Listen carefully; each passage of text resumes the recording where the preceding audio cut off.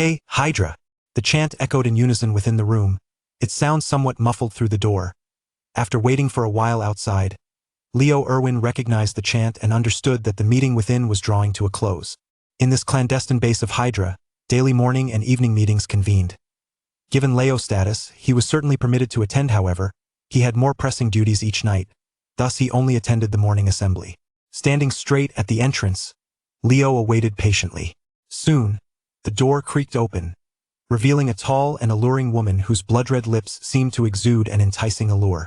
A strong desire ignited within Leo's gaze, and with practiced precision, he retracted his head and raised his arms, exclaiming loudly, "Hail Hydra!" Yet, the captivating woman did not spare him a glance, walking straight down the corridor. Following closely behind was a burly Caucasian man, his hair cascading to his neck, one arm glinting metallically under the corridor lights. A tinge of jealousy flickered in Leo's eyes at the sight. The muscular man, too, ignored Leo, trailing behind the enchanting woman until they vanished around the corner. Leo lowered his arms, smirking at the retreating figure of the alluring woman. Each time he performed this farcical routine, his mind brimmed with countless grievances, yet reason compelled him to complete the entire act and loudly shout the slogan, "Hail Hydra!" For any hint of disrespect towards Hydra would earn him the merciless wrath of the Winter Soldier's iron fist, ready to shatter Leo's skull without hesitation. The burly man who had just passed was none other than Bucky Barnes, Captain America's closest ally during World War II, later transformed by Hydra into the Winter Soldier. With a chip implanted in his brain to control his will, he now served as Hydra's premier enforcer. Meeting a demise at the hands of Bucky's iron fist would be the most favorable outcome. Falling into the clutches of the alluring woman known as Sin would be a fate far worse than death. Sin, Sienna Schmidt, the daughter of the Red Skull and now the ruler of Hydra. She was ruthless towards enemies and equally merciless towards her own. Thus, since his arrival in this perilous den, Leo had been relentlessly devising ways to escape this treacherous abyss, fearing for his life with every moment that passed. Yet he had yet to discover a suitable opportunity for escape. "Stop staring, she's long gone," came a synthesized voice from below Leo. Turning his head, he beheld a robot, approximately 5 feet tall, with limbs but no head. An electronic display on the robot's chest featured the visage of an elderly man wearing glasses, none other than Dr. Zola, whose consciousness had been uploaded. "She is not someone you can handle. She could drain you dry in one night. Only the Winter Soldier can withstand her. You do well to abandon such fantasies." "Are the instruments calibrated?" "All calibrated, Professor," Leo replied. Dr. Zola acknowledged with a grunt and then hopped forward, prompting Leo to hastily follow. Leo, a quintessential representative of those who traverse worlds, found himself in the Marvel Universe. In the realm of transdimensional identity, Leo Irwin, a young Asian man, bears an uncanny resemblance to his counterpart on Earth. He is the progeny of Hydra agents, who tragically lost their lives during a mission. The original Leo held the position of student and assistant to Dr. Zola within the Hydra base. For reasons unknown, the Earthbound Leo awakens to find himself inhabiting the body of the Marvel Universe's Leo, having perused the entirety of the original's memories. This fortunate circumstance allows him to blend seamlessly within the Hydra base and thus survive. Upon his arrival in this alternate reality, Leo was engulfed by feelings of uncertainty, fear, and a profound longing for home, where a beautiful and virtuous wife awaited him, along with their recently turned 1-year-old twins.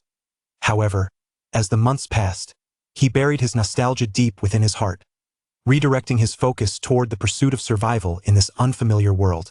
It became evident that remaining at the Hydra base was not a viable option. This was not solely due to Leo's aversion to the organization's absurd antics, but also because the personnel there were well acquainted with the original Leo. A single misstep could reveal his true identity.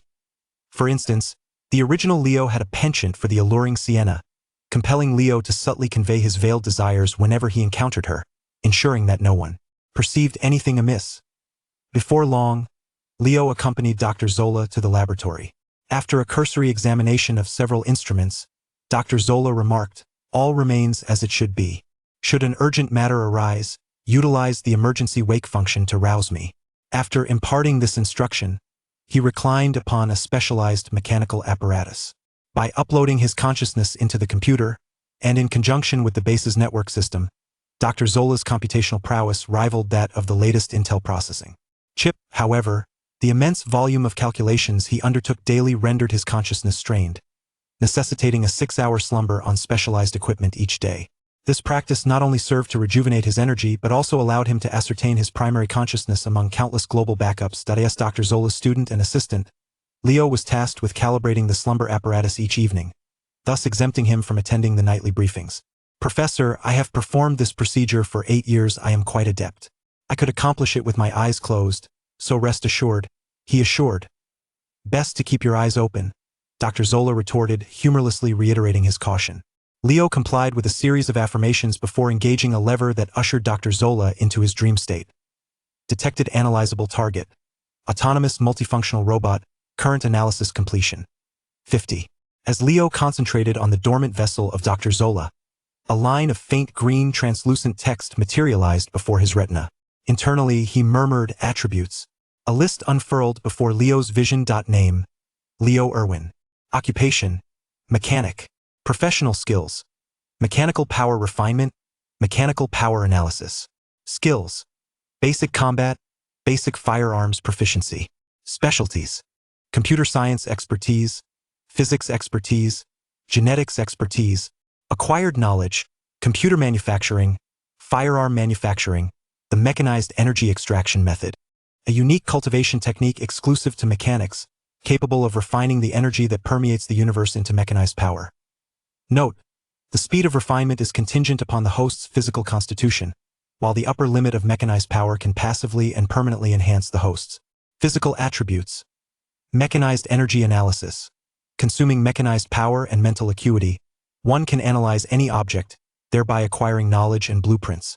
This constitutes Leo's boon in his journey through time, the mechanic system. The attributes displayed on the system panel comprise a portion inherent to the original Leo, while the remainder stems from his newfound knowledge gleaned through mechanized energy analysis, such as firearms manufacturing. This knowledge serves as Leo's capital for survival in this world and is his foundation for departing from the Hydra base. After all, the Marvel Universe is a realm teeming with gods and demons, where superheroes and villains abound, and the Earth is perpetually at risk of annihilation. However, the current timeline is relatively low in weaponry. Captain America remains in slumber beneath the North Sea. Thor is still in Asgard, proving himself as a worthy heir.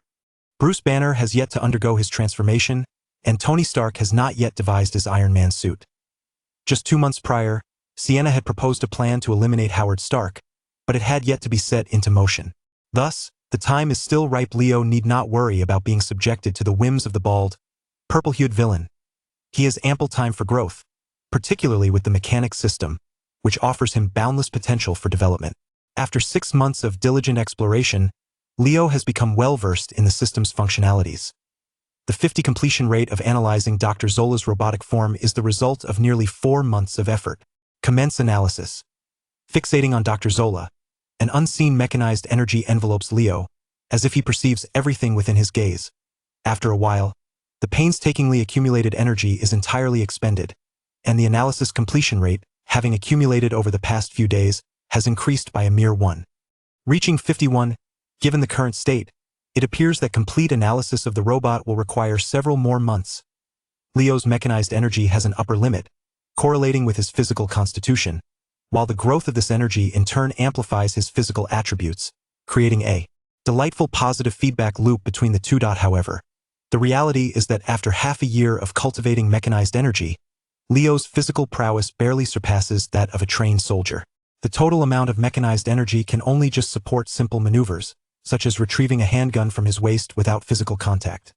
With his mechanized energy depleted, Leo cannot employ the analysis skill again. After extinguishing the laboratory lights to create an optimal sleep environment for Dr. Zola, he retreated to a small room adjacent to the lab to begin the process of re-extracting mechanized energy. After more than an hour, Leo's mechanized energy was fully replenished, yet he refrained from returning to the lab to analyze Dr. Zola's robotic body. In the past, Leo had managed to perform 3 analyses each time Dr. Zola entered slumber. Any additional attempts would strain his mental faculties, necessitating a proper rest to recuperate. However, today Leo has a more significant analytical objective, and it is anticipated that the completion of this target's analysis will reach its zenith. This will mark the first formidable weapon he successfully analyzes in the past 6 months. Suppressing the excitement within, Leo briskly made his way towards the northern side of the base. Chapter 2. The awakening of the Winter Soldier Leo pushed open a door located on the northern side of the base, revealing a room devoid of any presence. This was another laboratory, albeit significantly smaller than Dr. Zola's exclusive workspace. Nevertheless, despite its modest size, it was well equipped with all the necessary instruments and facilities. Leo approached the control panel, deftly preparing for the task ahead. Soon, heavy footsteps echoed from outside, and the Winter Soldier, Bucky, entered the room. Bucky's countenance was grave, his expression impassive. If not for the lingering flush on his cheeks, he would have appeared as cold and ruthless as a character from the silver screen. "Take a seat." Leo gestured towards the adjacent chair. This time, Bucky did not disregard Leo's instruction and obediently settled down. Leo picked up the tools at hand and commenced the disassembly of Bucky's mechanical arm. Within the confines of the base, Bucky's machinery required maintenance on a weekly basis. Initially, this task was personally undertaken by Dr. Zola. However, as his responsibilities multiplied, the duty was delegated to his assistant, Leo. By the time Leo had arrived, the original Leo had already been maintaining Bucky's mechanical arm for over a year. Consequently, Leo executed the disassembly with remarkable proficiency, the process seamless and devoid of any discomfort for Bucky. Even if Leo inadvertently caused Bucky pain, it was of little consequence. The current Bucky was under the influence of a control chip that had forcibly catalyzed an alternate persona, while his primary identity remained hidden away in some obscure recess of his mind. The program directives of this alternate persona dictated that within the laboratory, the Winter Soldier must heed the commands and recommendations of the maintenance personnel. After a series of operations, the mechanical arm was successfully removed. "How does it feel?" Leo inquired casually as he cradled the arm with both hands and placed it on the mechanical table. "No unusual sensations," Bucky replied in a flat tone. Leo then redirected his focus entirely to the mechanical arm on the table. He charged the arm and utilized specialized instruments to conduct a performance check, which yielded a reassuringly normal result. This was the outcome Leo most relished, as it spared him the trouble of disassembling the arm to replace any components. Now, he merely needed to patiently await the completion of the charging process. Beginning analysis, Leo declared, his gaze fixed on the mechanical arm as he activated the mechanical force analysis skill. Identifying analyzable target. Biomimetic kinetic mechanical arm. Current analysis completion. 99. Processing. The mechanical energy gradually diminished, and the completion percentage in his vision leaped from 99 to 100. Analysis complete. Obtained blueprints for biomimetic kinetic mechanical arm and micro high-compression battery. Acquired knowledge in micromanufacturing technology and muscle sensing technology. A cascade of unfamiliar knowledge flooded Leo's mind, swiftly understood, digested, and assimilated. The long-coveted secrets of the Winter Soldier's mechanical arm were finally within his grasp, prompting Leo to involuntarily narrow his eyes in delight. Armed with these blueprints and knowledge, he could surreptitiously transform a mechanical arm tailored for his own use. This not only enhanced his personal prowess but also increased his leverage for escaping the base. Given sufficient time and means to acquire knowledge, he believed he could single-handedly breach the entirety of the Hydra base, thereafter roaming freely within the Marvel Universe. The mechanical arm required 2 hours to fully charge. During this period, Leo typically focused on regaining his strength before reanalyzing the arm. However, now that he had secured the blueprints, he finally had the opportunity to embark on another endeavor. Seated before the computer, Leo composed a segment of code he had contemplated for quite some time, subsequently loading it into a signal transmitter on his desk. Under the program's guidance, the transmitter began emitting waves within a specific frequency range. The intensity of the waves was modest, sufficient only to permeate the entire laboratory. Before long, the previously expressionless Bucky began to exhibit a range of emotions, revealing signs of struggle and anguish. "Who am I? I am the Winter Soldier. No, I am Bucky, Bucky Barnes. Is this possible?" Upon witnessing Bucky's signs of conscious awakening, Leo realized that his code was indeed effective. The control device embedded in Bucky's mind was designed by Dr. Zola under the orders of Red Skull, and naturally, Zola retained the source code. However, this source code was confidential and Leo was unaware of it. Yet, as Zola's student and assistant since childhood, Leo could make educated guesses. Based on Zola's coding habits, Leo had spent 2 months crafting a piece of code intended to disrupt the functionality of the control chip in Bucky's brain. Observing Bucky's current reaction, Leo surmised that his code had succeeded. With a swift motion, Leo delivered 2 sharp slaps to Bucky's pale face. These gestures were not born from a vendetta due to Bucky's frequent indifference toward him. Rather, they were meant to rouse Bucky from his stupor. "Hey buddy, wake up." Yet, Bucky remained dazed, showing minimal response to external stimuli. Another 2 resounding slaps followed. "Hey, Bucky Barnes, wake up. Do you remember Steve Rogers? He perished alongside Red Skull." At last, perhaps the final statement struck a chord. As Bucky shuddered, a flicker of clarity returning to his eyes. "Steve. Steve is dead. No. Who are you? Where am I? Do not inquire about my identity, nor your whereabouts. All answers lie concealed within your chaotic memories. Your awakening is time-limited. I grant you 1 minute to organize your thoughts." Having spoken, Leo turned his attention back to the screen, where a monitoring software of his own design displayed any anomalous signals within the room. He had interfered with the control chip in Bucky's brain, uncertain whether the control terminal in Sienna's possession would trigger any alerts.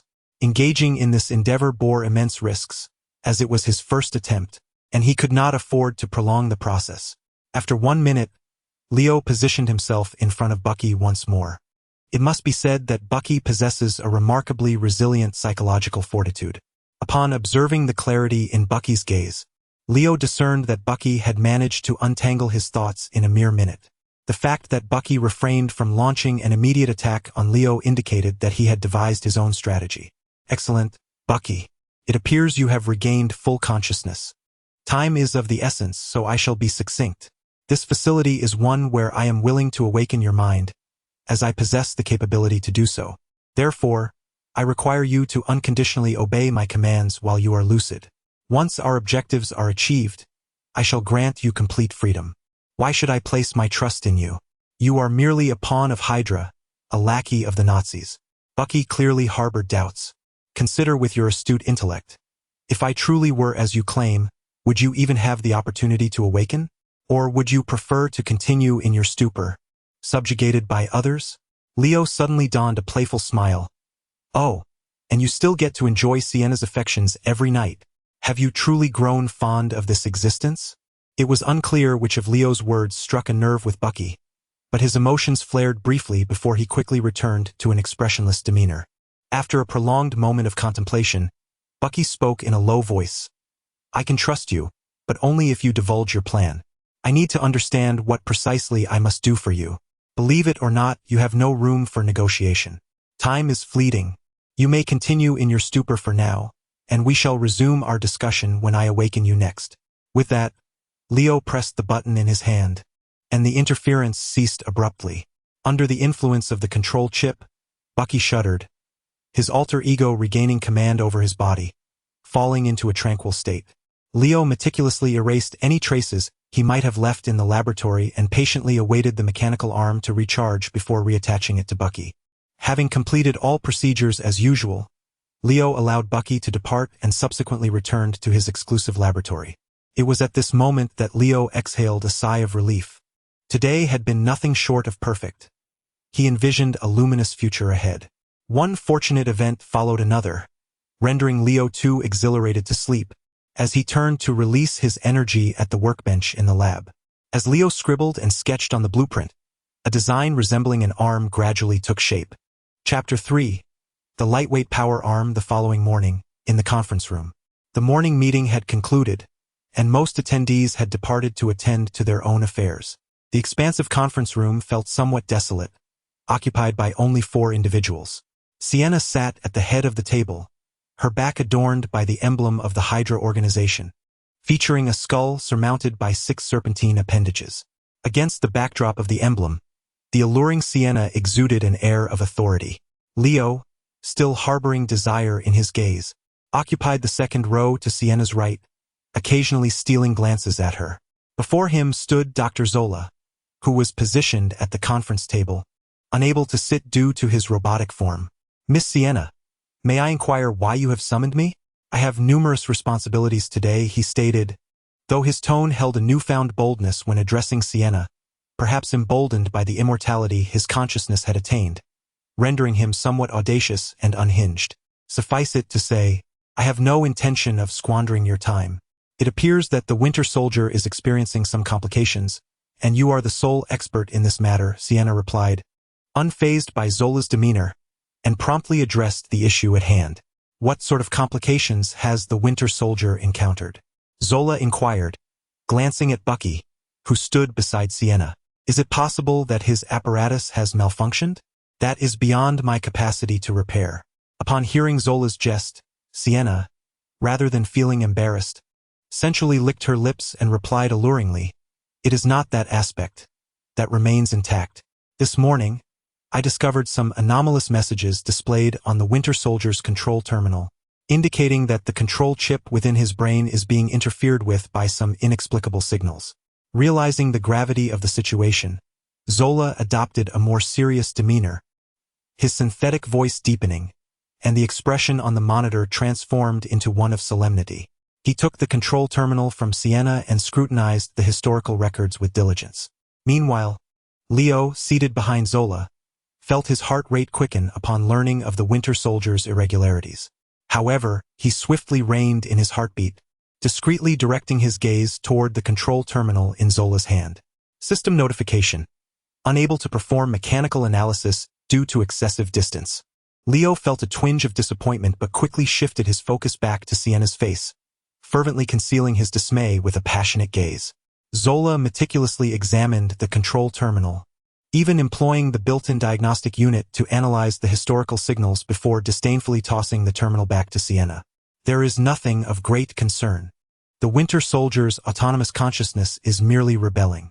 This was anticipated, though his insurrection has occurred sooner than expected. The Winter Soldier possesses autonomous consciousness? Was he not already under the control of the chip? Sienna exclaimed. Humph, technology is not omnipotent. Nothing can permanently dominate a person's mind. Much like your own abilities, can you truly exert eternal control over another? Human beings are the most extraordinary creations of God, and the brain stands out as the most remarkable of all human organs.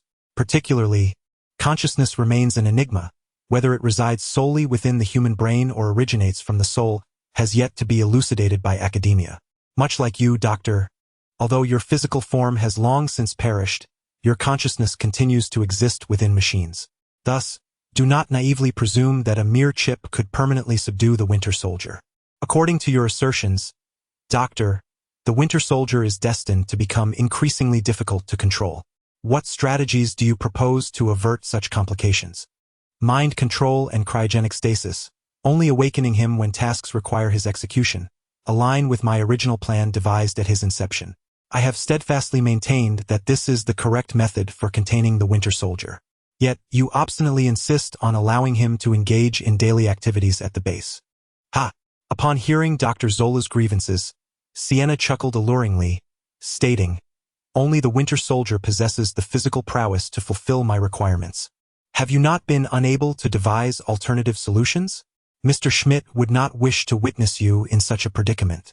However, he is no longer present, is he? Now, I can assert control over all aspects of my existence. Pleasure is the source of my abilities. I revel in that sensation. That is not the source of your power. It merely reflects the adverse effects of your capabilities. Sienna, you must strive to transcend your limitations. Sienna refrained from responding, while Dr. Zola gestured with his mechanical arm, exhaling a white vapor as he sighed on the screen. Very well, I shall cease my counsel. Shall I take the Winter Soldier now? The containment plan should be implemented as soon as possible. No, let us wait another day. After tomorrow's morning meeting, the Winter Soldier shall be yours. For now, he remains under my purview. Sienna flashed a wicked smile as she led the Winter Soldier out of the conference room. Leo, who had been an observer throughout, couldn't help but silently commend Dr. Zola for providing a plausible excuse for Bucky's erratic signals. The following morning, Bucky was conspicuously absent from the routine meeting. Over an hour after the meeting concluded, Leo and Dr. Zola were working in the lab when Bucky finally arrived. For reasons unknown, Bucky, usually robust, appeared unsteady and vacant-eyed. Nonetheless, Dr. Zola paid little heed to this. He proceeded with the standard protocol, subjecting Bucky to mind control before encasing him in the cryogenic storage facility at the base's depths. Following these developments, Leo's plan for Bucky's escape suddenly seemed a distant prospect. 2 months later, within a certain laboratory, chaotic blueprints lay strewn across the floor, and various components piled high on the workbench. A hollow mechanical arm skeleton lay silently on the mechanical stand, while a young man busily labored around it. The youth, known as Leo, was in the midst of assembling a mechanical arm, which he had ingeniously modified based on a bionic-powered prototype, creating a new generation of assistive mechanical limbs suitable for individuals with arms. One by one, the components vanished from the workstation, and the mechanical arm gradually took on a more robust form. As Leo inserted the final 7 miniature high-compression batteries into their slots, the arm emitted a faint hum and began to flicker with a soft glow. The batteries had been ingeniously designed by Leo to be detachable, thereby indirectly enhancing the arm's endurance. He had also incorporated lighting effects that could be toggled at will, with several color schemes available for effortless switching, adding an element of flair to the mechanical arm. Congratulations on successfully developing a new blueprint. Please provide a name. Lightweight power arm name confirmed. Lightweight power arm. Attributes. Expand collapse. Leo meticulously reviewed the attributes of the lightweight power arm, nodding in satisfaction. Should he equip this power arm and operate it at full capacity, his maximum attack power could rival that of Baki's ordinary strike, capable of penetrating walls with a single punch. However, the energy from the 7 miniature high-compression batteries would only sustain continuous attacks for 7 or 8 blows at full power, far inferior to Baki's endurance. After all, Baki had been augmented with serum, and the miniature batteries within his mechanical arm merely provided auxiliary power. The true source of strength remained within Baki himself. With eager anticipation, Leo caressed the surface of the lightweight power arm, longing to personally experience its might. Discarding his shirt, he extended his right hand towards the hollow slot of the arm. Miraculously, the power arm levitated and seamlessly enveloped his arm. The sound of mechanical clicks resonated as the rear of the arm secured tightly against Leo's shoulder, while the forearm and upper arm were snugly embraced by muscle sensors. The autonomous flight of the lightweight power arm was, of course, due to Leo's manipulation through his mechanical prowess. After 2 months of rigorous training, he had once again elevated his physical limits, enabling him to don the mechanical arm without difficulty. Indeed, he had a considerable surplus of mechanical energy within him. Simultaneously, his physical attributes had undergone significant enhancement, influenced by the passive effects of this mechanical energy.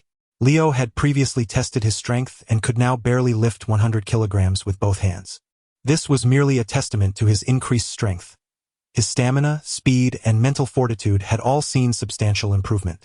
He swung his right arm a few times, finding the weight of the power arm to be just right. With his right hand guiding the lightweight power arm, he executed movements such as bending his elbow, forming a fist, and delivering punches, each action performed flawlessly, meeting Leo's expectations. He retrieved a pre-prepared 2-centimeter thick steel plate and, with the arm operating at full power, he delivered a punch that created a gaping hole in the metal. Ah, the power has indeed met my expectations. Leo gazed at the lightweight power arm adorning his right arm, a look of contentment spreading across his face. The joy of his hard-earned achievements washed over him after 2 months of toil. After removing the power arm, Leo organized the materials at hand, preparing to construct a matching left-handed lightweight power arm. Hours passed unbeknownst to Leo, who was engrossed in the exhilarating ecstasy of creation. Suddenly, a piercing alarm shattered the silence of the laboratory, jolting him from his reverie and compelling him to cease his endeavors. Recognizing the nature of the alarm, he hastened towards the control room. From the alarm's tone, Leo discerned that an intruder had breached the base, and the threat was considerable. Chapter 4. The arrival of the Black Widow. The alarm lights in the corridor flashed urgently as Leo hurried through the hallway, making his way to the control room. This was undoubtedly an opportunity, a chance to escape the clutches of Hydra. The Winter Soldier lay frozen in the base's cold storage at the lowest level, complicating Leo's plan to flee Hydra's stronghold with Bucky. For 2 months, Leo had conjured various schemes, yet they all faltered either due to their impracticality or the lengthy timeframes required for execution. Today, however, an outsider had infiltrated the base, an occurrence that had never transpired in the memories of either the original Leo or the current one. This base, located in a secluded estate in New York State, masqueraded as a cotton-producing plantation, while clandestinely serving as a secret Hydra facility. Established for decades, it boasted formidable security measures. It remained unclear which agency or individual had uncovered the base's anomalies and ventured to investigate. Leo secretly hoped that the intruder was a formidable figure, allowing him to slip away amidst the chaos. Once free, he could easily blend into any city, confident that Hydra's operatives would be unable to locate him. Upon reaching the end of the corridor and descending a staircase, Leo arrived at the control room. Most of the high-ranking officials, including Dr. Zola, were already gathered, but Sienna was conspicuously absent. Several executives huddled together, intently watching the surveillance screens and engaging in fervent discussion. "Oh my God, does anyone recognize this woman? She possesses tremendous strength, capable of knocking a trained agent aside with a single punch," exclaimed Orson, the base's security chief, as he rubbed his bald head in disbelief. "Dr. Zola, do you know who she is? Is she one of your modified super soldiers?" "Be quiet, Orson. I do not know her. I am currently cross-referencing the database," Zola replied dismissively. "Do not overreact. The Winter Soldier is not inferior to her." Hearing their discourse, Leo swiftly positioned himself behind Dr. Zola, finally gaining a clear view of the monitor. On the screen, a Slavic woman with platinum blonde hair, clad in a form-fitting leather suit, was effortlessly dispatching 2 Hydra agents with a combination of punches and kicks. Although the base's surveillance cameras were of relatively low resolution, Leo could discern that this formidable woman possessed a physique that could be described as devilishly alluring. In the next moment, as the woman moved past the camera, Leo caught a glimpse of her face, revealing a strikingly beautiful young woman. Natasha Romanoff, born in 1928 in Stalingrad, had undergone enhancements by the former Soviet government in the secret facility known as the Red Room. She possessed formidable physical abilities and combat skills, earning her the moniker Black Widow, akin to a deadly spider. Just then, Dr. Zola identified Natasha, sharing her terrifying credentials with the assembled group. "Oh my God. Dr. Zola, are you saying this woman is over 60 years old? That's hard to believe. Perhaps you should consider enhancing me with your serum as well." Asen has just crossed the threshold of 40, yet his physical prowess has already begun to wane. The hidden injuries inflicted upon him during his arduous training as an agent are gradually eroding his health. "Asen, do you still harbor aspirations of being transformed by the serum? Let us set aside the fact that the serum is still under research. Even if it were to be perfected, its administration would likely claim your life first. Do not indulge in such delusions. Take a moment to observe your trained agents. How utterly vulnerable they appear before this woman. I genuinely question the competency of your security chief." An antagonistic supervisor, who has always had a contentious relationship with Asen, began to mock him with scornful remarks. "Silence, you imbeciles! Should you continue your incessant clamor, I shall send you to confront this former Soviet agent." A melodious yet chilling voice suddenly pierced the air, instilling a palpable silence among the raucous executives.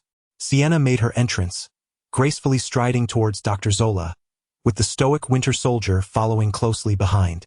It appears that upon realizing Natasha's formidable nature, Sienna promptly descended to the lower levels of the base to awaken the Winter Soldier. "Dr. Zola, I just overheard you mention that this woman is a former Soviet agent. Our faction has deep ties with the Soviet Union. Can you ascertain her motives for infiltrating our base from the database?" The Black Widow had betrayed her country years ago and vanished without a trace.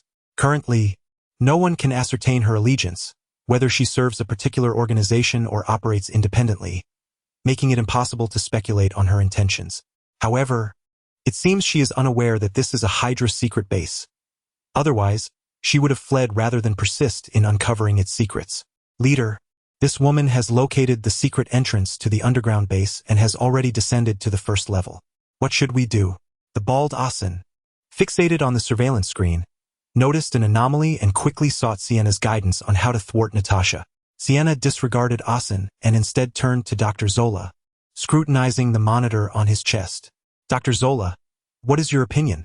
Based on your calculations, Do you believe that Winter Soldier and I could eliminate or subdue this former Soviet agent? Dr. Zola remained silent for a moment, seemingly engaged in a mental simulation based on the available data. When a bright light illuminated the screen on his chest, he spoke. It is entirely feasible. However, you must ensure she does not escape. I suggest we wait until she reaches the second underground level to act. At that moment, I will seal the entrances to the first and second underground levels. In mere moments, they had devised a succinct plan to deal with Natasha. Subsequently, the Winter Soldier and Sienna took a secret elevator, one ascending to the first level and the other to the third, preparing to encircle Natasha with the intent to either eliminate or incapacitate her. Leo stood silently behind Dr. Zola, deeply contemplating the situation without uttering a word. Since his arrival in this realm, he has not stepped foot outside the Hydra base. Thus his presence has yet to stir the air like a butterfly's wings. Therefore, the sudden visit of Black Widow to the Hydra base cannot possibly be attributed to him. Following this line of thought, it is certain that Black Widow cannot perish today. Rather, it may well mark the onset of the demise of this Hydra base. After all, within the Marvel universe that Leo is familiar with, such a Hydra base does not exist. The very fact that this base is a figment of fiction is one of the reasons Leo has longed to escape, for none can predict when a barrage of missiles might rain down upon the estate. Sienna and the Winter Soldier have already set forth, while Orson and his companions, comfortably ensconced behind surveillance screens, indulge in their leisure. True to her reputation as a future member of the Avengers, Black Widow adeptly navigates from the first basement level to the second in mere minutes. However, from the monitoring screens, it appears that upon entering the second basement, she quickly senses an anomaly and abruptly changes direction, hastening back on her original path. At that moment, Winter Soldier Bucky strides into the entrance of the second basement, and a heavy steel plate descends behind him, sealing the way shut. Coincidentally, Black Widow arrives just a short distance from the entrance, locking eyes with Bucky. Upon recognizing him, she gasps in surprise, exclaiming the familiar name. Winter Soldier? Bucky Barnes? Yet, Bucky offers no reply. Instead, he raises his mechanical arm, assuming a combat stance, preparing to launch an attack on Black Widow. Although she is bewildered by Bucky's lack of recognition, she comprehends that the Winter Soldier before her is now an adversary. She steels herself, ready for the confrontation. Simultaneously, Sienna arrives at the entrance of the second basement, and together they corner Black Widow in the narrow corridor. True to her audacious nature, Black Widow, realizing she is surrounded, exhibits no hint of fear.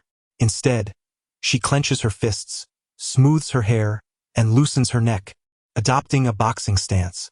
In a swift motion, she draws 2 handguns from her waist, firing relentlessly at Bucky until both magazines are emptied. Bucky raises his left hand, skillfully wielding his mechanical arm to deflect the bullets as if protected by a lucky aura. Then, channeling power through his legs, he charges at Natasha with his mechanical arm leading the way. Natasha, utilizing the wall for leverage, evades his brutish assault, her body parallel to the ground. In a flash, she darts behind Bucky, reaching out to strangle him. Bucky, caught off guard, finds himself ensnared. However, Natasha underestimates his physical prowess. Her right arm, instead of constricting his neck, is seized by Bucky. With a swift, forceful motion, Bucky's mechanical arm strikes her in the ribs. Although Natasha endeavored to lean back and absorb the force, she still endured a brutal elbow strike that left her momentarily trembling in pain. Suppressing her discomfort, Natasha refused to be outdone. She forcefully propelled herself off the corridor wall with her feet, launching her body into the air. Her right hand twisted into a bizarre angle, devoid of rigidity, as her knee struck with a resounding impact against the Winter Soldier's head. The blow to his cranium sent a wave of dizziness through him, causing him to involuntarily release Natasha's right hand and stagger forward. The two engaged in a rapid exchange of blows, their skills remarkably matched. Yet, had it been only the Winter Soldier, he would scarcely have been able to impede Natasha. However, Hydra was not limited to just him. Sienna was also a super soldier endowed with peculiar powers. Observing that the Winter Soldier alone could not subdue Natasha, Sienna joined the fray. Rather than charging directly into melee combat, she spread her arms wide and raised them above her head. As she did so, Her violet hair began to dance as if animated by an unseen force, swirling behind her like serpents in chaotic motion. Amidst Sienna's strange display, Natasha found her focus wavering, her reflexes dulled. Seizing the moment, the Winter Soldier landed several fierce punches upon Natasha. As she fought back while retreating, she inadvertently found herself directly beneath a surveillance camera. Leo, from his vantage point, finally glimpsed Natasha's face. Her eyes flickered between clarity and confusion, reflecting her profound distress. Logically, Leo deduced that Sienna possessed the ability to manipulate minds, and she was currently wielding this power against Natasha. With a mechanical arm poised, the Winter Soldier drew back for a powerful punch aimed squarely at Natasha's face. Those watching from the control room held their breath, their hearts racing in anticipation. Natasha's exquisite visage was on the brink of devastation. How could a group of men not feel a pang of sympathy? Exclamations of dismay echoed throughout the control room. Damn it! No way! How could this happen? Just at that critical moment, Natasha's eyes regained their clarity. She caught the Winter Soldier's mechanical arm and, with a tremendous effort, hurled him against the corridor's ceiling. The surveillance camera shattered upon impact, the screen erupting into a flurry of static. The onlookers, deprived of the spectacle, erupted into a chorus of furious exclamations. Chapter 5. The capture of Black Widow. 5 minutes elapsed. 10 minutes passed. Half an hour went by. Sienna had yet to return, and the high-ranking members of Hydra in the control room began to feel an unsettling sense of anxiety and irritation. Who do you think ultimately triumphed? Given the passage of time, I would have long since collapsed from exhaustion, even if I had been running. Not to mention that they were engaged in fierce combat every second. The bald-headed Orson broke the silence in the control room, leading the charge in expressing his grievances. Orson, can you not simply wait for news? Retorted another high-ranking official. The absence of any figures on the other surveillance cameras only indicates they are still fighting. If you're so eager to know the outcome, why not go and see for yourself? Only someone desperate for life would venture out there, Orson shot back, glaring at his rival, before scurrying over to Dr. Zola. Doctor, who do you think will prevail? My calculations shall not falter. It will undoubtedly be the Winter Soldier and Miss Sienna who emerge victorious, replied Dr. Zola, his demeanor exuding confidence as displayed on the monitor before him. However, Leo, familiar with Dr. Zola's tendencies, discerned the underlying anxiety and agitation reflected in the incessantly shifting multifunctional robotic arm. The prolonged duration of the battle had exceeded Zola's expectations, leaving him uncertain about the outcome. Moreover, the high-ranking Hydra officials were too apprehensive to dispatch a soldier or a robot to investigate the situation, fearing the implications of either potential victory. Should Black Widow emerge victorious, their soldiers and robots could simply face their demise. However, if Sienna's side triumphed, sending troops would imply a lack of trust in their leader. The unpredictable and notoriously ruthless Sienna would not hesitate to exact retribution on those who failed her. As the high-ranking officials engaged in their dialogue, Leo remained silent, deep in contemplation about the possible developments ahead. Regardless of whether Black Widow emerged victorious or met her end, it was unfavorable news for Leo. In fact, Black Widow's very presence today seemed to herald a grim fate. Leo suspected that Black Widow had already been recruited by Nick Fury, that formidable figure. If she had indeed become an agent of S.H.I.E.L.D.,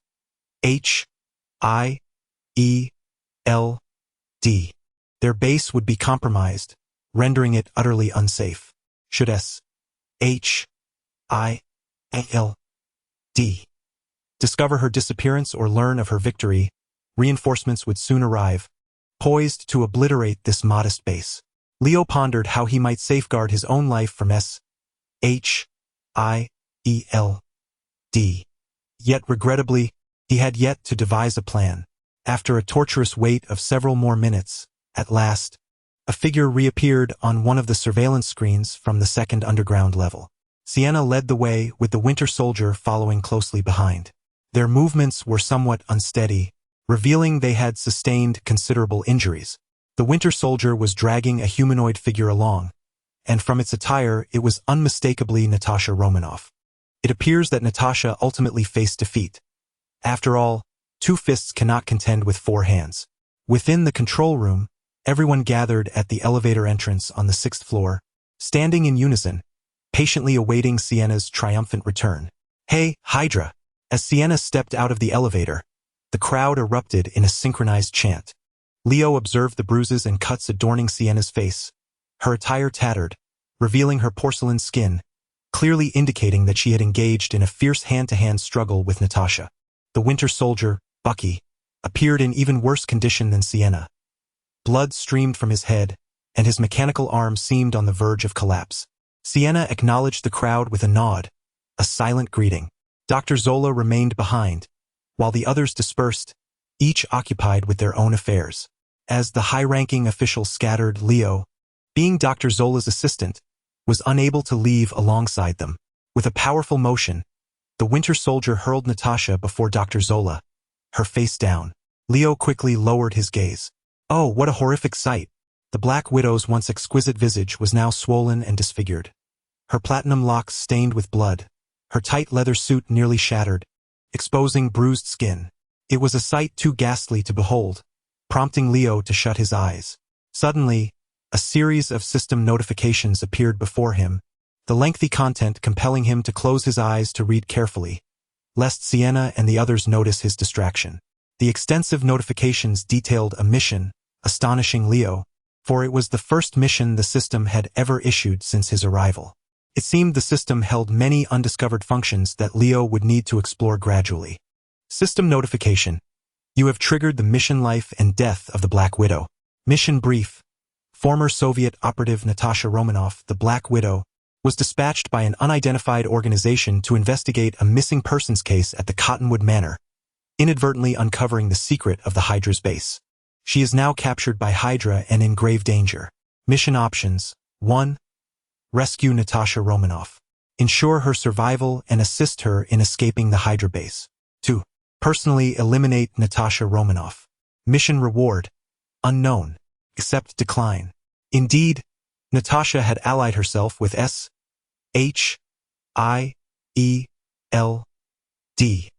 Her presence at Cottonwood Manor was orchestrated by them. Perhaps, at this very moment, other agents responsible for her extraction had already reported the anomalies at the manor to their superiors, with missiles poised, aimed at this seemingly insignificant base. After a moment of contemplation, Leo silently chose to accept the mission. To him, the task presented by the system appeared to be a straightforward opportunity for reward. How could the Black Widow possibly perish? The one in peril was undoubtedly Leo himself.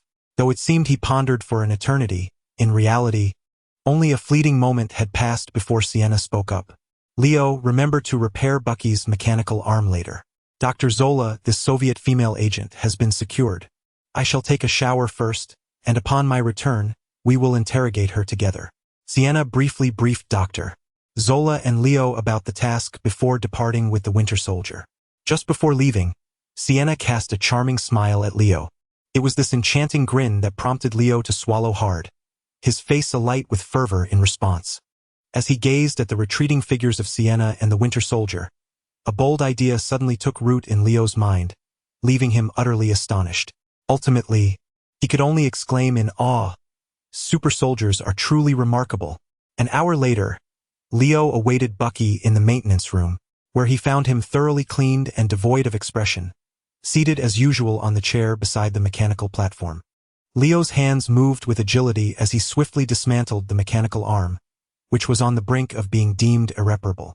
While Leo possessed the skills to fix it, he could not do so, for the damage was far too extensive for his capabilities. As a competent actor, he needed to seek assistance from Dr. Zola.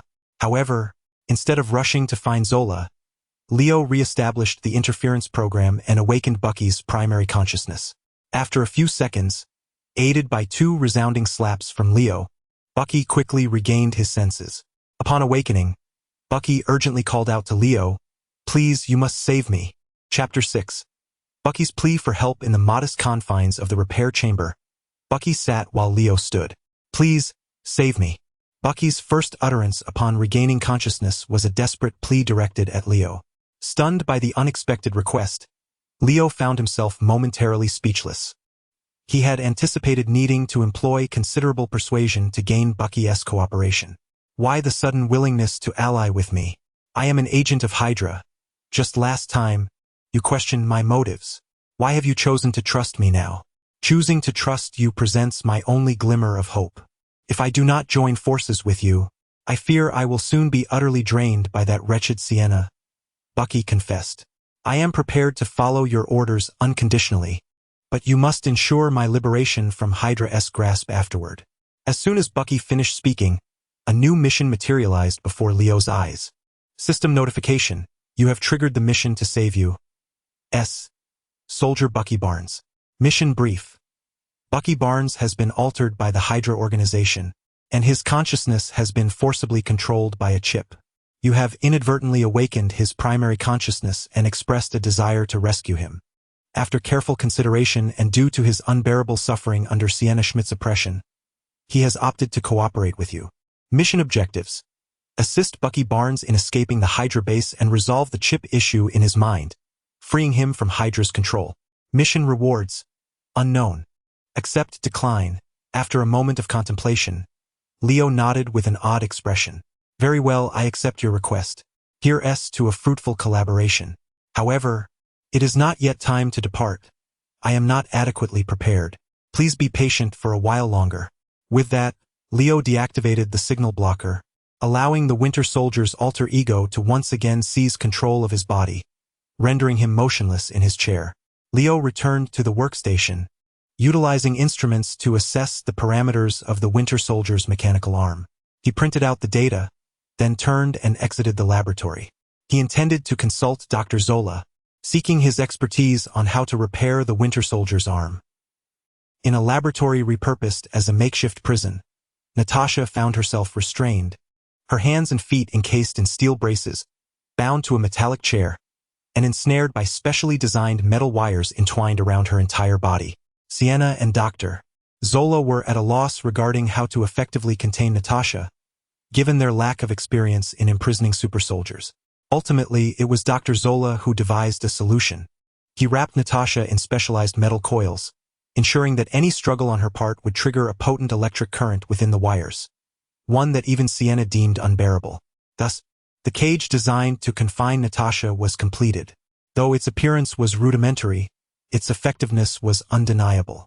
At that moment, Sienna sat in a chair within the laboratory, facing a table where Dr. Zola stood behind, both observing Natasha trapped at the center of the room. Dr. Zola possessed no interrogation experience, yet he discerned that Sienna lacked any desire to question. After clearing his throat twice, he addressed Natasha. Beautiful miss, please state your name, age, and purpose for being here in detail, lest you suffer the consequences.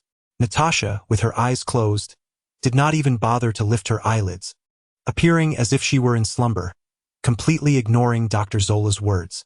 Natasha Romanoff, born in 1928, a former Soviet agent, a serum-enhanced warrior, now a traitor being hunted down. Ms. Black Widow, I am well acquainted with you, and hope you will cooperate by revealing your purpose for infiltrating this place. Otherwise, not only will you endure suffering here, but I shall also return you to your homeland, where I trust you will receive a rather enthusiastic welcome. Dr. Zola emphasized the word enthusiastic, which constituted the most severe threat he could muster. Perhaps his threat indeed bore fruit, as Natasha slowly opened her eyes. She scrutinized Dr. Zola carefully before speaking. Arnim Zola, a scientist who later pledged allegiance to John Schmidt of Hydra, subsequently captured by SHIELD, and then vanished without a trace. Your lifelong ambition has been to explore how to transfer consciousness to another body. It seems you have succeeded. She continued. Sienna Schmidt, daughter of John Schmidt, now leads the new Hydra organization. Just as you are familiar with me, I am equally aware of who you are and where we are. So do not waste your efforts. I shall not utter a word. Dr. Zola, momentarily taken aback, felt an intense fury surging within him, his chest display igniting with wrath. In that case, I shall let you experience some discomfort first. He twisted a dial on a device atop the table, and the metallic wires woven into Natasha's body began to crackle with arcs of electricity. The next moment, Natasha involuntarily groaned, yet after clenching her teeth, she fell silent once more. Dr. Zola escalated the voltage, causing Natasha to tremble uncontrollably, her tattered leather attire charring, the air thickening with the acrid scent of burnt protein. Enough, Dr. Zola. This method of interrogation will yield nothing. Why not attempt to brainwash her? Sienna interjected, alarmed at Natasha's deteriorating condition, halting Dr. Zola's frenzied actions. However, brainwashing posed a significant risk of memory loss, akin to what happened to Bucky. In truth, post-brainwashing, the dominant personality often retreats into the depths of the soul for self-preservation, giving rise to a fragmented alter personality to control the body. Dr. Zola's research on consciousness lacked sufficient depth, leaving him unaware of these nuances. Even if he failed to uncover her purpose for being here, acquiring a new supersoldier would suffice. Moreover, remember to amplify the intensity of the brainwashing. This woman possesses formidable mental resilience. Even my abilities cannot subdue her. If we are to enhance the brainwashing intensity, it may be too late for today. Adjusting the equipment will require until tomorrow. Let us proceed with the brainwashing at 10 a.m. tomorrow. It would be ideal if it succeeds. If not, we shall eliminate the Soviet female agent without hesitation. Furthermore, there exists a risk of exposure for this base, and I intend to arrange for the upper echelons to commence relocation starting tomorrow, which must be completed within 3 days. And the Winter Soldier shall depart from here tomorrow night, while the remaining personnel will gradually be relocated over the span of 2 weeks. What are your thoughts, Doctor? Zola pondered for a few seconds before responding earnestly. Your concerns are indeed valid. We shall proceed as you suggest. Suddenly, there came a series of knocks from outside the makeshift prison. A young man stood at the door, holding a thick stack of printed papers. This young man was Leo, who had sought out the parameters of the Winter Soldier's mechanical arm, scouring the base's limited interrogation rooms until he finally inquired about Dr. Zola's whereabouts from the bald-headed Orson. Dr. Zola opened the door for Leo, with Sienna standing silently behind him, observing Leo intently. Aren't you supposed to be examining the Winter Soldier's mechanical arm? What is the outcome? Is there something you need? Sir, it is as follows. The failure rate of the Winter Soldier's mechanical arm exceeds 50, including damage to the energy transmitter, most of which I am unable to repair. Thus, I have come to seek your assistance. Here are the relevant parameters from the diagnostic report for your review. Dr. Zola accepted the report and quickly perused its contents, his forehead furrowing as the image of an elderly man with glasses appeared on the display before him. Is it quite troublesome? Sienna inquired from behind Dr. Zola. The mechanical arm of the Winter Soldier is on the verge of becoming inoperable. Restoring it to full functionality will require over 2 hours, Dr. Zola replied. Then you must act swiftly. The Winter Soldier is one of our most formidable assets. We must ensure he remains in peak condition, Sienna urged. Very well, Miss Sienna. I shall attend to the repairs immediately, Leo affirmed. Indeed, you go and be busy. I shall seek out others to delegate tasks, Sienna remarked as she stepped out of the room. Suddenly recalling something, she turned back, flashing a charming smile at Leo, and said, Young man, I have a little task for you. Due to the current lack of personnel, you will keep watch over the Soviet female agent for now. Although she is not young, she still possesses a certain youthful allure. With that, Sienna left with an alluring gait, while Dr. Zola hurried off to repair the Winter Soldier's mechanical arm. In an instant, the makeshift prison was left with only Leo and Natasha. Chapter 7. The Unexpected Abilities of Black Widow Creek. In the desolate makeshift prison, the incessant groans of an overloaded chair echoed through the air. Leo was seated on an antiquated laboratory chair, legs crossed, stroking his chin, and swaying thoughtfully as he pondered. He was contemplating how to successfully rescue Natasha and survive the impending assault from S.H.I.E.L.D. Thanks to Dr. Zola's peculiarities, no surveillance cameras were installed in any of the laboratories within the base. Dr. Zola had even given a severe reprimand to Bald Osborne for this oversight. Thus, Leo could converse freely with Natasha and perform any action without the fear of being discovered by others. Leo Harvard no inappropriate intentions. His sole focus was on devising a plan that would maximize his own interests. First, he needed to earn Natasha's trust, and then he would quietly facilitate her escape from the base. However, if he granted Natasha her freedom outright, how could she possibly escape the facility? It seemed he needed to enhance her combat capabilities as well. Leo was not one to engage in a losing endeavor. It would be best to profit from the situation. As he contemplated step-by-step strategies, he gradually became engrossed in his thoughts. Suddenly, Leo heard an unusual sound emanating from the makeshift prison. Upon closer inspection, he discerned that the feeble breaths came from Natasha's direction. What was happening? Was Natasha's injury too severe for her to endure? As these thoughts raced through his mind, he approached Natasha, scrutinizing her current condition. One could not deny the extraordinary resilience of a super soldier. After merely 2 hours, Natasha's bruised visage had reverted to normal. However, her face was still smeared with blood, rendering her far from beautiful. Her tight leather outfit was not only torn but also faintly emitted a scorched odor. The bruises on her skin were fading, gradually returning to their natural hue. Natasha lay with her eyes tightly closed, biting her lip, her body twisting restlessly, displaying evident agony. "How are you? Are you all right?"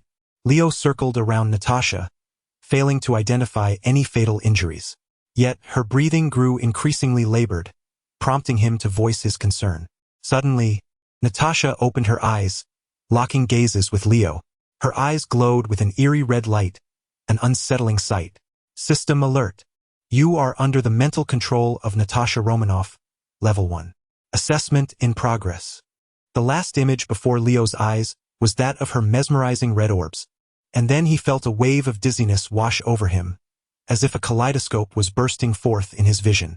When his sight finally cleared, Leo found himself still facing Natasha, bound to the steel chair. However, her face had returned to its original beauty, and the tight leather outfit she wore exuded an alluring magnetism that compelled Leo to submit. The defiance in Leo's eyes waned, teetering on the brink of losing all reason. Suddenly, a refreshing chill coursed through Leo's mind, awakening him from his stupor. Before him, Natasha appeared to become semi-transparent, as if she were a mere figment of an illusory realm overlapping with reality. At that moment, a system notification flashed before Leo's eyes. "Determination successful. You have successfully resisted the mental control exerted by Natasha Romanoff, beginner." Leo felt a pang of fear. He had nearly fallen prey to the Black Widow's influence. He sensed the energy within him, realizing that more than half had been depleted. Had it not been for his unique powers, he would have succumbed to Natasha's manipulation by now. In his previous life while watching Marvel movies, Leo had not observed Natasha possessing any form of mental control. Indeed, the characterizations from the films could not be wholly transposed onto this world. This was a realm of reality where every super soldier deserved respect, as they might harbor hidden skills. Natasha's attempt at mental domination suggested she regarded Leo as an adversary. It seemed she, too, was not without her own means of resistance, desperately seeking a way to extricate herself from her predicament. With a swift change of strategy, Leo decided to play along, feigning that he had indeed succumbed to Natasha's control. Fortunately, the original Leo had harbored an infatuation with Sienna, allowing the newcomer Leo to convincingly portray an enamored persona without any hint of artifice. In the tangible world, Natasha furrowed her brow and took several deep breaths, suppressing the dizziness that threatened to overwhelm her. She had endured a brutal beating from the Winter Soldier and had been mentally tormented by Sienna, compounded by the electrical injuries inflicted by Dr. Zola. Natasha was gravely injured, and having only just regained a modicum of strength, she had forcibly employed her mental control, incurring significant cost. Yet, in Natasha's eyes, the price was worth it. The young Asian man before her seemed to have fallen under her spell. She had overheard his conversation with Zola and Sienna, and it appeared that this young man held a notable position within the base. After taking a few more deep breaths to muster her energy, she steeled herself to interrogate the Asian youth before her. "What is your name?" Natasha inquired, her voice still melodious yet tinged with a hint of hoarseness due to her exhaustion. From Leo's perspective, both the real Natasha and the illusory Natasha began to speak simultaneously. The difference was stark. The Natasha of reality wore a mask of pain, her eyes betraying her suffering, while the illusory Natasha exuded an air of regal authority that commanded submission. "I am Zhao Ritian Yi Liangchen." Leo casually fabricated a name. Natasha did not question it, merely noting that the name bore a distinctly Chinese characteristic, suggesting he might indeed be of Asian descent. "Where is this place?" she pressed. On the surface, they were in the Cottonwood Manor in New York State, yet, in truth, it was a clandestine base of Hydra. As far as I know, after Captain America and Red Skull perished together, Dr. Zola was apprehended by S.H.I.A.L.D. Hydra was thought to have been eradicated. How does it still exist? Severing one head will yield two new ones. Thus, the Hydra organization shall never perish. It was the formidable leaders, Sienna Schmidt and Dr. Zola, who meticulously forged the new Hydra.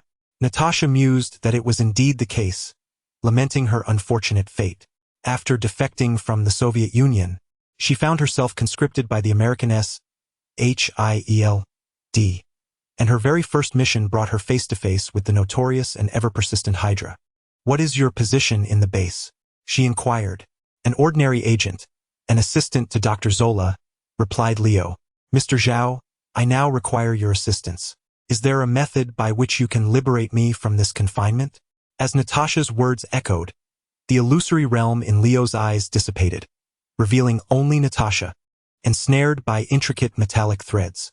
Feigning casualness, Leo circled Natasha and remarked, "This is a special metallic thread array designed by Dr. Zola.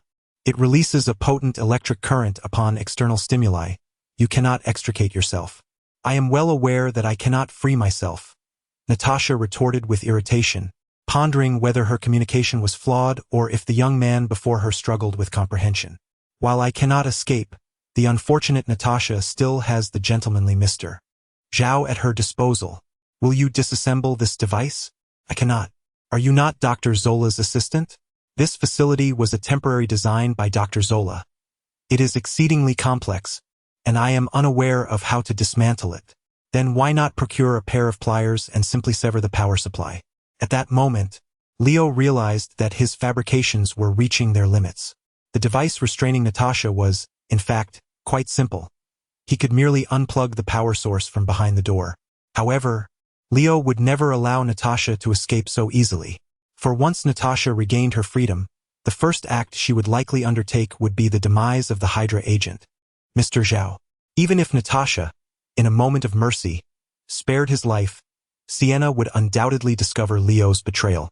Regardless of whether it was due to Natasha's influence over his mind, Leo's fate in Sienna's hands would culminate in a singular end: death. Contemplating this, Leo felt the pretense slipping away. He abandoned his facade and, adopting a serious demeanor, stated, "Miss Romanoff, I can facilitate your escape, but it will not be as straightforward as merely releasing you. If you wish to hear me out, I have a mutually beneficial proposition." Chapter 8. Leo's conditions in the vast, makeshift prison. A profound silence enveloped the space, so palpable that one could almost hear a pin drop. After listening to Leo's words, Natasha was rendered speechless, her mind reeling from shock. After a prolonged silence, she tentatively inquired, You weren't enchanted by me?" Miss Natasha's physique was undeniably captivating, nearly overwhelming my self-control. However, in comparison, I deemed my own life to be far more significant. Would you not agree? Natasha fell into contemplation, seemingly weighing the pros and cons. After a moment, she resolutely spoke. "Pray tell, what mutually beneficial transaction do you propose?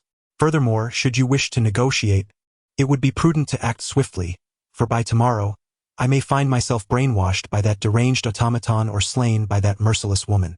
In such a hurry, are we? Yet, I have yet to finalize the terms of my proposal. Are you jesting with me? Not in the manner you presume. I merely require you to divulge how long it would take for S.H.I.E.L.D. forces to encircle the entire base. This information will enable me to formulate a more advantageous exchange." This time, Natasha appeared even more astonished, her eyes widening in disbelief as she gazed at Leo. "Do not fret, Natasha. I possess no telepathic abilities. It merely happens that I am aware of your affiliation with S.H.I.E.L.D.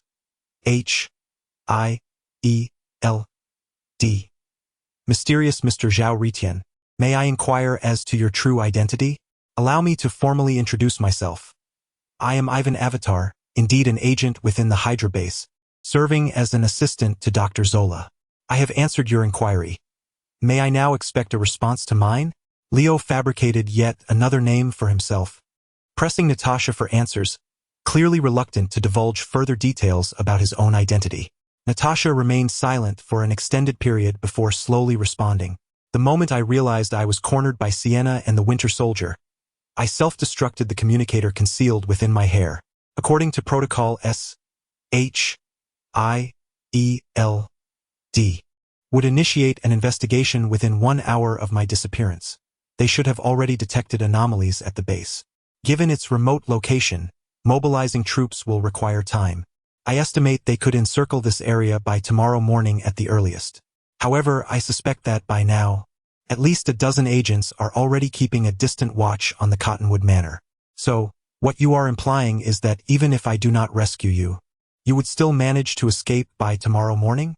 Leo's tone suddenly turned severe, hinting at ulterior motives.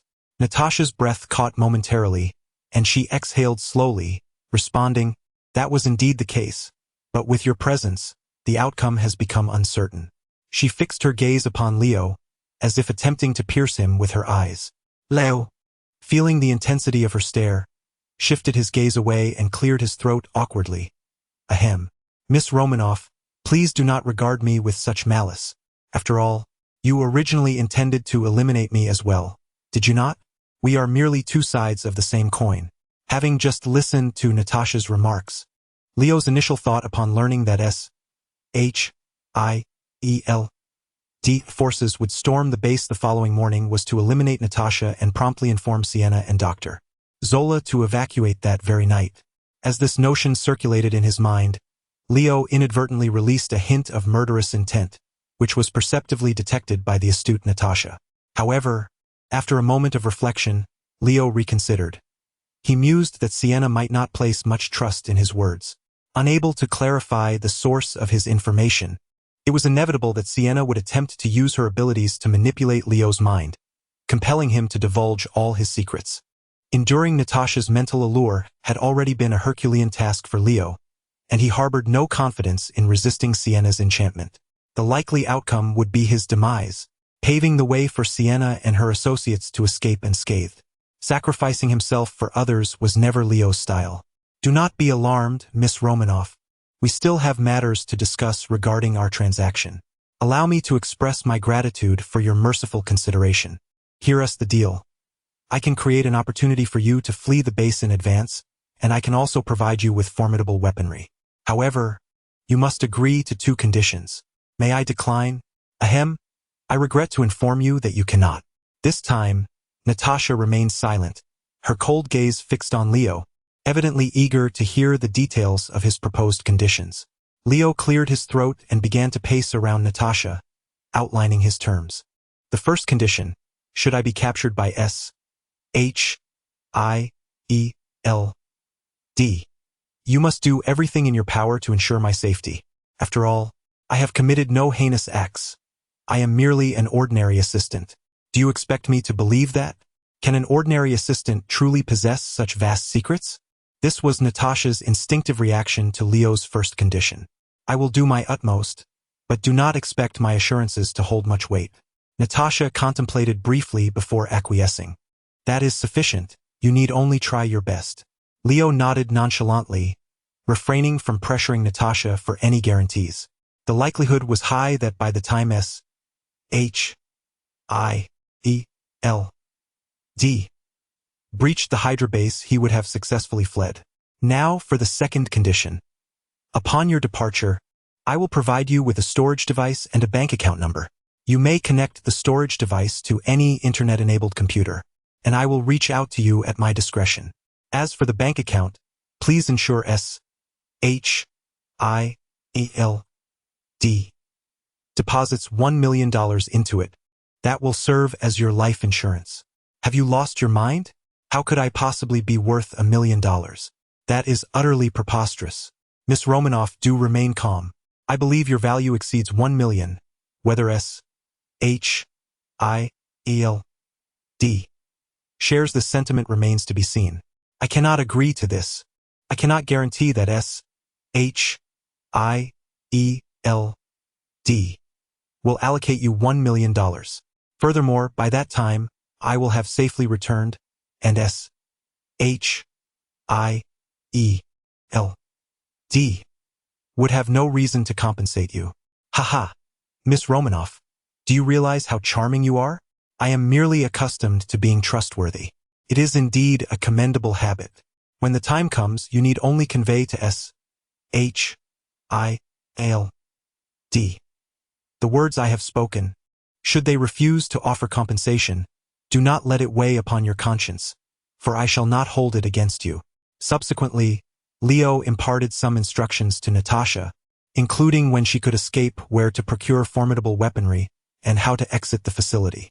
Once he had conveyed everything, Leo remarked, "That will be all, my dear lady. Your opportunity to depart will present itself this evening. I kindly ask for your patience." With that, Leo exited the makeshift prison, closing the door behind him. Time passed swiftly, and soon more than 2 hours had elapsed. Dr. Zola had successfully repaired the Winter Soldier's mechanical arm. As a precaution, this time the Winter Soldier was not placed in cryostasis but was instead taken away by Sienna. Having completed his tasks, Dr. Zola returned to his private laboratory. Leo had already fine-tuned Dr. Seiko's hibernation apparatus and awaited Dr. Zola's return in the laboratory. "Professor, all equipment has been calibrated. You may rest assured and sleep peacefully." "Very well, it is getting late. Once everything is set, do ensure you return home to rest as well. Also, tomorrow night, Sienna will be assisting me in our evacuation from the base. At that time, stay close to me, for I trust she will not mind accommodating one additional person." "Understood. I shall do so. Thank you, Professor." This expression of gratitude from Leo was heartfelt. Frankly, within the confines of the base, Dr. Zola treated his students and assistants with the integrity befitting a commendable scientist. Were it not for Dr. Zola's multitude of avatars, which rendered him virtually immortal, Leo would indeed find it difficult to scheme against him. Chapter 9. The Black Widow's escape within the laboratory.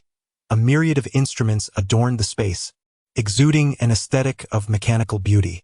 As customary, Dr. Zola reclined upon the sleep apparatus. Leola adjusted the control lever, ushering Dr. Zola into a state of slumber. Observing the robotic form before him, Leola instinctively employed his skills. Mechanical analysis. Identifying target. Autonomous multifunctional robot with a current analysis completion rate of 69. Ongoing analysis. After countless days of accumulation, Leola had made significant progress toward mastering Dr. Zola's corporeal vessel.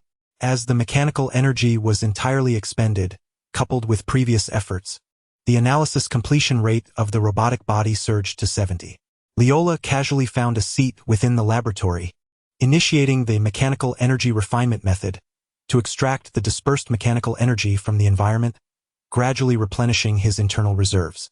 Once his energy was restored, Leola did not resume the analysis of Dr. Zola's robotic form as he typically would. Instead, he began to tinker with the sleep equipment of Dr. Zola.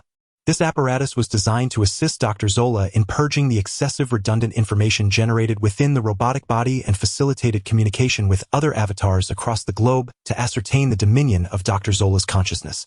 Additionally, it served a dual purpose of recharging. Moreover, the sleep device possessed an array of peculiar, historically inherited functions that rendered it rather cumbersome. Consequently, each time Dr. Zola entered slumber, the energy consumption was substantial. The base's electrical supply stemmed from a compact nuclear power generator. Whenever Dr. Zola entered sleep mode, the generator prioritized supplying more than half of its energy to the sleep apparatus. In parallel, should Leola manipulate the device, he could induce a temporary overload on the nuclear reactor, necessitating a complete shutdown and restart for recovery. During such an event, the entire base would plunge into darkness, rendering the specialized metallic containment used to confine Natasha ineffective. It would present an opportune moment for Natasha's escape. Such an unexpected power outage could only be classified as an accident, thus absolving Leola of any culpability. According to the memories of the original Leola, prior to Dr. Zola's insistence on daily adjustments to the sleep apparatus, the base experienced power outages 5 to 6 times annually. In the 6 years that Leola had been adjusting the equipment daily, the base suffered 5 outages. As Leola continued to manipulate the sleep device, the indicators began to oscillate erratically, and various alarms commenced their blaring. Seizing the moment, he hurried back to his quarters, shed his coat, illuminated the room, and lay upon his bed. After a brief mental calculation, he silently began a countdown. 10, 9, 8, 7, 3, 2, 1, 0. The overhead light in Leola's room extinguished in response, plunging the surroundings into utter darkness. A cacophony of alarms erupted throughout the base, and emergency lights flared to life. Leola sprang from his bed, disregarding his coat, and dashed towards Dr. Zola's private laboratory. Bang! Leo burst through the door and entered the laboratory. At that moment, Dr. Zola had been awakened from his dormant state by the emergency protocol. Master, the hibernation equipment has malfunctioned again. The entire base has lost power. It is all my fault. I didn't calibrate the equipment properly last night. Leo, filled with trepidation, earnestly apologized to Dr. Zola, his expression remarkably vivid. His demeanor mirrored his genuine reactions during the previous 5 instances when the base had lost power due to the hibernation equipment's failures, making his act seem effortless this time. Do not blame yourself. This is not the first time, and you have done well enough, Dr. Zola reassured him, as was his customary practice. However, in the next instant, the display screen on Dr. Zola's chest dramatically changed. This is grave. The base has lost power. Black Widow's containment device will fail. We must alert Miss Sienna at once. With that, Dr. Zola sprinted out, his mechanical legs propelling him at remarkable speed. Leo hastily followed suit. As they reached the doorway of the laboratory, a chilling scream echoed from the corridor to their right. Leo and Dr. Zola paused to observe Black Widow lifting an agent and slamming him to the ground. She then seized the agent's military canteen and began to drink voraciously. Master, this way. Leo noted that Black Widow had not yet noticed them, and he whispered urgently, pulling Dr. Zola's mechanical arm and darting toward the opposite end of the corridor. Black Widow has escaped, but why is she not fleeing the base and instead descending another level? Dr. Zola, undeterred by danger, maintained his calm and analytical demeanor as he ran alongside Leo. I do not know. There is no time to discuss. We must flee. In truth, Leo was aware of Black Widow's intentions, for he had been the one to inform her.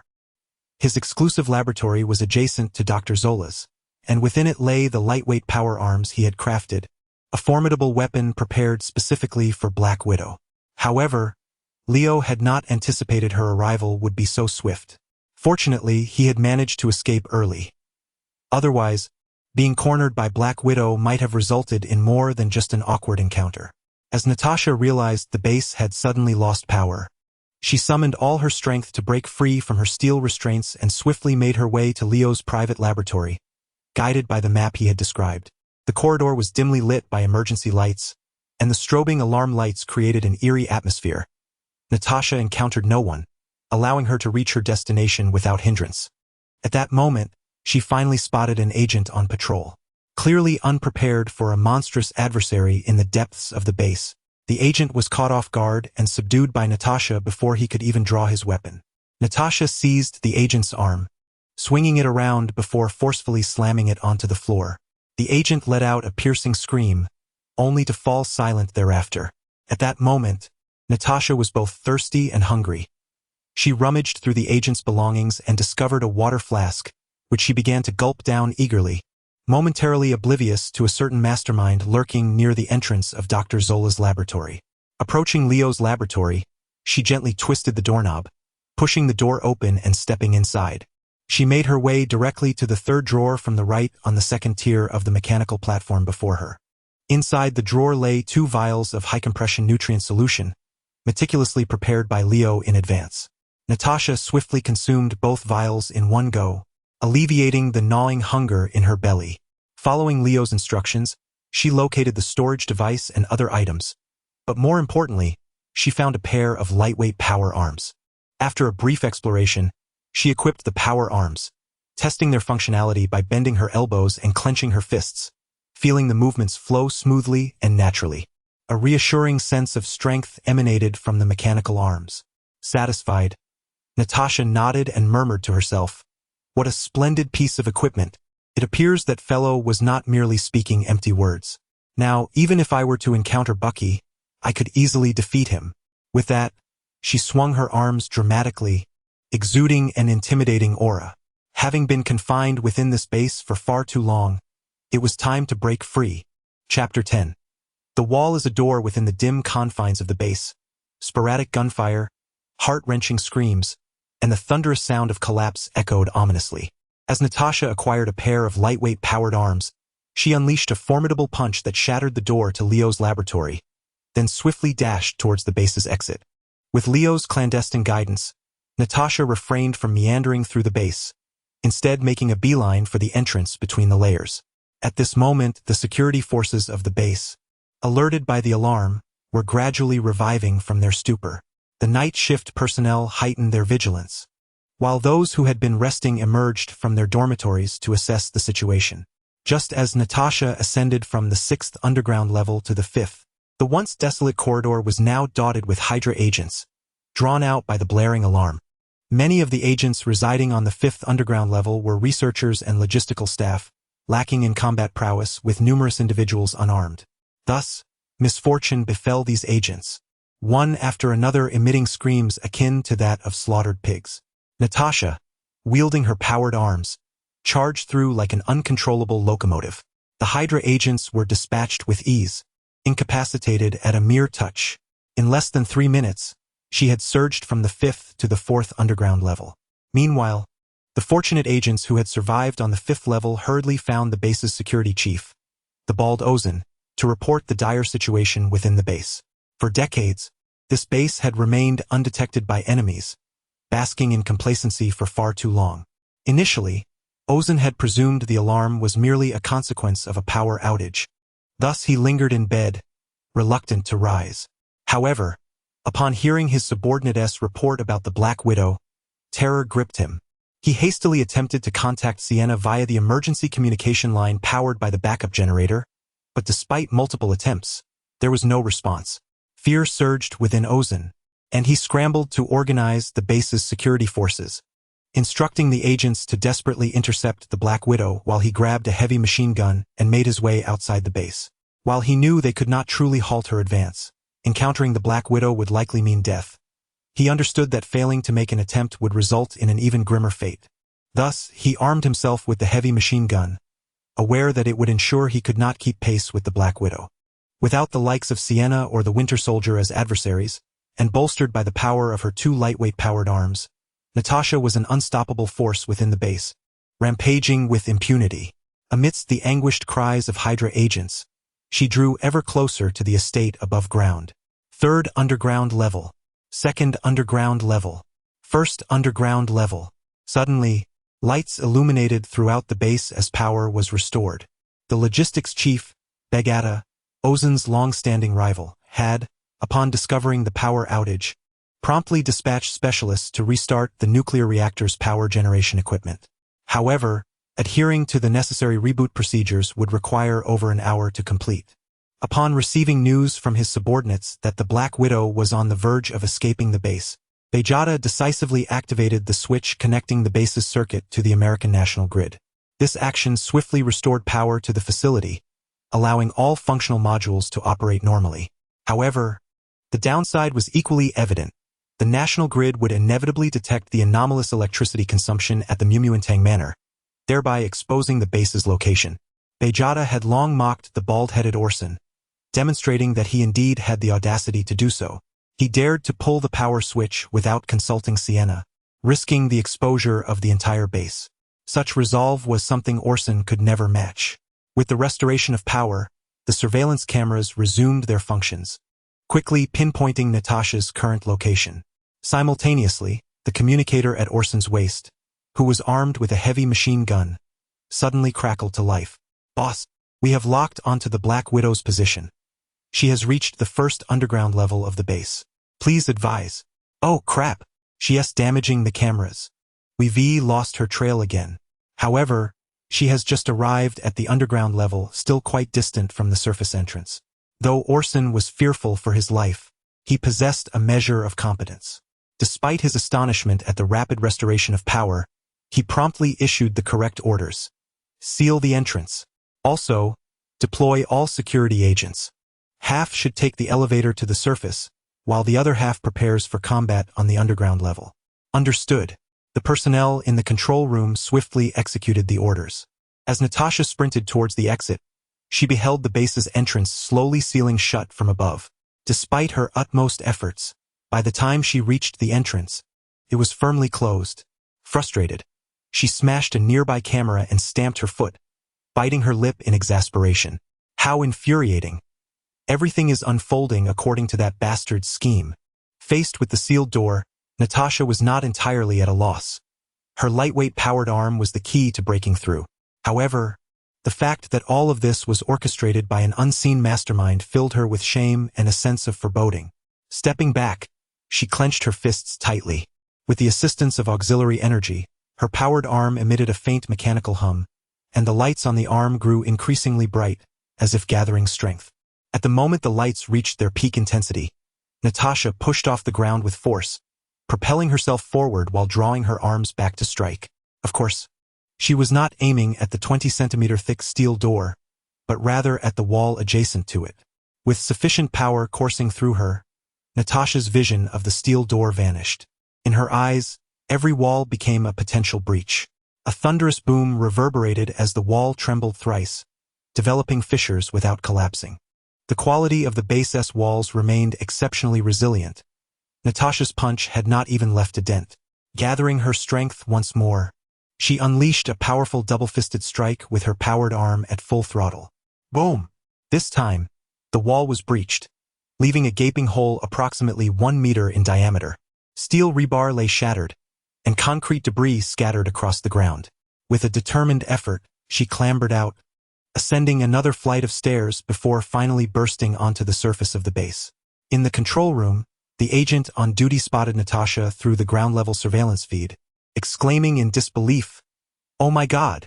Boss, the Black Widow has broken free." The sealed doors did not hinder her. At that moment, the bald Ozan had just meandered out from the elevator on the underground floor, dragging a heavy machine gun behind him. Suddenly, his communicator crackled to life with the incredulous shouts of the agent in the control room. How is this possible? Did she escape before the doors sealed? No. The doors had already been locked because the surveillance cameras captured her just as she reached the entrance. Yet now the ground-level cameras have recorded her. By all that's holy, I do not comprehend this situation. What should we do now? He urged. Alert the special forces still below. They must all ascend to the ground level. Those already on the surface should unleash their firepower to intercept the Black Widow. With that, Ozan hefted the machine gun and made his way urgently towards the base entrance above. Chapter 11. The exposure of Hydra's secret base in the suburbs of New York State. On a hillside 2,000 meters west of the Moutangton Manor, a group of individuals lay in quiet ambush. Leading them was an attractive Caucasian male, gripping a compound bough, with a quiver slung across his back, resting against a grand tree. Possessing extraordinary vision, he could pierce through both darkness and bright light. Thus, when the flashes of gunfire illuminated the interior of the manor, he immediately sensed the anomaly. With the keen gaze of an eagle, he scanned the entire estate. In just a second, his eyes zeroed in on Natasha Romanoff, who was being pursued and besieged by unidentified armed personnel within Moutangton Manor. Had Leo been present, he would have instantly recognized this man as Agent Clint Barton, better known as Hawkeye, a member of S.H.I.E.L.D. and the Avengers. Assessing the distance, Barton retrieved a specially designed arrow from his quiver and drew his bowstring to its full tautness. The arrow, propelled by the bowstring, soared toward its target. Having discovered the whereabouts of the missing rookie agent Natasha Romanoff, who was under heavy fire, Barton sprang into action. Securing his bow, he reported the situation through his communicator and issued commands. All agents, take note. Commence an assault on Moutangton Manor, located 2,000 meters east. The primary tactic is harassment, to assist Agent Romanoff in her escape. With the order given, all the concealed agents sprang into action. At that moment, Natasha was pressed against a wall, seeking refuge from the relentless hail of bullets. She had made several attempts to break free, but the firepower from Hydra's agents was overwhelming, forcing her back each time. Hydra's security forces had regained their composure and regrouped, with 3 heavy machine guns positioned to her southwest, posing her greatest threat. Once more, Natasha attempted to break through. A fierce barrage of bullets rained down upon her, and while she managed to deflect the majority with her lightweight powered arms, a few stray bullets found their mark, striking her before being caught against her muscles. After enduring for several seconds, Natasha realized that escape was futile and began to succumb to desperation. Her powered arms had been battered into a deformed state, teetering on the brink of being rendered useless, now serving merely as shields. Without assistance, she knew she would be doomed once Sienna and her crew caught up. Suddenly, an arrow streaked through the night sky like lightning, piercing the hand of a machine gunner and embedding itself into the cover before the Hydra agents. The arrowhead, still dripping with blood, flickered briefly with a crimson glow before erupting into a violent explosion that toppled all of the agents. With the greatest threat unexpectedly neutralized, a smile broke across Natasha's face as she seized the opportunity to break westward. Having heard the unmistakable sounds of the arrow's flight and subsequent explosion, she knew Hawkeye must be waiting to provide her with support. Indeed, as she maneuvered past several points of fire using her shields, the sounds of fierce combat erupted from the western side of the manor. Meanwhile, an arrow sliced through the air, striking down a Hydra agent who had just emerged behind Natasha. "Agent Romanoff, are you all right?" Barton's voice reached her first, followed closely by his appearance before Natasha. "I am well, thank you, Agent Barton. Do you have any knowledge of these armed personnel? This is a secret Hydra base. You must promptly report to Director Fury and request reinforcements." Upon hearing Natasha's words, Barton appeared taken aback and hurriedly relayed the alarming news through his communicator. After a brief and urgent exchange, he looked up at Natasha and said, "Director Fury has instructed us to evacuate immediately. He has already deployed missiles that can strike this location at once." As Barton turned to leave, Natasha quickly interjected, "No, we cannot. There is a nuclear reactor underground. Launching missiles could trigger a nuclear leak. Trust me. First, destroy the transformers surrounding the estate with your arrows." After much contemplation, Natasha ultimately decided to follow Leo's directive and prioritize the destruction of the estate's transformers. "Boss, where are you now?" A mysterious armed force has appeared to the west of the estate and is engaged in fierce combat with our personnel. The Black Widow has already joined them. The communicator at Bald Assen's waist suddenly buzzed, but he remained silent, staring blankly at the gaping hole in the wall before him at the entrance of the base. "Boss? Boss? Are you there? Please report your status." The repeated urgings from the communicator prompted Bald Assen to close his mouth with his hand and reply, "Stop calling. I'm still alive. I will return to the control room immediately. Copy the surveillance footage onto a portable player. I will need it shortly." With that, Bald Assen hurriedly dashed towards the lower levels of the base. He dared not venture outside. The Black Widow was far too formidable. In the underground base, Leo and Dr. Zola exited the laboratory, maneuvering past the Black Widow as they sprinted towards Sienna's quarters. However, just as they reached the door to Sienna's bedroom, the power in the base abruptly returned. "Damn it!" Dr. Zola cursed angrily, exclaiming, "Now we are definitely exposed." Bang! Bang! Bang! Dr. Zola's metallic arm pounded violently against the door, echoing throughout the hallway. Yet, there was no response from within. Continuing to batter the door, Zola urged Leo to join him. After what felt like an eternity, the door finally creaked open. Sienna emerged, clad only in a sheer, delicate gown, stretching her body exaggeratedly as she yawned, with the Winter Soldier trailing behind her, bare-armed. "What is it, my Dr. Zola? I've had a long day and was just sleeping. I battled the Black Widow this evening and engaged in numerous confrontations with the Winter Soldier. I'm feeling rather fatigued." "Miss Sienna, the Black Widow has escaped." Dr. Zola wasted no time and recounted the entire incident to Sienna in meticulous detail, ultimately concluding that it was merely an unfortunate accident. He had not anticipated any malfunction with the hibernation equipment on this particular night. Sienna cast a displeased glance at Leo, who was discreetly admiring her flawless figure while following Dr. Zola. The doctor quickly interjected, asserting that he believed Leo had no part in this predicament, as his hibernation devices had experienced issues before. The most pressing concern now was how to manage the ensuing chaos. Sienna redirected her gaze and inquired, "You mentioned a power outage. Then why are all the lights illuminated? Could it be?" "Indeed, the base's circuits must have reconnected with the outside," Dr. Zola affirmed. "Fool. Sienna exclaimed in frustration before turning on her heel, leading Winter Soldier back to the bedroom. Shortly thereafter, the two of them donned their gear and, accompanied by Dr. Zola and Leo, made their way to the control room. However, they had scarcely taken a few steps when the frantic bald figure of Orson rushed towards them, hauling a heavy machine gun and shouting, "Chief! Dr. Zola! This is dire! It's terrible! Black Widow has escaped the base. Simultaneously, we are under attack from an unidentified force outside, which has already assisted her." Upon hearing Orson's words, the four of them, aside from the impassive Bucky, wore expressions of alarm. Sienna and Dr. Zola were taken aback, while Leo was preoccupied with a cascade of system notifications appearing before him. Chapter 12. Mission rewards due to Natasha's successful escape from the Hydra secret base and her subsequent extraction. The system determined that the life and death of the Black Widow mission was complete. A series of notifications flashed before Leo. The life and death of the Black Widow mission has been completed. Mission evaluation. Excellent. Calculating mission rewards now. You have received 1 Black Widow character card, and you may also randomly acquire one of her skills or specialties. Reward selection complete. Please choose one of the following options as your reward. 1. Charged Explosion. Active skill requires a 2-second charge before usage. The next attack will double in power, consuming a significant amount of stamina. 2.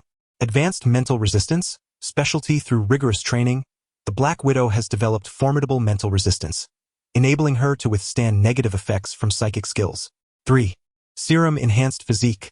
Specialty: the Black Widow underwent serum enhancement by the Soviet organization, the Red Room, significantly improving her physical attributes. Initially elated, Leo soon found himself in a quandary. This was the first mission he had completed, and he was astonished by the richness of the rewards, which seemed akin to a beginner's gift package. Each of the 3 options appeared so enticing that he yearned for them all. Faced with such a dilemma, Leo decided to take his time before making a choice. He opened the panel to examine the so-called Black Widow character card. Black Widow character card, usage remaining 1-1. Upon using this card, the host temporarily gains the physical attributes of the Black Widow for a duration of 60 minutes. After reviewing the attributes of the Black Widow character card, Leo formulated a plan. Resolutely, he chose Advanced Mental Resistance. Although the first active skill was formidable, Leo's current base attack power was insufficient to fully exploit its potential. The Black Widow character card could serve as a temporary substitute for the third option, alleviating his urgency.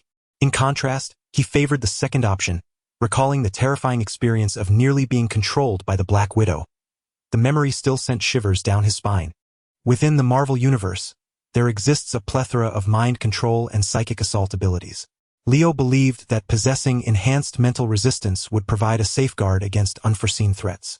Once Leo made his decision, the system notifications before him dissipated into luminous points. Concurrently, a unique force materialized within him, initiating a transformation. Leo sensed his mental fortitude gradually strengthening, as an almost imperceptible barrier began to form within his psyche. Surprisingly, with the enhancement of his mental power, he felt the latent kinetic energy within him becoming increasingly active, accelerating the improvement of his physical capabilities. Indeed, this was a tangible world, not merely a game. The formation of advanced mental resistance was undoubtedly tied to one's robust mental power, which, in turn, influenced the mysterious kinetic energy within Leo. Leo was experiencing the enigmatic force within him when, unexpectedly, a system prompt materialized. Detected that the host's mental strength has reached the minimum standard for the activation of the Mechanic's Insight. Mechanic's Insight has been unlocked. Mechanic's Insight, active skill, allows the consumption of mechanical energy and mental power to conduct simulations of mechanical blueprints and components within the mind, with a certain probability of generating brilliant ideas, akin to divine inspiration. Upon acquiring a new active skill, Leo was elated. He had initially anticipated merely receiving a reward of advanced mental resilience, but delightful surprises continued to unfold. Overall, the rewards from this single mission had significantly elevated Leo's overall prowess. He felt a surge of anticipation regarding the task of saving American soldier Bucky Barnes. Although it seemed that Leo took a considerable amount of time to settle the mission rewards, in reality, only a few seconds had passed. At that moment, The bald Osborn had just reached Sienna. He propped a heavy machine gun against himself, bowed to Sienna, and was preparing to speak when suddenly, his communicator buzzed. "Boss, they are attacking the transformers surrounding the estate. Our men will not be able to hold them off." Before the duty agent could finish, the base was plunged into darkness once more, followed by the sudden illumination of emergency lights. With the signal relay between the various floors of the base severed, wireless communication was rendered impossible amidst the metallic confines.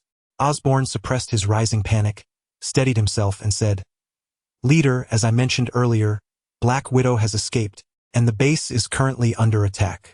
Please advise." Now, from the control room, could they still view the surveillance footage on the ground? With just Osborn's brief words, Sienna could hardly grasp any useful information or make decisive judgments. The base, having lost power, would likely be unable to view the external surveillance. However, prior to seeking her out, I had backed up the ground surveillance footage. Osborn quickly produced a portable player from his waist pouch, saying, "Leader, please take a look." The footage contained a segment of Hawkeye Barton assisting Black Widow. As the leader of HYDRA, Sienna immediately recognized SHIELD Agent Barton. After viewing the video, she seethed through clenched teeth. "Damn it, Black Widow is one of them." Both Osborn and Dr. Zola gasped in astonishment. "Miss Sienna, I recommend that the base immediately enter the highest state of emergency." Weighing the pros and cons, Dr. Zola swiftly offered the most suitable advice. Sienna pondered for a moment, nodded in agreement with Zola's suggestion, and then commanded, "Osborn, relay the order. The base is to enter Level 1 combat readiness and implement Emergency Plan A." After receiving the order, Osborn hurriedly departed. Emergency Plan A entailed the swift evacuation of all personnel and the securing of the base.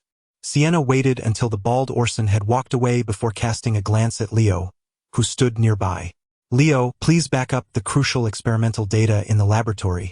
Destroy the original files and prepare to evacuate with the main team." However, upon hearing Sienna's command, Leo remained motionless, as if he had not heard her at all. "Are you deaf? Did you not hear what I said?" Sienna, noticing Leo's disregard for her words, felt a surge of anger. At that moment, Dr. Zola stepped forward, adjusting his glasses with a serious demeanor. "Miss Sienna, Leo is aware of what we are about to undertake. I informed him in advance. Leo is my student, and as his mentor, I wish to advocate for his right to survive. Moreover, I believe his future achievements will rival my own. The organization needs him." Sienna glared at Dr. Zola, her eyes ablaze with fury. Yet Dr. Zola stood resolute, showing no sign of retreat. After a long pause, Sienna averted her gaze and said coolly, "Since you insist, let him accompany us during the evacuation." However, just as she finished speaking, Sienna suddenly looked up at Leo, her violet hair swirling behind her as if animated by an unseen force. Leo, who had been silently standing, suddenly felt his mind grow heavy, as an external mental force sought to penetrate the depths of his consciousness like a needle. Simultaneously, a line of Crimson System alerts appeared. "System warning. You are under powerful mental control from Sienna Schmidt. Evaluation in progress." Chapter 13. The ruined Hydra base. Unlike the last time Leo was ensnared by Natasha's mental allure, the images before him now oscillated between exquisite allure and terrifying nightmare. Simultaneously, a sharp pang coursed through his mind, rendering concentration nearly impossible. At that moment, Leo perceived Sienna standing before him, at times exuding a regal majesty that dazzled the senses, and at other times, evoking a chilling dread akin to that of a hellish demon, compelling him to submit. Fortunately, the recently acquired advanced mental resistance proved to be immensely effective, safeguarding his consciousness just as he teetered on the brink of submission to Sienna. Judgment successful. You have successfully resisted the formidable mental control exerted by Sienna Schmidt. With the system's notification flashing before him, clarity surged back to Leo, followed by a wave of apprehension. Although his consciousness had returned to lucidity, Sienna's mental force continued to ravage his mind, leaving him in considerable discomfort. Yet, he dared not retaliate with his own mental power. Instead, he employed both mental and mechanical strength to manipulate a mental barrier that enveloped his consciousness, gradually retreating deep into the recesses of his mind, maintaining only the faintest connection to the outside world. as Leo gradually relinquished control of his body. A semblance of submission began to manifest on his face. Sienna, with a triumphant smile, felt a surge of pride, believing she had successfully dominated Leo. The mental skirmish had concluded in an instant, and only when Leo succumbed did Dr. Zola realize the gravity of the situation. In the next moment, Dr. Zola erupted in a fit of rage, exclaiming, "Miss Sienna, your actions may render Leo a fool. You are disrespecting the researchers and envious of brilliant scientists. Why must you treat my student this way, at such a critical juncture in detaining the Black Widow? The base conveniently loses power due to a malfunction in your hibernation device. Do you not find this all too coincidental? Leo is the sole individual responsible for the hibernation equipment. I suspect he has tampered with it. You're speaking nonsense. His parents were agents of the organization, and he grew up within its ranks. What reason would he have to betray us? Moreover, my hibernation device has malfunctioned before, leading to power outages. Why can't this be a mere coincidence? If you insist on calling it coincidence, what were you doing when the Black Widow escaped? Why were you indulging in debauchery instead of promptly addressing the issues at the base? That was simply a coincidence." Dr. Zola appeared extremely irate, with the display screen ablaze with fury, his mechanical arm pointing accusingly at Sienna as he bellowed. "Your indulgence hindering your duties is a coincidence, yet the power outage could not possibly be? Dr. Zola, please temper your anger. The cause of this predicament can be readily discerned," Sienna calmly replied, turning her gaze back to Leo, and asked nonchalantly, "Leo, did you intentionally cause the malfunction of the hibernation device? Is there any connection between you and Black Widow's escape?"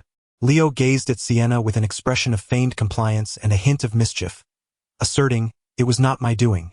The hibernation device malfunctioned on its own. My escape has no relation to Black Widow. I have remained eternally loyal to Hydra." "Hey, Hydra, did you hear that? Did you see it? You are questioning the loyalty of an esteemed member within the organization. Over the years, Hydra has descended into chaos under your stewardship. To be frank, Miss Sienna, I find myself quite disappointed in you. Well, since Leo is not the issue, let us take him and hasten our departure." Sienna, clearly unwilling to engage in an argument with the visibly agitated Dr. Zola, turned with the Winter Soldier and descended to the lower levels of the base. Leo, now under Sienna's control, obediently followed in her wake. Dr. Zola, noticing he was the only one left standing alone, gradually regained his composure and sulkily followed them, watching a display screen. At the base's lowest level, there exists a secret passage that leads directly to a point 3,000 meters north of the facility. From the surface, 3,000 meters north of the Cottonwood Manor lies nothing but an expanse of overgrown grassland. At this moment, the ground trembled as if an earthquake had struck, revealing a gaping, dark chasm. Once fully opened, a metallic runway emerged from the depths, and a black aircraft awaited at the starting point, ready for takeoff. Inside the aircraft, Sienna occupied the pilot's seat, while Dr. Zola, the Winter Soldier, and Leo settled into the rear seats. The ejection mechanism granted the plane an astonishing initial velocity, and coupled with the runway's assistance, the black aircraft ascended rapidly into the sky. Concurrently, Sienna deftly manipulated the controls before her, ultimately pressing a blood-red button with a devilish grin. Boom! The Hydra base, located 3,000 meters to the south, was instantly engulfed in a violent explosion, flames flickering and a mushroom cloud soaring into the atmosphere. All Hydra operatives still within the base met their demise in the inferno, and all research data was obliterated. The small nuclear fuel reactor buried beneath the base was also disrupted by the shockwave, resulting in a nuclear leak. Hydra had no regard for international treaties. Otherwise, the organization would not have garnered such a notorious reputation. Now the ruler of Hydra, Sienna, had become even more ruthless. To prevent any secrets from the base being exposed, she extinguished the lives of all operatives within, leaving no survivors. 2,000 meters west of Cottonwood Manor, A.S. H.I.E.L.D. team, having just endured a fierce battle with several operatives lost, was engaged in repairs. Hawkeye Barton utilized tools from a first aid kit to extract bullets embedded deep within Natasha's wounds, skillfully cleaning them and applying bandages. Suddenly, A brilliant light erupted from the direction of Cottonwood Manor, followed by tremors in the earth, culminating in a tremendous explosion that sent a mushroom cloud soaring into the sky. Hawkeye Barton's expression shifted dramatically as he swiftly ascended to the treetop, employing his exceptional vision to survey the ruins of the Hydra base. Regrettably, his efforts yielded no results. "Barton, come down immediately. There are nuclear materials in the base. A leak must have occurred by now. We need to retreat at once," Natasha shouted from below. Barton descended rapidly to the ground, coordinating the evacuation of SHIELD agents while initiating contact with Director Nick Fury. "Director Fury, this is Level 6 Agent Clinton Barton, codename Hawkeye. I have successfully rescued Agent Romanoff. However, the Hydra secret base has suddenly erupted in a massive explosion, and we suspect a nuclear leak has occurred. Report concluded. Awaiting your instructions." In the next moment, a deep voice emanated from the communicator. "All agents are to evacuate to a location 5 miles away. You and Agent Romanoff are to proceed directly to headquarters to meet me." Chapter 14, Promotion and Salary Increase at the Headquarters of SHIELD.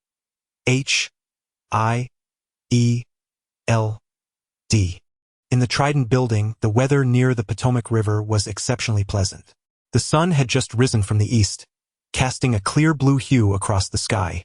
After a journey of over 8 minutes, its rays poured into an office, illuminating the space brightly.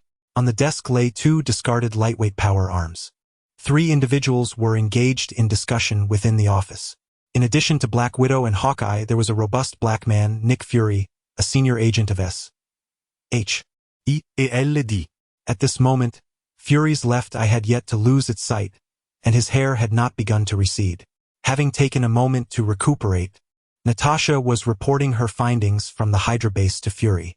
She stated, in summary, this Hydra base must be one of their most crucial strongholds.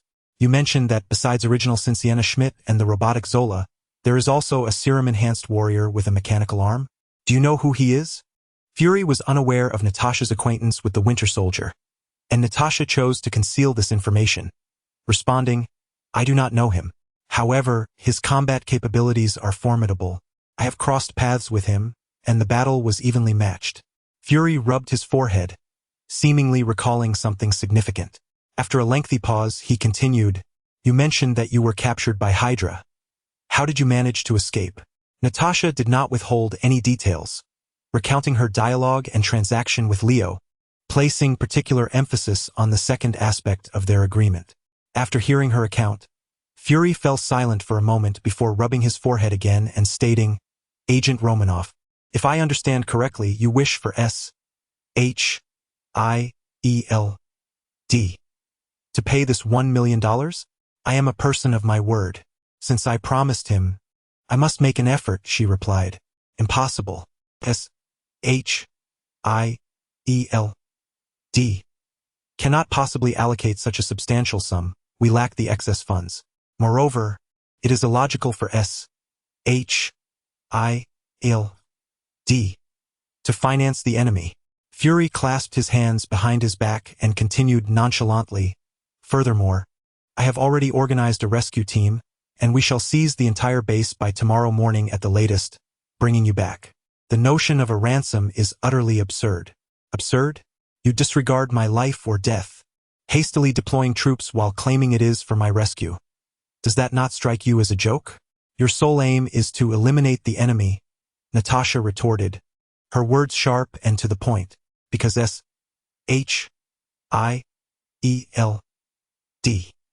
does not know whether you are alive or dead," Fury admitted, momentarily caught off guard by her incisive remark. Then, with a slightly gentler tone, he consoled her, "Natasha, you must understand my predicament. The manner in which SHIELD conducts its missions is such that we cannot sacrifice national interests for individual concerns. I have endured enough of indifferent organizations. It is for this reason that I betrayed my country. It seems SHIELD is no different from them. What reason do I have to agree to your recruitment and continue serving you? Because if you do not work for SHIELD, You shall face lifelong imprisonment, deprived of your freedom. Fury recounted this harsh reality in a matter-of-fact tone. Natasha scoffed softly, opting to remain silent. Agent Romanoff S.H.I.D.L.D.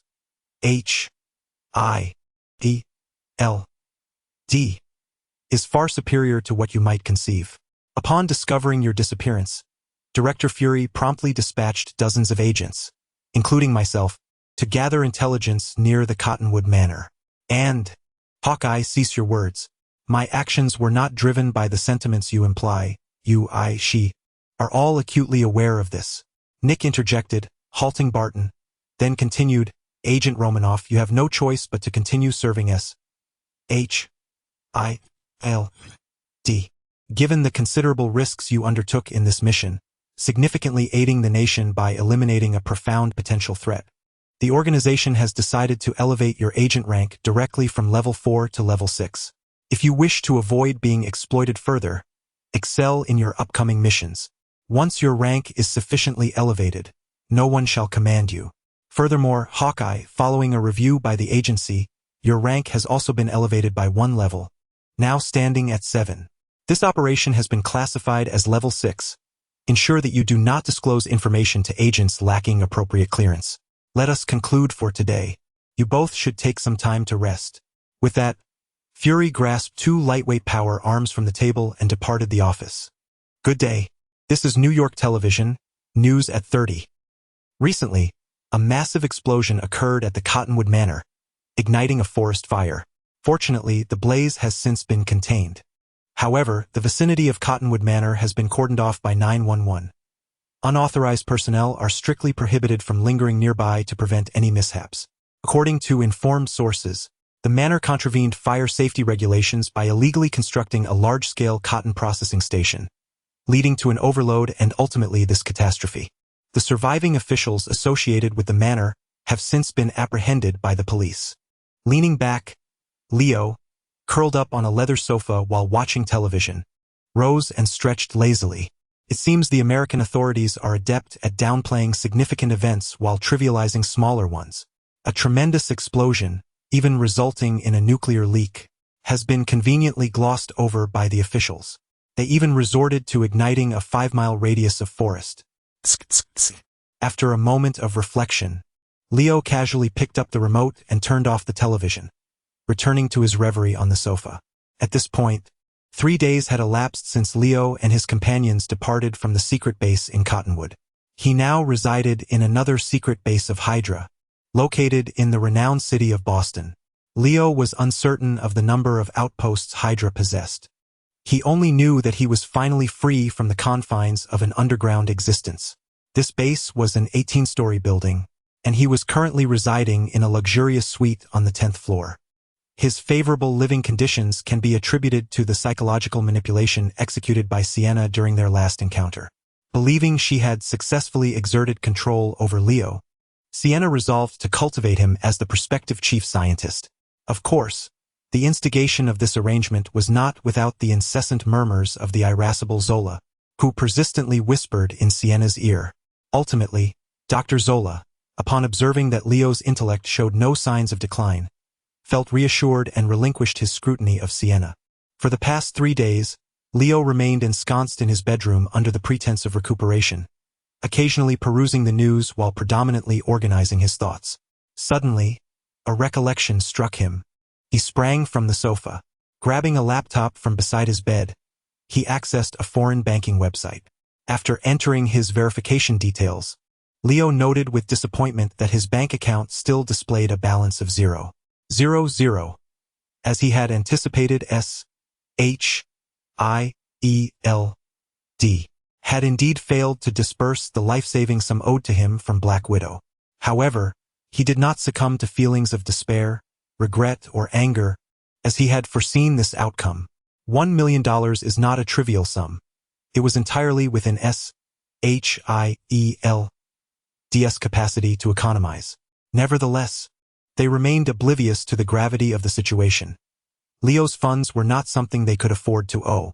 Exiting the web page and erasing all traces of his browsing activity, Leo changed his attire and prepared to venture out.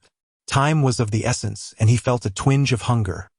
Today, he had heard the cafeteria would offer a limited supply of Boston lobsters, prompting him to arrive early. After dinner, he also needed to attend the regular meeting at the base. Chapter 15. The new Hydra base having indulged in 2 sumptuous lobsters and a generous glass of soda, Leo, feeling satiated, picked at his teeth. Instead of taking the elevator, he ascended the building's fire escape to reach the topmost floor. After swiping his identity card and verifying his fingerprint, he entered the pinnacle of the structure.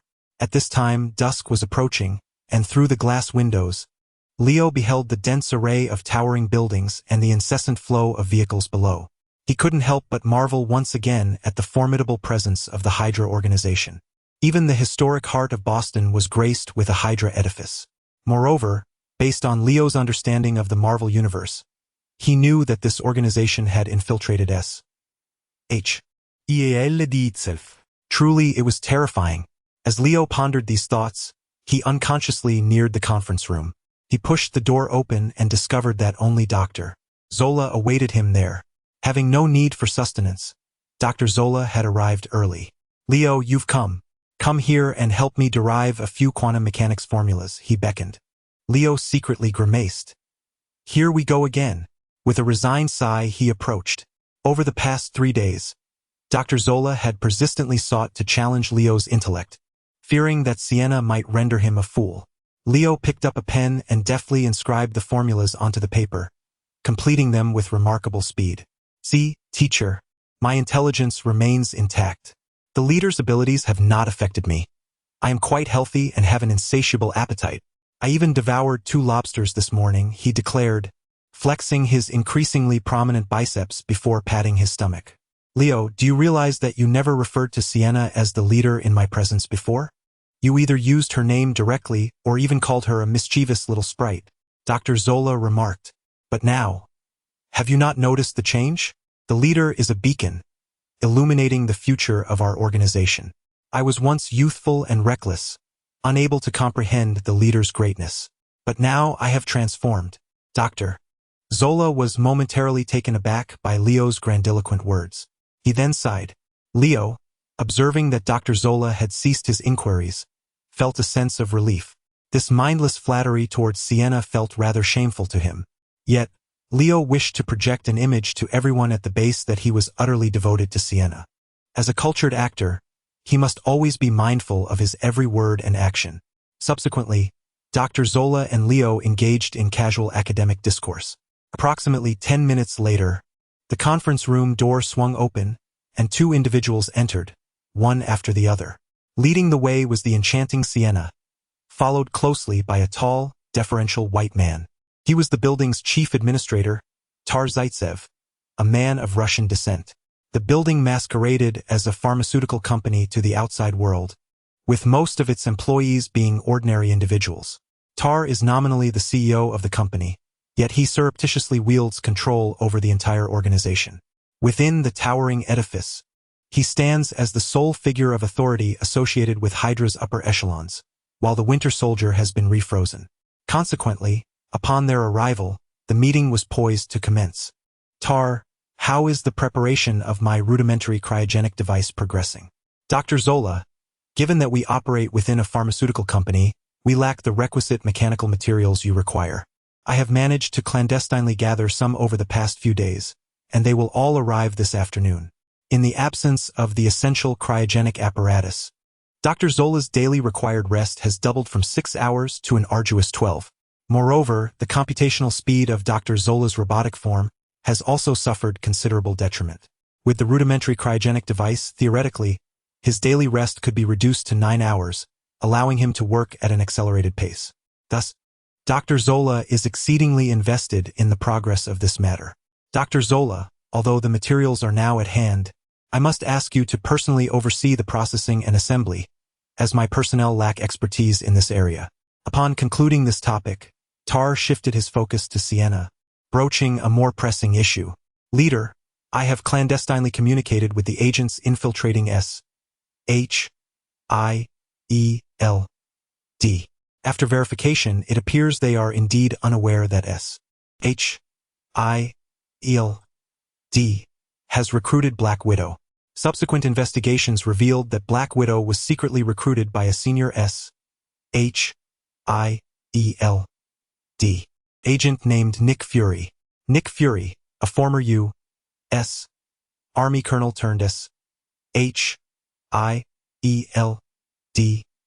agent, wields considerable power, and our operatives have been unable to uncover much information about him. Nick Fury? I am familiar with him. He possesses a certain level of skill. Inform the undercover agents to devise a means to approach and monitor Nick Fury. This could yield unexpected dividends in the future. Understood, leader. However, this will require time. I shall do my utmost to arrange it. Notify them to expedite their efforts. They have already faltered once, and I do not wish for a second failure. Sienna imparted a subtle pressure upon Tar before continuing. In addition, have the infiltrating agents relayed any other valuable intelligence? There is one more which sounds exceedingly significant. Approximately 3 months ago, the agents reported that Howard Stark was suspected of attempting to recreate the super soldier serum. Sienna recalled this incident, having proposed a strategy against Howard during a meeting at the Cottonwood base.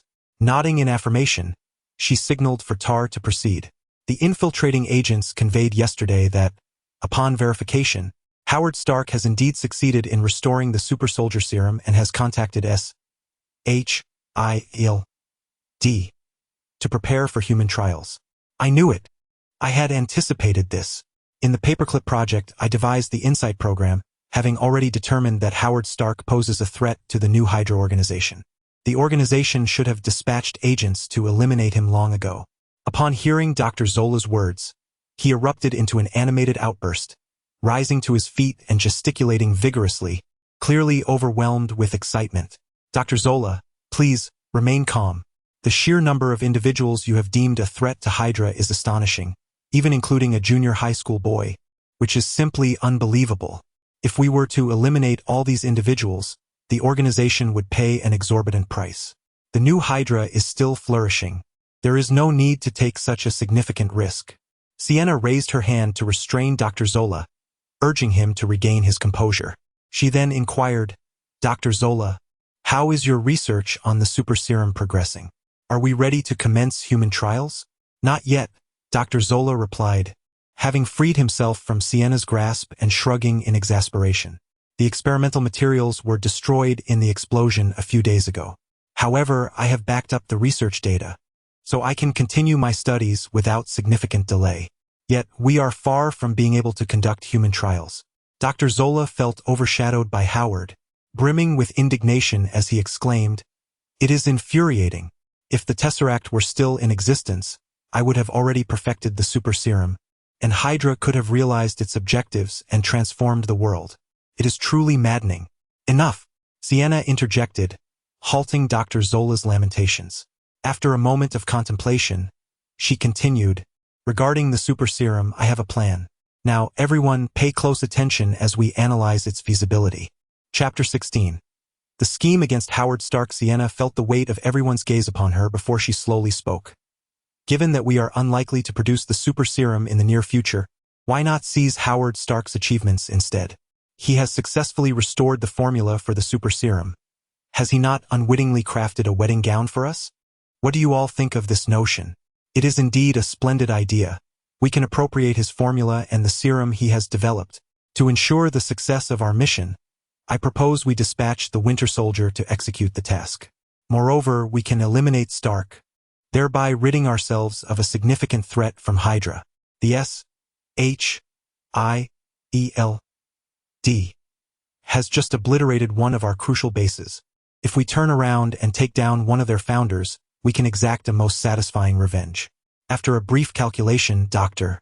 Zola confirmed the high feasibility of the plan and nodded in agreement with Sienna's proposal. Sienna, in turn, acknowledged Dr. Zola's suggestion. Very well, it is settled. Kotor. This plan necessitates your cooperation. You must promptly contact the agents embedded within S.H.I.E.L.D. and arrange for them to identify a suitable time and place for us to execute our plan. Furthermore, it is imperative that this plan remains confidential. We must not let any whispers escape. Of course, I shall see to it. After further discussion, the details were meticulously refined. Leo, observing from the sidelines, feigned involvement in strategizing. Eventually, when all matters had been deliberated, Sienna declared, "This concludes tonight's meeting. May our plan unfold successfully. Long live Hydra." Dismissed. With that, Sienna rose and exited the conference room. Tar respectfully watched Sienna depart before turning to Dr. Zola and Leo, stating, "Dr. Zola, Mr. Elvin, the materials and equipment you require are stored in the warehouse on the second basement level. I have also converted 2 large laboratories down there. Allow me to guide you." Thus, the trio took the private elevator directly to the second basement level. Upon reaching the warehouse, Leo was struck by the abundance of materials and an array of instruments, prompting him to once again marvel at Hydra's vast resources and capabilities. Tar led them to the warehouse, exchanged a few casual words, and then took his leave. Burdened with multiple responsibilities, he was nearly exhausted and could scarcely afford to linger. Once Tar had departed, Dr. Zola accompanied Leo to assess the size of the 2 vacated laboratories and subsequently initiated a preliminary layout for their design. Together, with the assistance of various instruments and machinery, they commenced their work. Meanwhile, Leo frequently utilized the recently acquired skill of mechanical analysis insight to provide Dr. Zola with a plethora of innovative ideas. In the days that followed, aside from eating and sleeping, Leo remained in the underground laboratory, diligently producing a variety of components. Dr. Zola was even more relentless in his pursuits. He did not require sustenance. Thus, apart from the essential 12 hours devoted to slumber, he remained perpetually engaged. Time flew by, and in the blink of an eye, a fortnight had elapsed. At this moment, both laboratories had taken shape, and Dr. Zola's rudimentary sleep apparatus had been successfully constructed. On this particular evening at 8 o'clock, within the subterranean laboratory, Dr. Zola gazed at the elegantly crafted sleep device, resembling a bed, and nodded in satisfaction. He then remarked, "Leo, I appreciate your hard work over these past days. It is thanks to your myriad ingenious ideas that we were able to create this simplified sleep apparatus so swiftly. There is no need for haste in our forthcoming tasks." It was Leo who had suggested to Dr. Zola that the new sleep device be designed in the form of a bed, as he believed the position Dr. Zola previously assumed was rather unseemly. Additionally, every time Dr. Zola presented a design blueprint for a component of the sleep device and explained its basic function, Leo was able to derive a spark of inspiration through his unique skill, mechanical force deduction, thereby simplifying the components. This significantly enhanced the efficiency of their collaboration. The sleep apparatus at the Mufon Pond base was designed and produced by Dr. Zola decades ago, having undergone only a few minor repairs without substantial upgrades. Thus, many design concepts had become outdated. Moreover, many units, in Leo's current perspective, seemed largely ineffective, bordering on superfluous. These redundant units were primarily responsible for the frequent power outages at the Mufon Pond base. Thanks to Leo's improvements, the performance of the new sleep device had been greatly enhanced. "Teacher, this is merely my duty. The multitude of ideas I have conceived is a testament to your excellent guidance," Leo humbly acknowledged before hastily adding, "Why don't you lie down and test the efficacy of the device? Tomorrow morning, we can gather the device parameters and proceed with further adjustments and enhancements." Dr. Zola smiled appreciatively and followed Leo's suggestion, reclining upon the sleep apparatus. Leo deftly connected various sensors to Dr. Zola's robotic form, securing it in place, and began inputting commands on the adjacent computer screen. Once all diagnostic procedures were completed, Leo withdrew his hands and activated the sleep device. During the design of the new apparatus, Leo strongly advocated for retaining the hand grip, citing the importance of familiarity. As the mechanical hum resonated, the sleep device commenced its operation, and Dr. Zola gradually drifted into slumber. Leo, demonstrating diligence, first inspected the monitoring equipment before eagerly initiating an analysis of Dr. Zola's robotic body. As Leo concentrated, channeling mechanical energy, a system prompt materialized before him. Analyzing target autonomous consciousness multifunctional robot, current completion rate 70. Since departing from the Mufon Pond base, this marked the first occasion Leo had reanalyzed Dr. Zola's robotic form. Mechanical analysis. The moment he commenced the analysis, Leo sensed a distinct difference. This time, He perceived that the speed of analysis had increased exponentially compared to before. After a moment's contemplation, Leo discerned the reason behind this transformation. It could only be attributed to the advanced mental resistance bestowed upon him by Natasha. This remarkable enhancement significantly fortified Leo's spirit, rendering the mechanical force within him markedly more vigorous. Consequently, the velocity of mechanical force analysis naturally accelerated. This unexpected delight filled Leo with quiet exhilaration. Over the past 6 months, he had devoted considerable time to the robotic body of Dr. Zola, and he harbored immense expectations for this form. As the mechanical force was entirely expended, the completion percentage of the machinery surged from 70 to 72. This rate of progress had increased manifold compared to before. It seemed that Leo was on the verge of mastering Dr. Zola's body. The hastened analysis speed provided Leo with boundless motivation. He ventured into another laboratory, seeking a secluded spot to operate the mechanical force refinement technique, gradually beginning to replenish his mechanical energy. As anticipated, even the recovery speed of the mechanical force had significantly improved. After 10 minutes of refinement, Leo's mechanical energy was fully restored. Originally, he had other tasks to attend to, but he could not suppress the excitement bubbling within him, prompting him to return to Dr. Zola's body for another round of mechanical force analysis. Witnessing a further increase of 2 in progress, a radiant smile blossomed on Leo's face. Once again replenishing his mechanical energy, Leo subdued his excitement and began to innovate and fabricate a new pair of lightweight power arms within his laboratory. Previously, he had generously gifted a pair of lightweight power arms to Natasha. This time, he resolved to create an even superior set. Chapter 17. The Remarkable Genius. The following day, within Leo's laboratory, he awoke groggily from his slumber on the experimental table. After wiping away the mysterious liquid from the corner of his mouth, he stretched languidly and rubbed his face. Almost immediately, he sensed a mild soreness in his right arm and a slight ache in his neck. After a brief massage of his arm and neck, he cast a glance at the mechanical watch on his wrist, discovering it was only 6 o'clock in the morning. In December's Boston, the dawn was likely just beginning to break. However, being in the subterranean level 2, the state of daylight was of little consequence to him. The previous night, while conceptualizing the designs for a new lightweight power arm, Leo had been tirelessly activating his Eureka skill. Perhaps it was the perfect convergence of time, place, and inspiration, for his ideas had been pouring forth in rapid succession, leaving him unable to halt the creative flow. He had been engrossed in revising the drawings until the late hours, eventually exhausting both his mind and body. Unable to endure any longer, he had succumbed to sleep at the experimental table, only to awaken now. Fortunately, Leo's physical constitution had grown considerably resilient. Otherwise, he might have caught a chill. Amused by this thought, he shook his head with a smile, resolving that in the future, he would return to the comfort of his bed. After all, residing in a luxurious suite was far too pleasant to forgo. Nonetheless, the trifling costs of sleeplessness, arm fatigue, and neck pain seemed a worthy sacrifice, for he had experienced multiple flashes of inspiration throughout the night, laboring tirelessly to create 2 extraordinary designs. The new lightweight power arm not only exhibited significant enhancements over its initial iteration, but also incorporated 2 particularly intriguing features. Reflecting on this, Leo yearned to admire the designs he had crafted overnight. He recalled placing the drawings carelessly on the experimental desk before succumbing to sleep. "Where are my drawings?" Leo exclaimed, searching through the disarrayed tabletop several times without success. He then glanced beneath the chair and the table, but to no avail. How could his meticulously crafted drawings have vanished?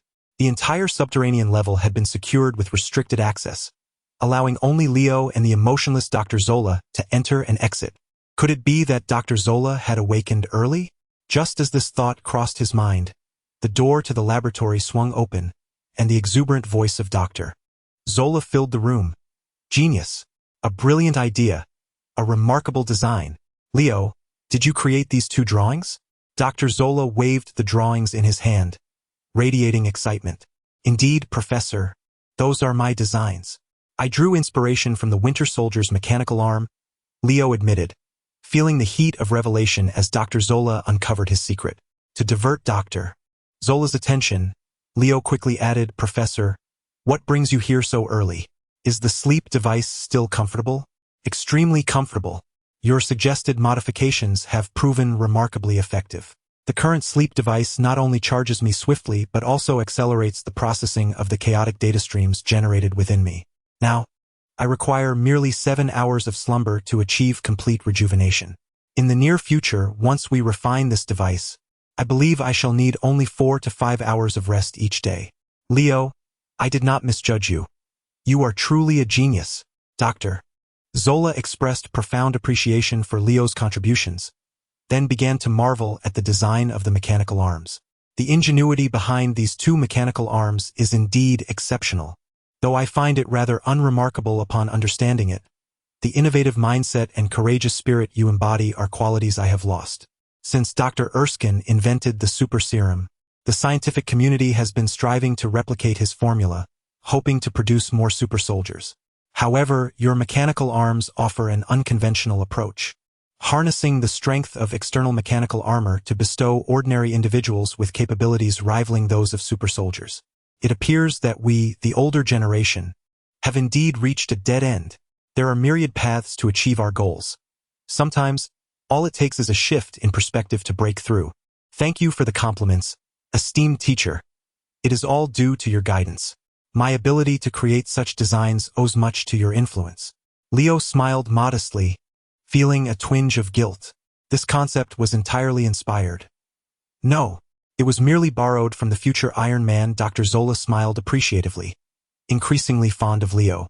To achieve remarkable results without becoming arrogant, while still respecting one's mentors, such students have become rare. "Leo, I have comprehended most of the designs in this blueprint. Yet one aspect leaves me perplexed." Dr. Zola adjusted his glasses and continued, "You have drawn a snowflake on the jet nozzle of the mechanical arm. What purpose does it serve?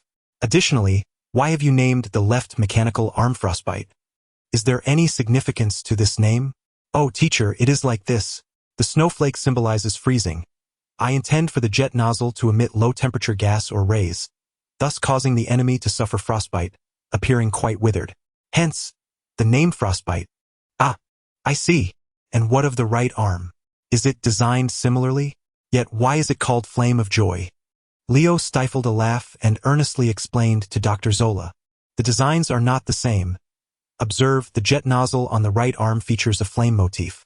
I plan for it to emit high-temperature flames or rays, thereby inflicting burn injuries on the enemy.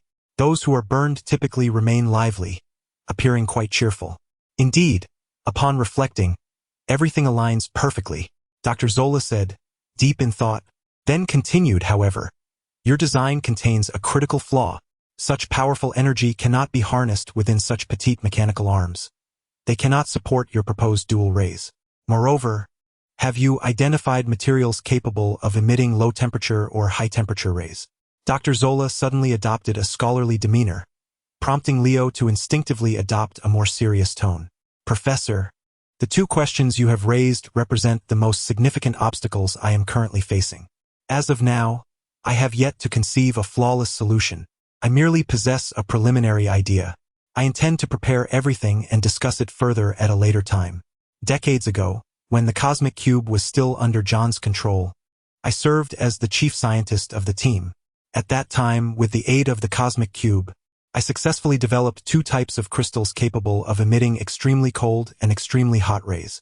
However, without the assistance of the Cosmic Cube, the crystals synthesized under the current conditions can only achieve a mild cold and mild heat, lacking substantial lethality." Upon hearing this, Leo felt a surge of astonishment. Dr. Zola, having had contact with the Cosmic Cube, certainly harbored a wealth of hidden knowledge. He quickly pressed on, "How cold is cold? How hot is hot? With the stimulation of high-voltage electricity, the cold reaches -30 degrees, while the hot approaches 80 degrees. Moreover, beyond a distance of 3 meters, the effectiveness diminishes sharply, rendering it devoid of military value. That temperature is already sufficient," Leo exclaimed. "Sufficient for what?" "Cold enough to inflict injury and heat intense enough to cause significant burns. Professor, I implore you to share the synthesis methods for both types of crystals with me." Chapter 18. Lightweight Power Arm 6. Upon hearing Leo's request for the formulas of 2 types of crystals, Dr. Zola pondered for a moment before responding. I can certainly provide you with the formulas for the crystals, but I am unable to resolve the energy issue. That matter will require your own ingenuity. Leo promptly affirmed. No problem. Initially, the concepts of the Frost Ray and the Blaze Ray were mere whims of Leo, a product of his previous life's immersion in online games. He had conjured these amusing names purely for entertainment, never intending to actualize the imagined blueprints. However, with Dr. Zola conveniently possessing the corresponding crystals, Leo felt compelled to attempt the creation of his envisioned masterpiece. Dr. Zola, unfazed, promptly accessed his database to retrieve the blueprints of the 2 crystals, projecting them onto the display screen affixed to his chest. He explained, the crystal capable of emitting low-temperature rays is what I refer to as the Frost Stone. Its crystalline structure is as depicted in the image on my chest, and its operational principle is akin to that of a laser diode. As Dr. Zola elaborated, Leo concentrated intently on the display. In the next moment, his analytical abilities were activated. Discovering analyzable blueprint for Frost Stone, initiating analysis. Analysis complete. You have acquired the blueprint for the Frost Stone. While Dr. Zola continued his discourse, Leo had already mastered the principles and fabrication methods of the material in question. Upon concluding the description of the Frost Stone, Dr. Zola proceeded to introduce another crystal capable of emitting high-temperature rays, aptly named the Blaze Stone. It was no surprise that Dr. Zola wore a look of familiarity when he observed Leo's naming of the lightweight power arm. Once again, Leo employed his analytical skills to obtain the blueprint for the Blaze Stone, then patiently listened to Dr. Zola's explanation. Ultimately, Dr. Zola summarized, I understand that my cursory overview may not have fully elucidated the principles of these 2 crystals. However, there is no need for concern. Shortly, I will compile the data and blueprints into a document for you to study at your leisure. The fabrication methods are quite straightforward. They merely require some effort. Indeed, your consideration is commendable, Professor. I shall endeavor to master the fabrication of both crystals promptly, so as not to disappoint your guidance. Leo feigned humility, eager to learn. Now, regarding the fabrication methods for these 2 crystals, you may take your time to learn them later. At present, I wish to discuss other matters with you. I have reviewed the blueprints for the 2 mechanical arms you designed and discovered that if we strip away the extraneous design elements, the remaining structure of the arm can theoretically be applied in practical scenarios. Do you have the simplest version of the design? Yes, right here, Leo replied, retrieving from the disordered stack of papers on the workbench the original blueprint of his lightweight power arm and presenting it to Dr. Zola. After examining it closely, Dr. Zola nodded, yes, this blueprint for the mechanical arm is indeed suitable for practical application. However, the most significant bottleneck lies in the realm of energy. Although you have ingeniously transformed the miniature high-compression battery within the Winter Soldier's mechanical arm into a conveniently replaceable external model, even at full power, this mechanical arm can scarcely deliver a few blows. Dr. Zola, a truly remarkable scientist, immediately discerned the fatal flaw of this lightweight power arm. After a brief moment of contemplation, Dr. Zola began sketching and remarked, Leo, what if we designed it this way? Subsequently, Dr.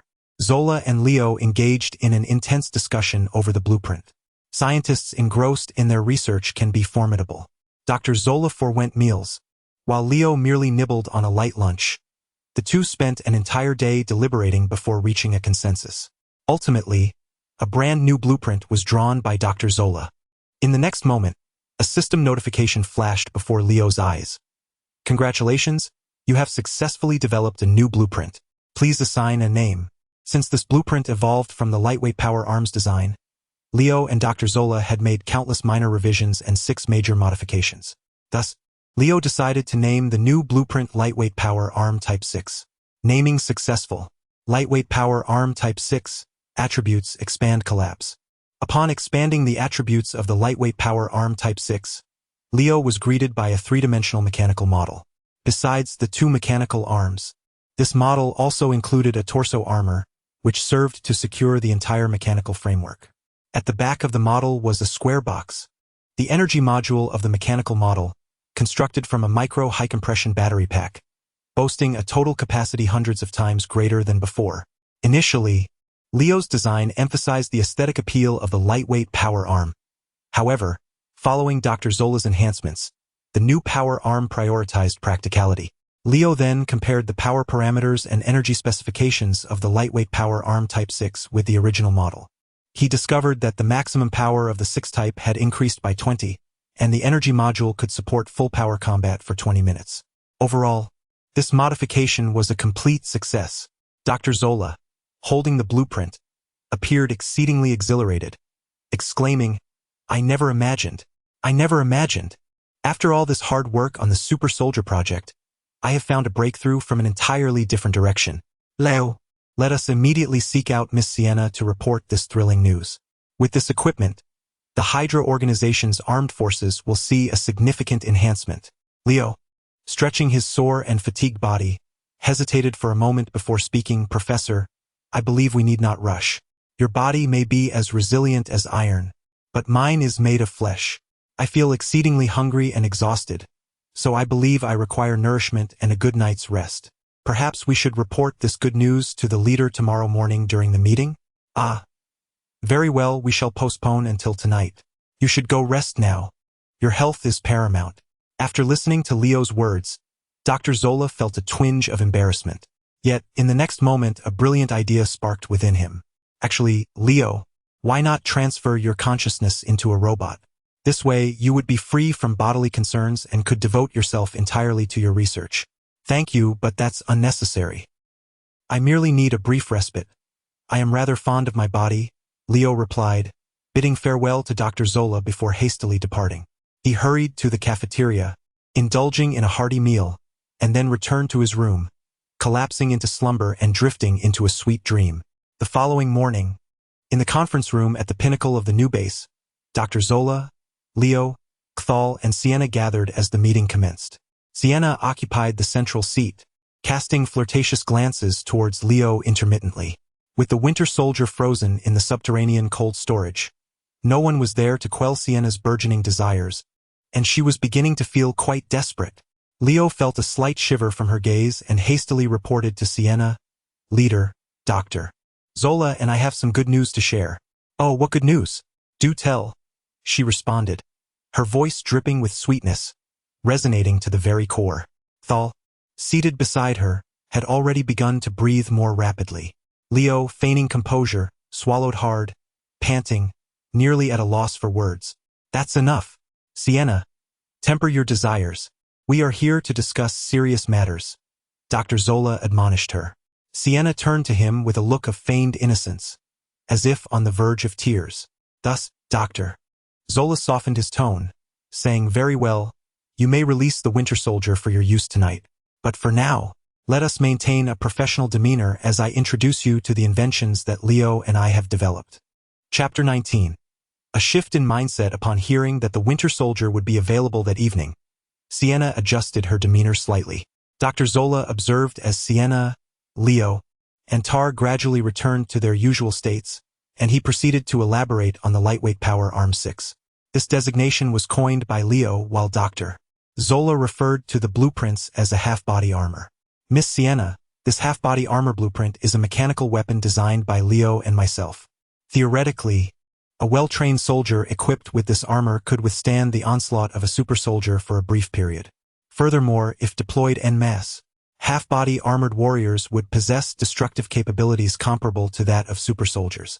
Sienna, intrigued by Dr. Zola's explanation, took the blueprint into her hands for a closer examination. Nodding, she remarked, although I do not fully comprehend the intricacies, it certainly sounds impressive. Are you suggesting that we can create quasi-super soldiers with this half-body armor? Essentially, yes. However, this half-body armor has only recently been designed, and it will require some time before we can achieve mass production. Additionally, our agents will need ample training to operate the armor proficiently. Those concerns are easily addressed. As long as this half-body armor can enhance our combat capabilities, feel free to proceed with testing. I eagerly await your promising news. Sienna expressed her delight, showering praise upon Dr. Zola and Leo. Subsequently, she turned to Tar and inquired, Agent Tar, do you have any favorable updates? Tar promptly rose, bowing respectfully. Chief, I have good news as well. Sienna rested her chin on one hand, stretching languidly, adopting an attentive posture. Tar swallowed nervously before continuing, I have two significant pieces of information. Firstly, as per your last directive, we have successfully embedded personnel near Agent Nick Fury, allowing us to monitor his movements closely. Secondly, our informants within SHIELD have relayed that on December 16th, Howard Stark will discreetly transport the prepared serum to a secret SHIELD facility in New York City for human experimentation. To avoid drawing attention, Stark will feign a casual outing without any bodyguards. That moment will present us with the best opportunity to seize the super serum. Is there only the prepared super serum without the formula? Dr. Zola, having devoted over a decade to studying the formula, was particularly concerned and posed the question to Tar. Stark is unwilling to disclose the formula to SHIELD, preferring to assist them in enhancing soldiers instead. SHIELD is no longer in its infancy. Stark needs to safeguard his own interests. We attempted to acquire the serum formula, but our efforts were in vain. That's acceptable. Having the serum alone will suffice. Sienna licked her lips and added, You have all done exceptionally well. December 16th, you say? We have 5 days to prepare our operation. If we successfully acquire the serum and produce a batch of super soldiers, coupled with the half-armor designed by Dr. Zola and Agent Irwin, Hydra will ascend to unprecedented heights. This moment represents the most opportune chance for our resurgence. Ladies and gentlemen, let us proceed unfettered. Long live Hydra! Sienna raised her hands high, performing the standard comical gesture of Hydra members. Long live Hydra! Dr. Zola, Leo, and Star echoed her sentiments. Let us conclude here for today. The meeting is adjourned. I will outline the detailed tasks shortly. Sienna eagerly declared the meeting's end and continued. I must awaken the Winter Soldier. The plan for 5 days hence cannot afford any missteps. I need him to remain alert each day and to assign him his tasks properly. With that, Sienna briskly exited the conference room, hastening toward the underground cold storage. Time flew by swiftly, and before long, several days had passed. On the evening of December 15, 1991, in Boston, within the depths of the Hydra base on the second underground level, Leo's laboratory was abuzz with activity. As Dr. Zola had been preoccupied with the production and mass manufacturing of the half-armor, the maintenance of Bucky's mechanical arm before his mission fell solely to Leo. As was customary, Leo facilitated Bucky's seating before expertly disassembling his mechanical arm. After connecting the arm to the recently calibrated equipment for testing, Leo found himself idly toying with a portable signal transmitter, lost in contemplation. After pondering for a while, he resolved to forego awakening Bucky's primary consciousness that evening. Tomorrow, the Winter Soldier was to undertake a mission of paramount importance to the history of the Marvel Universe. Should Howard Stark survive, the emergence of Iron Man might remain uncertain. Thus, until Leo had developed a robust capacity for self-preservation, he deemed it prudent not to recklessly alter the original timeline of the Marvel Universe. With this thought in mind, Leo casually pulled up a chair and seated himself across from the expressionless Bucky, gazing at his handsome visage lost in reverie. In truth, since arriving at this new base, Leo had ample opportunities to escape. Situated in a bustling metropolis, he enjoyed unrestricted access to the base and had even ventured out just the other day to browse a shopping mall, where he purchased a new outfit. Therefore, if he truly wished to flee, it would be a relatively simple endeavor. The reason Leo chose not to escape was straightforward. He was preoccupied with the system's mission titled Rescue American Soldier, Bucky Barnes. Completing the Black Widow's life and death task had granted Leo substantial rewards from the system. Not only had he acquired a character card of the Black Widow that could enhance his abilities, but he had also gained a formidable proficiency in advanced mental resistance. This skill not only preserved his life but also elevated his overall prowess. Consequently, he hoped to abduct Bucky to fulfill the mission and reap further rewards. However, the matter concerning Howard Stark served as a stark reminder. Should Leo rescue Bucky, the narrative arc of the Marvel Universe would inevitably be disrupted. The narrative in Captain America: Civil War is destined to undergo transformation, potentially encompassing numerous unforeseen events as well. This butterfly effect may unveil countless unknowns, possibly culminating in catastrophic consequences for the Earth, obliterating countless lives in an instant. Leo, in his previous existence, thrived within a society governed by law.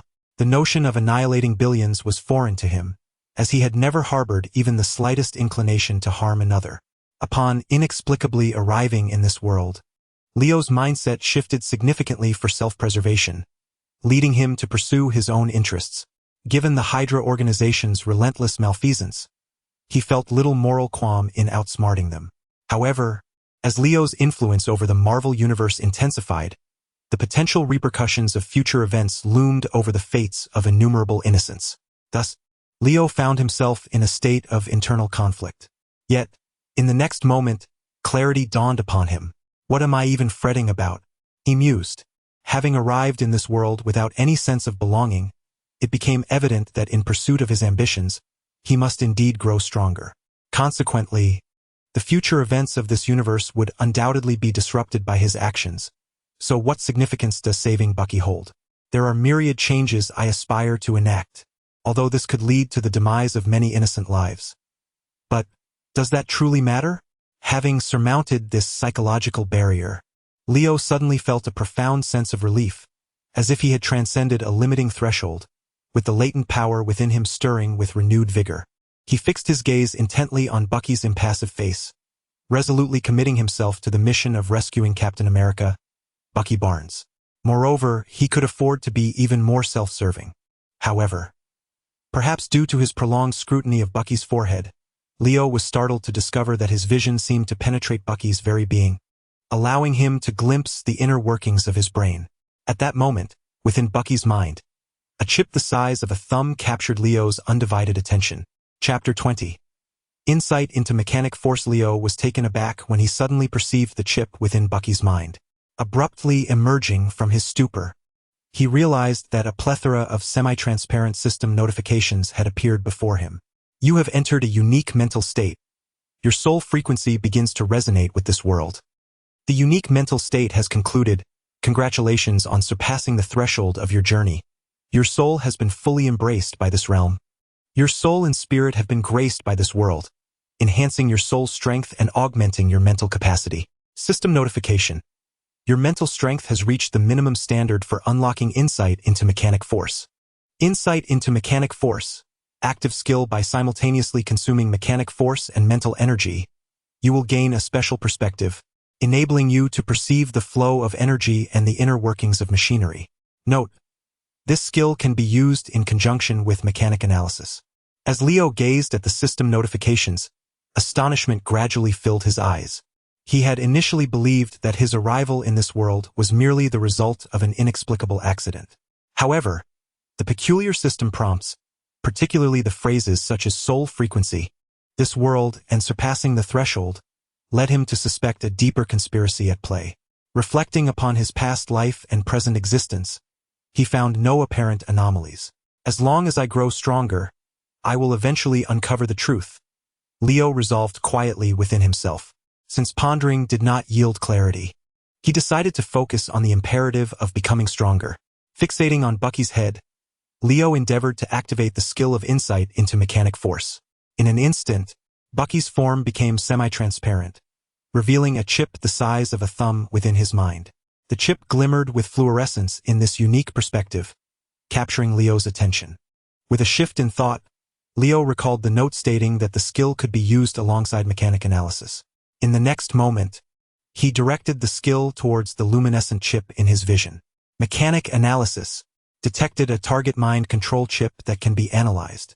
Would you like to proceed with the analysis? Commence. Leo's mechanic force began to deplete rapidly, threatening to be entirely exhausted. Fortunately, as his energy was drained, the analysis completion rate simultaneously surged to 100. Analyzing. Analysis successful. You have acquired the blueprint for the mind control chip. A surge of knowledge flooded Leo's mind, revealing the method for constructing the mind control chip, along with instructions for the corresponding chip control terminal. Now, Leo had fully comprehended the operational principles of the control chip within Bucky's mind, signifying that if he wished to disable the chip in the Winter Soldier's brain, it would be a simple task.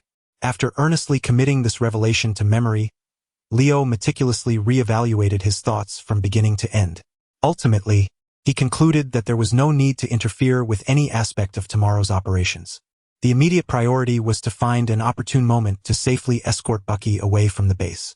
Once Leo adeptly resolved the chip issue within Bucky's mind, the prospect of departing the facility became remarkably effortless. However, Leo remained preoccupied with Dr. Zola's robotic body. Additionally, his lightweight power arm, Model 6, was yet to be completed, necessitating a further wait. Nevertheless, the day of leaving the Hydra base drew ever closer, and Leo estimated that it would occur within a matter of days.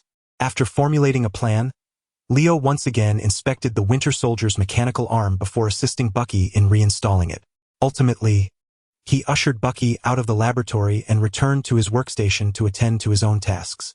On the night of December 16, 1991, under a clear sky, Howard Stark was driving a Ford sedan at high speed along an empty road.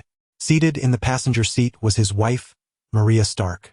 Howard was focused on the road, while Maria remained vigilant, observing their surroundings. Ostensibly, they were en route to the seaside for a vacation.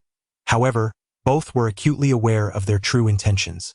"Howard, I believe it is time for us to cease our involvement with S.H.I.E.L.D. The internal dynamics of the organization have become increasingly convoluted, and it is time for you to extricate yourself," Maria advised. "So many eyes are upon S.H.I.E.L.D.,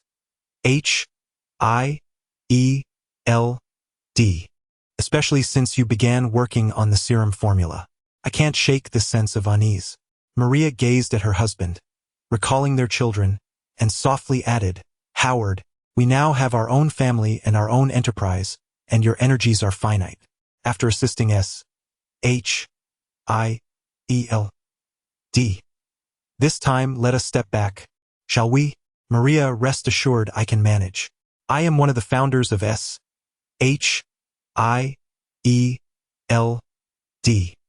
and the organization is still in its developmental phase. I feel compelled to contribute further," Howard replied. "I believe you have already done more than enough. Over the years, you have often been away on missions for S.H.I.E.L.D., sometimes for extended periods.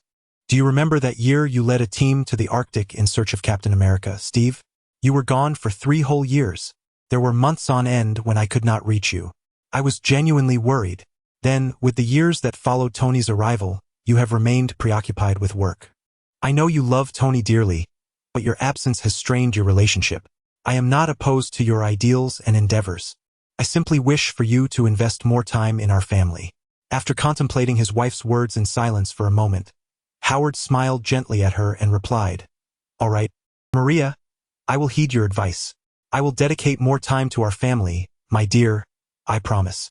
Maria returned his smile with a sweet expression, her heart brimming with happiness. Meanwhile, within the clandestine research facility of S.H.I.E.L.D. in New York City, the commanding officer announced that all experimental apparatus had been meticulously calibrated. The agents selected for voluntary serum modification were fully prepared, awaiting the arrival of the super serum developed by Mr. Howard Stark. Dr. Sinnott, the head of the research department, was reporting the preparations to a stoic African-American man. Dr. Sinnott, a fervent scientist, was brimming with excitement as he proclaimed, "Today is truly exhilarating. Mr. Stark has indeed succeeded in recreating the formula for the super serum. Perhaps a figure akin to Captain America will emerge once again." He felt immensely privileged to collaborate with Mr. Stark and witness this monumental moment in history. The man turned around, revealing his stern countenance. It was none other than Nick Fury, the future director of S.H.I.E.L.D. Clearly, the organization placed great importance on the super serum developed by Howard, as they had dispatched Agent Fury to personally oversee the experiment. Upon hearing Dr. Sinnott mention Howard, the typically solemn Fury's face softened with a faint smile. "Mr. Stark is a man of integrity and respect. He has never failed to deliver," Fury remarked. "This is indeed a significant day, and I am honored to witness history alongside you." After exchanging a few casual words, Dr. Sinnott turned and returned to the laboratory, as it was his duty to oversee all matters, great and small, especially during this critical juncture. He could not afford to be complacent. Agent Fury retrieved his pocket watch. Glancing at the time, 9:32 p.m., he surmised that Howard had likely just exited the confines of New York City and was en route to the facility. Calculating the time, he estimated it would take nearly 2 hours and hoped for a smooth journey. Subsequently, Agent Fury resumed his contemplative stance, awaiting Mr. Stark's arrival with quiet anticipation. Chapter 21. The death of Howard Stark on the outskirts of New York City.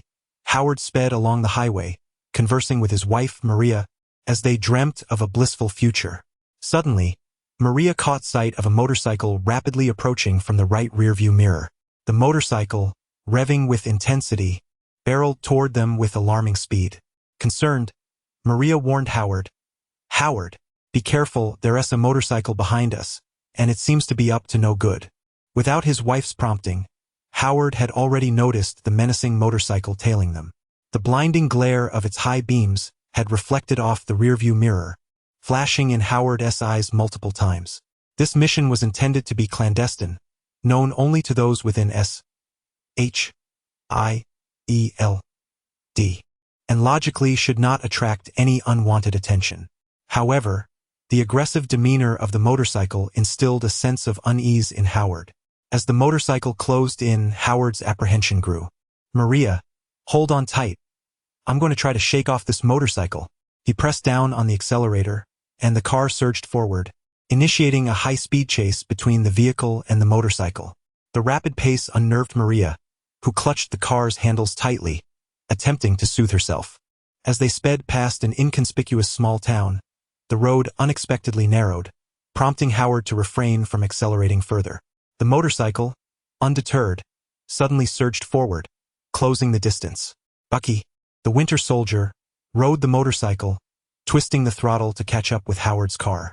With a piercing scream from Maria, Bucky raised his mechanical left arm and delivered a powerful blow to the car door. The vehicle, subjected to tremendous force while in motion, lost control. Although Howard fought valiantly to regain command of the steering wheel, the narrow road thwarted his efforts, and he was unable to stabilize the car in time. With a thunderous crash, the car smashed into a wall ahead, the front crumpling upon impact. Bucky retracted his left arm, using his formidable strength to steady the motorcycle as it gradually came to a halt in front of the wreckage. Despite being buckled in, Howard suffered severe injuries from the collision, his head battered and bloodied. Fortunately, due to the additional safety measures in the vehicle, he remained conscious rather than succumbing to unconsciousness.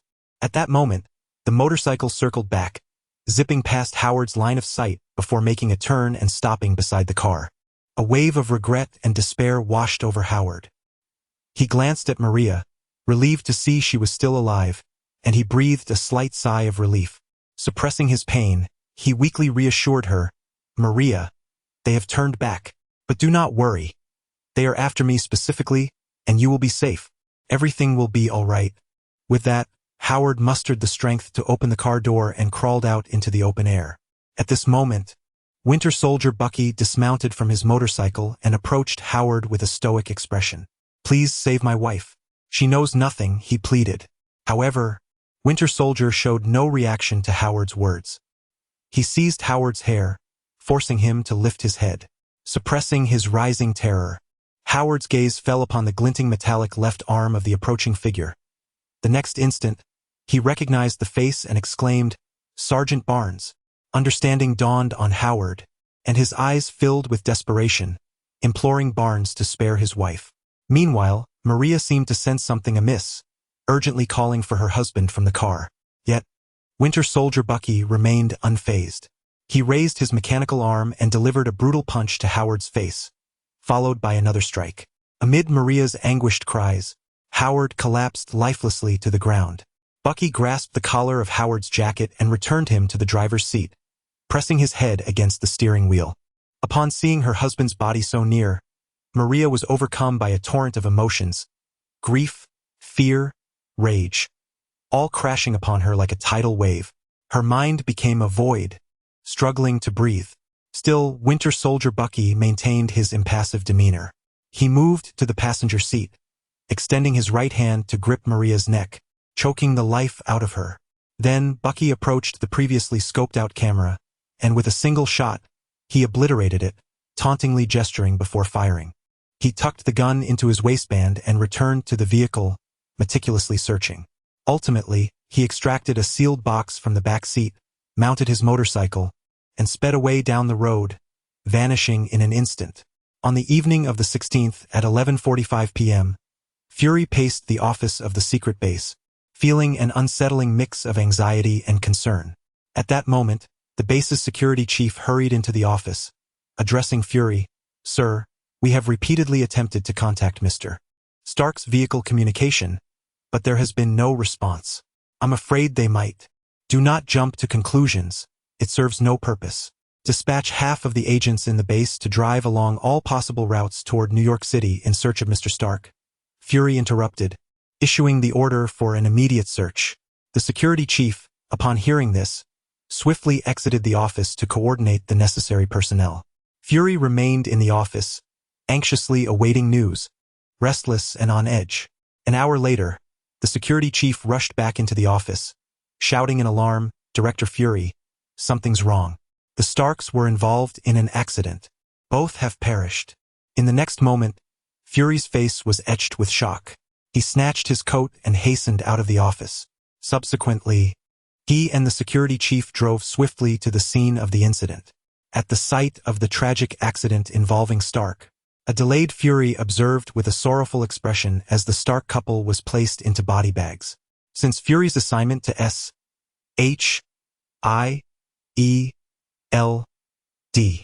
Howard Stark had always shown him considerable care.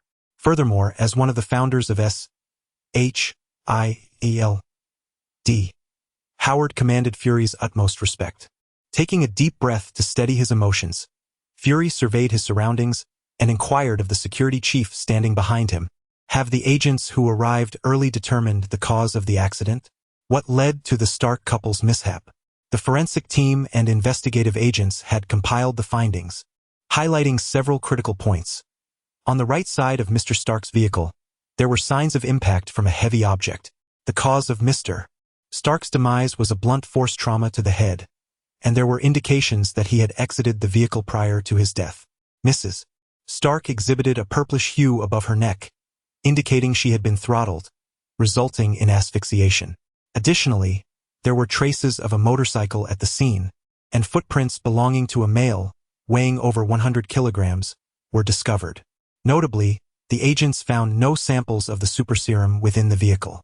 As the security chief relayed these details to Fury, he concluded, from the aforementioned points, one can deduce that the Stark couple was murdered. The assailant had no intention of concealing their identity. Their sole aim was to seize the serum. Fury pondered for a moment before asking, given that the suspect did not attempt to disguise their actions, did they leave anything that might indicate their identity? Curiously, according to criminal psychology, individuals who act so brazenly typically leave behind items that signify their identity. However, our agents have failed to uncover such evidence. That can only attest to your incompetence. Further training is imperative.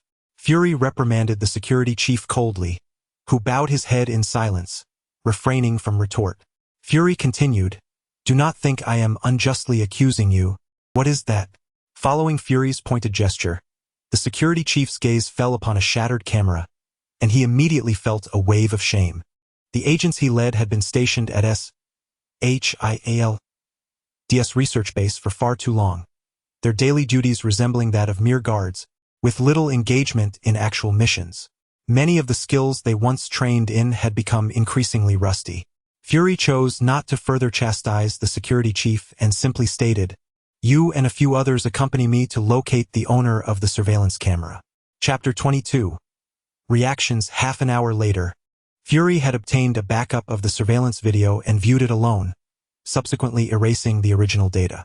Despite the security chief's repeated requests to see the footage, Fury steadfastly declined. Ultimately, he drove alone back to the S.H.I.E.L.D. secret base, then took a helicopter directly to the S.H.I.E.L.D. headquarters. At this hour, before dawn, Fury did not rest. Instead, he utilized his authority to enter a clandestine office and convene an emergency meeting of ELD executives. Half an hour later, over 20 individuals connected to the audio communication channel via secure lines into the office. Agent Fury, not wishing to delay any further, announced the commencement of the meeting. His opening statement jolted many participants who had just risen from their slumber. Ladies and gentlemen, I bear grave news. Howard Stark, one of the founders of SHIELD, was assassinated last night by members of Hydra. The high-ranking officials were taken aback, bombarding Fury with questions about what transpired. Ignoring their inquiries, he proceeded to reveal a second piece of alarming information. Moreover, the serum that Mr. Stark successfully restored has been stolen. At this point, a perceptive individual pieced together the implications of Fury's two statements. Agent Fury, are you suggesting that Stark was killed last night while transporting the serum to the secret base in New York? Fury responded with silence. How could this be? How could Hydra possibly know that Stark had successfully restored the serum? And how could they be aware of the timing and location of our human trials? Another participant voiced the collective concern that lingered in the minds of all present. The answer was unequivocal. There was a traitor within SHIELD,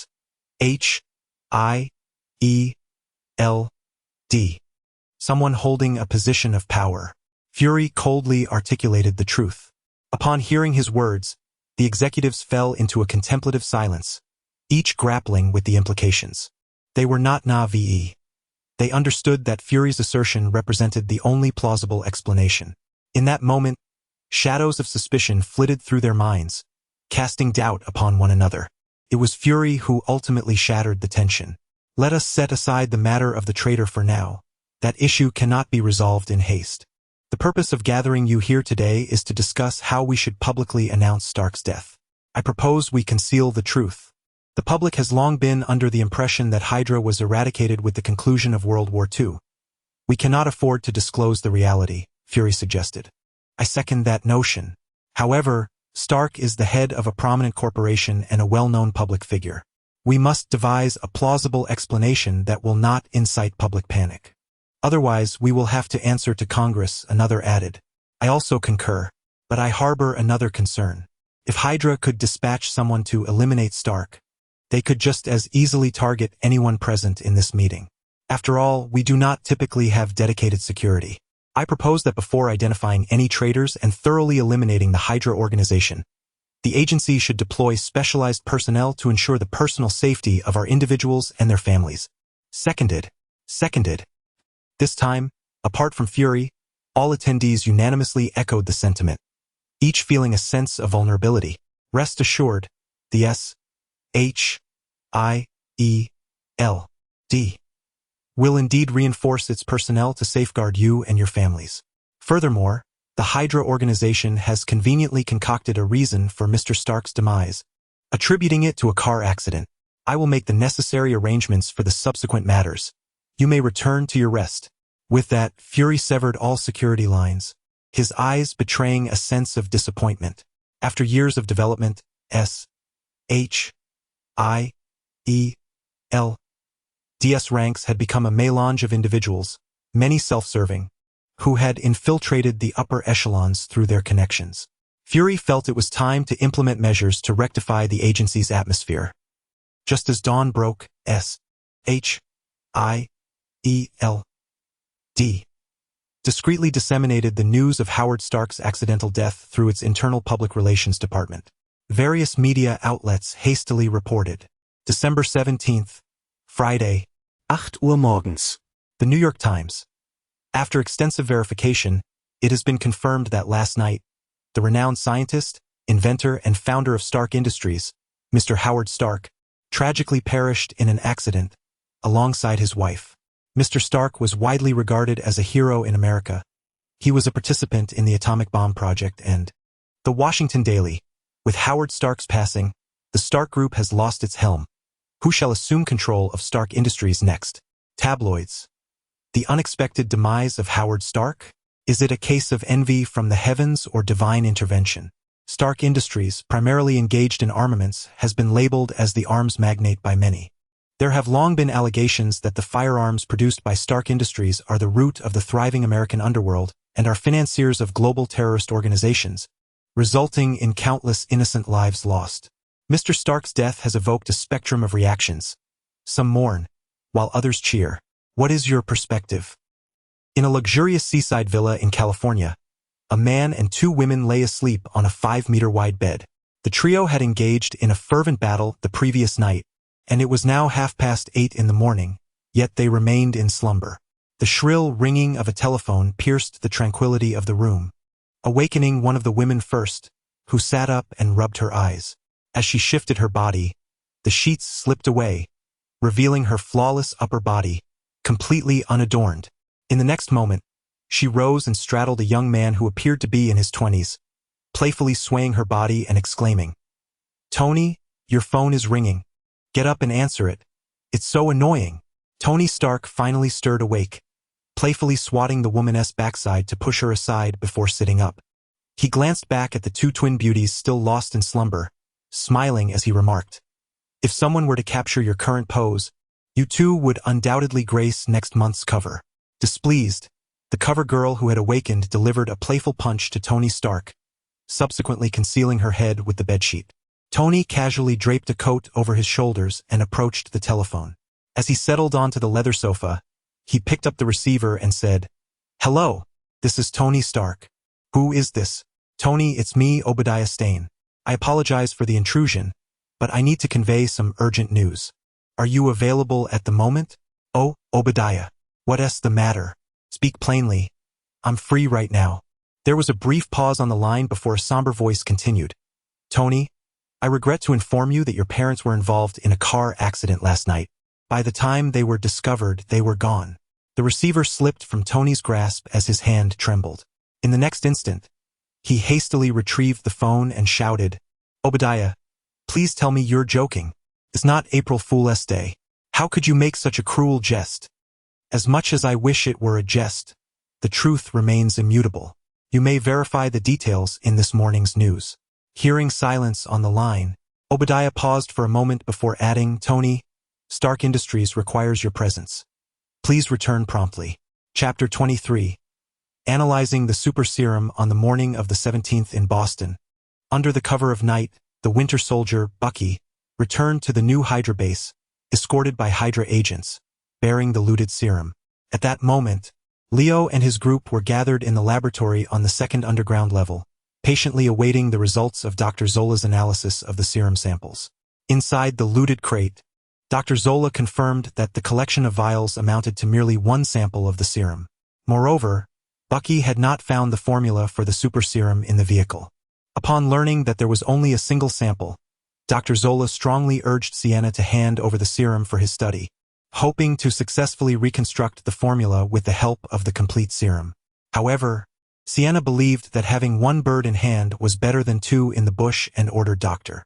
Zola to extract a small amount of the serum for a simple authenticity test, planning to use this serum to enhance their soldiers. Thus, as Dr. Zola proceeded with the analysis of the sample, he exhibited exceptional caution. He carefully extracted a vial from the crate, delicately dispensing a drop of the serum, which he then divided into two portions. One half was placed under specialized equipment for physical detection followed by chemical reactions, testing the serum structure and chemical composition. The other half was directly injected into a laboratory mouse using a small syringe. After a considerable amount of time, Dr. Zola emerged from the lab with a large stack of test reports and addressed the awaiting individuals in the hall. "Good news! The composition of the serum sample, when compared with the data left by Dr. Erskine, is largely consistent. Furthermore, after the laboratory mouse was injected with a trace amount of the serum, it exhibited good physiological status within 3 hours. I tested the wound healing speed and virus resistance of the mouse, both of which showed significant enhancement.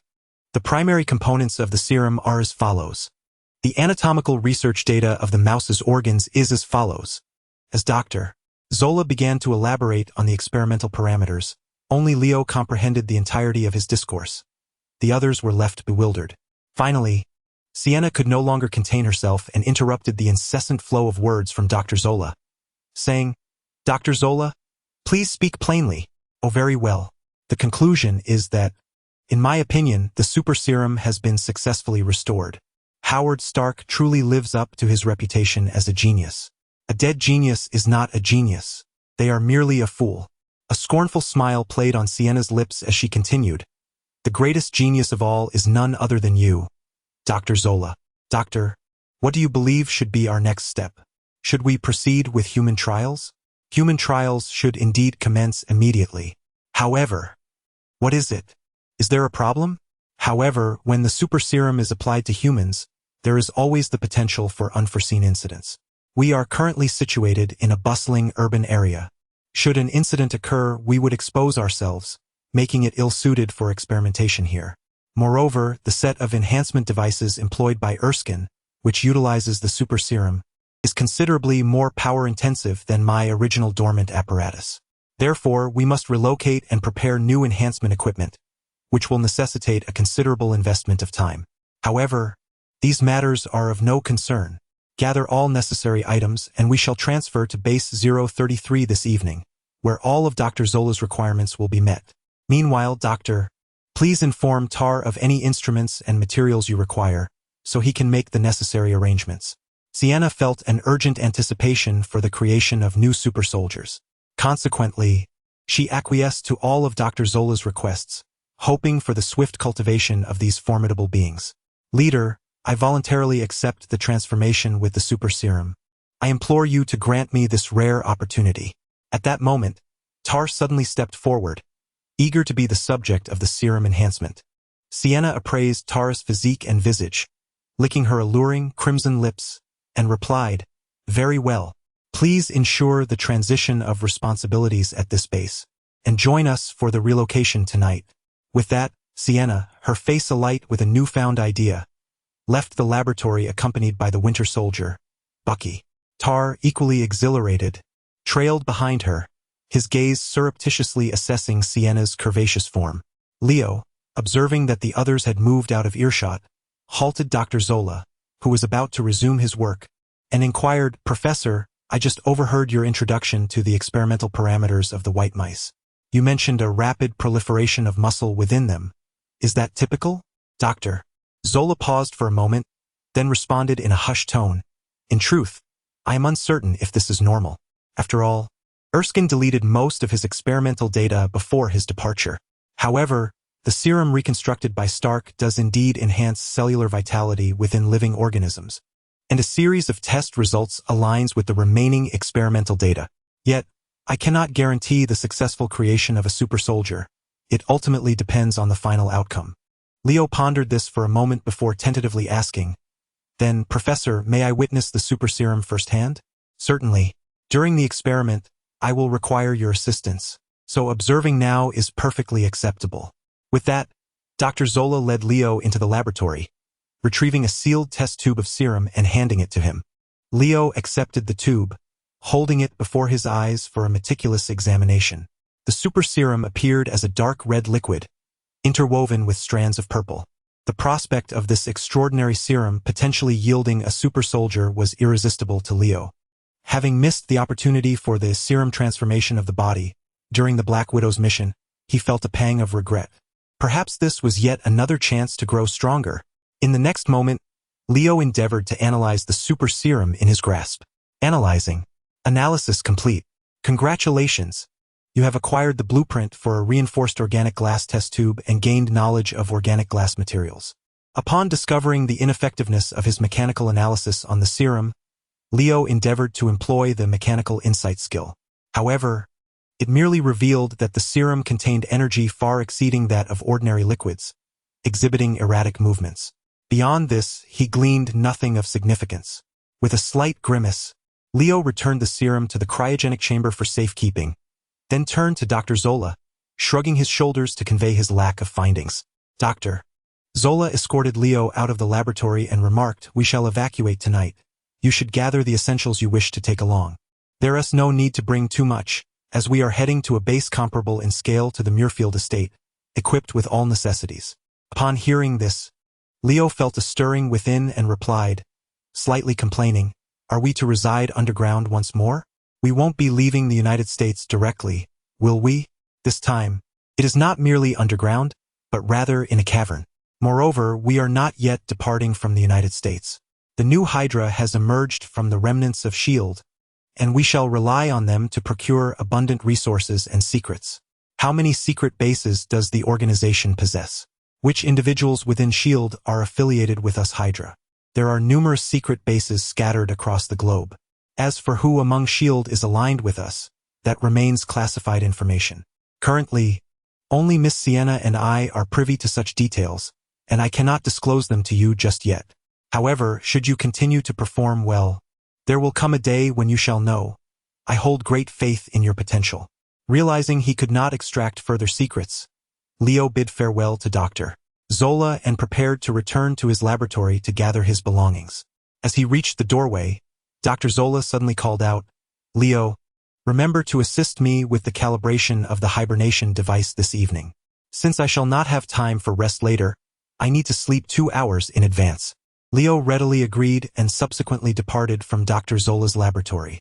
Chapter 24. The world is vast, and I yearn to explore in the afternoon, within the confines of Dr. Zola's laboratory. Most of the items remained untouched, as the doctor had no intention of taking much with him. This included the modified hibernation device beneath him, which he also planned to leave behind. According to Dr. Zola's explanation, there were 2 reasons for this decision. Firstly, after Leo's modifications, the manufacturing of the hibernation device had become remarkably convenient. Under an expedited schedule, it could be completed in just 2 or 3 days. Secondly, Dr. Zola indicated that he might return to this base in the future, making it prudent to retain the instruments and equipment as a contingency. "Are you ready, Professor?" Leo inquired as Dr. Zola lay on the hibernation bed, nodding at the elderly figure displayed on the screen before him. With practiced ease, Leo pulled the lever, sending Dr. Zola into a realm of dreams. Observing the doctor, now unconscious, Leo smacked his lips. In accordance with tradition, he initiated his examination of Dr. Zola's body. After several days of accumulated effort, Leo's analysis of Dr. Zola's robotic form had reached an impressive 97.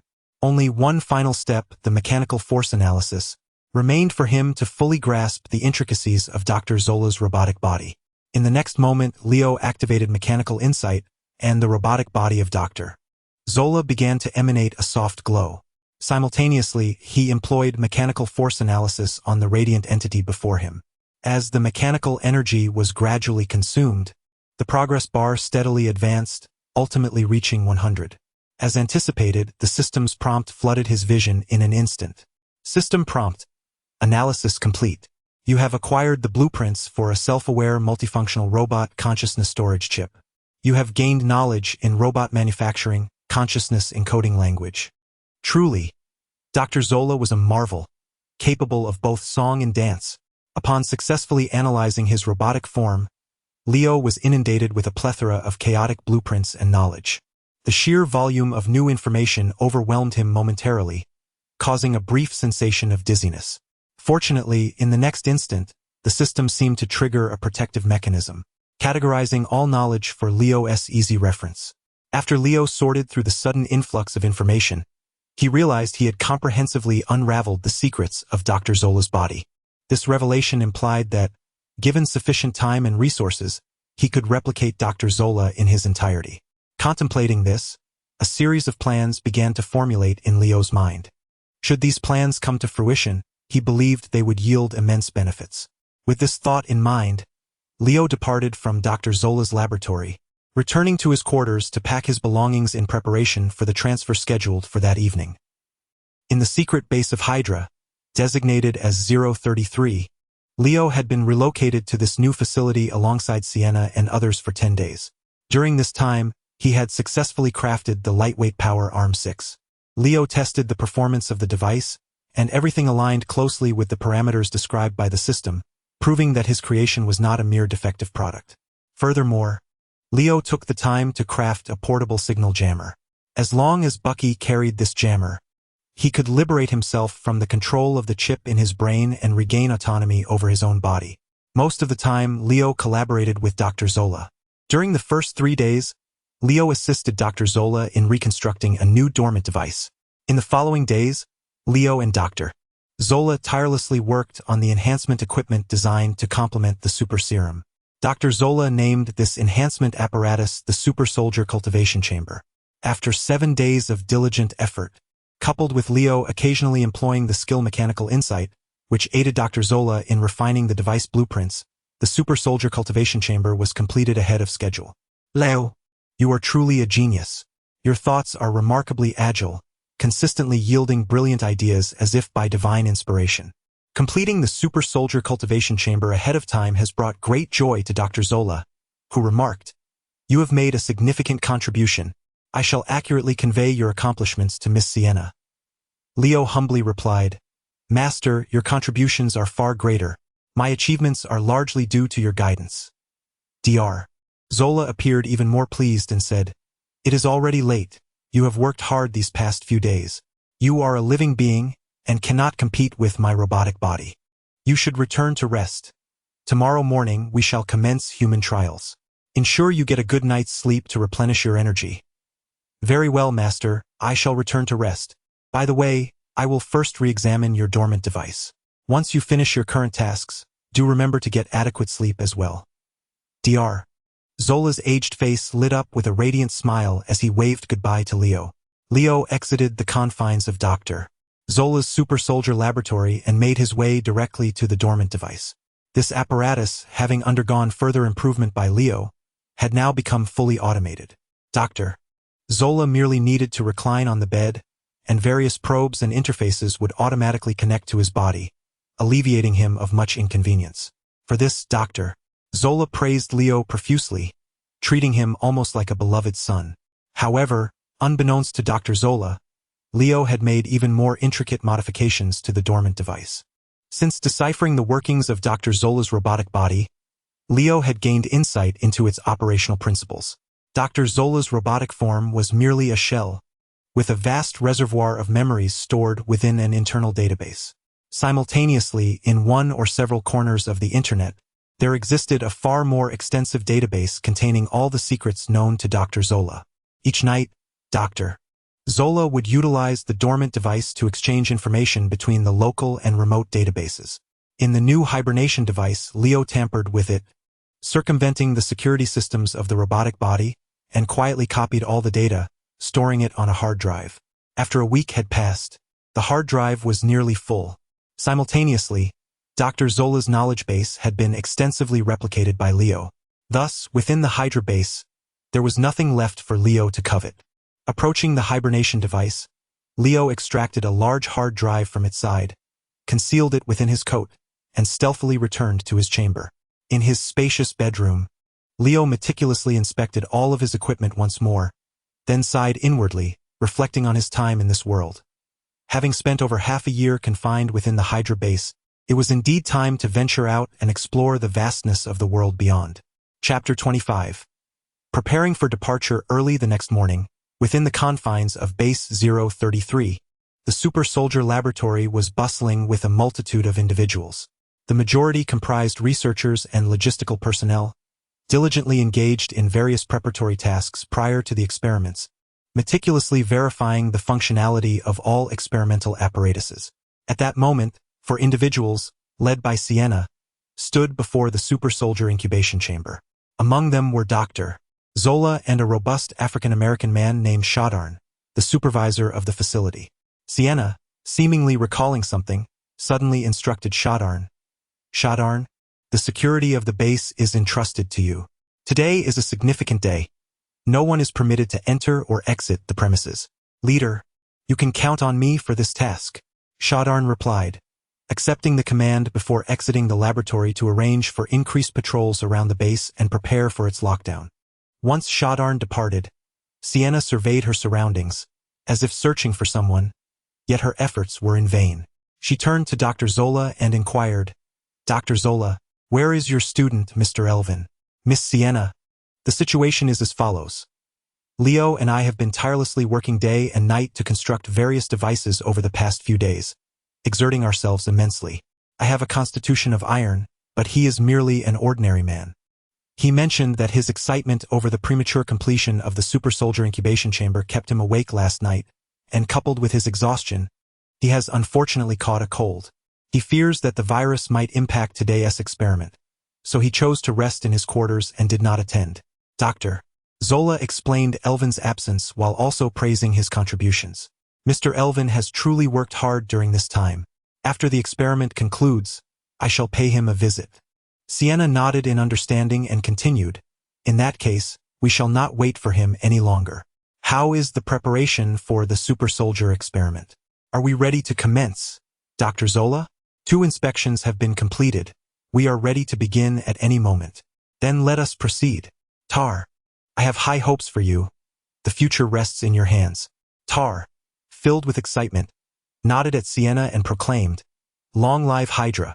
He then removed his outer garments, exposing his bare arms, and reclined into the super soldier incubation chamber. Nearby, the research personnel swiftly secured him with belts and steel braces. A nurse-like researcher approached and administered a dose of penicillin to Tar. Subsequently, Dr. Zola personally placed each serum vial into the injection chamber and directed the team to affix the injection apparatus to Tar. Gradually, under mechanical power, the cover of the enhancement device closed securely. Once the cover was sealed, Dr. Zola raised his multifunctional mechanical arm and tapped on the metal lid of the biochemical apparatus, asking Tar, How do you feel now? Can you see anything? An exhilarated voice emerged from the coffin-like enhancement device. Dr. Zola, I feel unprecedentedly well. I beheld Miss Sienna. I encountered Mr. Schmidt, and I glimpsed a ray of hope. After listening to Tar's words, Dr. Zola felt a twinge of confusion. He knocked on the metallic cover once more and inquired of Tar, Shouldn't you be seeing a void of darkness? Is there a malfunction in the instrument? Tar hesitated for a moment before replying, I indeed saw a shroud of blackness. The instrument is functioning properly.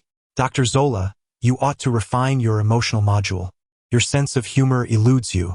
That is reassuring. Prepare yourself. The forthcoming procedure may induce some discomfort, but you must endure. The longer you persevere, the more pronounced the serum's effects will be. After responding to Tar, Dr. Zola turned back to the control panel. Attention all departments, the experiment is commencing now. With a decisive command, Dr. Zola pressed the start button on the console. Simultaneously, the logistics team was vigilantly monitoring the power supply module, while relevant researchers attentively adjusted various parameters as needed. Everyone's focus was captivated by the ongoing super soldier experiment. Thus, no one noticed a figure striding confidently to the cold storage at the base's lowest level, using his identification card to unlock the grand entrance. With a beep, the cold storage doors swung open. Leo was jolted by the sudden rush of frigid air, involuntarily shivering. He traversed the corridor to the end of the cold storage and located the specialized low-temperature cryogenic chamber for the winter soldier. The chamber door required a corresponding identification card for access, but Leo had previously deciphered the chamber structure using his mechanical skills. Therefore, fabricating a false identification card was an effortless task. He produced the card, swiped it, and after pressing a few buttons, the temperature within the cryogenic chamber began to rise, accompanied by a hissing sound. 5 minutes later, the winter soldier, Bucky, abruptly opened his eyes. Simultaneously, the chamber door automatically swung open, and Bucky emerged. Leo retrieved the portable signal jammer he had prepared, switched it on, and waited a few seconds in silence. Under the influence of the jamming signal, Bucky quickly regained consciousness. The next moment, he turned to Leo, a look of joy illuminating his face, and asked, Mr. Elvin, are we leaving? Leo nodded, casually tossing the portable signal jammer to Bucky, who caught it with a puzzled expression. This device disrupts the chip in your mind. Carry it with you, and the chip will lose control over you. Keep it close and follow me. I will guide you out of the base. Leo briefly explained to Bucky before turning to exit. Bucky hurriedly followed, questioning as they walked, Can we leave directly? What about that wretched Sienna? Won't we be discovered? After arriving at Base 033, Bucky had been returned to cryogenic sleep by Dr. Zola, and he remained oblivious to the events unfolding outside. As Leo walked alongside Bucky, he explained, Do you recall the super serum you reclaimed from Howard Stark? Today marks the day of their super soldier experiment, and frankly, no one will concern themselves with us. At Leo's reminder, Bucky sifted through the chaotic fragments of his memory, suddenly recalling the night he seized the serum. In the next instant, disbelief washed over him as he whispered, "I killed Mr. Howard Stark? I actually killed Mr. Howard Stark." Bucky appeared exceedingly agitated, and then, as a thought struck him, he instinctively exclaimed, "Mr. Irwin, you could have stopped me. Why did you not intervene?" Upon hearing this, Leo halted his steps, his expression shifting abruptly as he coldly fixed his gaze on Bucky. "Sergeant Bucky Barnes, you are the one who took Howard Stark's life under the orders of Hydra. I am in no way implicated in this matter. I am merely an ordinary individual, lacking the capacity or the necessity to engage in such affairs. If you refuse to acknowledge the errors of your actions, and if you are too timid to lay the blame solely at Hydra's feet while seeking to thrust this burden upon me, I can easily return you to the cryogenic chamber right now. You must understand, even without your assistance, I can depart unscathed. I am not reliant on you in the slightest. I awakened you solely to offer my aid, not to become your scapegoat." Bucky's countenance darkened at the prospect of being confined to the cryogenic chamber once more. His fists clenched tightly, a fierce expression overtaking his features. The atmosphere within the underground facility became charged with palpable tension. Chapter 26. The immortal Hydra Bucky clenched his mechanical fist, producing a creaking sound, while Leo stood before him, motionless, regarding him with a cold gaze. After a prolonged silence, Bucky released his grip, exhaling a heavy sigh, and bowed his head in despondence, saying, "I apologize, Mr. Elvin. Please forgive me. It was not my intention. I simply found it difficult to accept the reality that I personally took Mr. Stark's life, which made me somewhat agitated." "You actually have another option," Leo replied, his tone unwavering despite Bucky's apology. "Right now, on the 3rd floor of the base, Sienna is there. You could confront her fiercely and avenge Stark."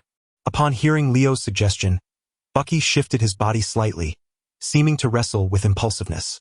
However, he ultimately remained stationary, his voice laced with dejection as he murmured, "Her mental control is too formidable. I wouldn't stand a chance if I went up there. I might be controlled before I could even strike. Though I yearn for a mutual demise with her, I doubt I could even achieve that."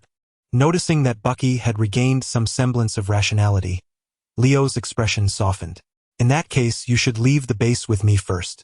I possess other means to deal with Hydra. As long as you accompany me, there will come a day when you can confront Sienna and seek vengeance for yourself and Stark."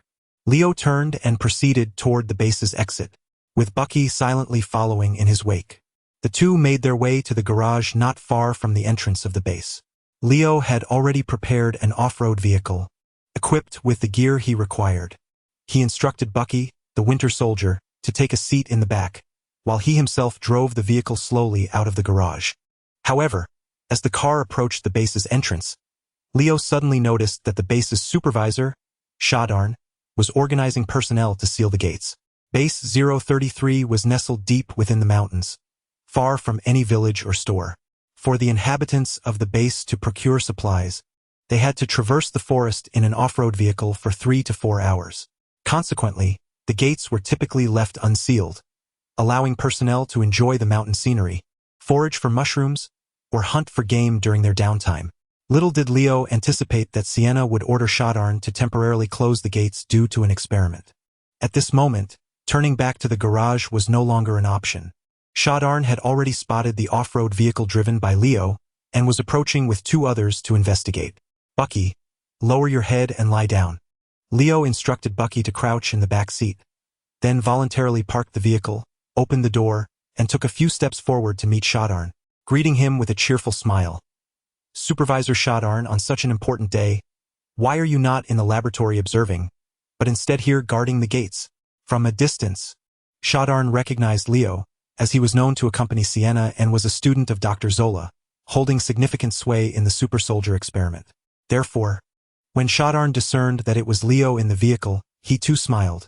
"It was the leader's instruction. I had no choice but to come. On such a significant day. Mr. Elvin, why are you not working in the laboratory? Where are you headed?" Leo casually fabricated an excuse, responding dismissively. "I have been preoccupied with the creation of various devices and instruments over the past few days, and I finally completed them yesterday. I am rather fatigued and plan to take a drive today to unwind." Shadon furrowed his brow, his expression turning slightly grim as he remarked, "Mr. Elvin, you have indeed worked hard lately, but it appears you will not be able to leave today. The leader has issued orders to lock down the base. No one is permitted to enter or exit, and I kindly ask that you do not put me in a difficult position." "That's quite all right. Since it is the leader's command, I shall remain here today.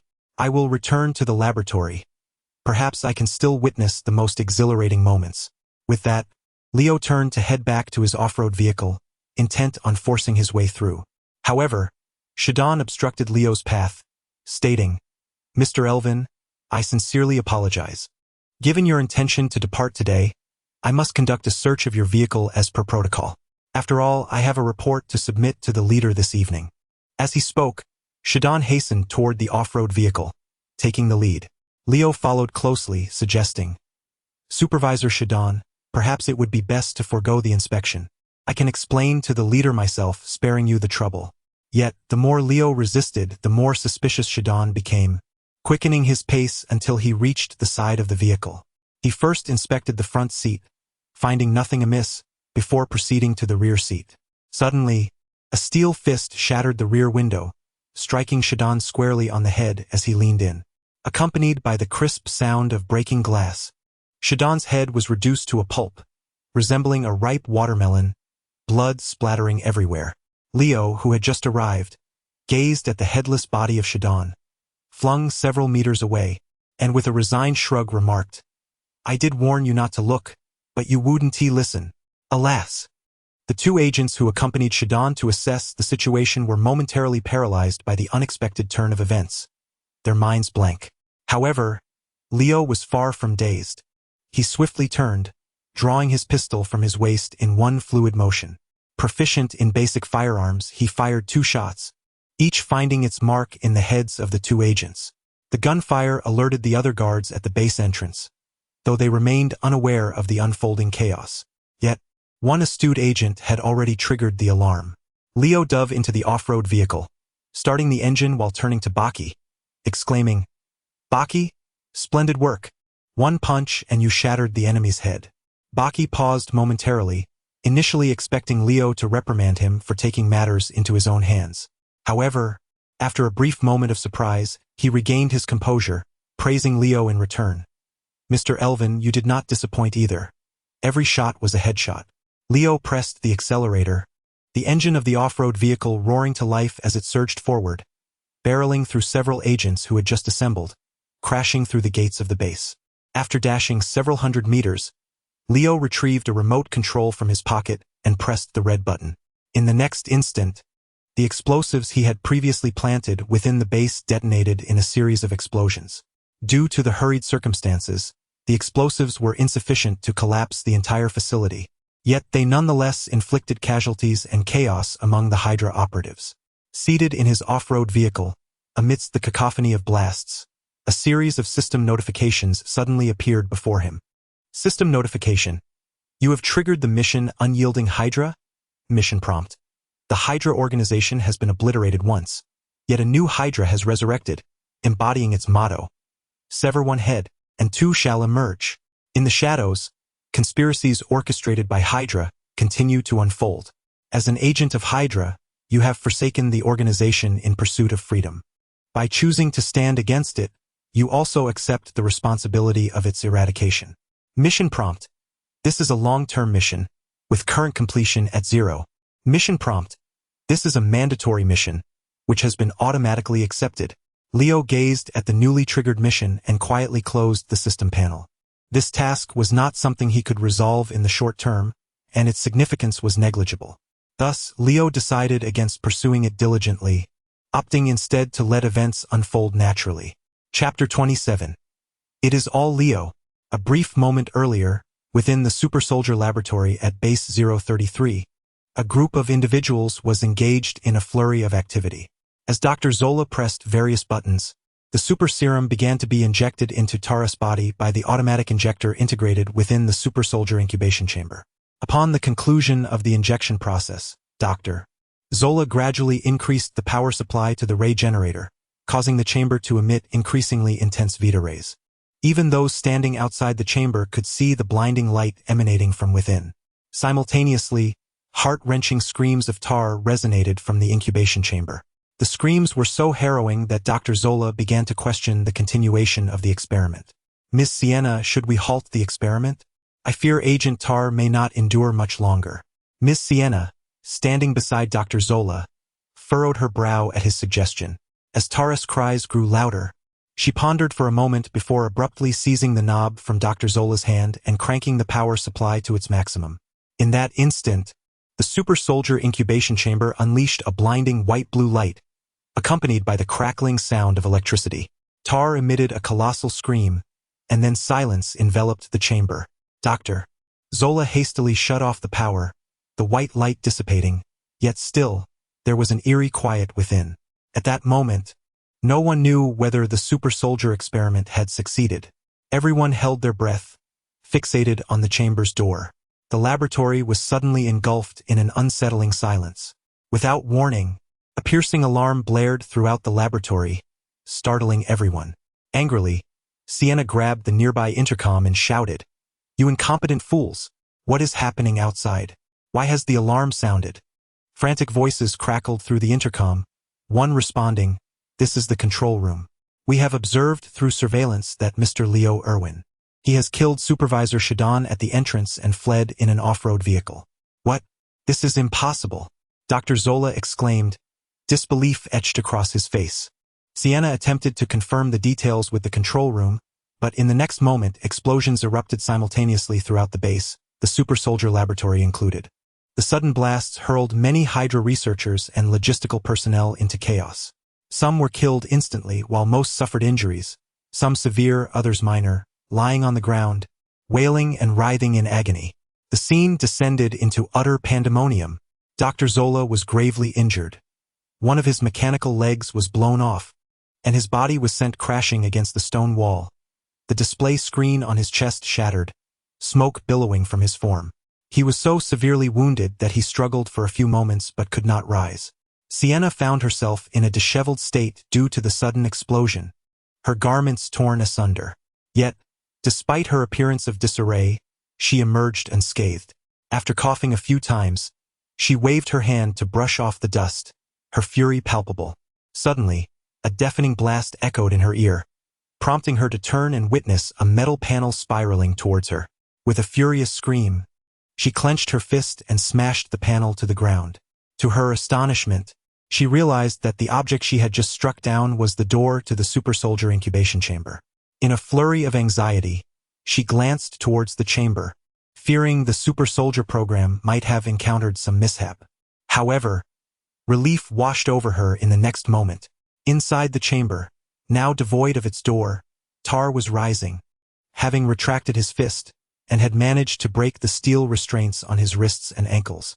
It appeared that the super soldier experiment had indeed succeeded.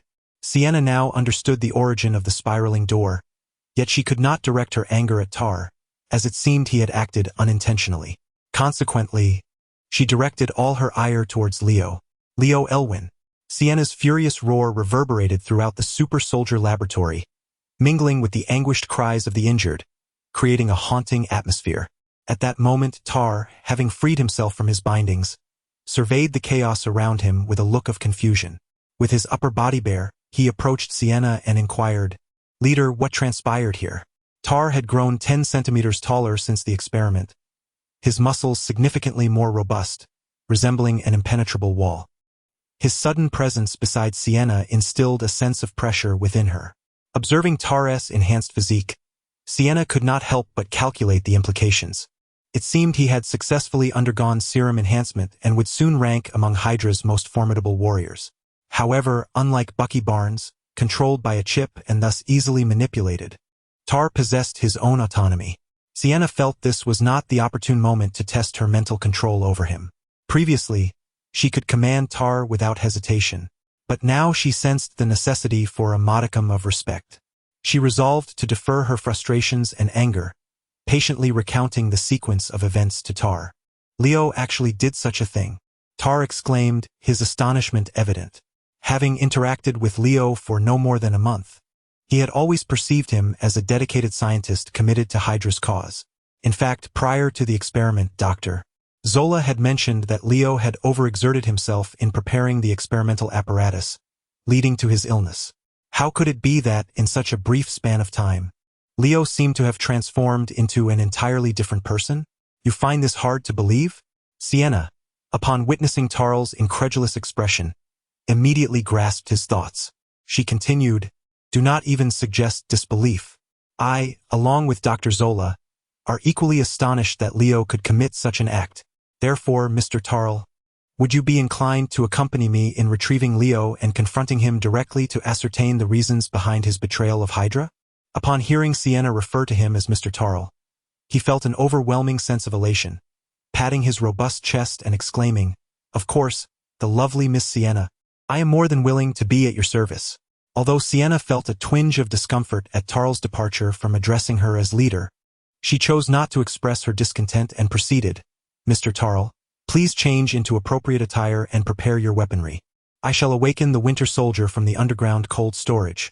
The three of us shall act together, and Leo shall be easily apprehended. However, is it truly necessary to awaken the Winter Soldier for dealing with Leo? Better to be cautious than to face significant peril," Tarl countered. "There is an ancient Eastern proverb, even when hunting a rabbit, one must exert their full strength." With that, Sienna hurriedly made her way to the underground cold storage. Her purpose in awakening the Winter Soldier was not merely due to Leo's escape, but rather because she noticed Tarl's demeanor, indicating he harbored ulterior motives, and she intended to ensure Tarl would be dealt with alongside the Winter Soldier. Only then could she rest assured, knowing that Dr. Zola would implant a chip in Tarl's mind. But moments later, a roar of fury erupted from the underground cold storage. "Leo! Leo! Leo, I will kill you!" It was evident that Sienna had discovered Leo had absconded with Bucky. She dashed back to her bedroom from the cold storage, locating the control terminal for the Winter Soldier's chip. However, she was dismayed to find the terminal displaying an all-too-familiar error message. In an instant, the truth dawned upon her. The error message was caused by Leo. The power outage at the Poppy Pond base was orchestrated by Leo. Black Widow had been released by Leo. It was all Leo, everything traced back to him. At that moment, Leo had become a thorn in Sienna's side, an irritant to her very core. Chapter 28. Pursuit. Sienna was lost in thought, fuming over the myriad of transgressions committed by Leo. Suddenly, the intercom at her waist crackled to life. "Miss Sienna, this is Tar. I am prepared for the pursuit and awaiting you at the base entrance. Are you ready?" Upon hearing Tar's inquiry, Sienna snapped back to reality. She hastily stowed the chip control terminal into her pocket and rushed towards the base entrance. She was determined to confront Leo, to end his life with her own hands. Due to the conspicuous nature of the garage at the base entrance, Leo had found no opportunity to plant explosives. As a result, all vehicles remained untouched. Tar had already started a rugged SUV, waiting for Sienna. Upon arriving at the garage, Sienna ignored Tar's ordinary vehicle, making her way to the far end of the garage. There, she used her identity card to unlock a sealed door and emerged with a vehicle that appeared exceptionally robust. She gestured for Tar to take the passenger seat and remarked, "This is a modified SUV by Dr. Zola, capable of achieving an average speed 1.8 times that of a standard SUV. This will enable us to catch up with Leo and his companions." "Companions? Is Leo not the only one fleeing?" Tar, unaware that Bucky had escaped alongside Leo, inquired further. "Also, did you not go to awaken the Winter Soldier? Where is he?" "It's likely that the Winter Soldier has betrayed the organization alongside Leo. That scoundrel Leo is far from ordinary. He is anything but simple. If we encounter both of them, our chances of success are questionable. Do not underestimate the battle ahead." As Sienna explained, she activated the vehicle's communication system, saying, "Hello, this is Sienna. Can anyone hear me from the control room of Base 033? This is the control room of Base 033. Leader, please provide instructions. Can you pinpoint the location of the SUV driven by Leo? The tracking system of that SUV is offline. We cannot locate its position." Sienna thought to herself as expected. She pressed on, "Is Dr. Zola available? Have him connect to the communication channel."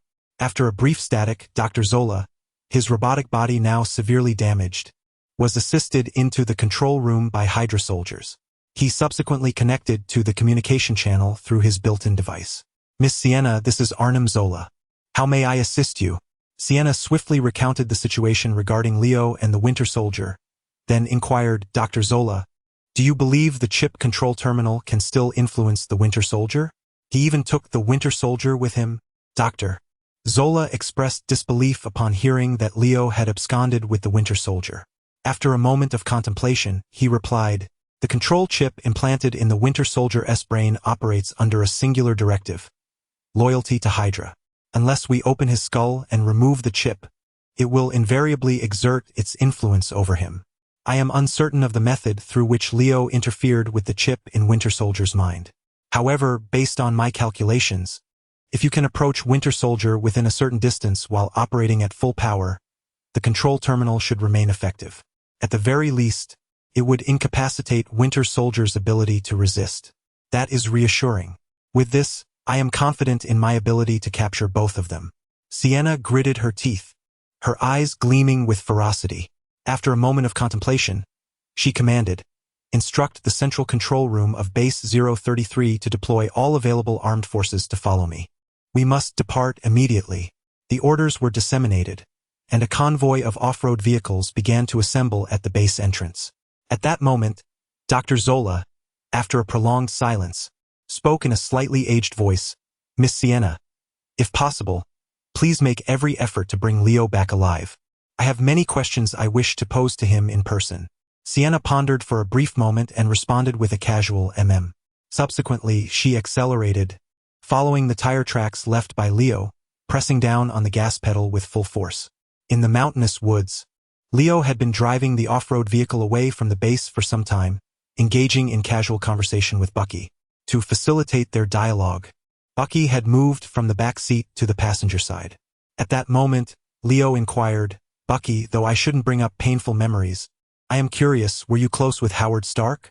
Upon hearing Leo's question, Bucky fell silent. I apologize. If it is too uncomfortable to discuss, consider it as if I never asked.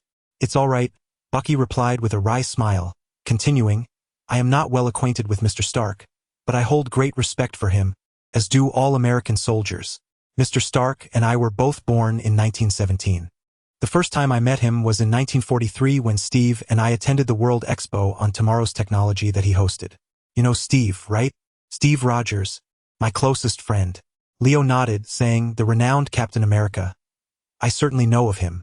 I even awakened you for the first time using his name. Bucky suddenly recalled that moment and looked anxious to ask Leo something, but Leo interrupted. I know what you wish to inquire about. Do not rush. Please continue with your story about Stark. Captain America is a lengthy tale, which I can share with you slowly. Bucky suppressed his impatience, organized his thoughts, and continued, it is rather embarrassing. At 26, Mr. Stark was already a prominent scientist and inventor, while I was merely a lowly sergeant. My acquaintance with Mr. Stark primarily stemmed from Steve. Steve encountered Dr. Erskine at the expo. Ultimately, in 1945, during the pursuit of Hydra, I fell off a cliff, and you are likely familiar with the events that followed. It is ironic that I spent the first half of my life battling Hydra, only to become a weapon for them in the end. Bucky recounted his experiences with Stark, with the majority of events intricately linked to Steve. Overall, Bucky held Stark in high regard, perceiving him as a hero of America and the world. He expressed profound regret over having taken Stark's life. Bucky, do not be overly hard on yourself, Leo reassured him. This was orchestrated by Hydra.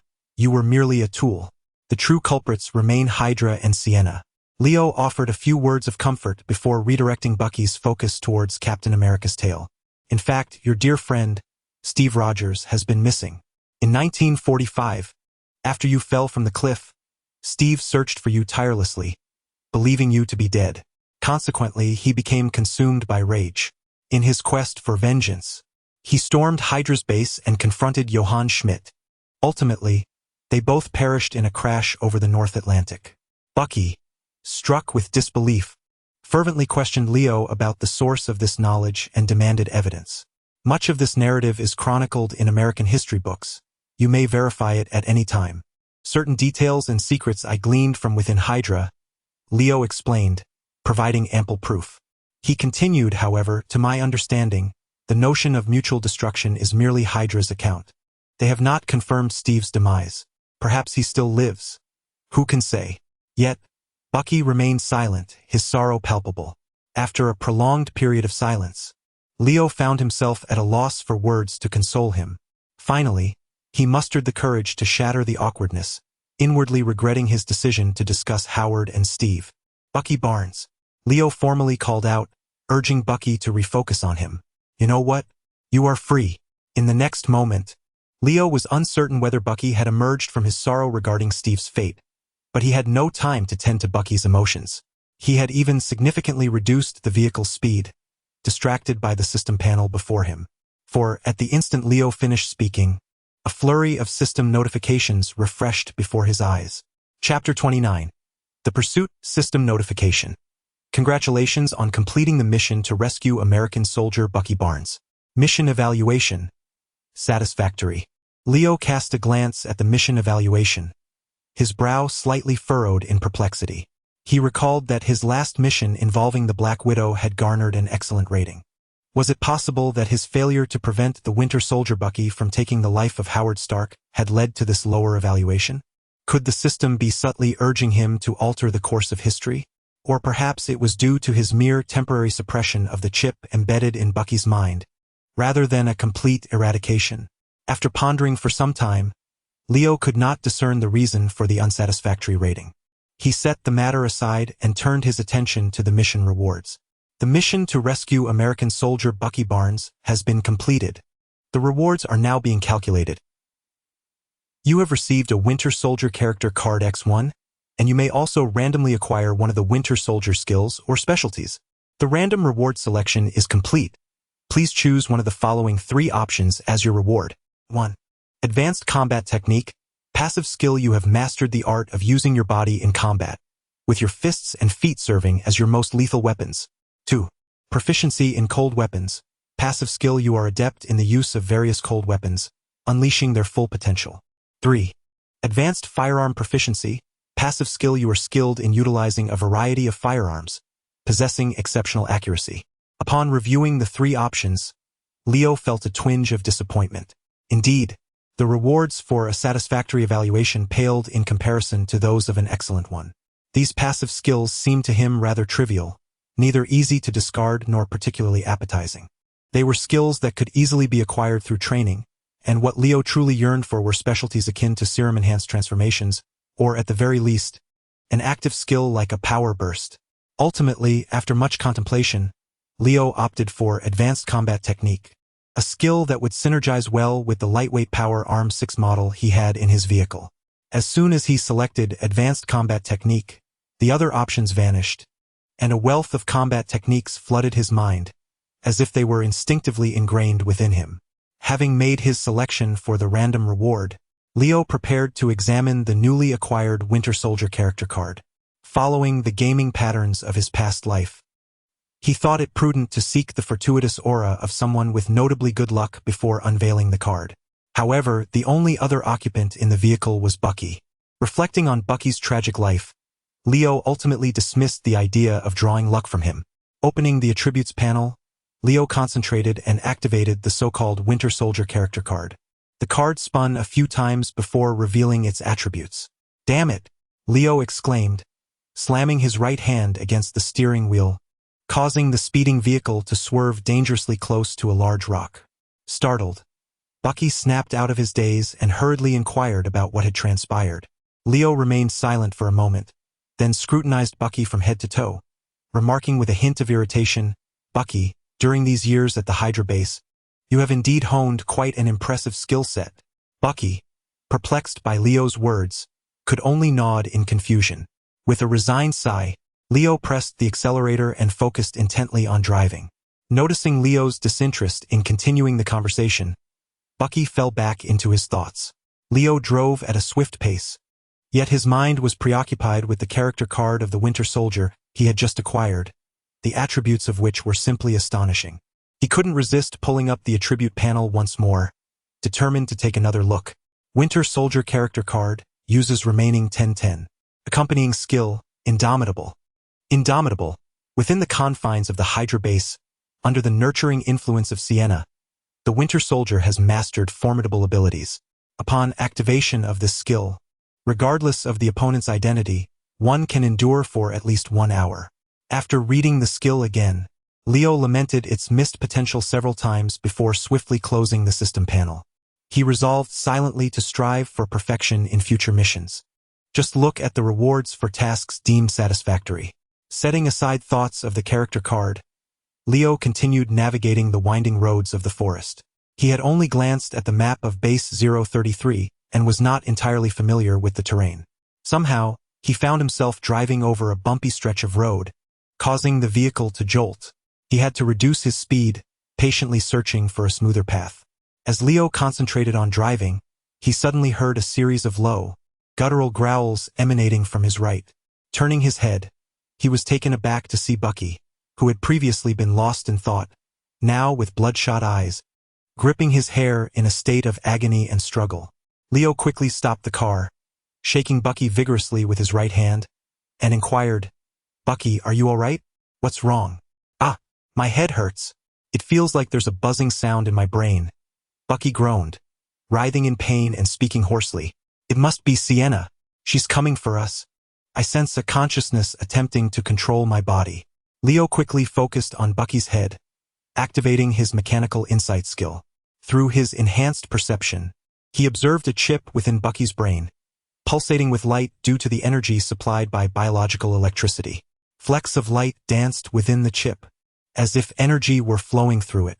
Knowing how the chip operated, Leo understood that the control terminal was attempting to reactivate its functions. He was aware that only Sienna possessed a control terminal at this moment. Moreover, by analyzing the frequency of the chip's flickering, Leo deduced that Sienna could not be far from them. Indeed, in the next moment, Leo heard the distant rumble of an engine approaching from behind. He turned his head and discovered a rugged off-road vehicle hurtling towards him at an astonishing speed, far exceeding that of his own. Observing the increasing agony of Bucky, Leo realized that he could no longer rely on him for assistance in the impending battle. However, he was equally unwilling to see Bucky fall under the control of Sienna once more. Thus, he shouted urgently, "Bucky, keep the portable signal jammer I gave you close. Remember the innocent Stark couple who met a tragic end. Think of Steve, whose fate remains uncertain, and consider the malevolence of Hydra. Hold on to your beliefs. Resist the mental domination, trust in yourself. You can do this." Leo was uncertain whether his words would have any effect, but time was running short. He swiftly exited the vehicle, opened the trunk, and retrieved the lightweight power Arm 6. With a surge of mechanized strength coursing through him, the arm activated, its various interfaces seamlessly connecting and rapidly securing themselves to Leo's form. Empowered by this mechanical augmentation, he quickly acclimated to the new lightweight power arm. After a few swift movements to test his limbs, he charged toward the off-road vehicle, which had begun traversing the uneven terrain in the distance. Chapter 30. Engagement. Leo felt an urgent need to intercept the off-road vehicle. He could not allow Sienna to approach Bucky with the chip control device, for if she drew too close, Leo could not ascertain whether Bucky might be recontrolled by Sienna, ultimately transforming into the Winter Soldier, a mere harbinger of death. In such a scenario, Leo believed his chances of success would diminish to nearly nothing. Thus, he began to stride towards Sienna, intent on shifting the battlefield further away from Bucky. Simultaneously, Leo summoned the system panel and activated his trump card, the Black Widow character card. Black Widow character card. Usage count 1-1. Upon activation, the host temporarily acquires the physical prowess of Black Widow for a duration of 60 minutes. As the character card dissipated into radiant particles, Leo felt an overwhelming surge of strength coursing through his body. The system, not to be outdone, inundated him with a flurry of notifications. A cursory glance revealed that, under the enhancement of the Black Widow card, a plethora of skills had been activated, albeit all marked with the label temporary, lasting for 60 minutes. With the system's assistance, Leo swiftly acclimated to his newfound strength. In the next instant, his speed surged dramatically, propelling him towards Sienna's off-road vehicle like an arrow released from its bow. Sienna had long since spotted Leo and his companions stationed before their vehicle, and she then witnessed Leo donning the lightweight powered arm, Model 6. Soon after, she observed him charging towards them. "Ha, Miss Sienna, do you really think Leo believes he can defeat us clad in that half-armor?" Qatar scoffed, pointing disdainfully at the approaching Leo. "Look at him, burdened by that heavy armor. His speed is akin to that of a tortoise. By the time he reaches us, he won't even have the strength to stand." Qatar, now invigorated by the serum that enhanced his physique, reveled in an unbounded sense of arrogance, his derisive chuckles escalating into loud, mocking laughter directed at Leo. "Do not underestimate him. I sense there is more to Leo than meets the eye," Sienna cautioned, her voice barely above a whisper. Just then, Leo accelerated with a swiftness that astonished her, closing the gap to approximately 100 meters from their vehicle in the blink of an eye. Even Qatar, momentarily taken aback by Leo's sudden burst of speed, soon composed himself. However, he realized that while Leo was indeed fast, his velocity only matched Qatar's own peak speed. The drastic change in Leo's movement, following the activation of the Black Widow card, had startled both Sienna and Qatar. Regaining his composure, Qatar shouted toward Leo, "Hit him." Sienna's expression hardened at that moment, yet she restrained herself from reacting. Qatar, oblivious to her demeanor, fixated intently on Leo, his excitement bordering on madness. Sienna suppressed her irritation, pressed the accelerator, gripped the steering wheel tightly, and aimed to collide with Leo. The off-road vehicle surged forward with remarkable speed, and Leo dashed towards it, the two about to collide in an instant. However, in the next moment, Leo exerted force through his legs and leaped into the air. With the contrasting speeds at play, his body soared over the roof of the vehicle. In a split second, Leo grasped the left rear of the off-road vehicle with his right hand, empowered by his strength. His fingers dug deep into the vehicle's exterior, causing the rear shell to deform under the immense force. In the blink of an eye, the entire rear cover detached from the vehicle. As inertia and the force of the tilt acted upon him, Leo spun and landed on the ground. His physical prowess allowed him to roll a few times before regaining his footing, essentially unscathed. Meanwhile, Sienna, at the helm of the speeding vehicle, lost control as Leo's powerful tug sent it tumbling from left to right, ultimately flipping over with its undercarriage facing up, sliding several meters until halted by a large tree. At the moment of impact, two figures simultaneously kicked open the doors and emerged from the vehicle. It was only then that Leo noticed, besides the enchanting Sienna, a tall, robust Caucasian man had joined her. Strangely, Leo found the man somewhat familiar, though he couldn't instantly recall who he was. Before he could ponder further, the muscular figure began to shout at him. "Leo, Miss Sienna has treated you well. Why have you betrayed the Hydra organization?" Upon hearing the familiar voice, Leo finally recognized the man. He muttered under his breath, "Damn, this is unfortunate. Kaltar has actually been successfully enhanced. If only I had planted the bomb in the incubation chamber." Yet, Leo merely vented his frustration momentarily, grappling with the realization that he was uncertain if he could handle Sienna alone, let alone now facing a super soldier. Anxiety prickled within him as he contemplated his next move. Suddenly, amidst his thoughts, a mission prompt flashed before his eyes. "You have triggered the mission. Pursuit. Mission brief. Any betrayal will incur a death sentence from any organization. Thus, the leader of Hydra, Sienna, has initiated revenge against you alongside Kaltar. Mission objective. Escape the pursuit of the Hydra organization. Mission note. This is a mandatory mission, which has been automatically accepted." After reviewing the mission, Leo found it provided little assistance in his current predicament. He silently dismissed the system panel and resumed his strategic considerations. Observing Leo standing at a distance without responding, Kaltar's anger flared as he rushed towards Leo, intent on delivering a lesson. As Kaltar charged at him unarmed, Leo silently cursed. Is Kaltar truly a fool? A person like him, charging towards Leo without any protection, was nothing short of a living target. In the next instant, Leo raised his hand to catch the two pistols that had automatically flown from his waist, swiftly firing in the direction of Qatar. The gunfire erupted in a continuous barrage as Leo emptied two magazines. Then, as if by instinct, a spare magazine ascended, and Leo resumed unleashing a torrent of bullets upon Qatar. Initially, Qatar had assumed that Leo, clad in the lightweight power Arm 6, would engage him in close combat. However, when a hail of bullets was nearly upon his face, he realized the grave error he had made. The speed of the bullets far surpassed Qatar's ability to evade. By the time he sought refuge, it was already too late. Ultimately, gritting his teeth, he shielded his face with his arms and quickly darted towards a large tree on his right. Qatar finally reached the cover of the tree, while Leo had exhausted all his magazines. For magazines, dozens of bullets, with at least half striking Qatar's arms and torso. Most of the bullets were absorbed by Qatar's robust muscles, yet several penetrated his defenses, burrowing into his body and even injuring his internal organs.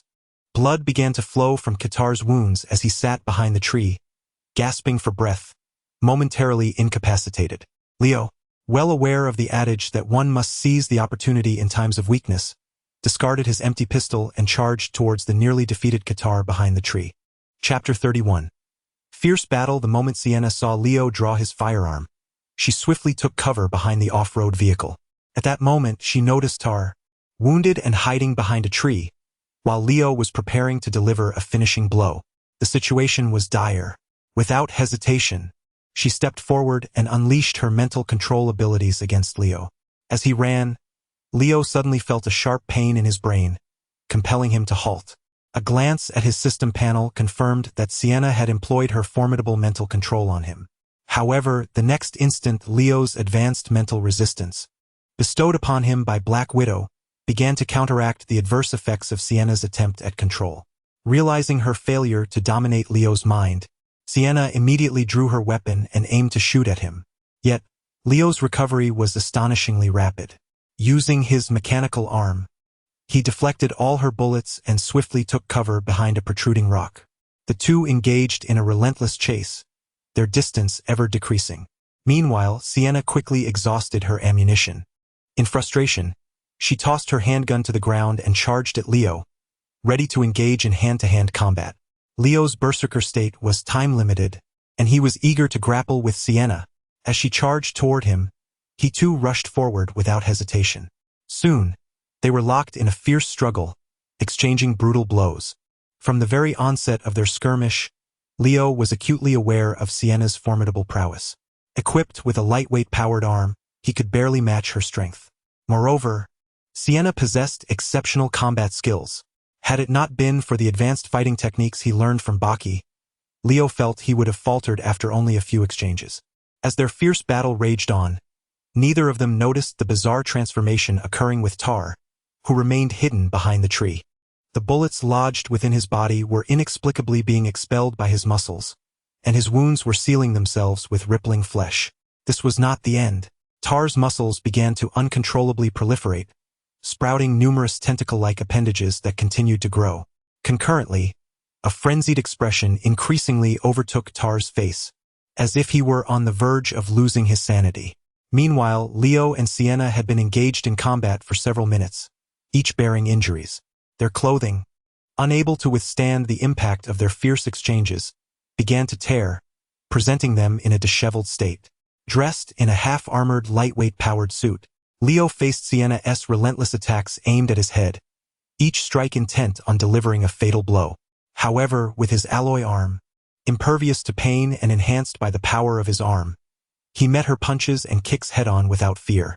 Occasionally, Leo sought opportunities to strike at Sienna's ample chest. After another fierce exchange, seizing a moment when Sienna's body stiffened, Leo unleashed a straight punch toward her chest. Sienna barely managed to evade, retreating a few steps while catching her breath momentarily. She then licked her lips and said, "What's the matter? Are you still fixated on my body, insisting on touching my chest before relinquishing your pursuit? If it weren't for Dr. Zola intervening, I would have dealt with you long ago. It's truly a pity. How did I not notice before that you possess such remarkable physical prowess?" Leo, listening to Sienna's playful banter, remained silent and continued to aim for her chest, launching another assault. His target was not driven by the base reasons Sienna suggested. Instead, within Leo's unique mechanical vision, He discerned a small mechanical device nestled in Sienna's semi-transparent chest, radiating a faint glow. It was the control terminal for Bucky. Leo was taken aback to discover that Sienna had concealed the terminal within her undergarment. However, once he pinpointed the terminal's location, he launched an attack on Sienna's prominent chest without a hint of embarrassment. Sienna had long recognized Leo's ulterior motives and surmised that Bucky must be located in the off-road vehicle ahead. The terminal hidden within her chest might still hold the possibility of regaining control over Bucky. Thus, throughout their skirmish, she constantly sought ways to maneuver closer to the vehicle. Yet, Leo clung to her tenaciously. Despite their movement, they merely circled around each other, leaving Sienna unable to approach the vehicle. As their battle raged on, exchanging blows for another 10 minutes, Leo realized that the energy reserves of his lightweight power arm, Model 6, were dwindling. Without the support of the power arm, he would be at a significant disadvantage against Sienna, and the situation was becoming dire. However, he could not devise a solution in that moment and could only endure. As they fought and moved, they unknowingly circled back to a large tree where Tar leaned against. Suddenly, a ferocious roar erupted from behind the tree. The sound was far from human. It resembled that of a savage beast. Sienna, instinctively protecting Tar, had positioned herself closer to the tree. The sudden, thunderous roar startled both Leo and Sienna, prompting them to cease their combat and glance behind the tree, where they beheld a monstrous creature. A being that barely resembled a human was crawling on the ground, its back, chest, and even head adorned with long, writhing tentacles. As Leo and Sienna scrutinized the creature, it seemed to sense their gaze and abruptly lifted its head. To their shock, they recognized that the creature bore the grotesquely contorted face of Tar. Drawing upon his extensive knowledge from previous life experiences with online novels, Leo, upon witnessing the creature, felt a surge of realization. He recalled the test results from Dr. Zola's experiments on the lab mouse, which had exhibited rapid muscle hypertrophy within its body. At that moment, Leo inquired of Dr. Zola whether there were indeed any issues with the serum, to which Dr. Zola responded with uncertainty. It now appears that the super serum, restored by Howard Stark, is a defective product. Although this super serum enhances the physical attributes of the recipient, it simultaneously transforms them into a mindless monster. Sienna, lacking Leo's extensive knowledge, was far more startled upon recognizing that the creature, covered in tentacles, was Tar. Just moments earlier, she had considered Tar as a potential outlet for her desires.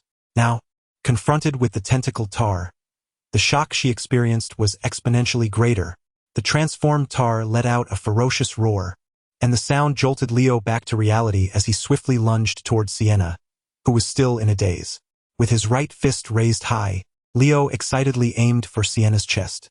At the critical moment, Sienna regained her senses, wrapping her hands around Leo's fist in an attempt to evade.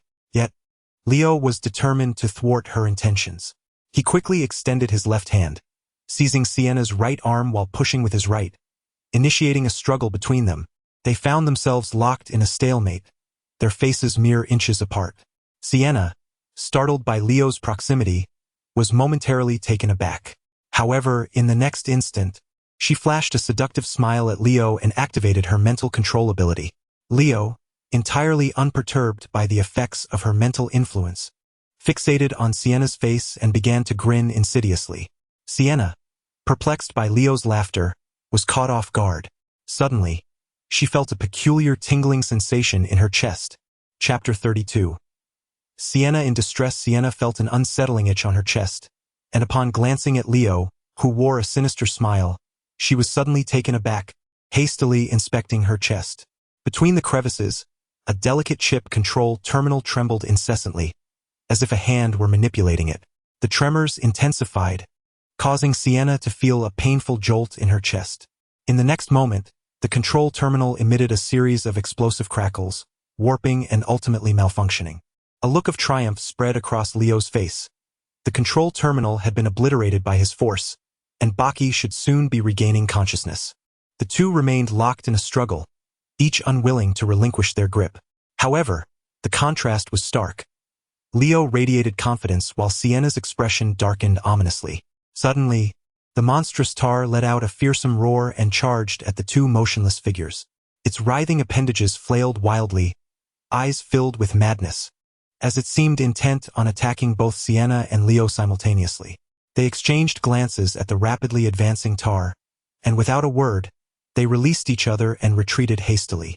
In the next instant, tar arrived, its numerous tentacles plunging deeply into the spot where they had just stood. Leo glanced at the tips of the other appendages, noting with alarm that they had developed a thick, hardened layer, appearing nearly indestructible. Tar's initial strike having failed, it withdrew its tentacles from the ground and let out an enraged shriek. It then surveyed the surroundings with its blood-red eyes, scrutinizing both Leo and Sienna. For reasons unknown, it chose to disregard Leo entirely, fixating its attention solely on Sienna, brandishing its tentacles as it pursued her. Leo stood frozen in place, innocently rubbing his nose, and shrugged at the sight of Sienna desperately fending off a dozen flailing tentacles, caught in a state of utter disarray. Fuming, Sienna glared at Leo, who was taunting her with his antics. Despite sustaining a few direct hits from the tentacles, she retaliated fiercely, sending Tar sprawling. She then began to circle around a large tree, drawing Tar into a chase. Although Leo contemplated following in hopes of seizing the opportunity to claim a victory, he feared that in its frenzied state, Tar might turn its wrath upon him. After pondering for a moment, he pivoted and dashed toward the off-road vehicle where Baki remained. The control terminal had been destroyed for quite some time, and Baki had yet to emerge to assist. Leo wanted to ascertain if anything had gone awry. Arriving beside the vehicle, he swung open the passenger door to find Baki slumped in his seat, gaze vacant and unblinking, appearing utterly despondent.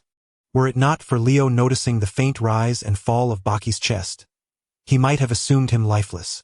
With a swift motion, Leo delivered 2 sharp slaps to Baki's face, exclaiming, "Hey, Baki, are you all right?"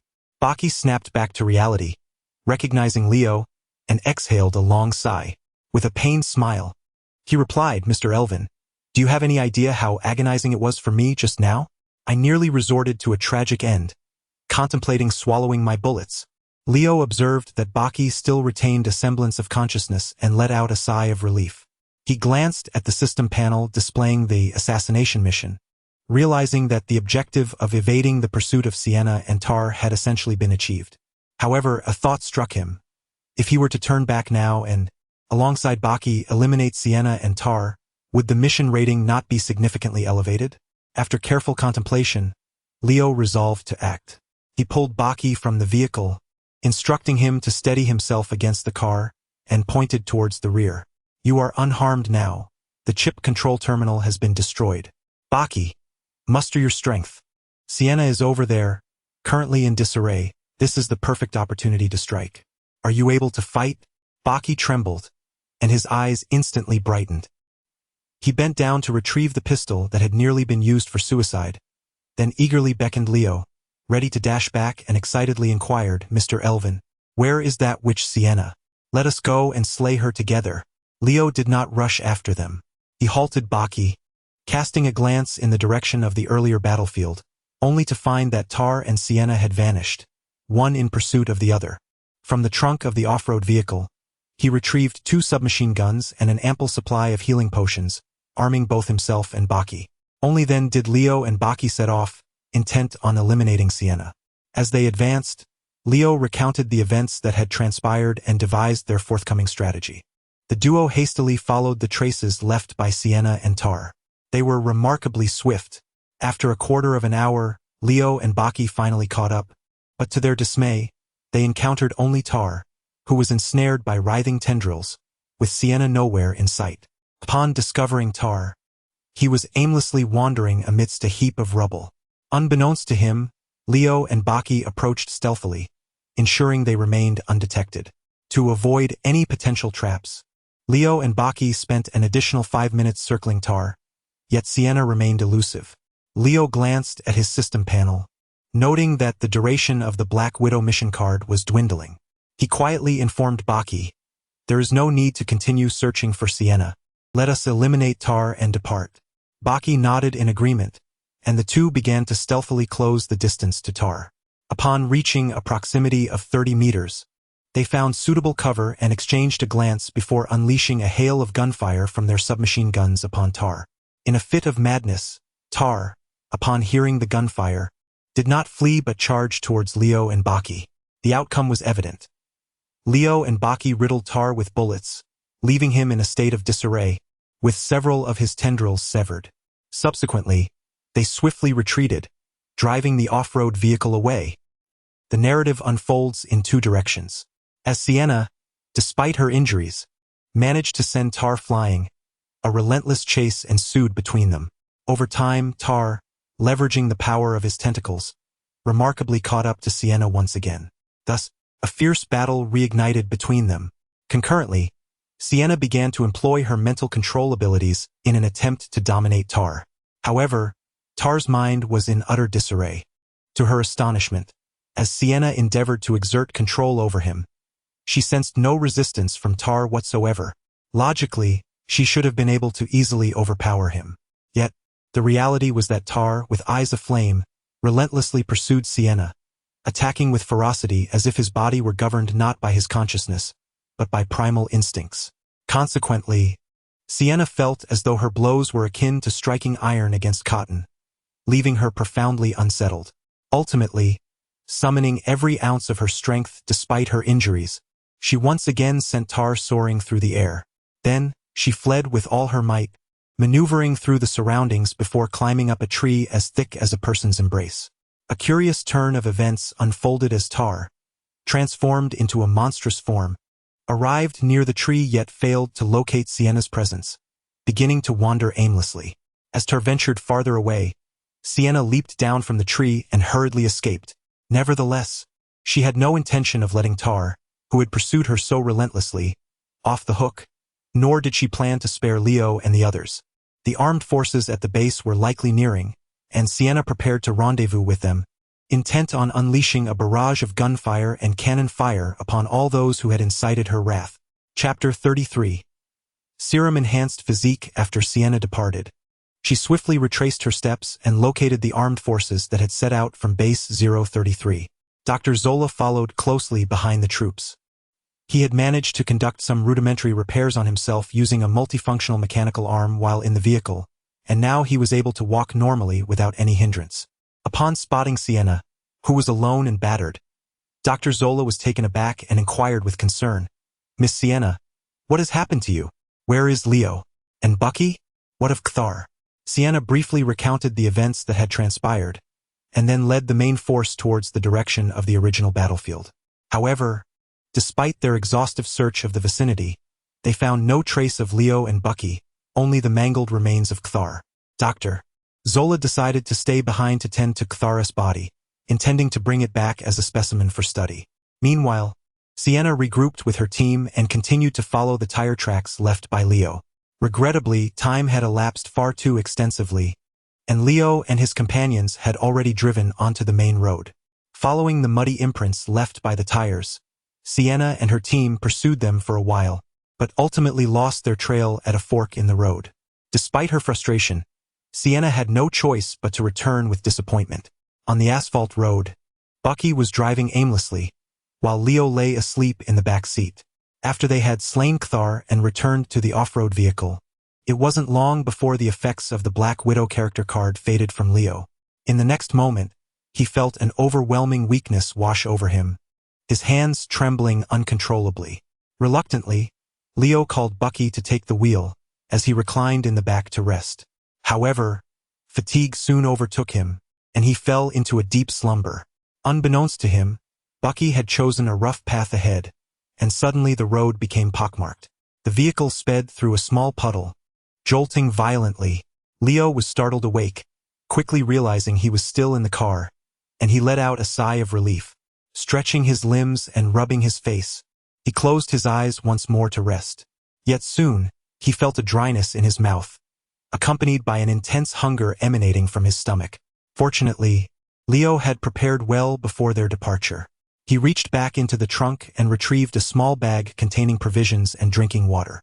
As he consumed the food and water, it took him a considerable time to satiate his hunger. Afterward, he moved about a bit, noticing that his injuries had healed significantly during his rest. which put his mind at ease. "Bucky, how long have I been asleep?" he asked. "About 3 hours," Bucky replied. "Has it truly been that long? Pull over to the side of the road. Let us rest for a while." Bucky complied, bringing the vehicle to a stop. Leo offered him some provisions, and Bucky, feeling somewhat hungry himself, began to eat heartily. Leo stepped out of the vehicle and surveyed the surroundings, inquiring, "Bucky, do you know the way? Where exactly are we?" Bucky, with something in his mouth, mumbled, "After you fell asleep, I tried to head south. I passed through several small towns along the way, but to avoid any complications, I refrained from speaking to anyone and simply navigated around them. So, I still have no idea where we are." Cough. Leo, exasperated, tossed a water bottle to Bucky, preventing him from choking on his rations. He then picked up another bottle, sipping water slowly. Leo discreetly opened the system panel and glanced at the assassination mission, realizing that the task had been completed. At that moment, a wave of relief washed over him, and he exhaled deeply. The system's notification of task completion indicated that he and Bucky had successfully eluded Hydra's pursuit. During Leo's slumber, the system had already processed the mission results, awaiting his decision. System notification: assassination mission completed. Task evaluation: excellent. Task settlement in progress. Settlement complete. You may select one of the following 3 options as a reward. 1. Super Serum Enhanced Physique. Once. Personal Specialty. The Super Serum Enhanced Physique possessed by Tar, after purging its negative effects, significantly amplifies abilities while concurrently diminishing them. 2. Fury Active Skill. Upon activation, your strength will double for the next 10 minutes, but you may lose your sanity, becoming indiscriminate towards friend and foe. Note 1. The negative effects of this skill can be mitigated by mental resistance skills. Note 2.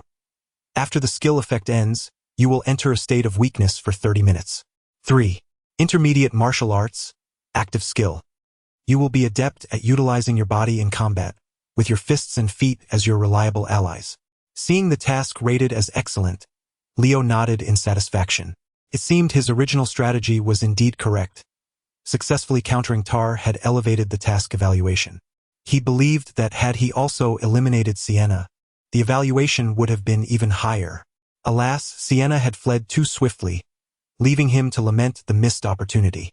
Upon reviewing all the system notifications, Leo was suddenly struck by disappointment. There was no character card among the rewards this time. However, his disappointment was fleeting. At least there was still a reward awaiting his selection, rather than returning empty-handed. An excellent evaluation certainly provided rewards far superior to those of a mere satisfactory rating. Leo first disregarded the inconsequential option 3 and scanned between options 1 and 2. Ultimately, dissatisfied with the weakness effect of option 2, he chose option 1. Super Serum Enhanced Physique, once, has been activated and is merging with your body. The vitality of the cells within Leo began to surge, his muscle strength and bone density increasing, filling him with an invigorating sense of power as his injuries healed completely. The transformation was swift, and upon closing his eyes to assess his current physical condition, he realized it was approximately only 40% of what he experienced with the Black Widow character card. It appeared the system was truthful. The enhancement capabilities had indeed been substantially diminished, reduced by more than half. However, Leo was already exceedingly pleased with the enhancement effects. The augmentation of his physical abilities also bestowed upon him additional benefits. As anticipated, once his body had been fortified, the power within him began to surge with newfound vigor, and astonishingly, his power cap was elevated by approximately 5-fold. Concurrently, a passive skill was unlocked. Due to the comprehensive enhancement of your physical attributes, the Revival of Power has been unlocked. Revival of Power, passive skill. The power extraction method will operate automatically in a low-efficiency mode, allowing for the automatic restoration of power. Leo had already experienced the efficacy of this skill when utilizing the Black Widow character card, and it proved to be quite remarkable. He had selected his mission rewards, while Bucky was still munching on dry rations. "Bucky, have you had enough to eat? If not, move to the passenger seat. I shall take the wheel." Bucky chuckled awkwardly but was reluctant to part with his food. He obediently climbed into the passenger seat, continuing to tackle his provisions. Mr. Irwin, these jerky pieces are truly delectable. You see, I have spent most of these days encased in ice, subsisting solely on nutrient solutions. My palate has grown weary. From now on, you may call me Leo, no need for the formalities. Do not indulge too much in the jerky. It may upset your stomach. Leo started the car, pressing the accelerator as he spoke to Bucky. Bucky, we have successfully evaded Hydra. Now that you possess a portable disruptor, you can free yourself from the control of the chip. I have essentially fulfilled our initial promise. So what are your plans for the future? Chapter 34. The heist. The automobile sped along the asphalt road, its engine emitting a resounding hum. However, aside from the roar of the engine, silence enveloped the vehicle after Leo posed that question. After a considerable pause, Bucky finally spoke. Although I have long sought to liberate myself from Hydra's grasp, I find myself at a loss now that I have succeeded. The America I am familiar with is over 40 years in the past, and this present era is devoid of anyone I recognize. At this moment, the only thing that stirs my interest is avenging myself against Hydra. Moreover, I am painfully aware that I cannot contend with Hydra on my own. He slammed his right hand into his left palm in frustration, a profound sense of despondency washing over him. How about you accompany me? Leo ventured, observing Bucky's lack of a future plan. I have matters to attend to, but I am short on personnel. Additionally, while the portable signal jammer offers a temporary solution, it is not foolproof. Although I have destroyed the control terminal in Sienna's possession, Dr. Zola can easily create another. Alone, you remain at risk of being recontrolled. Of course, during our escape from the base, I felt like a burden, unable to contribute. I have felt a deep sense of guilt over that. In fact, it was you, Leo, who relentlessly fought to rescue me from Hydra's clutches. I owe you my life. Upon hearing Leo's proposal, Bucky's eyes lit up, and he nodded in agreement without hesitation. He then retrieved the portable signal jammer from his pocket. The chip in my head is indeed a significant issue. Furthermore, I am not well versed in electronics. Without your assistance, should this device malfunction, I would struggle to find someone to repair it. Thank you, Leo. It is truly wonderful that you are willing to take me in. Leo, somewhat taken aback by Bucky's eagerness, found himself at a loss for words, his internal monologue rendered ineffective. He rubbed his nose and pointed at the portable jammer, saying, "There are indeed few who can repair this device, and the power supply within is only sufficient for a month's use. It seems you genuinely cannot do without me at this moment. Then, Bucky, let us proceed together. I will devise a way to completely eliminate the chip in your head. By then, you will likely have adapted to this new era and developed your own interests. At that point, you may determine your own path." Bucky nodded in agreement and sincerely thanked Leo once more. Leo chuckled softly, then, with one hand on the wheel and the other raised towards Bucky, declared, "It is settled then. Come, let us celebrate our newfound freedom."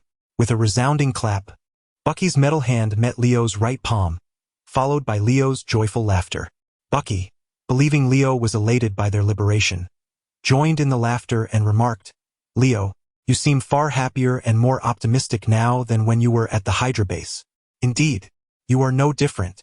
The Hydra base must indeed be a stifling place, which has always been my reason for wanting to escape."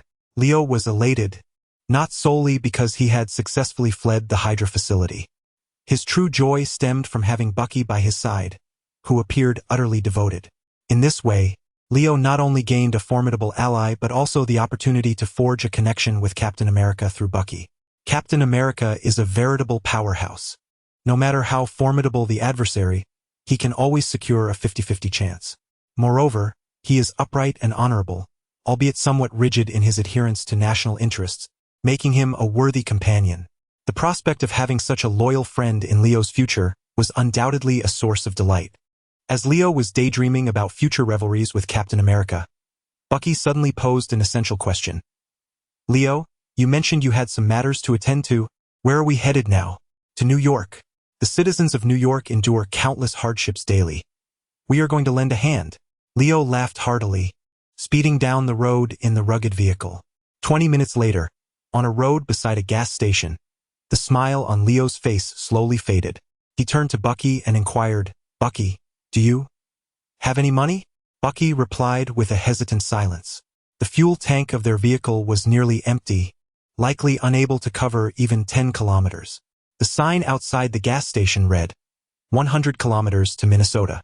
The rugged vehicle they were driving bore no license plates, and neither of them possessed legal identification, making them wary of using the main roads.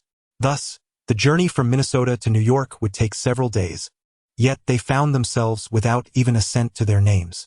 After much contemplation, Leo could not devise a viable solution. Surely, they could not abandon their vehicle and walk to New York City. Resolutely, he steered the car to a halt beside the gas station's pump. Bucky, you go open the fuel tank and prepare to refuel. I will chat with the staff at the counter. Inside the convenience store adjacent to the gas station sat a bespectacled mixed-race woman, who was busy sorting through receipts behind the counter. Suddenly, a raspy voice broke the silence. Pump number 1, fill it up. $30 will suffice. With the service fee, it will be $33.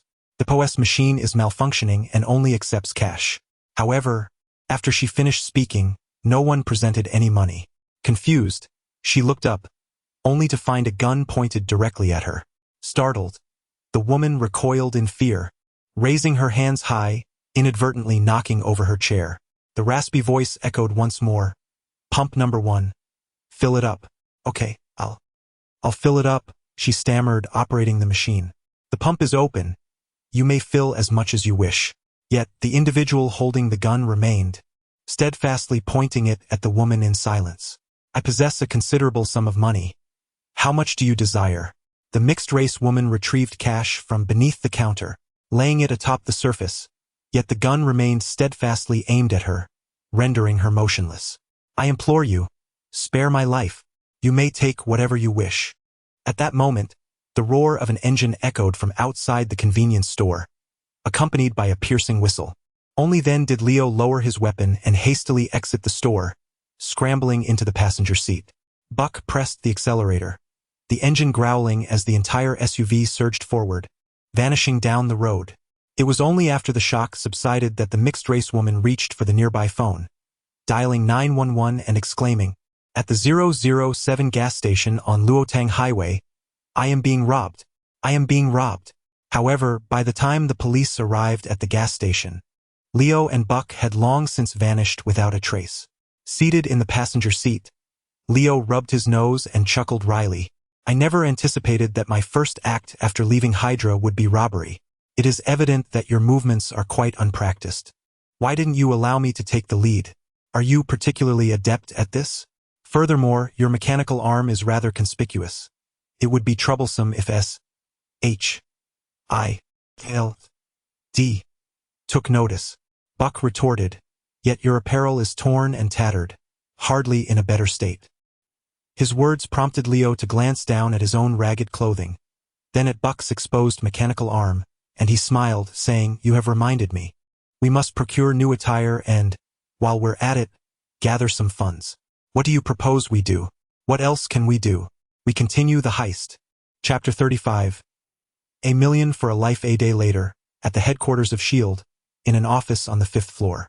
Nick Fury was hunched over his desk, grappling with paperwork, occasionally tugging at his hair in frustration. Suddenly, the shrill ring of the telephone pierced the air, prompting Fury to lift the receiver to his ear. However, before he could utter a word, a booming voice erupted from the other end.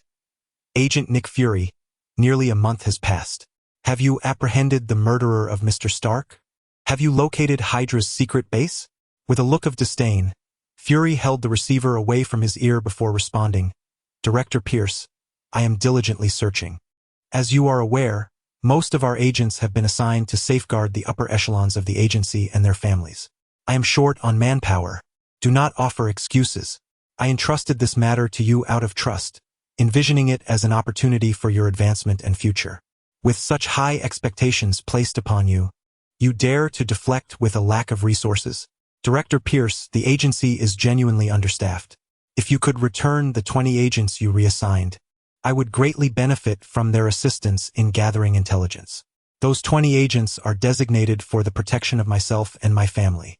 What am I to do without them? But others require only 4 agents. Your demands are excessive. Agent Fury, Is this how you address your superior? I shall grant you 1 more month. Should you fail to uncover any leads, you may return to your clerical duties. With that, Pierce angrily hung up the phone. As the dial tone echoed in his ear, Fury shook his head in resignation. He placed the receiver back onto the telephone, clasped his hands behind his back, and gazed out at the setting sun.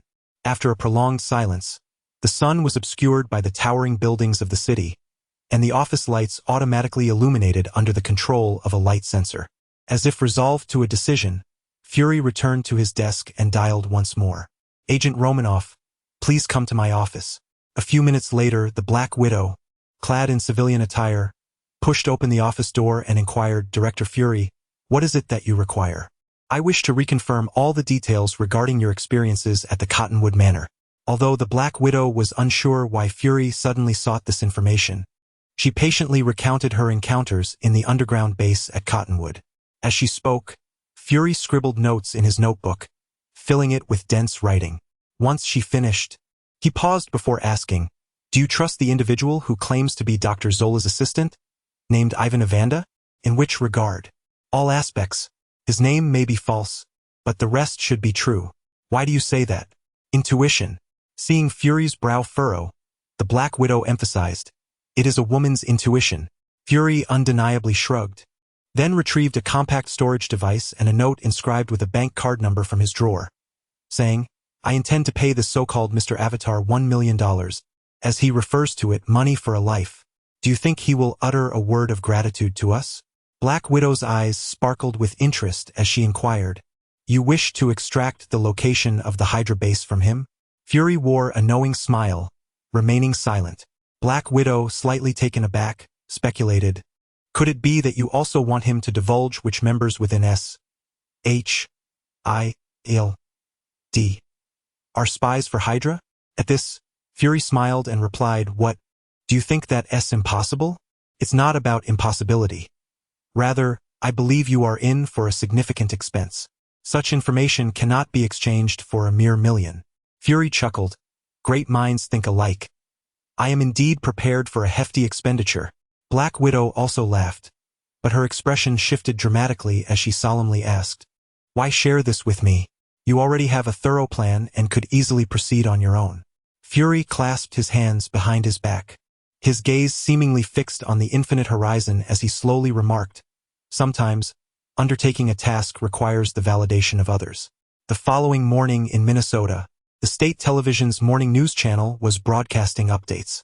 Since noon the previous day until last night, numerous armed robberies had occurred across various towns in the state, inciting great alarm among the residents. Intriguingly, most of those who were robbed were local ruffians, delinquents, and even gang members.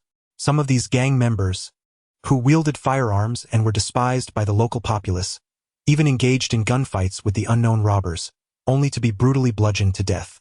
Currently, the police have initiated an investigation, yet the local residents remain uncooperative, even referring to the robbers as heroes. After repeated inquiries, the police obtained some basic information about the robbers. 2 males, seemingly in their 20s. Although these individuals did not exhibit malice toward ordinary citizens, they were armed and committed robbery and murder with impunity. Our station strongly advises everyone to refrain from venturing out at night and to report any suspicious individuals immediately. The 2 robbers, of course, were Leo and Bucky. At that moment, they were driving a black van, having left Minnesota. Inside the vehicle, Leo was clad in jeans and sneakers, his upper body swathed in a blue puffer jacket. Bucky's attire was similar, yet he wore gray gloves that concealed his steel-formed left hand. Bucky, in just 2 days you have managed to rob an entire state. How do you feel about that? Not well. This is not the America I recognize. How can those gangs stoop so low as to extort a solitary elderly woman for protection money? And the local police seem indifferent. Bucky appeared exceedingly agitated, furrowing his brow as he exclaimed, Leo, had you not intervened, I would have dismantled the entire gang, perhaps even razed the police station. You need not act in such a manner. You slay one group, and another inevitably arises to continue their nefarious deeds. This is not merely the case in America. It is a global phenomenon. We fought valiantly to prevail in World War II. sacrificing countless lives for the promise of a brighter future for both our nation and the world. Now that the world has improved and ordinary lives have flourished, why do some individuals still choose the path of wickedness? Why? Leo, in a calm retort, countered, was there not corruption in your era, Bucky? Indeed, there was. All of this is driven by the pursuit of profit. When the underworld offers lucrative rewards, and some individuals, emboldened by their audacity and disregard for life, can indulge in ill-gotten wealth, it is no surprise that others are drawn down this treacherous path. Is there truly no solution? Of course there is. What might that be? Once you ascend to the position of the supreme leader of all gangs in America, you will have the authority to dictate the order of this dark empire. Upon hearing this, Bucky nodded thoughtfully. Suddenly, he posed a question. In Minneapolis, I overheard their gang leader mention that all gangs in America bow to a figure named Gene Bing. According to gang protocol, if I were to eliminate him, would I not then claim the title of leader? Leo, do you know where he is? Have you rapidly found a new life goal?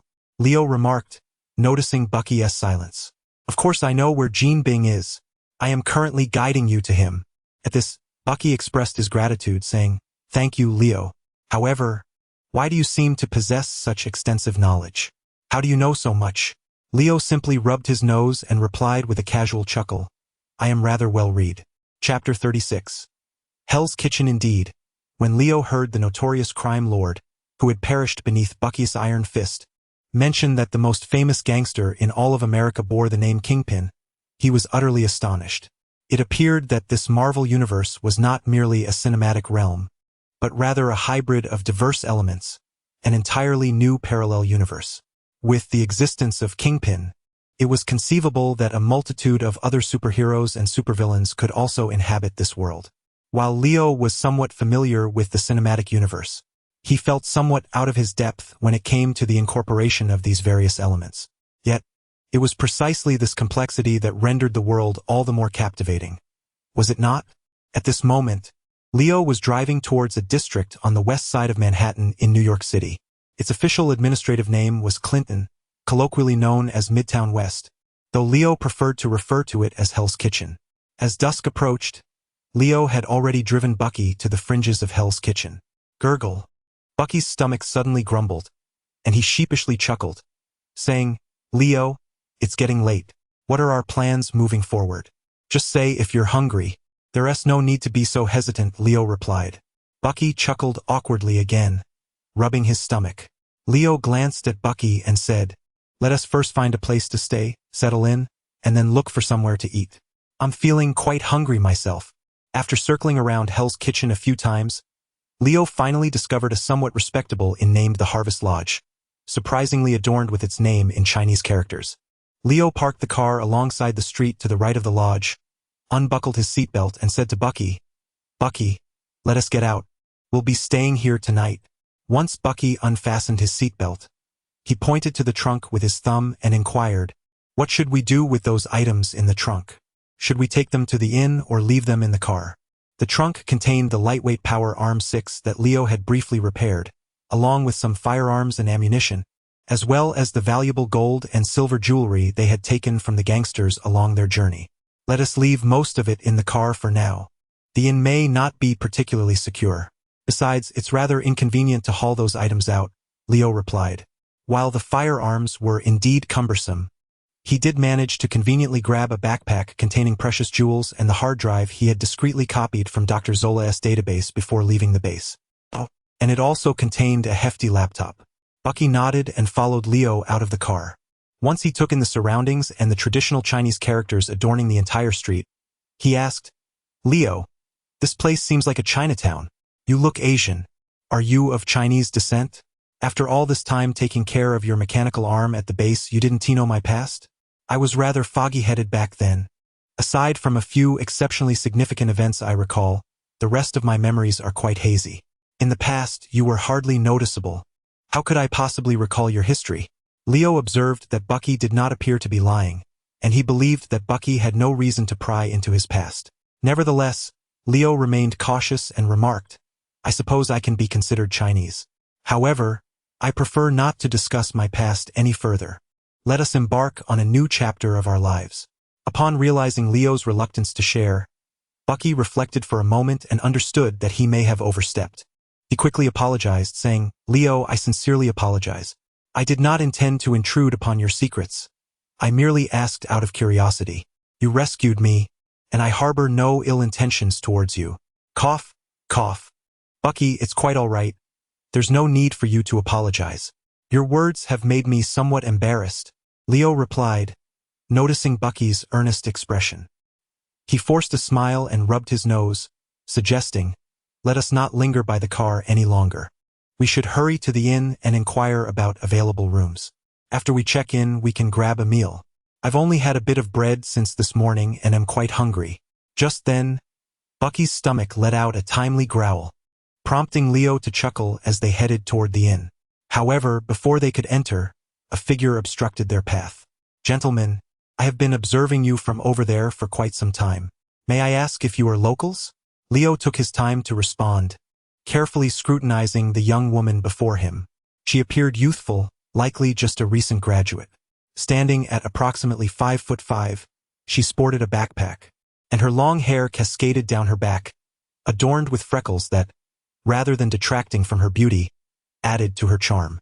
Her eyes sparkled with vitality and curiosity, suggesting a keen interest in the world around her.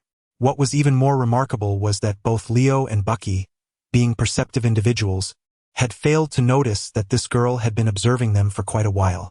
Maintaining his vigilance, Leo replied, "Hello, beautiful miss. We are not locals. My friend and I have chanced upon this place during our travels. We are weary and seek a place to rest for the night." "Ah, does this inn appear satisfactory to you? Is it the dilapidated door that caught your eye, or perhaps the drafty windows?" she retorted. "To be frank, gentlemen, this area is known as Zhongxi City, the largest slum in New York, notorious for its chaos. If you do not wish to wake up tomorrow to find yourselves clad only in your underwear, I suggest you leave this place and seek accommodation elsewhere."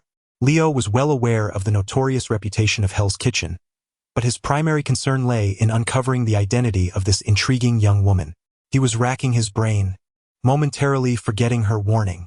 Bucky, on the other hand, remained silent. Though he was loquacious with Leo, he adopted a demeanor as cold as ice in the presence of strangers. The girl noticed the silence between the two men and, assuming they doubted her words, added fuel to the fire, lowering her voice.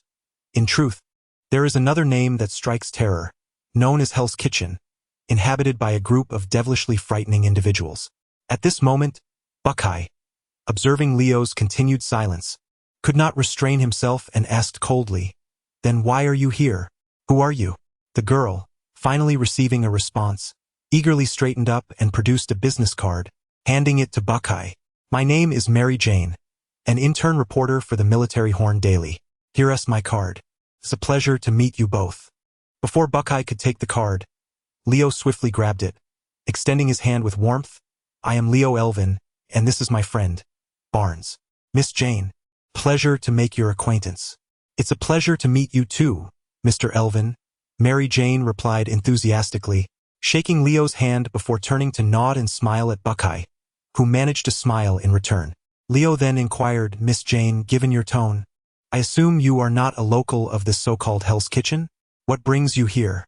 "I am here to gather and organize information on the daily lives of ordinary people in Central West City for a report. It's quite chaotic here, and few journalists dare to come for interviews, with the current job market being tough and competition fierce. You understand. I didn't wish to come, but here I am." Mary Jane shrugged, indicating she had her reasons for being there. Leo, aware that her adventurous spirit was the true driving force, chose not to confront her about it and asked, "Since it's so chaotic here, my friend and I are considering finding a different place to stay. However, we are unfamiliar with the area and are unsure where to find an affordable lodging. Do you have any recommendations, Miss Jane?" Just as Mary Jane was about to respond, her pager suddenly went off. She pulled it from her pocket, glanced at her watch, then made an apologetic gesture to Leo and Buckeye before hastily moving to a nearby phone booth to make a call. "Hi Peter, it's Mary. Yeah, I'm sorry. I got caught up with other matters and lost track of the graduation party time. I'll be there as soon as I can. I should still make it." Leo's enhanced hearing from the super serum allowed him to catch every word Mary Jane said from a distance. After a brief conversation on the phone, she returned to Leo, looking anxious. Mr. Elvin, you should drive south along this main road until you reach the end. That will take you out of Central West City, where it's safer. Just find a place that looks decent. I have an urgent matter, so I must leave now. With that, Mary Jane hurriedly dashed to the roadside, jumping into her blue pickup truck and driving away. Leo watched her leave, glanced at the business card in his hand, and nodded with satisfaction. Then he turned to Buckeye and said, "Let us go, Buckeye. After completing the check-in procedures at the Harvest Inn, we can proceed to dine." Bucky followed, perplexed, and inquired, "Leo, did Miss Jane not just mention that it is too chaotic here and suggested we avoid staying?" Leo halted his steps, turned around, and asked, "Bucky, do we fear trouble?" Bucky was taken aback for a moment, then quickly responded with a smile, "I actually hope for a bit more trouble." Chapter 37. Seeking amusement as dusk approached within the Harvest Inn, the proprietor, intent on economizing, had refrained from illuminating the premises, casting the establishment into a dim ambience. The moment Leo and Bucky stepped through the threshold, the innkeeper, a tall and slender man of Asian descent, greeted them warmly from behind the counter. Appearing to be in his 40s or 50s, he addressed Leo in a Mandarin laced with a southern accent, inquiring whether the young men sought lodging. Single rooms are $20 per night, double rooms $30, with no additional tips or taxes. All included, he stated. While Leo found the familiar and amiable Mandarin comforting, he opted not to respond in kind. Instead, he articulated in fluent English, "Hello, we wish to stay here, but I do not comprehend your language. Do you speak English?" Realizing their lack of understanding, the innkeeper adeptly translated his prior statement into slightly modified English. The price was agreeable and they accepted it. "However, we have forgotten our identification. Would it be possible for us to stay the night without it?" One of the reasons Leo chose to stay in Hell's Kitchen was his and Bucky's lack of legal identification. The chaotic nature of Hell's Kitchen meant that the innkeeper was less concerned about the identities of his guests. Indeed, upon hearing of their predicament, the innkeeper displayed neither discomfort nor surprise. Instead, he skillfully replied, "Without identification, the room rate will be doubled." Leo, unfazed by the increase, readily acquiesced, as he was not lacking in funds at the moment. He retrieved 3 $20 bills from his pocket and exchanged them for a key to a double room. Their room, number 203, was indicated by a simple gesture towards the stairs before the innkeeper returned to his seat behind the counter, indulging in a cigarette. Upon entering room 203, Leo discovered it to be quite spacious, furnished with 2 single beds. To his pleasant surprise, there was no trace of mildew or foul odors within. The window was open for ventilation, and although the glass bore several cracks, it had been meticulously secured with tape. The furnishings and bedding, while somewhat worn, were notably clean, the blankets neatly folded. Leo couldn't help but muse that perhaps this establishment was the finest in all of Hell's Kitchen. "Bucky, what do you think of the environment here? If it meets your approval, we shall settle in," he remarked. "This is already a significant improvement over sleeping in the compartment for the past few days, and infinitely better than my cold sleep pod." Thus, they resolved to make this their temporary abode. With little to arrange, they nonetheless conducted a professional inspection of the room for any hidden cameras or listening devices. Upon concluding their examination and finding everything in order, they prepared to lock the door and venture out for a meal. Before departing, however, Leo exerted a bit of effort to lift the entire bed frame. It proved somewhat heavy, and a layer of dust coated the floor beneath, indicating that the bed had not been moved in quite some time. However, this aligned perfectly with Leo's sentiments. A slightly soiled floorboard signified greater security, and in the Hell's Kitchen, safety outweighed cleanliness. Contentedly, Leo stuffed his backpack, laden with valuables, beneath the bed. After locking the door, he and Bucky descended the stairs. Given the relatively tidy state of the room, Leo felt a flicker of fondness for the innkeeper. Upon reaching the front desk, Leo inquired, "Sir, we are contemplating a meal. Are there any commendable dining establishments nearby that you would recommend?" The innkeeper, seated behind the counter and smoking, allowed his voice to waft through the smoke to Leo's ears. "Turn left upon exiting, stroll to the end of the street, and you will find the Peace Restaurant. Their iron plate steak is quite delectable. It would be worth your while." Thus, Leo and Bucky resolved to heed the innkeeper's advice and ventured to the Peace Restaurant for steak. As they approached the entrance, Leo astutely noticed a surveillance camera perched atop the inn sign. However, upon realizing that the camera was intended for the innkeeper's security, Leo dismissed it from his mind. After a mere 2 minutes of walking left, they arrived at the door of the Peace Restaurant. 2 formidable guard dogs were stationed outside, exuding an intimidating presence. An hour later, having indulged in a satisfying meal, the 2 emerged from the establishment. The innkeeper had indeed spoken the truth. The steak was exquisite, both succulent and tender. However, it came at a steep price, $20 for a modest portion. Their dinner had cost a staggering $200 for the 2 of them, akin to extravagance. Yet, their funds were not hard-earned, and thus spending was devoid of remorse. During their 2 days of robbery in Minnesota, they had amassed over $20,000 in cash alone. This did not even account for the value of the gold and silver items stowed away in their vehicle. "What shall we do next, Leo?" Bucky asked.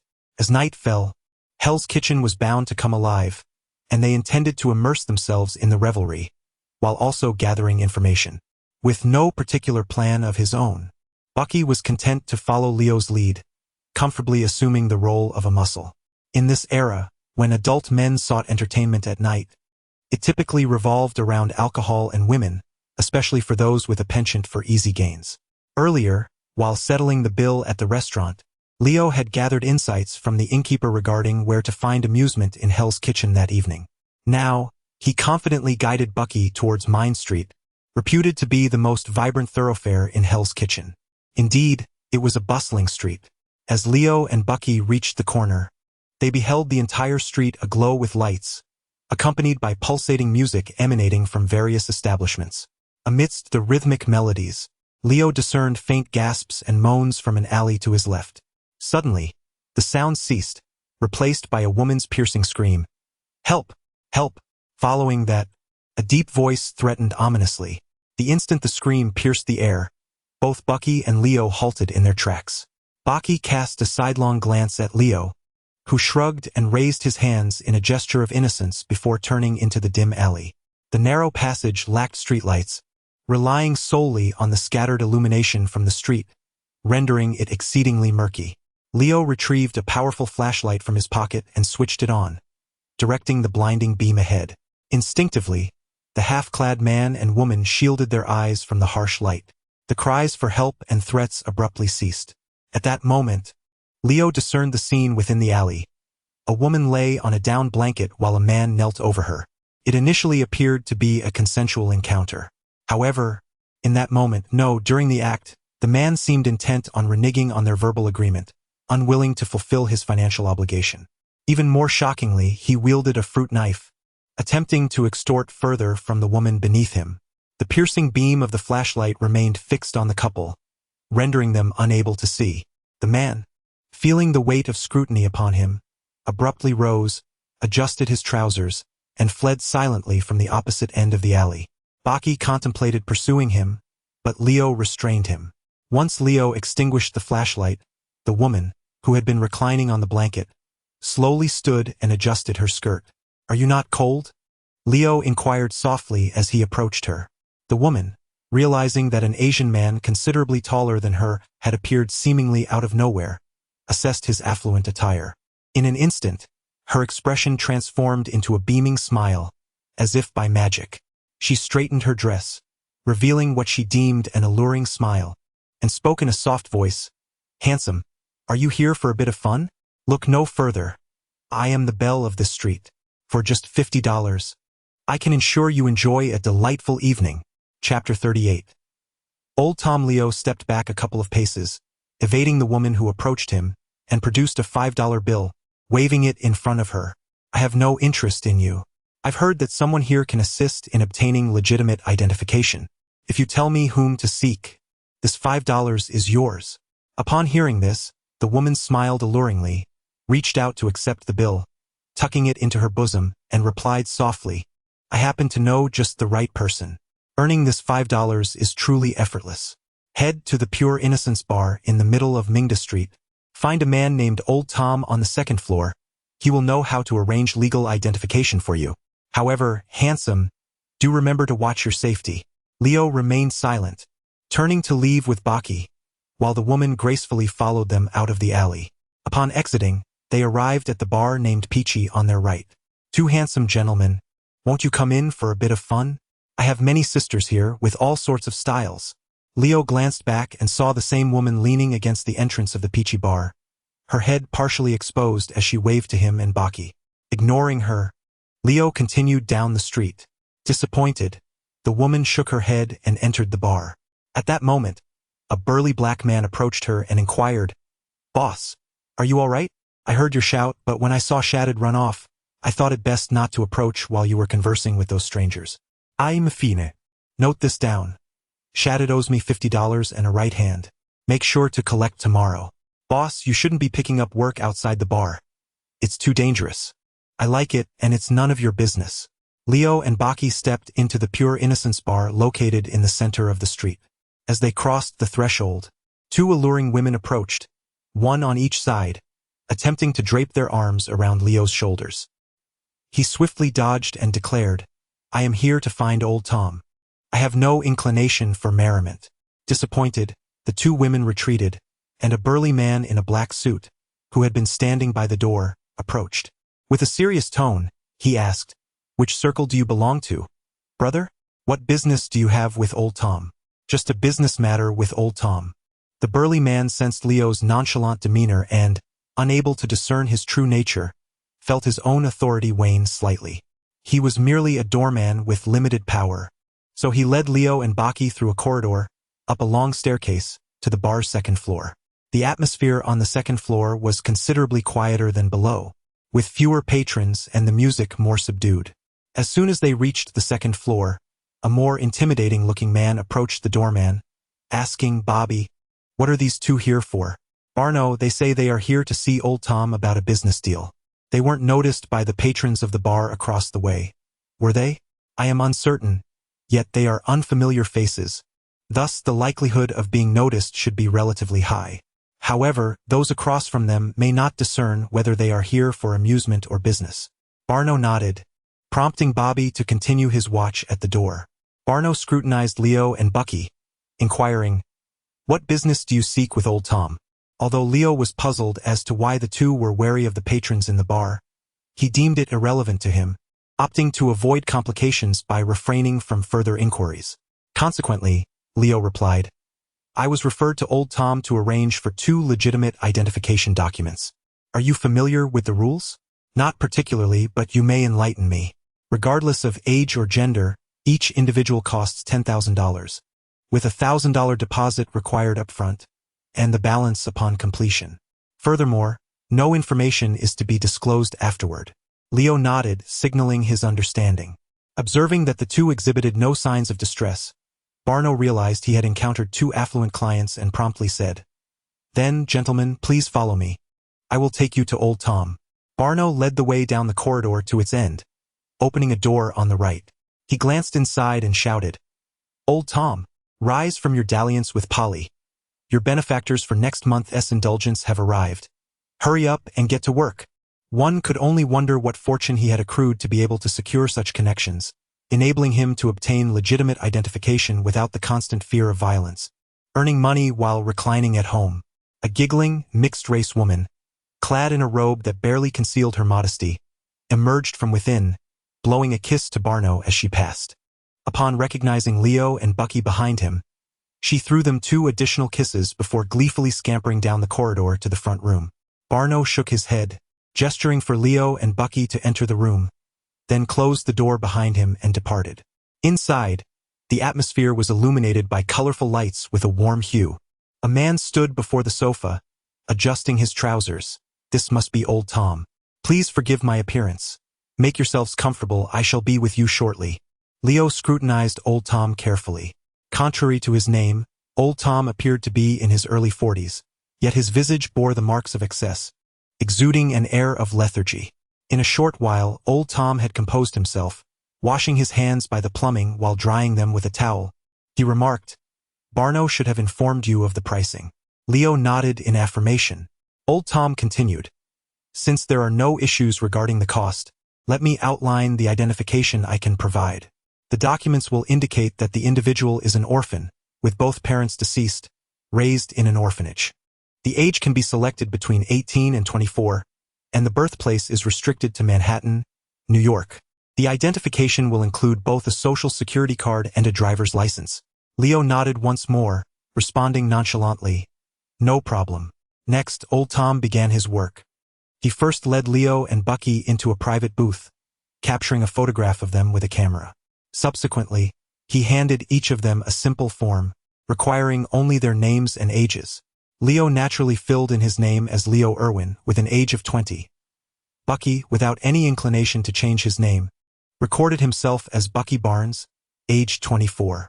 Then, Leo produced a bulging wallet from his pocket, extracting 20 $100 bills, which he presented to Old Tom, saying, "I understand that $100 bills can be difficult to spend around here, but it should pose no issue for you."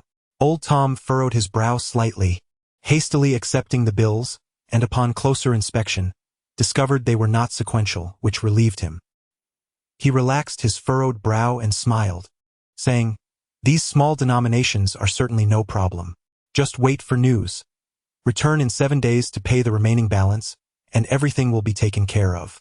Leo stood up, shook Old Tom's hand, and silently mused that the order within this gang seemed quite reasonable, far from the darkness and chaos he had anticipated.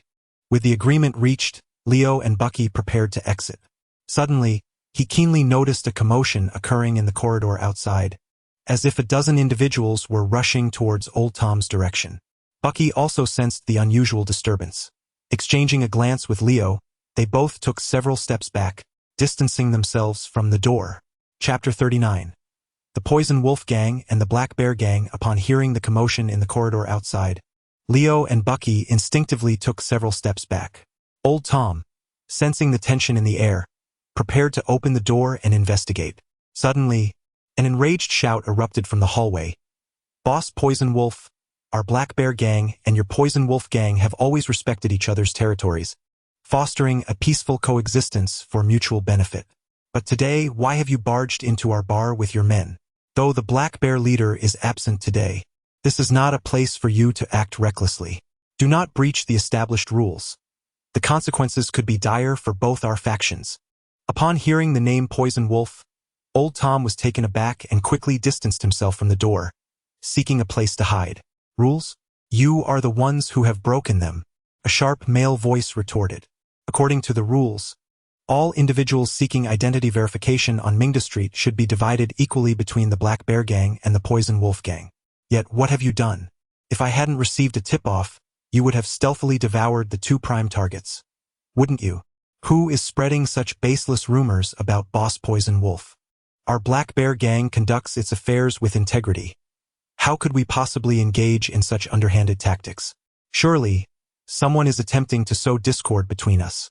Our two gangs have never been on amicable terms. There is no need for further provocation. You dare question our integrity?" The voice continued. "It is evident whether the Black Bear Gang operates with honor or deceit. Poison Wolf, do you dare?" Bang! The door to Old Tom's room was abruptly kicked open, and 6 men wielding clubs stormed in. Leading them was a tall, burly man with a long face and a bushy beard, none other than Poison Wolf himself. Poison Wolf scanned Old Tom's room and quickly spotted Leo and Bucky. He pointed his iron rod at Leo and turned to shout at Banu outside. "You claim that your Black Bear Gang operates with integrity? Then what are these two here for?" Banu fell silent, while Old Tom, frightened, hid himself in a partition. Poison Wolf, seething with rage, turned back, brandishing his club menacingly, and growled at Leo and Bucky. "You two fools, are you unaware of the rules that govern Mingda Street? Do you not know that you must simultaneously notify both the Black Bear Gang and the Poison Wolf Gang before conducting any business? Have you a death wish for breaking the rules?" Leo furrowed his brow and took a step back, narrowly avoiding the spittle flying from Poison Wolf's tirade. However, instead of diffusing his anger, Poison Wolf only grew more furious, glaring at them with menace. "Do you dare to evade? Do you believe I wouldn't knock you senseless with a single slap? You two little punks dare to defy my rules. Unless you can pay double the price today, do not expect to leave the street." Leo's frown deepened in response to Poison Wolf's aggression, and he calmly instructed, "Bucky, take him down." Bucky, long unable to contain himself, sprang into action at Leo's command, launching forward with an outstretched left arm and delivering a powerful punch directly to Poison Wolf's face. With a resounding clang of metal hitting flesh, Poison Wolf was sent flying out the door, crashing heavily against the wall of the corridor. Blood splattered across his face. The Poison Wolf, undoubtedly the leader of the Poison Wolf gang, indeed possesses formidable skills. At a critical moment, he retracted the iron rod in his grasp and held it before him with both hands to block a direct punch from the Winter Soldier. However, the force of Bucky's blow was overwhelming. The iron rod snapped under the sheer strength of the impact, shattering Poison Wolf's hands and ultimately striking him in the face. Fortunately, the iron rod served as a buffer. Although Poison Wolf's head was bloodied and bruised, he remained conscious enough to speak. Sitting on the ground, trembling, he pointed at Bucky and shouted to his accompanying lackeys, "Quick! Quick, use your guns! Kill him! Shoot this monster!" Yet, everything transpired in the blink of an eye. His gang members were utterly bewildered by the sudden turn of events. Upon realizing that his punch had failed to incapacitate his opponent, Bucky stepped forward to deliver another strike. This time, Poison Wolf was not as fortunate. Bucky's punch crushed his skull, leaving him lifeless on the ground. Only then did the others, excluding Leo, comprehend the gravity of the situation. The 5 lackeys Poison Wolf had brought with him began to draw their weapons within the room. However, they could not possibly react faster than Leo. With a series of rapid gunshots, Leo disregarded the recoil of his handgun, executing each of Poison Wolf's men with precision. Leo had long harbored disdain for these unruly thugs. On their way to Hell's Kitchen, he and Bucky had already eliminated countless foes, so they were indifferent to the prospect of dispatching a few more miscreants. Meanwhile, the members of the Black Bear gang still outside finally grasped the situation and prepared to draw their guns. "Everyone, don't move," commanded the Black Bear members, who began to holster their weapons. In this critical moment, Barno managed to regain his composure. He first restrained his impulsive lackeys, then faced Leo with an expression of utmost respect, saying, "Brother, I do not know nor care to inquire about who you are, but I assure you, the Black Bear gang absolutely means you no harm. You are here to conduct business with us. We are not your enemies." Leo slowly tucked his gun back into his waistband and then handed Bucky a piece of paper to wipe his fist, stating calmly, "I, too, prefer to avoid trouble and seldom make enemies." With this, Barno finally felt a sense of relief. Leo continued, "I have no time. Please help me dispose of these corpses. Also, I will return in 7 days to collect the identification. I hope you will not forget." With that, Leo and Bucky stepped over the fallen bodies, preparing to exit with an air of casual elegance. However, fate took an unexpected turn. A sudden barrage of gunfire erupted from the first floor of the bar, followed by the cessation of music, leaving only the cacophony of screams. Accompanied by the thundering footsteps on the stairs, Bobby rushed up to the second floor, calling out, "Barno, what is happening upstairs? Why are there gunshots?" The Poison Wolf gang members have already blocked the bar's entrance, and their guns have gone off. They demand to see their leader, Poison. In the next instant, Bobby's gaze fell upon the lifeless body of the Poison Wolf, and the unfinished words lodged in his throat. He glanced at the 6 corpses sprawled on the ground, swallowed hard, and asked, "Barno, what shall we do now? The leader of the Poison Wolf gang has met his demise, and its members have besieged our doorstep. With the Black Bear leader absent, you must devise a plan."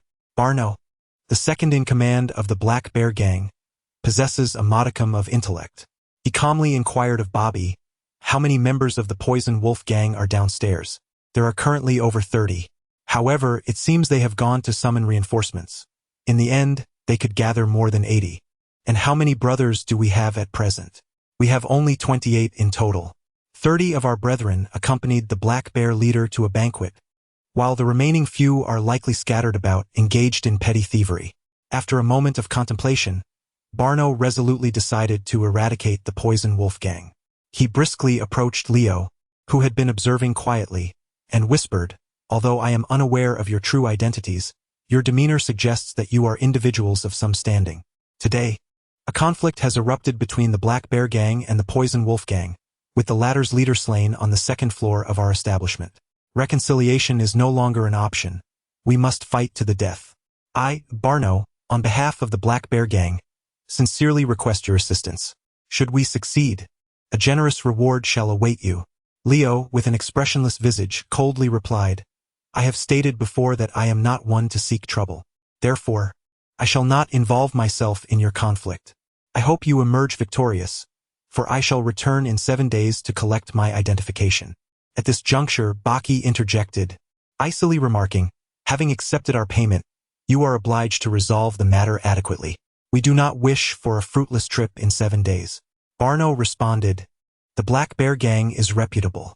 Having accepted your funds, we will exert our utmost efforts. If you choose not to aid us, that is of no consequence.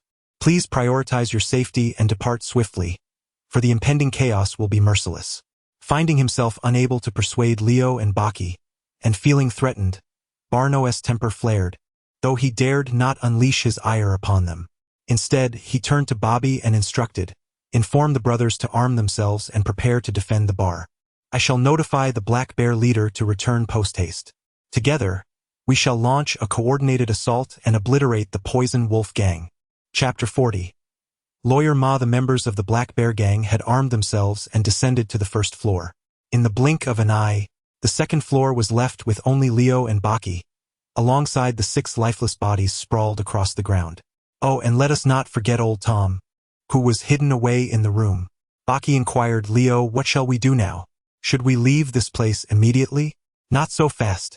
Leo waved his hand dismissively and turned to slip back into old Tom's room.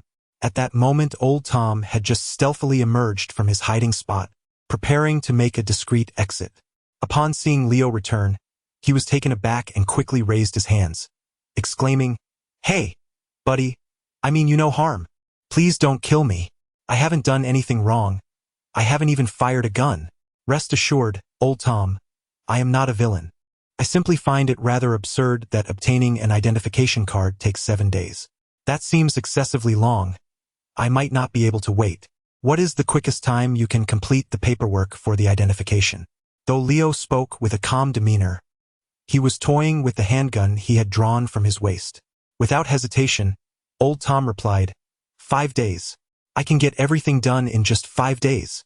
Leo frowned, and old Tom's expression shifted as he lamented, that truly is the fastest time, from submitting the materials to receiving the social security card and driver's license.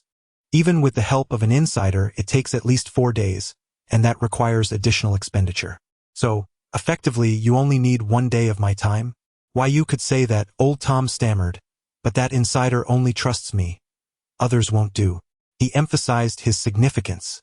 Very well, since you are so vital, I wouldn't want you to inadvertently perish in the impending conflict. How about you accompany me for the night?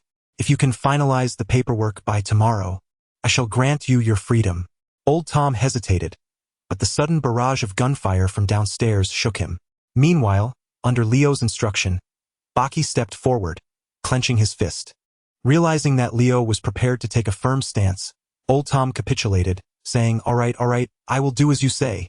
As long as you can get me out of this bar, I'll comply with everything. Content, Leo nodded in approval. He smiled and approached old Tom, firmly grasping his wrist. After a thorough search to ensure old Tom was unarmed, he nodded at Baki. Baki moved to the side wall of old Tom's room, and with a look of confusion from old Tom, he raised his left hand and delivered a powerful punch to the wall. The wall echoed with a resounding crash, collapsing halfway. Baki peered down to assess the situation below, then turned back to Leo, signaling that all was clear before leaping down. Leo, grasping the astonished old Tom, followed suit, and both men, possessing excellent physical prowess, landed unscathed. Unfortunately, the unfortunate old Tom twisted his ankle. However, he dared not utter a word, enduring the pain as he limped alongside Leo and another companion down a narrow alley, moving away from Mingda Street. Just as the trio was about to exit the alley, a figure suddenly descended from the sky, landing gracefully before them after skillfully navigating a few fire escapes. The newcomer was clad in a tight red suit, adorned with 2 interlocking DS embroidered on the left side of his chest. He wore a black mask that obscured half of his head, with 2 small horns protruding from the forehead. Upon seeing this man, Leo immediately recognized his identity. He was none other than the infamous attorney Matt Murdock, known for his relentless pursuit of justice in Hell's Kitchen. A native of the area, Matt had been blind since childhood, having lost his father to violence, which fueled his vow to avenge all innocent victims. By day, he served as a lawyer, championing justice. By night, he donned his red suit and transformed into Daredevil, striving to maintain order in Hell's Kitchen after dark. Although rendered blind by a radioactive substance, he had developed heightened senses of hearing, touch, smell, and taste. Through rigorous training, his physical prowess was formidable. Yet, he bore a fatal weakness. Intense and sustained noise could render him powerless, making him even more vulnerable than an ordinary person. Consequently, Leo and Bucky felt no fear of him, believing that subduing him would be a trivial undertaking. Nevertheless, Leo preferred to avoid unnecessary conflict and feigned ignorance of Matt's identity, inquiring politely, "Friend, who are you? We are merely passing through and intend to leave. Is there something you wish to discuss?" To Leo's surprise, without uttering a word, Matt swiftly drew a pair of metal batons from his right leg, extending them into a long form and pointing them menacingly at Leo. Leo raised his arms, palms forward, pressing down slightly. "Oh, friend, let us not be hasty. We are not enemies."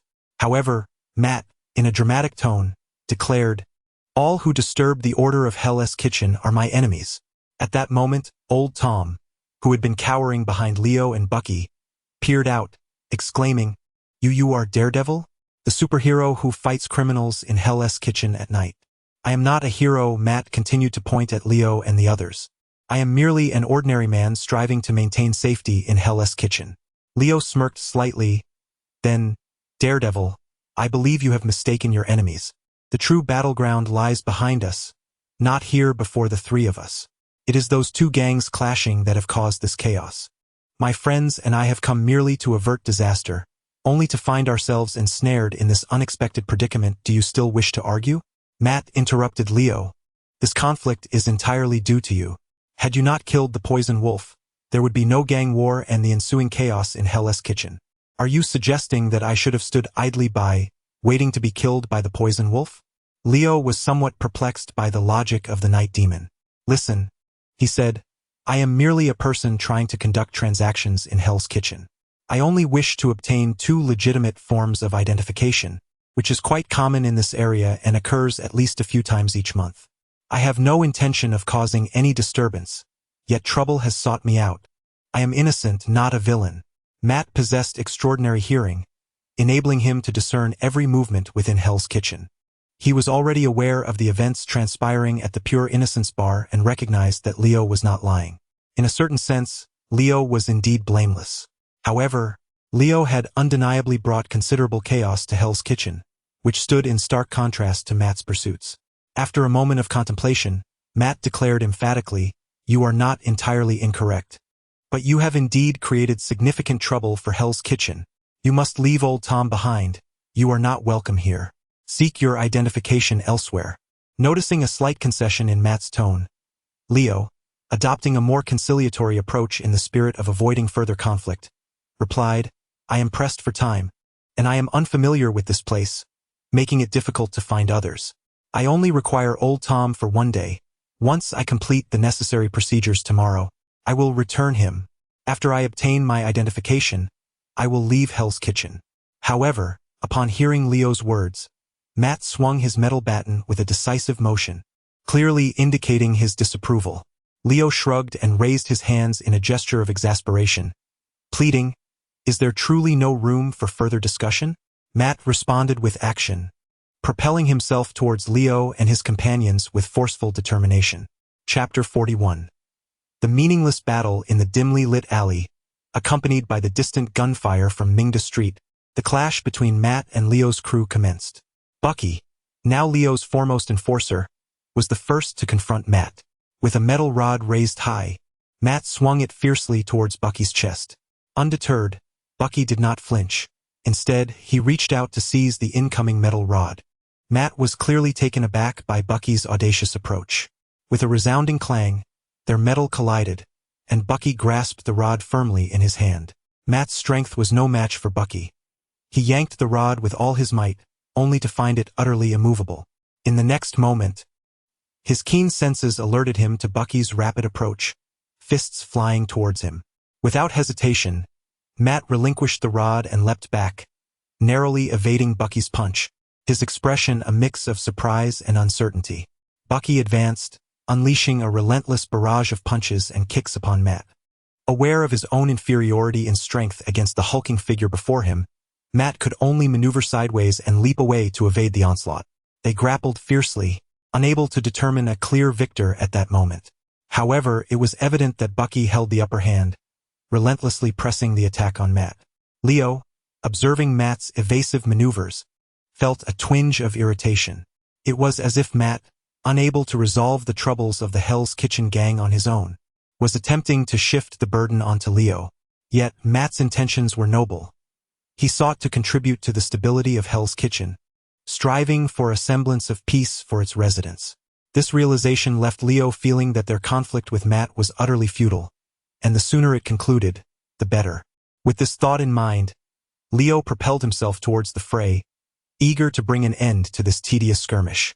Bucky, a master of combat, faced off against Matt, whose skills were self-taught and lacked any systematic foundation, rendering him at a disadvantage. It was only through his remarkable balance and agility that he managed to withstand Bucky's ferocity. Furthermore, Matt's speed paled in comparison to Bucky's, leaving him unable to escape the escalating confrontation. Upon Leo's entry into the fray, the tide shifted dramatically. Teaming up with Bucky, Matt found himself significantly outmatched, reduced to a desperate game of evasion against the walls and ground, perilously dodging their strikes. Seizing an opportunity, Leo grasped Matt's ankle while he was airborne.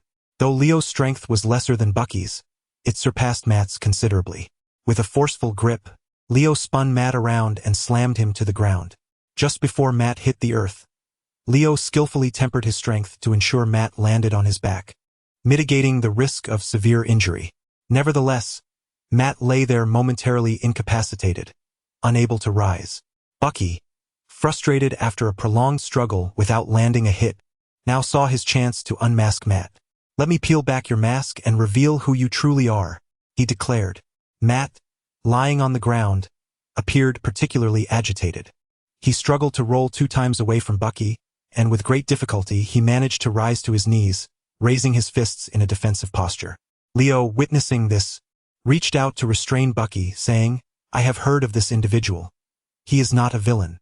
He is known as the Night Demon, striking against scoundrels in Hell's Kitchen each night, thus making numerous enemies.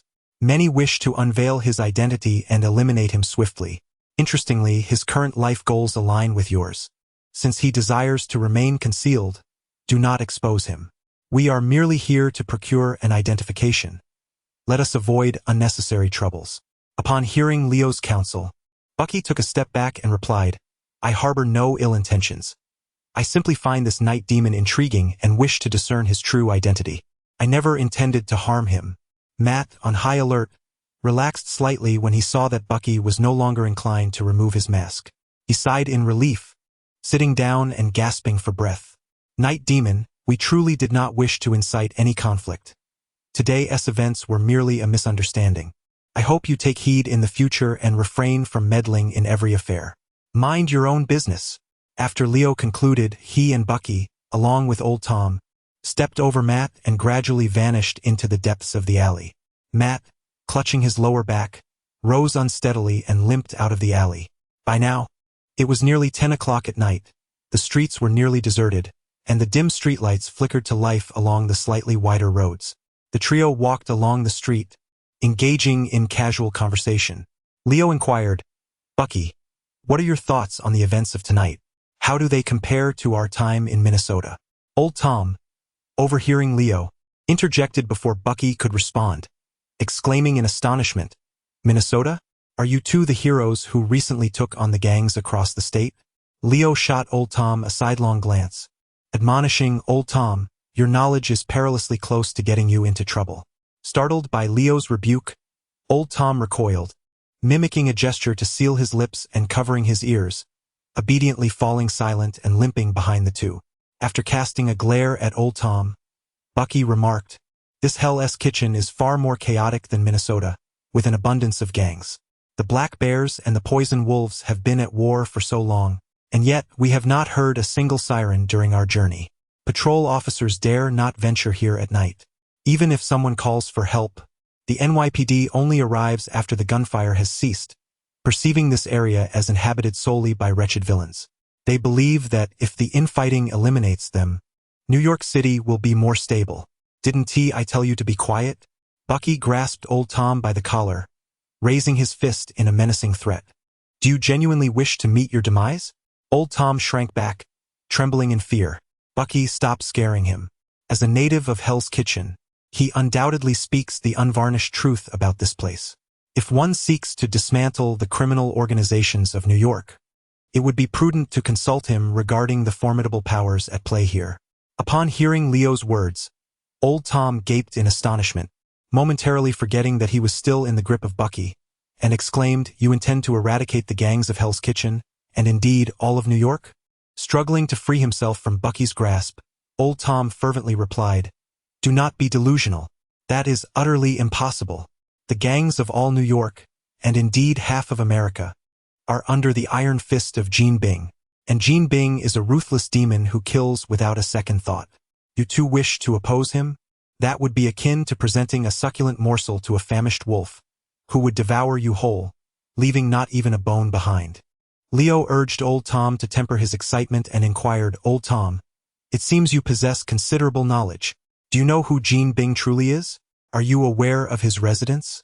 "Of course, I do not know who Jean Bing is," Old Tom retorted. "However, it is said in the underworld that Jean Bing wields control over the dark forces." At this juncture, Bucky, perplexed, asked, "Leo, did you not claim to know who Jean Bing is?" "I certainly know who he is," Leo responded, "yet I merely wish to confirm a few details from Old Tom." Chapter 42. A night of restlessness in Minnesota. When Leo first heard the name Kingpin uttered by the gangsters, he was uncertain whether it referred to the Kingpin from Daredevil or that from Spider-Man. During the day, upon encountering Mary Jane, Leo assumed it was the Kingpin from Spider-Man. However, reality delivered a harsh blow that evening when Daredevil unexpectedly appeared and engaged in a trivial skirmish with Leo and his companions. Thus, this Kingpin must indeed belong to the cinematic universe of Daredevil. Leo was nearing the point of abandoning his reliance on his past cinematic experiences to decipher this authentic universe. It appeared to be a chaotic amalgamation of various Marvel elements. All Leo could do was pray that this universe would refrain from introducing any mutants from Marvel. Otherwise, it would become exceedingly perilous. As soon as Leo articulated his knowledge of Kingpin, the reckless Tom could no longer restrain his tongue. He exclaimed, "You know who Kingpin is? Surely you jest. Reveal it to me. I wish to ascertain whether you truly know." Leo grinned at Tom, retorting, "Tom, it seems your mouth is incapable of closing itself. I seriously doubt your ability to keep today's secrets under wraps. Shall I assist in silencing you?" Though Leo jested as if in mirth, Tom felt a tremor of apprehension coursing through him. His body chilled. The sixth sense of a man warned Tom that Leo was not merely joking. Consequently, Tom fell silent, genuinely closing his mouth. With Tom's silence, only Leo and Bucky remained in conversation, deliberately quickening their pace. Despite Tom's foot pain, he dared not utter a word, lamenting silently as he limped behind the duo. Although Leo was not fond of Tom's incessant chatter, he felt compelled to consider Tom's physical condition. Thus, after approximately 30 minutes, the trio arrived at the entrance of the Harvest Inn. Hell's Kitchen was hardly a tranquil locale, and by this time night had fallen, with the innkeeper long since having locked the doors. The three would need to knock and summon the proprietor to gain entry. However, just as Leo stepped forward to rap on the door, he suddenly halted. Bucky, keenly perceptive, noticed Leo's unusual behavior and inquired, "Leo, what is the matter?" Leo pointed towards the parking space on the right side of the inn, saying, "Take a closer look. Do you not think our vehicle has been tampered with?" Bucky scrutinized the car and replied uncertainly, "It appears. The wheels have shifted forward by approximately 20 centimeters. Let us investigate," Leo urged, and the three approached the vehicle, quickly realizing trouble had indeed arisen. The four doors and the trunk showed clear signs of having been pried open. Leo hurriedly opened the trunk, only to discover that the light-powered Arm 6, along with firearms and ammunition, had vanished without a trace. Bucky chuckled and shook his head, somewhat cruelly remarking, "Who would have thought that little thieves would actually manage to pilfer from us?" At this moment, Old Tom interjected, "Your vehicle bears an out-of-state license plate, which, in the eyes of the ruffians in Hell's Kitchen, signifies a trouble-free target. I fear that the individuals who pilfered your belongings are indeed locals from Hell's Kitchen." Leo shook his head in dismay, remarking, "The car is filled with substantial equipment. It is audacious of these petty thieves to even consider touching it." Old Tom muttered, "The larger the items, the more they desire them, for such treasures indicate the vast territories they can seize."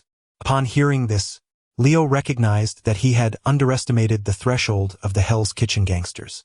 At that moment, Bucky turned towards Old Tom, his expression fierce, and demanded, "Enough with the idle chatter. Just tell me, can the stolen items be recovered? Those little rascals have dared to steal from me, and I intend to make them regret it." Old Tom hesitated. "That depends on the circumstances. This is Chinatown, situated at the convergence of 4 gang territories. To retrieve the items, we must first ascertain which gang was responsible for the theft." Bucky retorted, "In such a small area there are 4 gangs? Old Tom, spare me the unnecessary details. Just tell me the names of these gangs and how we can find them." Old Tom, still shaken by Bucky's explosive display of strength, stammered, "2 of the gangs you already know are the Black Bear Gang and the Poison Wolf Gang, with their respective strongholds being the Pure Heart Bar to the east and the Nightmare Bar across from it. The other 2 gangs are the Wheel Gang, whose base is an auto repair shop 8 blocks south, and the Black Fist Gang, located in an underground boxing arena 10 blocks north." Bucky considered the presence of 4 gangs to be manageable and proposed, "Leo, how about we pull off another job? We could split up and in no time, we could dismantle all 4 gangs and reap a substantial reward." Leo chuckled silently. It seemed Bucky had developed a penchant for robbing gangs. However, Hell's Kitchen was unlike the gangs in Minnesota. Situated in New York, the epicenter of the Marvel Universe, Leo hoped to quietly establish himself here. Thus, violently obliterating the 4 gangs would be too conspicuous and could invite unnecessary trouble. Still, the loss of those weapons was indeed regrettable, especially the lightweight power Arm 6. Recreating it under current conditions would be quite a challenge. Moreover, the audacity of those petty thieves was infuriating. Suddenly, Leo had a flash of inspiration, recalling that when he exited the hotel in the evening, he had noticed a surveillance camera mounted on the sign of the Harvest Hotel. Indeed, when he turned, he spotted the camera, its faint red light indicating it was functioning normally. Leo smiled slightly, pointing at the camera, and said to Bucky, "I believe we need not go through all that trouble. Do you see that camera?" Bucky noticed the camera, smiled in relief. In reality, aside from the lightweight power Arm 6, the other stolen equipment held little value for Leo. He had already placed the easily accessible valuables within the confines of the inn, and observing the inn's reliable demeanor, he felt assured that theft was unlikely. Among his belongings, Leo held particular reverence for the hard drive nestled within his backpack. The secrets it harbored remained a mystery he had yet to unravel. Nonetheless, given that it was pilfered from the Zola database, its worth was undoubtedly beyond measure. With this thought, a wave of unease washed over him regarding the backpack beneath the bed, prompting him to turn to Bucky. "Let us first return to our room to ensure its safety, and then we may inquire with the innkeeper about the surveillance footage, subsequently attempting to recover our lost items." Bucky nodded in agreement, and with a mention of Old Tom, the group proceeded back to the inn. Knock, knock, knock. The sound resonated through the desolate street, echoing far and wide. Minutes later, footsteps finally echoed within the Harvest Inn. Soon after, Leo discerned the somewhat familiar voice of the innkeeper. "Who is it? My inn ceases operations after 8 p.m. If you wish to lodge, I suggest you seek other accommodations. Furthermore, I recommend you venture quite a distance before securing a place to stay." As the innkeeper's voice pierced the silence, Leo was startled to also hear the distinct sound of a firearms bolt being drawn within. Bucky and Leo exchanged worried glances, instinctively retreating with Old Tom to the side of the door. Leo called out loudly, "Innkeeper, we are the guests who checked in earlier this evening. When we left, We sought your advice on where to dine. You recommended the steak at the Peace Hotel. Do you recall?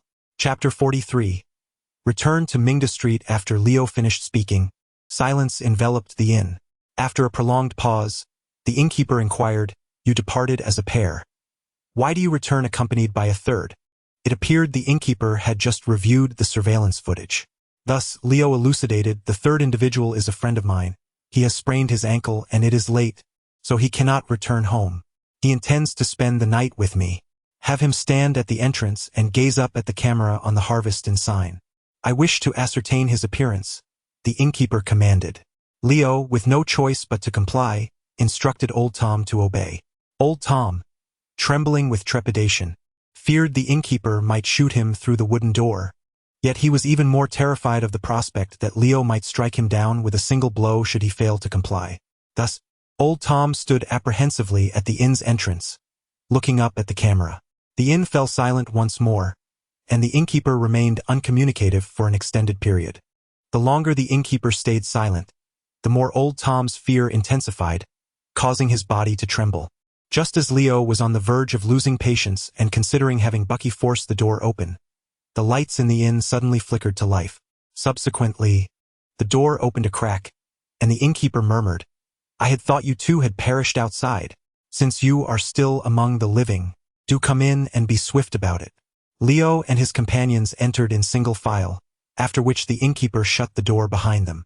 Once he secured the lock, the innkeeper turned and stated, "The newcomer cannot share a room with you. You must book a separate single room for $20. Leo produced two $20 bills and placed them in the innkeeper's hand, saying, "He does not possess a driver's license, and I am aware the price doubles. I apologize for the inconvenience at this late hour." However, the innkeeper extracted one of the bills from his hand and returned it to Leo, saying, "I know Old Tom. Thus, the price does not double. $20 will suffice." Old Tom looked at the innkeeper, astonished, and asked, "How do you know me?" The innkeeper replied, 10 years ago, when I first arrived in New York illegally, you were the one who assisted me with my identification. I had hoped to build a good life here, but instead, I languished in Hell's Kitchen for a decade." The innkeeper sighed softly, not wishing to elaborate further, and shifted the topic. "It is late. You should retire for the night. Here is the key to room 205, a single room, directly across from 203. Upon hearing this, Leo nearly forgot the pressing matter at hand and promptly intercepted the innkeeper, stating, "Sir, our vehicle parked at the entrance has been tampered with, and our belongings have been stolen. You have surveillance cameras here. I wish to review the footage to identify the thief." "What purpose would that serve? Do you intend to venture out in the dead of night to retrieve your belongings? Are you courting danger? Those two gentlemen are not to be trifled with. Do not merely expect to retrieve the lost items. It would not be surprising if their worth were to double," Old Tom interjected hastily.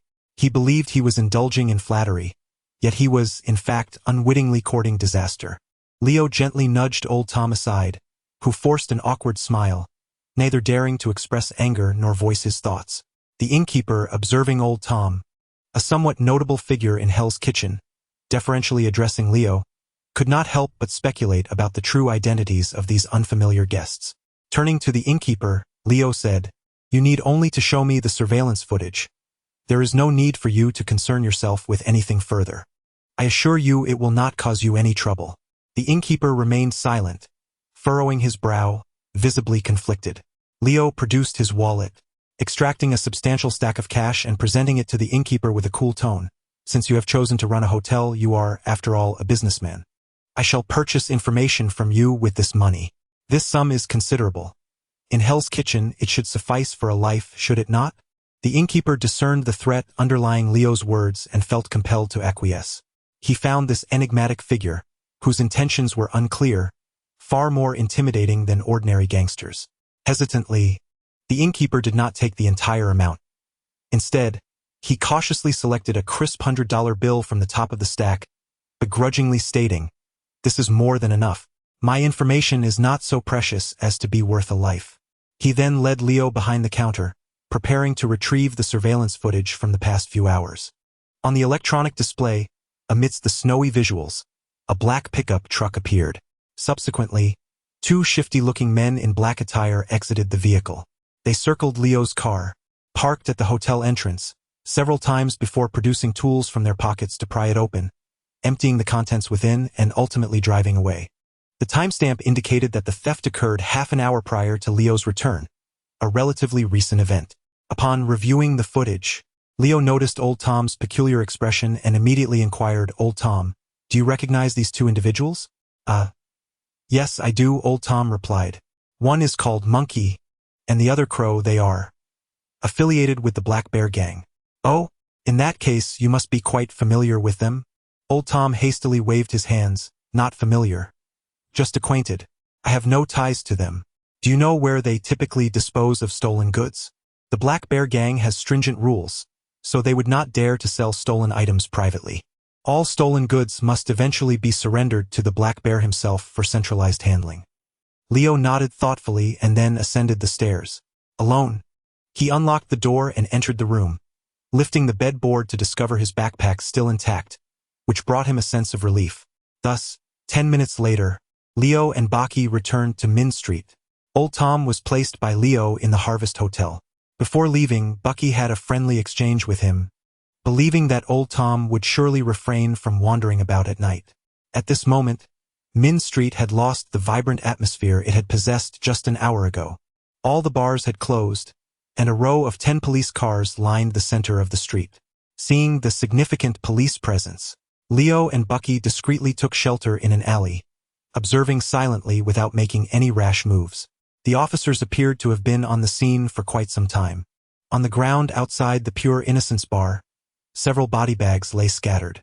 A few police officers were working in pairs, transferring the corpses onto a morgue vehicle, which already contained several bodies.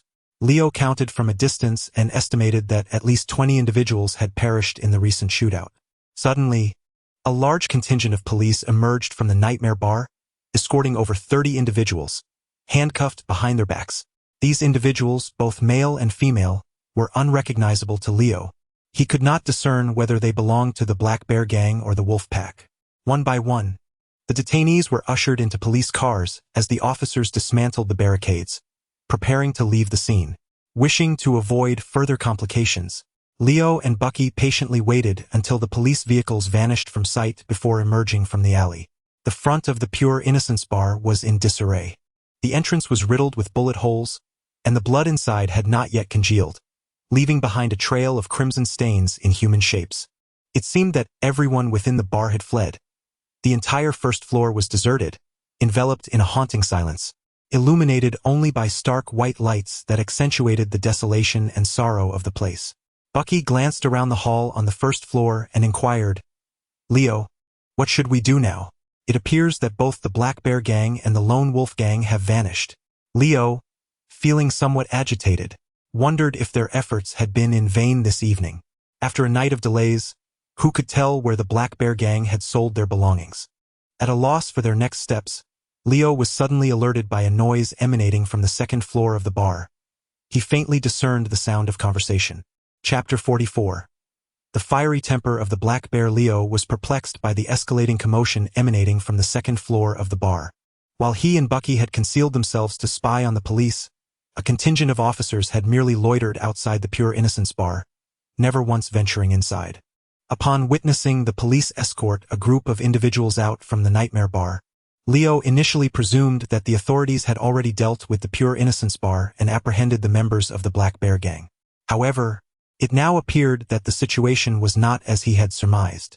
Could it be that the Black Bear Gang had illicit connections with the police?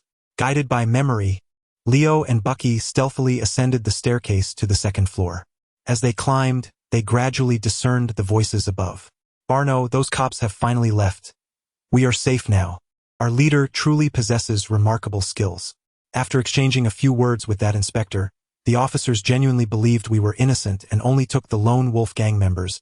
One voice declared, "How could you be so foolish, Irby? It is evident that the inspector has struck a clandestine deal with our leader. I have repeatedly advised you to use your brain. Do not let your carelessness lead to your demise." The gaunt young man named Irby acquiesced, only to be assigned a task by Barno to keep watch at the staircase. Leo and Baki pressed themselves against the corner of the stairs, holding their breath as they listened to Irby's approaching footsteps. In a swift motion, as Irby rounded the corner, Leo reached out and seized him by the neck, covering his mouth simultaneously. As Irby emitted muffled sounds of terror, Leo delivered a punch to the back of his head. Unsure of the force he had used, Leo concluded that Irby had succumbed into unconsciousness. Continuing their quiet ascent, Leo and Bucky reached the second floor without encountering any further obstacles. Leo cautiously peered around the corner at the entrance to the second-floor hall, discovering the reason for the absence of guards at the staircase. The hall was filled with over 20 individuals, loosely arranged in a circle. At the center, a robust African-American man sat on a single sofa. Before him, Barno was binding the hands of a mixed-race woman, who was utterly unclothed, with a length of rope, preparing to hoist her up. The woman's mouth was gagged with a cloth, and she emitted muffled cries of distress. Her face was a mask of terror as she clutched her legs tightly, her body swaying desperately from side to side. Yet, her strength paled in comparison to Barno's, and ultimately, he secured her hands with the rope. The rope threaded through a hanging light fixture from the ceiling, lifting her vertically until she barely managed to stand on her toes. In this compromising position, the woman's form was fully exposed, drawing the attention of all 20 onlookers, which was why none had glanced towards the staircase. Leo recognized the woman. After a moment of recollection, he recalled her as the one who had dashed out from Old Tom's room during his visit. At that moment, she bestowed a kiss on the cheeks of Barno, Leo, and Baki. Leo still remembered her name, which seemed to be Polly. Suddenly, the sharp crack of a whip echoed through the room. After tying Polly up, Barno seized a nearby whip and struck it fiercely against her. Gripping the handle of the whip, Barno pointed at Polly, cursing, "Polly, you vile wench, how dare you betray us? Speak, why did you conspire with the Wolf Gang?" With her mouth stuffed with cloth, Polly whimpered in pain, tears streaming down her cheeks. Barno lashed out again, this time extracting the cloth from her mouth. As soon as Polly was able to speak, she disregarded Barno's menacing presence and desperately turned to face the burly black man seated on the sofa, pleading, "Big Bear, I beg you, spare me. I was merely confused and was swayed by the Wolf Gang. I promise I won't do it again." For reasons unknown to him, Barno struck Polly once more, causing her to cry out in agony before she could finish her sentence. The imposing figure of Big Bear on the sofa then sneered at Polly, saying, "You still think you have a future? Polly, although your skills in bed were commendable and brought in some profits for the Bear Gang, my greatest intolerance is betrayal. Therefore, you have no future. Big Bear, I implore you, please do not kill me. I am still young and I can earn money. I can work for you for the rest of my life." Yet Big Bear remained unmoved. He rose from the sofa, took the whip from Barno, and advanced towards Polly step by step. Fear rendered Polly speechless. Her mouth gaped open as she gasped for air, her eyes fixated on Big Bear. Just as it seemed she would suffer a horrific fate, Leo's voice resonated from the staircase. "I presume you are the leader of the Bear Gang. I happen to have some matters to discuss with you. They are quite urgent, so could you kindly postpone your current activities?" Big Bear turned his massive form towards the staircase and spotted Leo and Baki standing resolutely at the top. Leo wore a smile, tinged with apology, while Baki's expression was cold and protective. Seeing Leo and Baki, Polly felt as if she had grasped a final lifeline, and in a frantic plea, she cried out, "Gentlemen, please save me. They intend to kill me. I beg you to help me call the police." However, Leo paid her no heed. His interruption of Big Bear's torment was not an act of heroism, but rather a desire to avert his gaze from the gruesome scene unfolding. Barno, noticing Leo and Baki, stiffened, momentarily forgetting to question how they had appeared so suddenly at the second-floor landing. He quickly leaned into Big Bear's ear and whispered a few words. Upon hearing this, Big Bear's expression turned gravely serious. After a moment of silence, he addressed Leo and Baki in a low voice, "So, you two are the ones who killed the wolf? On behalf of the Bear Gang, I extend my gratitude for eliminating our adversary. However, did the two not clearly abandon their collaboration with us? My brothers and I have already eradicated the lone wolf gang, so what does their return at this juncture signify?" At this moment, the gaze of everyone on the second floor was riveted upon Leo and Baki. Leo surveyed the 20 or so individuals present, only to discover that neither crow nor monkey was among them. Thus, Leo remained uncertain whether the two thieves had already returned the stolen items to the bar or were still engaged in their nefarious activities outside. After a brief contemplation, Leo addressed Black Bear plainly. "Rest assured, Black Bear, I had no intention of meddling in the affairs of your two gangs before, and I remain steadfast in that decision now. I am not here to usurp the fruits of your labor. My purpose in seeking you out this evening is to address the matter of two thieves, known as Monkey and Crow, who have taken possession of items that do not rightfully belong to them. I wonder if you have encountered them tonight?" Black Bear, the formidable leader of a gang, was accustomed to wielding power and instilling fear. Leo's tone, laced with incredulity and devoid of any semblance of respect, left no room for Black Bear's pride. Faced with Leo's disdainful demeanor and having never witnessed the ferocity of either Leo or Bucky, Black Bear's temper flared, and he retorted, "It seems you two have failed to grasp the situation. This is Hell's Kitchen, where all things are ownerless. Possession is the essence of skill. Here there is no theft, only acquisition, and you dare to demand the return of individuals from me? Where is my old Tom? He is a significant source of revenue for me each year, and you have hidden him away? I had not yet come to seek you out, yet you have the audacity to come here first." Black Bear's sudden outburst heightened the tension on the second floor. Nevertheless, Leo remained composed, for Black Bear's words allowed him to deduce that the two thieves, Monkey and Crow, had not yet returned to the bar. Otherwise, given Black Bear's volatile temperament and his greed, he would have immediately resorted to threats upon learning that Leo sought to reclaim a cache of gold, silver, and jewels. Chapter 45. The negotiation falls apart. Leo was unprepared for the fierce temper of the Black Bear. A mere disagreement could spark a conflict. Even more surprising was Bucky's volatile disposition, exacerbated by the issues with Hydra and the Minnesota gang. Upon hearing the Black Bear's words, Bucky became visibly displeased. He stepped forward, pointing an accusatory finger at the Black Bear. "You foul, ugly, and foolish creature. How can you utter such nonsense? Hell's Kitchen is in chaos precisely because of individuals like you and the gang you lead. You truly belong in a bygone era, thrown onto the battlefields of World War II, so you might grasp the essence of harmony and stability and recognize the spirit of America. Damn it!" The Black Bear was momentarily taken aback, then erupted into laughter.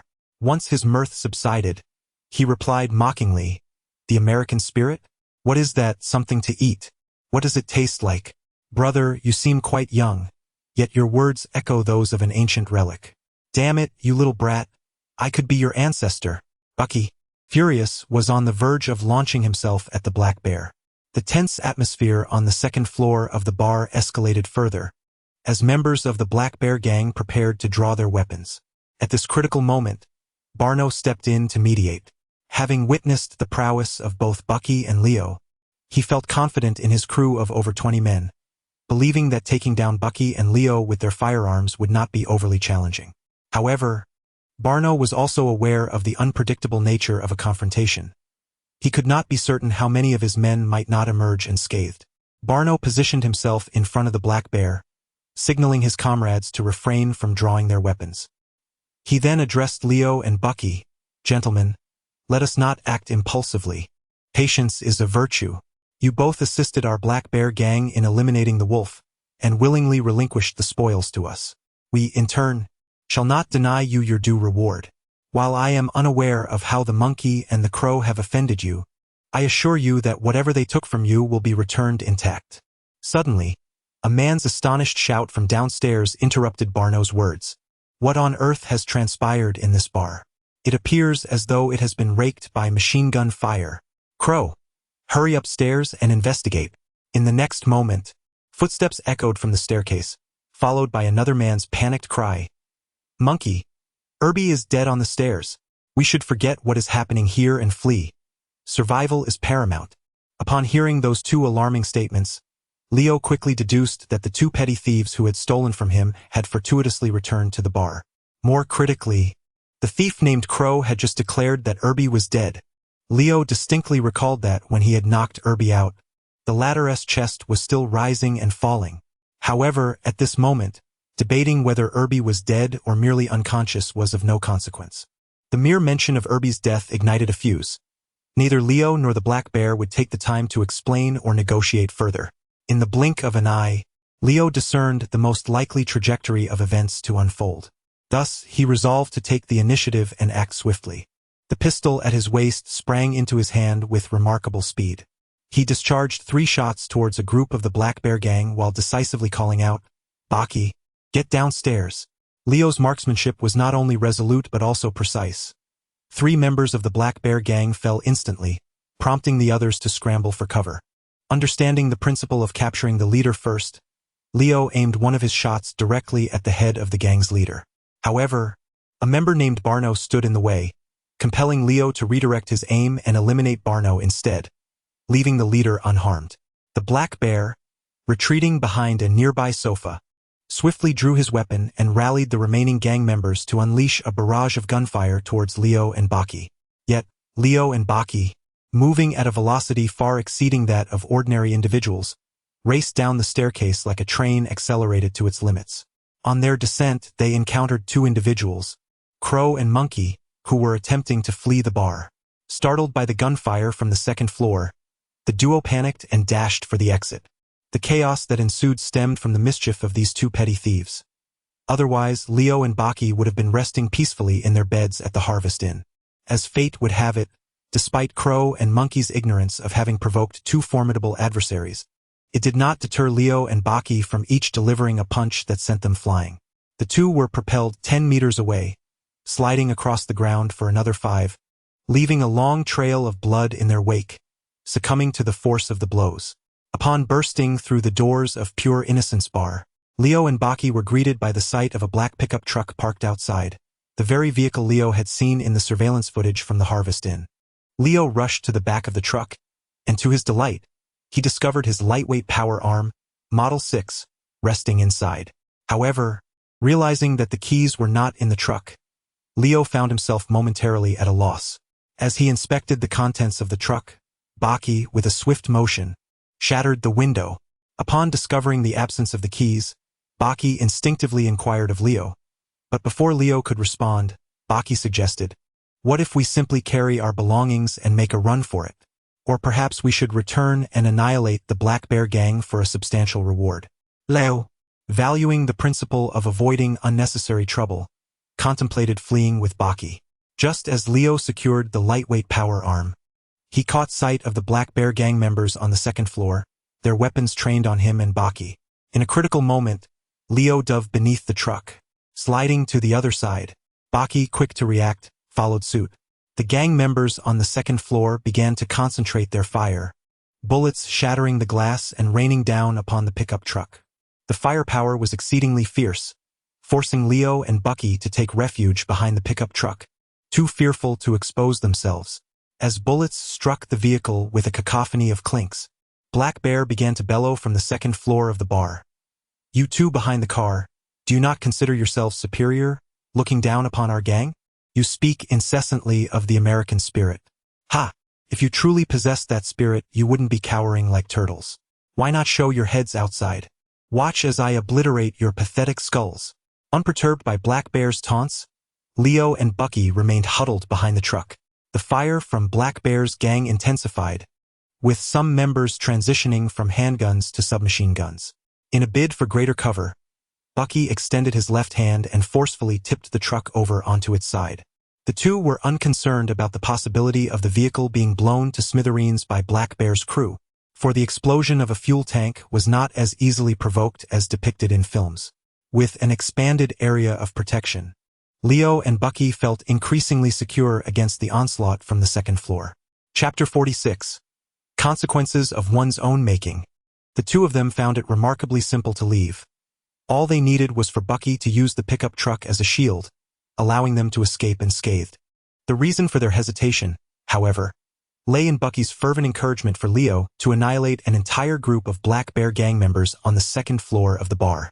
"Leo, I know you brought 2 high-explosive grenades from Base 033. Just give me one. It would suffice to obliterate those scoundrels upstairs."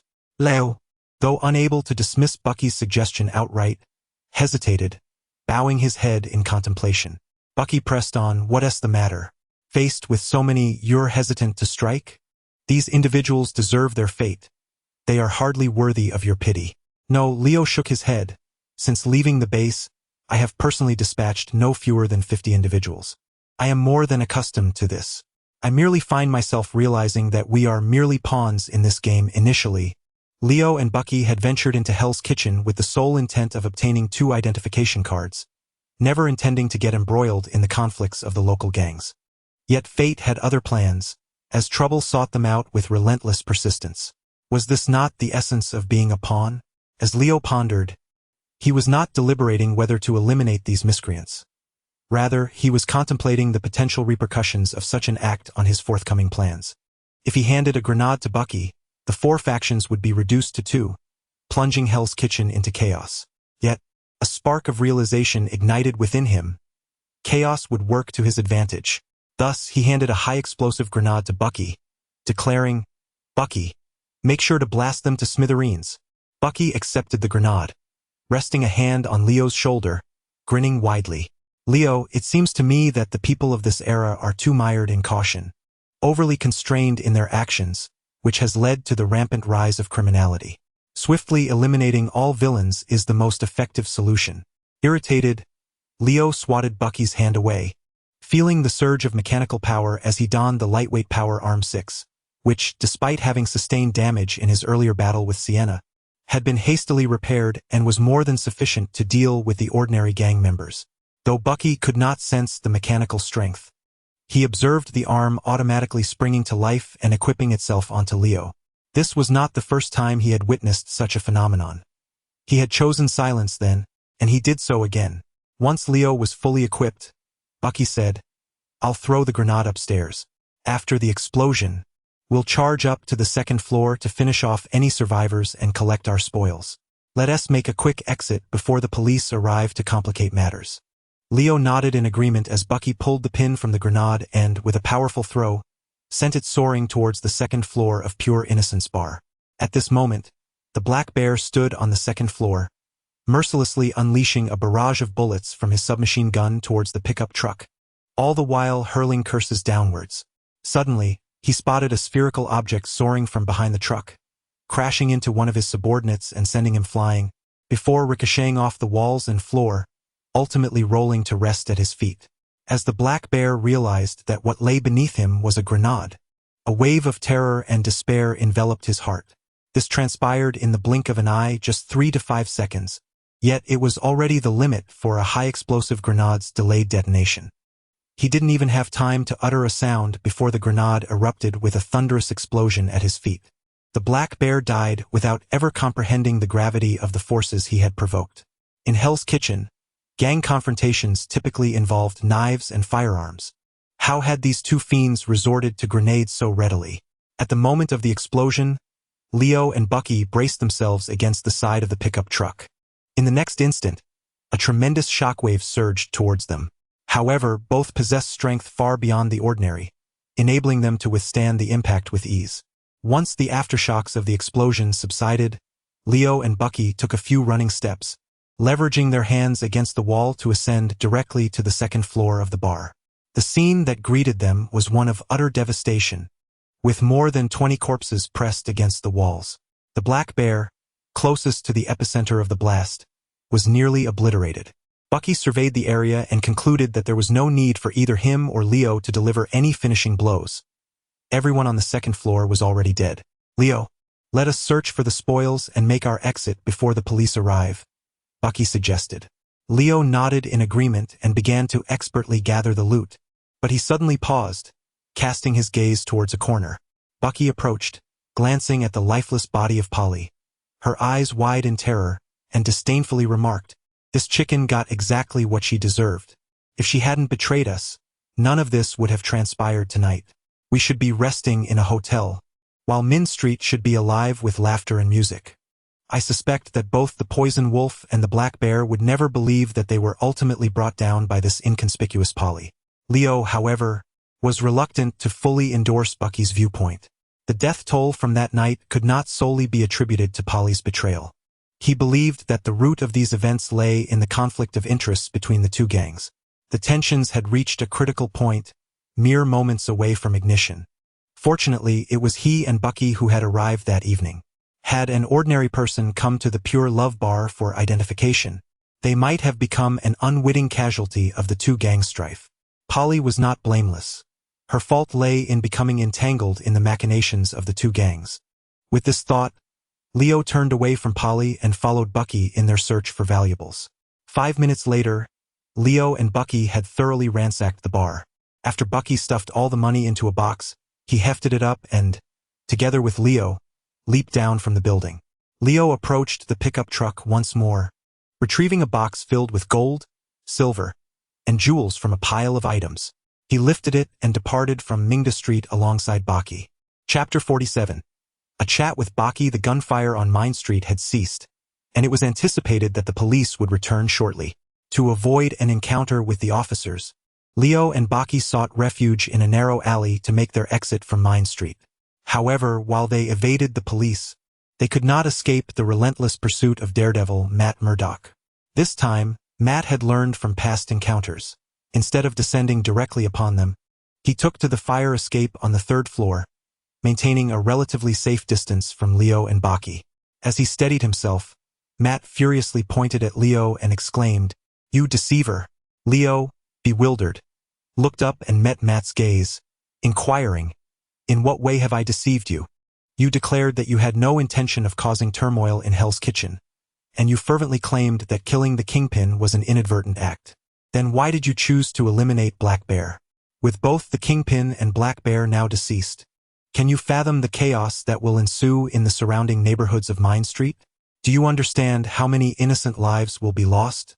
Bucky, the matter concerning the gangs is now yours to decide. I leave it in your capable hands." Leo, wishing to avoid further banter with Daredevil, took a step back to allow Bucky to take the lead. Bucky nodded, gathered his thoughts, and called up to Matt, "You in the black attire on the upper floor, come down and converse. Speaking upwards is rather taxing." Instead of descending, Matt ascended to the 4th floor. "Rest assured, I shall not harm you this time. I simply prefer to converse at eye level." Upon hearing this, Matt leapt again, reaching the 5th floor of the fire escape. Bucky's lips twitched in exasperation as he raised his hands in surrender, exclaiming, "Daredevil, this is becoming rather tedious. If you continue this way, there is nothing left to discuss.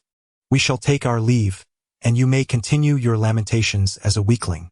It seemed that Bucky's final remark struck a chord with Matt, and seeing Bucky genuinely attempt to lead Leo away, he hesitantly leaped down to the ground from the 5th floor, though he remained at a distance, wary of approaching them. "Fine, since your hearing is keen, I shall speak softly. However, I would appreciate it if you could raise your voice, as I might not catch your words." Bucky shrugged in resignation and continued, "Daredevil, first and foremost, I wish to inquire about your nightly escapades in that skin-tight leather suit, leaping about in Hell's Kitchen. What is it all for?" Matt, not one to engage in subterfuge, answered candidly and loudly, "Because every night in Hell's Kitchen, innocent people are persecuted. I must save them and punish those who commit acts of violence, restoring a sense of peace to their lives. But these are the responsibilities of the police. The law exists to bring justice to those who do wrong. Who are you to take it upon yourself to intervene? The police are derelict in their duties. The law is biased. Thus, I must enact justice in my own manner." "Precisely. Night Demon, in truth, you and I belong to the same ilk. We both employ our unique methods to confront the criminal underworld of Hell's Kitchen. You, too, harbor the desire to eradicate all gangs, yet your capabilities fall short. By fortunate coincidence, I possess the power to annihilate these factions, which is precisely what I accomplished tonight by extinguishing both the Black Bear Gang and the Poison Wolf Gang. Thus, you ought to express gratitude towards us rather than lament our actions."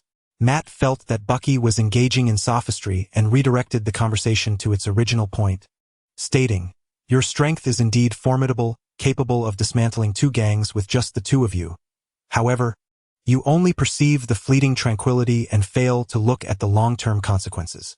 The ensuing chaos in the Mindle district will reveal your miscalculation." Bucky retorted, "Night Demon, according to your reasoning, chaos is instigated by the gangs, yet it seems that stability ultimately hinges on their existence. What kind of logic is that? Given your extraordinary hearing, You should have long been aware that the Black Bear Gang and the Lone Wolf Gang were on the verge of a violent conflict due to their conflicting interests. We simply served as the catalyst for their impending clash. Your actions merely postpone the conflict without addressing the root of the issue. That is merely because I have yet to uncover the source of the chaos. Do you suppose I have never eradicated an entire gang before? I have, yet before long, new factions emerge anew. It is as if an invisible hand regulates the balance of the gangs in Hell's Kitchen, ensuring that this place remains neither stable nor entirely chaotic. That is still attributable to your insufficient abilities. Whenever a gang appears, simply eliminate it, and after several such instances, no one will dare to disrupt the peace. Furthermore, the hand you refer to, does it pertain to Kingpin? We happen to know precisely where this hand is concealed. Bucky continued, thus our objectives align. Are you willing to join us? Together, let us uncover this puppet master and sever its strings. As he spoke, Bucky mimicked a slicing motion with his right hand against his left. Matt, bewildered by the unexpected turn of events, had come here to confront Bucky. Yet here he was, attempting to recruit him. Confused, Matt inquired, are you implying that you will not immediately abandon Hell's Kitchen, but rather intend to resolve the gang issues here? To be precise, it is not merely the gangs of Hell's Kitchen, but those throughout New York City, and indeed the entirety of the United States. Bucky cleared his throat and continued. Bucky, am resolute in my mission to dismantle all gangs across America, to eradicate Kingpin, and to restore the lost spirit of America. So, Night Demon, do you wish to join me? Matt, as if confronted by a specter, scrutinized Bucky's heartbeat, fervently hoping he was being deceived. However, after careful discernment, it became evident that Bucky's words were entirely truthful. In the next moment, Matt truly encountered a ghost. He turned and fled. Bucky pursued a few steps, calling out, Night Demon, do not depart. I hold a great appreciation for your...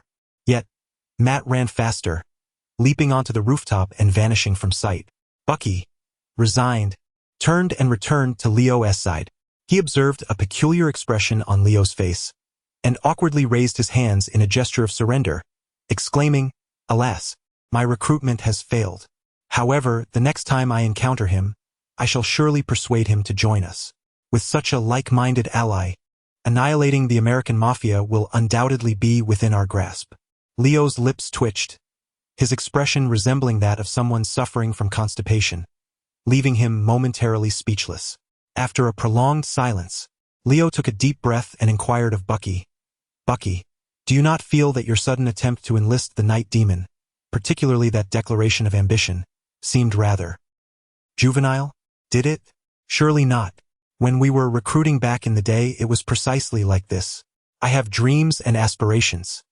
If you support me, then come along. That was our approach back then. Leo sighed deeply, adding, Bucky, your mindset has fallen out of sync with the current era. With that, Leo turned and walked away.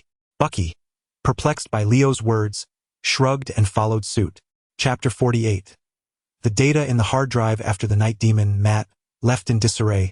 Leo and Bucky finally managed to depart from Mingda Street and returned to the Harvest Inn. Upon reaching the inn's entrance, Leo knocked once more, and this time, the innkeeper quickly opened a narrow gap in the door. Leo and Bucky slipped inside. Seeing them return safely, laden with several bags, the innkeeper was taken aback. However, he dared not inquire further and kept his speculations to himself. Leo offered a brief word of thanks to the innkeeper before leading Bucky to the second floor. As Bucky unlocked the door to room 203, the drowsy old Tom was roused from his slumber. Relief washed over him upon recognizing that it was Leo and Bucky who had entered. Yet, his relief quickly turned to astonishment as he beheld the numerous bags they carried. Unlike the innkeeper, old Tom could not contain his curiosity and bombarded them with a flurry of questions. Did you truly recover the stolen items? The Black Bear is not easily dealt with. How did you manage to retrieve these? What of the Wolf Pack and the Black Bear Gang now? Bucky pondered for a moment and replied, Both the Wolf Pack and the Black Bear Gang are no more. The Black Bear is dead. By the way, you were affiliated with the Black Bear Gang, weren't you? Should I eliminate you to avoid future troubles? Please no. You saw how Banner treated me tonight. My relationship with the Black Bear Gang was purely transactional. There were no feelings involved. I beg you, Spare my life. Old Tom was exceedingly verbose, causing Leo to frown. He threatened, if you continue this raucous chatter, I shall send you to meet the Black Bear tonight. Since the Black Bear gang has been vanquished, it matters little to you. So, do try to get some sleep. If you hinder our efforts to obtain identification tomorrow, I assure you, you will not see the dawn. Feeling aggrieved, Old Tom shrank into the corner of the bed, silenced. Meanwhile, Leo retrieved a backpack from under the bed and muttered helplessly, all I wanted was to obtain an identification. How did I end up entangled in this mess? Bucky, you shall share a room with this incessant chatterbox tonight. If he utters another word, you have my permission to silence him permanently. We can find others to assist us with identification. Bucky nodded in agreement, and Leo donned his backpack, grasping his power arm as he exited room 203 and opened the door to room 205 across the hall.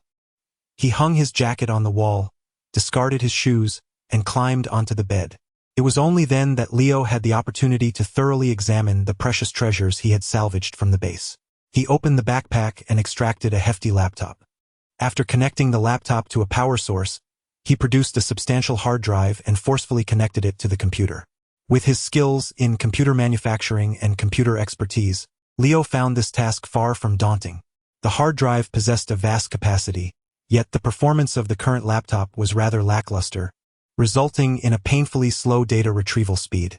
A skilled artisan finds it challenging to cook without rice, and Leo, too, finds himself at an impasse, compelled to exercise patience.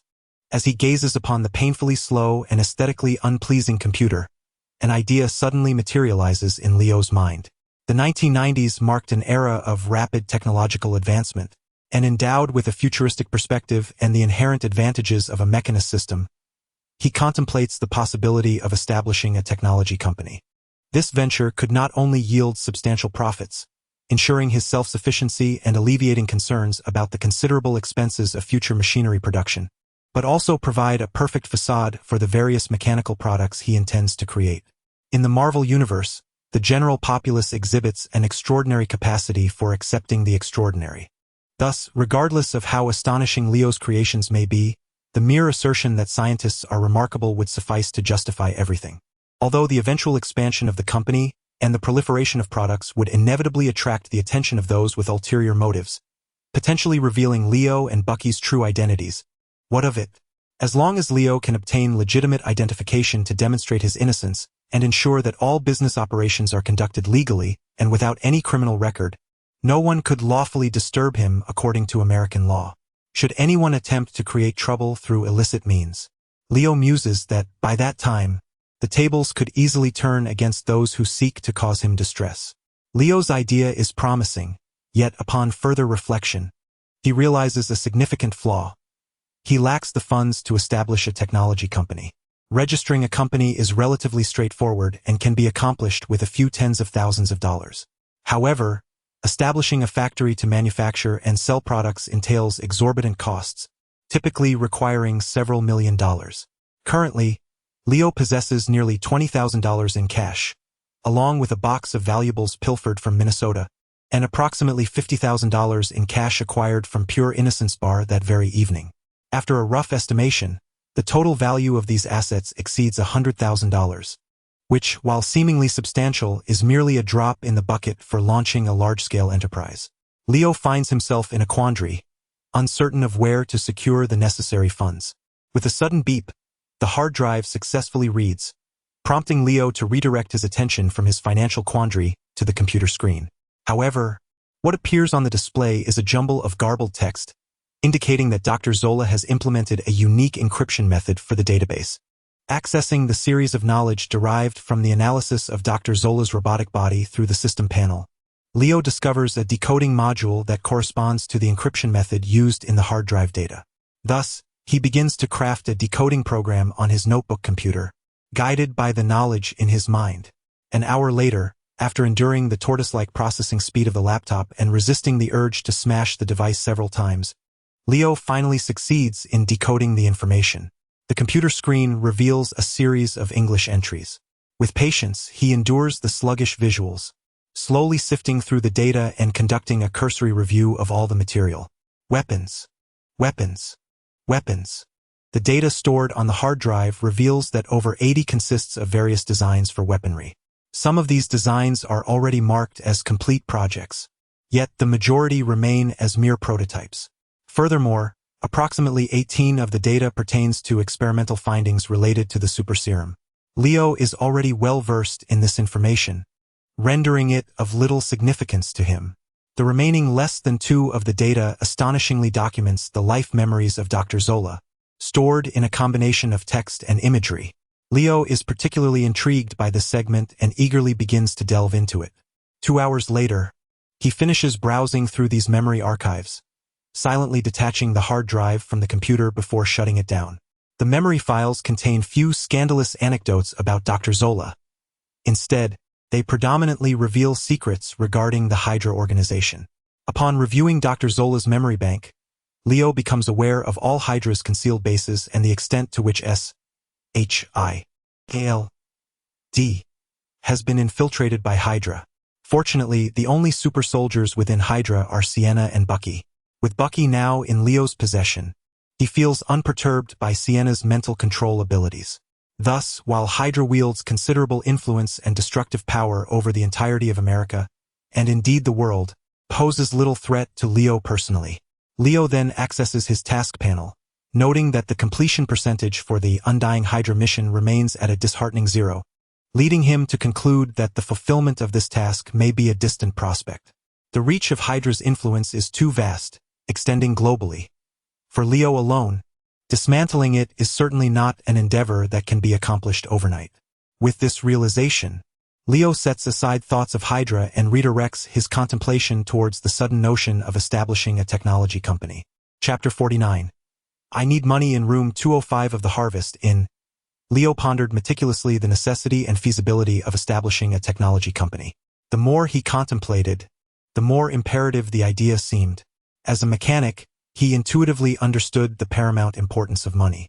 It could even be said that the amount of money one possessed directly reflected the strength of a mechanic's prowess.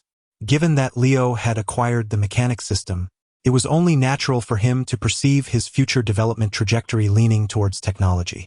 For instance, he envisioned creating an Iron Man suit ahead of its time. Such thoughts had crossed his mind the moment he discovered the mechanic system after his arrival in this world.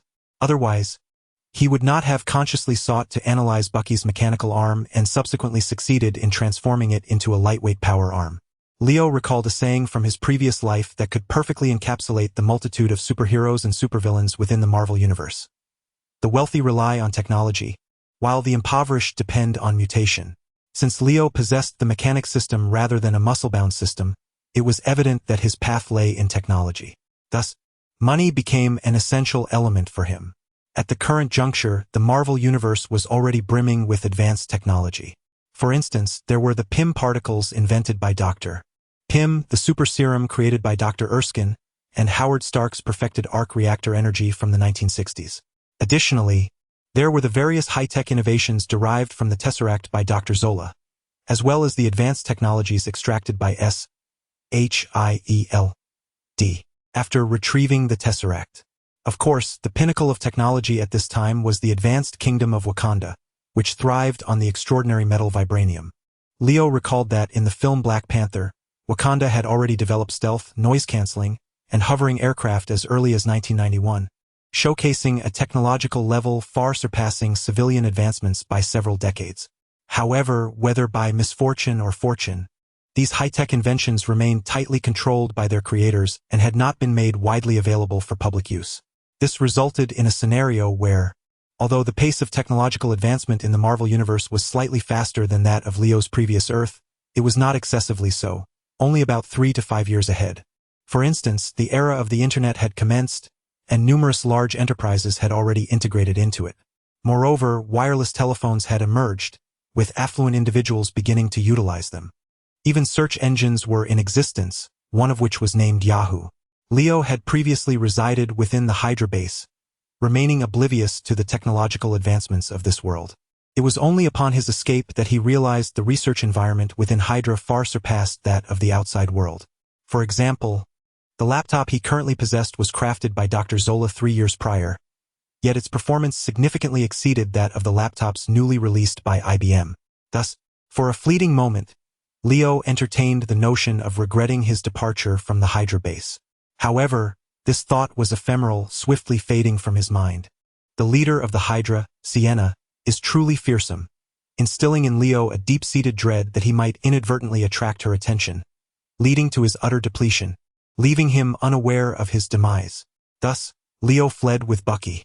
However, the very fact that all the technological moguls in this world tightly guard their unique innovations has bestowed upon Leo a golden opportunity for prosperity. He has gleaned a wealth of advanced technology from Dr. Zola, surpassing the capabilities of this era. If Leo prudently introduces these inventions for civilian use, he stands to amass an incredible fortune. With this in mind, Leo accessed his system panel to review the knowledge and blueprints at his disposal.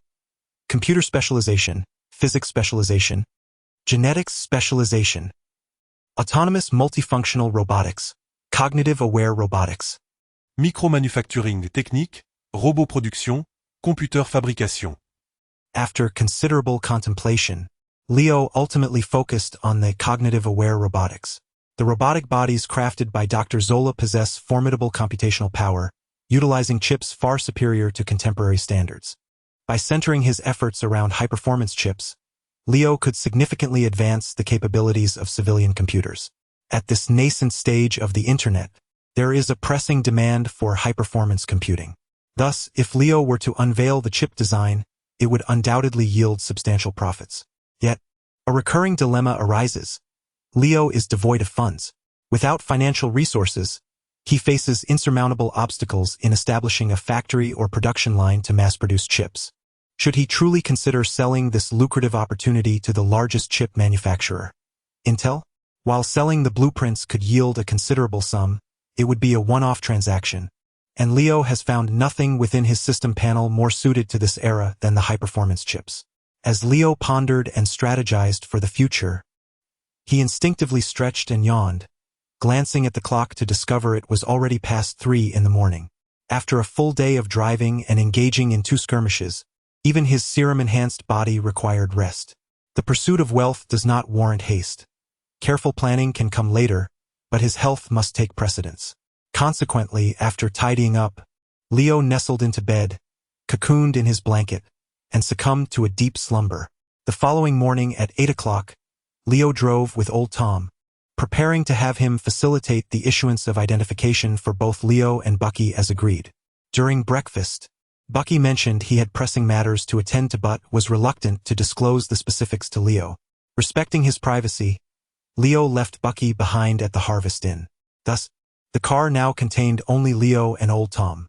Old Tom, somewhat intimidated by Leo, remained silent in the passenger seat throughout the journey. Seizing the tranquility, Leo's mind was consumed with thoughts of establishing a company. Aspiring to establish a substantial enterprise, perhaps even possessing a processing workshop and a production line, one invariably encounters a fundamental challenge: the necessity of ample space. For instance, akin to the imposing Stark Industries building currently dominating the Manhattan skyline. Of course, the scale need not be commensurate with that of Stark Industries. A more modest or even a miniature setup could suffice. However, even a miniature establishment, as Leo has come to understand, demands a hefty investment in the realm of hundreds of thousands of dollars, particularly in the suburban outskirts of New York City. Until one embarks on the entrepreneurial journey, the daunting reality of financial constraints remains elusive. It is only upon nurturing such aspirations that one realizes the profound difficulties inherent in the pursuit of dreams. How, then, might one secure an appropriate space for launching a company? Suddenly, Leo recalled Hell's Kitchen. The expanse of Hell's Kitchen in Manhattan is neither excessively large nor insignificantly small, and its chaotic nature might conceal opportunities for acquiring a spacious property without incurring costs. Old Tom, he inquired, do you possess any knowledge on how one might obtain a property exceeding 500 square meters, at least 4 or 5 stories tall, without financial expenditure? Tom, seated in the passenger seat, listened to Leo's fantastical musings with a cynical smirk, lowering his head in silence. Old Tom, weren't you quite loquacious yesterday? Why have you become so reticent today? Leo pressed for a response.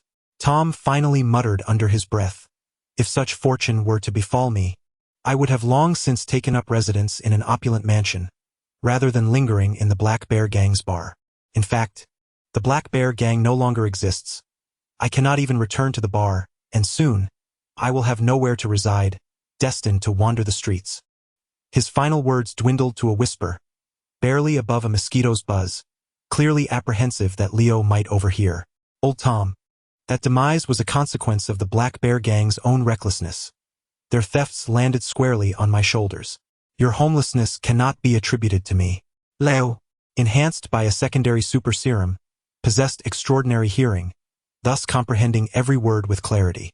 He continued, my inquiry was not intended as a jest. I am earnest. Is there any possibility of locating a property, as I previously described, within Hell's Kitchen? Chapter 50. Found inside the van, Old Tom, pressed by Leo, lamented with a sorrowful expression. How could such a freebie possibly exist? This is Hell's Kitchen, where anything of value is fiercely guarded. Here, acquiring anything necessitates a struggle. Suddenly, Old Tom seemed to have an epiphany and hurriedly inquired, are you suggesting? Are you inquiring about the vast territory of Hell's Kitchen, or that it is controlled by gangs, and you wish to seize it for yourself? At last, Old Tom grasped Leo's true intent. However, Leo shook his head and replied, how could I possibly take what belongs to others? Let us not be so crass. I merely seek to borrow or rent a space for my own use. In truth, the Pure Heart Bar and the Night Banquet Bar, while adequately sized, were only 2 stories tall, which left him dissatisfied. Pray, tell me, is there another location that meets my requirements? After awakening that morning, Leo had mused extensively about establishing a company. Ultimately, he resolved that the chips must not be sold outright. He could not engage in such short-sightedness. Drawing upon his past life's memories, Leo was acutely aware that as the internet evolved and economic globalization progressed, the later one ventured into the market, the more challenging it would be to generate profit. Thus, possessing a rare and lucrative core technology, he must safeguard it diligently. Should Leo seize this opportunity, it would significantly propel his future endeavors. He even began to contemplate the various blueprints for innovative weaponry stored on his hard drive. The profits from the military-industrial complex were immense, and Leo believed that he might one day share in the benefits of military products alongside Stark Industries. Given the critical importance of launching a company for his future, he pondered that the sooner he could establish one, the better. Yet, with no suitable locations for his enterprise in sight, Leo naturally turned his attention to the gangs of Hell's Kitchen. If other gangs could vie for territory, so could he. Old Tom, think carefully. Does Hell's Kitchen have such a place? Leo urged as he noticed Old Tom's silence. I cannot recall at this moment. Please allow me some time to think. Old Tom replied, somewhat uneasy. Suddenly, he spotted their destination and hurriedly exclaimed, Mr. Elvin, please stop. The place for obtaining identification is right here. I shall go in and secure the documents for you both. Leo did not press Old Tom too hard. He parked the vehicle, yet Old Tom remained seated. What's the matter? Why are you lingering in the car? Go and procure the identification. Old Tom chuckled awkwardly, stammering, I have no money. I left my funds at the Black Bear Gang's office. Old Tom's implication was clear. The money remained with the Black Bear Gang and had now returned to Leo's possession. How much do you need? 20,000. Speak the truth. 2,000. You and the Black Bear Gang truly embody deception, Leo remarked, pinpointing the sum of $2,000, not a cent more. At this moment, Leo found himself in dire financial straits, wishing he could stretch each cent to its utmost limit. As he handed money to Old Tom, he remarked, remember the matter I inquired about earlier, ponder it well, and inquire around to see if there are any suitable properties available in Hell's Kitchen. Old Tom accepted the money and hastily exited the vehicle, contemplating to himself, it seems Hell's Kitchen is on the brink of a significant transformation. Leo waited in the car for a full 3 hours before Old Tom returned. Upon opening the door, Old Tom wore a beaming expression and exclaimed, everything went smoothly. In about 4 days, the documentation will be ready. After saying this, he cast a hopeful glance at Leo. What, are you still expecting a commission from me? Is your life worth anything? Does it even cover your commission? All the members of the Black Bear Gang are dead, and you are the sole survivor. Isn't that enough for a commission? Old Tom immediately shrank into the passenger seat, wearing a look of despair. According to old Tom's life principles, life was paramount, and money was a secondary concern. With no profits in sight, he felt as if he had lost a life. In truth, if he desired money, could be easily attained. If you assist me in locating that property I mentioned when you arrived, I could reward you with $2,200. Old Tom cast a mournful glance at Leo and begrudgingly nodded, signifying his commitment to make every effort. Time swiftly passed and 5 days went by.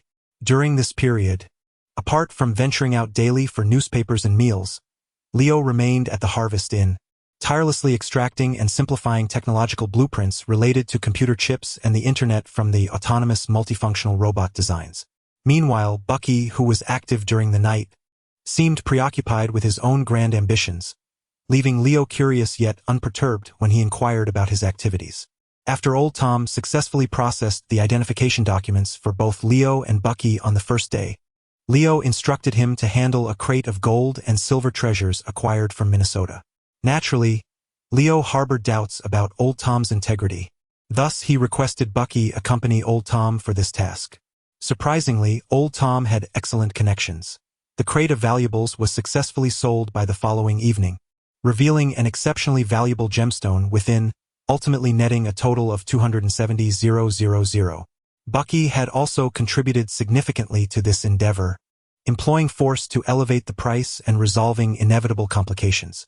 Now, Leo found himself in possession of over $300,000 in cash, a sudden windfall, yet in comparison to the expenses of running a technology company, he felt woefully impoverished. After several days of diligent effort, all the core technologies were nearly ready. As Leo gazed at the thick stack of formulas and blueprints on his desk, he fell into deep contemplation on how to generate income. Suddenly, a knock echoed from the door, followed by old Tom's voice. "Mr. Elvin, it's old Tom. Are you inside?" Leo first organized a stack of blueprints and placed them into a box, then settled into a chair, saying, "You may enter directly. The door is unlocked." Old Tom pushed the door open, carrying a plastic bag in hand. He placed the bag on the table before Leo and spoke, "Mr. Elvin, this is the identification you requested 5 days ago, which I arranged with Big Bucky. Thankfully, it has been successfully processed. Do take a look and see if it meets your approval." Inside the bag were 2 social security cards and 2 driver's licenses. Leo examined them briefly and, finding no issues, tucked the documents away. With these forms of identification, Leo and Bucky had acquired a legitimate identity, allowing them to live like ordinary American citizens. "I asked you to find that free large house a few days ago. Have you heard any news?" Leo inquired hopefully, as he had done every time he met old Tom over the past few days. To his surprise, this time old Tom did not respond with a negative. Instead, his face lit up with excitement as he replied, "I have located a house that meets your requirements. I assure you it will not disappoint." Chapter 51. The Underground Boxing Ring? Leo became intrigued, straightening his posture and gesturing for old Tom to continue. "Mr. Irwin, this place is actually what I mentioned to you some time ago, the stronghold of the underground boxing gang. It was originally a 6-story shopping mall that would absolutely meet your requirements. Didn't you say that the gang's stronghold was an underground boxing ring several blocks north? How did it suddenly transform into a shopping mall?" Leo emphasized the word underground, perplexed by the contradictions in old Tom's words. "Boss Irwin, an underground boxing ring simply refers to an unregulated boxing venue. It doesn't necessarily have to be located underground." Leo was momentarily taken aback, having assumed that an underground boxing ring was literally situated below ground. Then why did it take you 5 days to recall this place?" Leo felt a bit awkward and carelessly questioned old Tom. "Actually, I initially thought it was a basement. Only today did I realize it was a 6-story shopping mall. I used to work for the Black Bear Gang, and I wouldn't dare wander around the Black Boxing Gang's territory recklessly. So why did you suddenly find out today?" "Well, the Black Boxing Gang, aside from the underground boxing ring, is also involved in gambling. I've recently run out of money, so I quietly mixed in to try my luck." "Did you win?" "Lost everything." Old Tom spread his hands, appearing utterly despondent. After pondering for a moment, Leo inquired, "I am rather curious about how the Black Boxing Gang came to possess their current stronghold. What gives them the right to occupy such a large 6-story space? Or rather, Who in their right mind would build a shopping mall in Hell's Kitchen? Isn't that a guaranteed loss? Leo was looking for a place to establish a company, and upon hearing that the gang's stronghold met his criteria, he sought to uncover the origins of this stronghold to avoid any unnecessary complications in the future. I actually uncovered some details about that. Old Tom said with enthusiasm. This story dates back 5 years. At that time, a nouveau riche from abroad, who had made a fortune in real estate back home, came to New York hoping to capitalize on the real estate market here. Being new to the city and unfamiliar with the surroundings, he was persuaded to invest in a large shopping mall on the northernmost street of Hell's Kitchen. The outcome was predictable. Not only could he not rent out the shops, but every night countless thugs would come to steal and cause trouble. Reporting to the police proved futile, and no security personnel were willing to work in his mall. He even faced threats to his life. Ultimately, he had no choice but to accept his misfortune and flee in disgrace. So how did this shopping mall end up in the hands of the gang? Did no one in the New York City government want such a large property? After that wealthy businessman left, the building became ownerless. Logically, that structure should have belonged to the New York City government. However, since it was situated in Hell's Kitchen, none of the city officials wanted to deal with it, fearing it would bring them trouble. Ultimately, the mall remained ownerless, fiercely contested by the gangs of Hell's Kitchen. After several changes of hands, it now belonged to the Black Fist gang, who had held dominion over it for more than 2 years. Upon hearing Old Tom's account, Leo felt a sense of relief. From Old Tom's description, the stronghold of the Black Fist gang indeed appeared to be a suitable location for Leo to establish his company. The fact that it had originally been seized by the Black Fist gang meant that Leo could borrow it without a hint of moral burden. Furthermore, since the place was unclaimed, once Leo secured it, he believed he could leverage connections and perhaps spend a little money to obtain the title deed. In this manner, Leo would not only be the de facto owner but also the legal proprietor of the property. With this thought in mind, Leo was eager to reclaim the Black Fist gang's stronghold. However, matters concerning the gang were now under Baki's jurisdiction. Thus, Leo instructed Old Tom, "This is no longer your concern. Please step outside and summon Baki," telling him I have matters to discuss with him. Yet Old Tom did not leave. Instead, he regarded Leo with a flattering expression and said, "Mr. Elvin, you mentioned that if I found a satisfactory property, you would grant me a bonus of $2,000. I distinctly stated 200, did I not? Have some compassion for me. I've lost all my money today, not even a cigarette to smoke. The Black Bear gang is no more, and I am at a loss for what to do next." "So, you lost your money and now wish to blame me? Your identification has been processed, and I have no reason to keep you here. You are free. Mr. Elvin, Elvin boss, you cannot burn the bridge you have crossed. With the Black Bear gang gone, I am homeless. In recent days I have assisted you and Boss Baki in numerous tasks.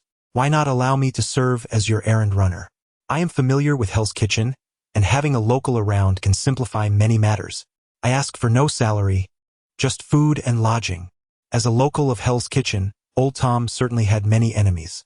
Previously, he had the backing of the Black Bear gang, but now that they were no longer in existence, his life alone in Hell's Kitchen would likely be quite challenging. Moreover, he had noticed that although Leo and Baki often treated him harshly, they did not truly harbor intentions of harming him. They even occasionally provided him with small amounts of money. With such a promising ally, Old Tom was unwilling to relinquish his hold easily and intended to cling tightly to Leo. Unable to endure Old Tom's relentless pleas, Leo ultimately conceded and granted him $500 as a reward, agreeing to let him accompany himself and Baki for the time being, thus dispatching him. After Old Tom's departure, Leo fell into contemplation. Old Tom had already identified a potential location for Leo's company, but Leo needed to devise a suitable plan to acquire them all. A repeat of the previous annihilation of the Black Bear gang was out of the question. If the commotion were too great, the mall would no longer be appropriate for business, drawing the scrutiny of both law enforcement and those with ulterior motives. In a brief span of time, several ideas flickered through Leo's mind, yet he dismissed each one in turn. At that moment, Bucky pushed open Leo's door and entered, inquiring, "Old Tom mentioned you were looking for me. What's the matter?" Bucky resided directly opposite Leo, typically spending his days resting within his abode. As soon as Old Tom departed, he returned to inform Bucky, prompting his visit. Leo had yet to conceive a clever strategy to silently seize the six-story shopping mall from the clutches of the underground boxing syndicate. Thus, he confided in Bucky about his plans to establish a company and the situation regarding the boxing gang's stronghold, seeking Bucky's insight. "No more dilly-dallying. Let's act," Bucky proposed. "Tonight, we shall storm their stronghold and eliminate the boxing gang in one fell swoop. Then the mall will be ours." This suggestion was quintessentially Bucky, direct, unrefined, and straightforward. Leo found himself momentarily at a loss for words. After a brief pause, he reorganized his thoughts and raised his gaze to Bucky, saying, "But, Bucky, do you truly believe that if the two of us simply stormed the boxing gang's stronghold, we would be able to establish our company there? Reflect on the scene when we obliterated the Black Bear. The entire second floor of the Pure Heart Bar was nearly destroyed, and we even resorted to grenades, creating quite a commotion. If we forcefully invade their territory, it will soon become common knowledge in both the underworld and law enforcement. And then, as we hastily establish a company within that mall, do you think we would attract any partners or clients?" Bucky pondered Leo's words and found them reasonable, asking, "Then what do you propose we do?" "I believe it would be ideal if we could discreetly acquire that mall. For instance, if the boxing gang members willingly relinquish their stronghold, we would not need to engage in conflict. Such a scenario would be perfect. Where does such fortune exist?" "They are not your puppets, obediently following your commands," Bucky replied, feeling somewhat disheartened by Leo's naivety. However, the mention of puppets sparked an epiphany in Leo. Suddenly, he smiled and nodded at Bucky, exclaiming, "Bucky, thank you for the reminder. I now have an idea. Do you recall that during our time with Hydra, each time you underwent cryogenic sleep, you were reprogrammed? I understand that entire process." Chapter 52. The red fist Bucky's eyes sparkled with understanding as he grasped Leo's intentions. However, a moment later, he tilted his head in confusion and inquired, "But I feel that the brainwashing technique has not significantly affected me. I can easily shake it off. I was ultimately controlled by Hydra primarily due to the chip in my brain. Those thugs cannot possibly compare to your willpower. Rest assured, brainwashing will undoubtedly be effective." Leo stroked his chin thoughtfully. "So, the current issue is to first ascertain who the leaders of the Black Fist Gang are, and then devise a plan to capture them one by one. That's simple. I am a professional in reconnaissance. Leave this matter to me," Bucky declared confidently, taking the task upon himself. "Bucky, I heard from old Tom that you've been active at night lately. What have you been up to? Do you have time for reconnaissance?" Bucky chuckled. "Of course I do. Every night, I wander through Hell's Kitchen, and I take the opportunity to gather information about the Black Fist Gang. Recently, I've occasionally dealt with the petty thieves lurking in Hell's Kitchen, primarily to strike up conversations with that night demon. I admire him greatly. I see immense potential in him and have been wanting to recruit him for my endeavors." "Night demon? Is he quite young?" Leo noticed the terminology Bucky used and voiced his curiosity. "I encounter him every night, and we converse regularly. Although he deliberately affects a hoarse voice, I can still discern it after some time. I estimate he is no older than 20. He cannot be any older," Bucky asserted with conviction. Then, with a puzzled expression, added, "Moreover, I have noticed that the night demon seems to be blind. He cannot see." "Oh, what have you discovered?" "Whenever I speak with him, he never responds to my gestures. Additionally, he often tilts his head slightly towards me. These are all suspicious signs." "Aha! That sounds intriguing.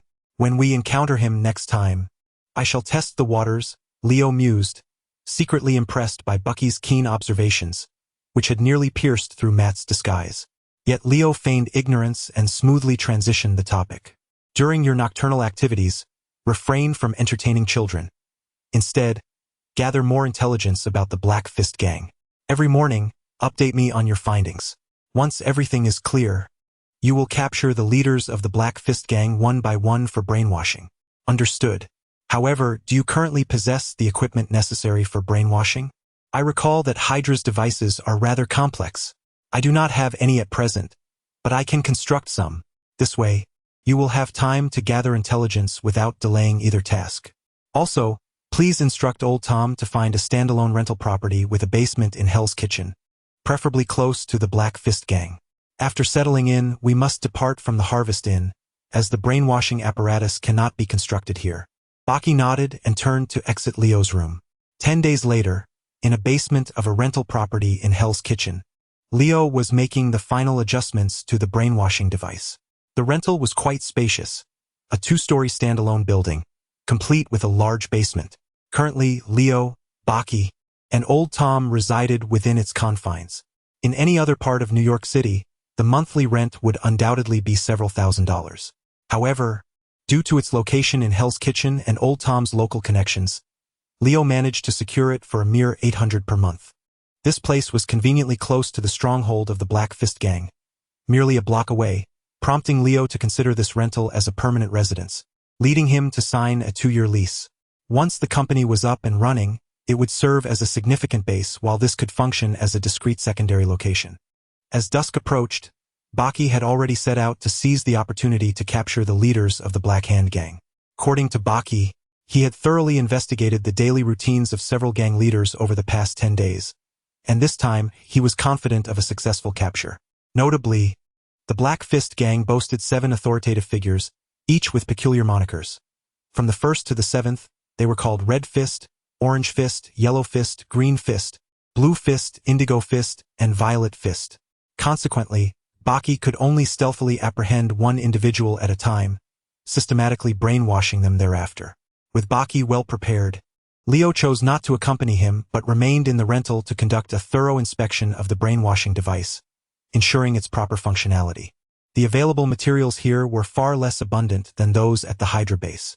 Despite Leo's efforts over the past 10 days to scour the entirety of New York City for materials, the results were rather disappointing. The components and equipment available on the market were significantly inferior to those at the Hydra base. Leo even found it challenging to procure a few rectifiers. Ultimately, he resorted to dismantling some electrical appliances, piecing together usable parts. Thus, the brainwashing device he created had its efficacy notably diminished, as evidenced by the system notification, subpar brainwashing device, a defective replica based on the brainwashing apparatus from within the Hydra organization. Due to the inconsistent quality of materials used, should the subject exhibit strong resistance, the success rate of brainwashing diminishes dramatically. This necessitated that Leo devise a strategy to mitigate the resistance of the subjects, thereby increasing the likelihood of success. As for how to persuade the leaders of the Black Fist Gang to willingly accept brainwashing without resistance, Leo had already formulated a plan in his mind. The remainder relied on his persuasive skills. Leo pushed aside various scattered electrical components in the basement to clear ample space for the brainwashing chair, then settled into a chair, leisurely awaiting Baki's return. A few hours later, Baki returned, single-handedly dragging a burly Caucasian man, bound tightly and adorned with a haphazard array of tattoos, clad solely in a pair of shorts. He tossed the man before Leo, stating, "This is Red Fist, the leader of the Black Fist Gang. The next steps are yours to decide." Though Leo was perplexed as to why the gang leader was dressed in only shorts, he refrained from questioning further. Disdainfully, he removed the foul sock from Red Fist's mouth, idly twirling a self-crafted syringe gun in his hand. Gazing down at the incapacitated gang leader sprawled on the floor, he inquired from his elevated position, "Red Fist, do you wish to live?" Red Fist, who had just indulged in the pleasures of 2 women and was enjoying a peaceful slumber in his own quarters, was caught off guard by Bucky's stealthy intrusion. Without alerting anyone else, Bucky had bound him and brought him before Leo. Initially, he had intended to maintain a facade of bravado and issue threats. However, upon witnessing the chaotic array of disassembled components and discarded electronics that filled the basement, along with a chair resembling something straight out of a science fiction film at its center, he was nearly paralyzed with fear. The chill of the outside air had left him frozen, and the stark environment only heightened his anxiety, causing him to tremble. Stammering, he finally managed to articulate, I wish to live. Gentlemen, why have you brought me here?" Chapter 53, The Great Deceiver. As Hong Quan cried out for his life, Leo and Baki loomed over him in the desolate basement, offering no words but instead exerting pressure through silence. Bound tightly, Hong Quan was rendered immobile, too fearful to raise his voice, lest he provoke Leo and Baki further. Gradually, dread began to take root in his heart. After a while, observing that Hong Quan had been sufficiently intimidated, Leo finally spoke. The fact that we have not killed you directly indicates that you still possess value. Understanding the implication, Hong Quan trembled and inquired, What do you wish to extract from me? Leo did not answer directly. Instead, he clasped his hands behind his back and remarked, You must be aware of the complete annihilation of the Black Bear Gang and the Poison Wolf Gang a fortnight ago, given that we share the same hellish domain. Yes, I know. Why do you bring this up? Hong Quan stam. Suddenly grip biang alaming riliratino. His eyes widened in terror as he probed. Could it be that you were the ones who destroyed those two gangs? Bingo! Congratulations, you guessed correctly. Hong Quan's countenance darkened, and he strained to lift his head, cautiously asking, Then, what does it mean that you've captured me? Do you intend to exterminate the Black Fist Gang as well? Leo remained silent, continuing to apply pressure through his silence. Overcome with fear, Hong Quan forgot Leo's earlier assurance of his life and began to seek various justifications for leniency. As Leo noted Hong Quan's imminent breakdown, he reminded him, I have already stated that I will not kill you. How could you so quickly forget what I just said? Taken aback, Hong Quan regained some composure, exhaling in relief, believing his life was spared. However, in the next moment, Leo abruptly lifted Hong Quan from the ground with his left hand while brandishing a syringe in his right, positioning it against Hong Quan's neck with precision. Feeling a sharp pain in his neck, Hong Quan instinctively gasped for air and was about to scream. Leo swiftly covered his mouth and leaned in to whisper menacingly in his ear, Do you understand why I annihilated the Black Bear Gang and the Poison Wolf Gang? It was because they defied me. I sought to take over their operations, yet they dared to resist, leaving me no choice but to eliminate them. At that moment, enlightenment dawned upon Hong Quan. He comprehended Leo's true intentions. He began to struggle and shake his head, prompting Leo to remove his hand from Hong Quan's mouth. I will be more obedient than they were. I will not resist. If you wish to take over the Black Fist Gang, I will certainly support you. I will cede the position of leader to you, he pleaded. Leo scoffed dismissively. I am well aware that individuals like you, seasoned in the underworld, possess no integrity and are plagued by a sense of unwarranted luck. If I were to release you now, you would disregard your promises entirely and likely lead your subordinates against me. Thus, I trust not a single word you utter. If an ordinary person treated me this way, I might indeed resort to violence as you suggested. However, with the formidable reputation of having annihilated two gangs, I dare not challenge you. Leo released his grip, casting Red Fist back to the ground, and remarked, Your words now exhibit coherence and logic. Do you think I would believe you? Red Fist began to rack his brain for reasons to convince Leo that he was not lying. Yet, before he could formulate an excuse, Leo unexpectedly loosened the ropes binding him. Regaining his ability to move, Red Fist hesitated to act recklessly, instead standing in place, gazing at Leo with bewilderment. Red Fist, I do not trust your verbal assurances, hence I possess my own means to ensure your loyalty. Observing the deepening confusion in Red Fist's eyes, Leo continued to manipulate the situation. As you can see, I hail from the East, a land steeped in esoteric arts beyond your comprehension. For instance, just moments ago, do you know what I injected beneath the skin of your neck? It is a living goo worm. No matter the distance, I can silently command this creature to end your life, thus ensuring your unwavering loyalty. Prompted by Leo's words, Red Fist suddenly felt a sharp pain in his neck and hurriedly reached to touch it. He discovered a small, hard lump the size of a grain of rice beneath his skin, which throbbed painfully upon contact. Do not touch your neck recklessly. You must understand. The goo worm is a living entity. Your blood will incite its fury. Should you continue to press carelessly, the worm may spiral out of control, and you will meet your demise. Though Red Fist had already been considerably frightened, he had never heard of such a creature as the goo worm, leaving him somewhat skeptical. Do you think I am deceiving you? Leo discerned the thoughts swirling in Red Fist's mind from his expression and coldly stated, Allow me to demonstrate the power of the goo worm, to prove that I speak the truth. Leo summoned his force, manipulating the small entity nestled within Red Fist's neck to tremble violently. Instantly, Red Fist felt excruciating pain as if a living thing was desperately trying to burrow deeper into his flesh, rendering him utterly terrified and fully convinced of Leo's claims. In truth, Leo was merely deceiving him. The substance he had injected into Red Fist's neck was nothing more than a tiny, sterilized metal ball. Liao could control its movement from a distance, making Red Fist believe that a living creature resided within him. As for Liao's assertion that he could kill Red Fist from afar, that was a mere exaggeration. While it was true that Liao could manipulate metal, the energy expenditure grew exponentially with distance. Given the current amount of force within Liao, he could not even lift a metal thread the thickness of a hair from 10 meters away, depleting his energy entirely.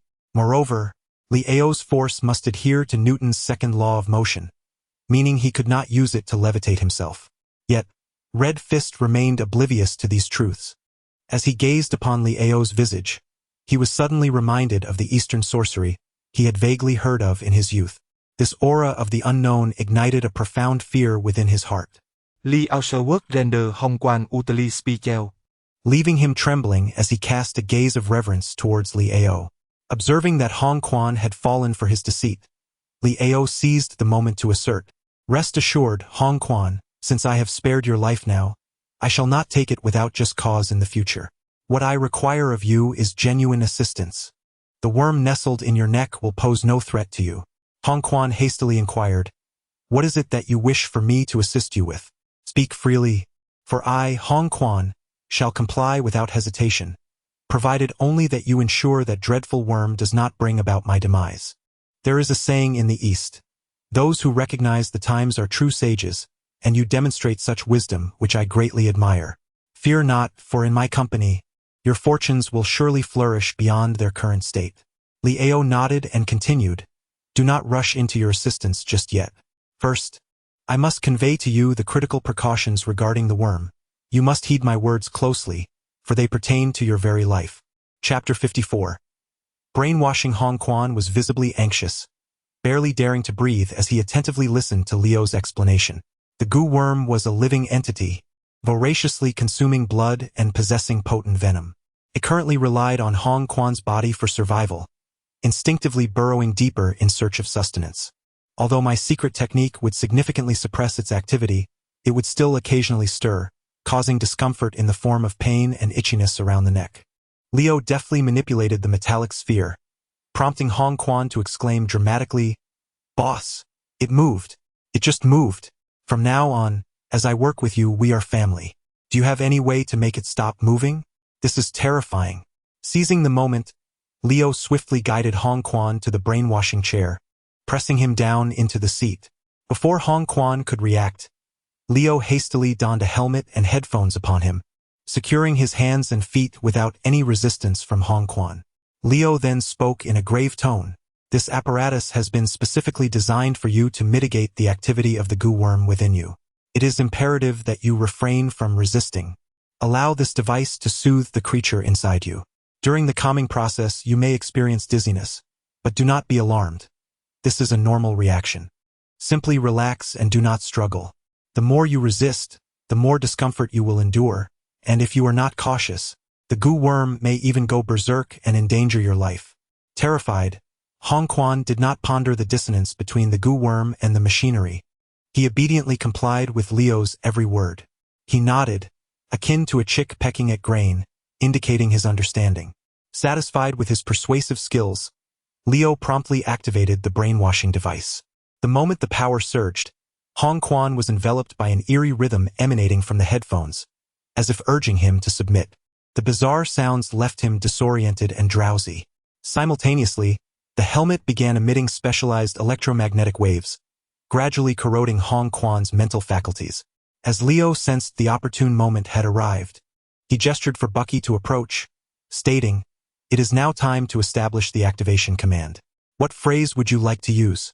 After a moment of contemplation, Bucky replied, "Let us use Captain America." Liao merely smirked, offering no rebuttal. He turned to retrieve a microphone, handing it to Bucky. "The conditions are rather rudimentary. Every 10 minutes, you must softly repeat Captain America 10 times, and then I will take over. This way, the command will be successfully set, and only our voices will trigger it." With a reluctant expression, Bucky accepted the microphone and, following Liao's instructions, commenced the brainwashing of Hong Quan. A full 5 hours elapsed before the brainwashing program concluded. Leo unfastened the restraints binding Hong Quan, yet he remained asleep, oblivious to his surroundings. Leo then slapped Hong Quan's face twice to rouse him. Gradually, Hong Quang awake. His eyes focusing as he began to comprehend the environment around him. At first glance, there appeared to be no discernible change in Hong Quan. However, within, he found himself inexplicably drawn to Leo and Baki, instinctively obeying their commands. Suddenly, Leo shouted a command. As soon as his words fell, Hong Quan's expression transformed, becoming one of utter bewilderment. Seizing the moment, Leo began to issue detailed instructions to Hong Quan. Ultimately, he instructed Baki to escort the successfully brainwashed Hong Quan back to the lair of the Black Fist Gang. Given the proximity to their stronghold, it wasn't long before Baki returned. Upon his arrival, he immediately inquired, "How long can we control Hong Quan after his brainwashing?" Judging by his willpower, I estimate the control duration to be around half a month. After all, my brainwashing device was rather rudimentary this time. Then we must act swiftly. Within this half-month, we need to brainwash all 7 leaders of the Black Fist Gang. We will also need to periodically repeat the process. No matter, we shall endure a bit of hardship initially. Once I improve the equipment, it will be a breeze. In the following 7 days, Leo and Baki employed a similar strategy to successfully brainwash all 7 leaders of the Black Fist Gang. Thus, the gang was quietly and effortlessly brought under Leo's control. After securing the Black Fist Gang, Leo instructed his newfound followers to occupy Mingda Street, seizing the territories previously held by the Black Bear Gang and the Poison Wolf Gang. Naturally, their former marketplace stronghold was taken over by Leo. He was exceedingly pleased with this marketplace, not only for its vast area but also for its basement, which perfectly aligned with his aspirations. Upon acquiring the marketplace, Leo promptly renamed the 6-story building the L Tower and prepared to establish L Technology Company within its confines. Initially, Leo had contemplated naming it Elven Tower and Elven Technology Company. However, for the sake of prudence and to avoid drawing any associations with Hydra, he decided to omit the final letters of his surname. Leo thought to himself that once he had firmly established his position, he would revert to the original name. Standing on the 6th floor of L Tower, Leo surveyed the surrounding architecture and the distant Hudson River, feeling a swell of emotion. In his past life, he could scarcely have imagined possessing such a building. Regaining his composure, Leo instructed the ever-loyal Old Tom, who stood behind him. "Old Tom, go to the Black Fist Gang and find some individuals to thoroughly clean this L Tower.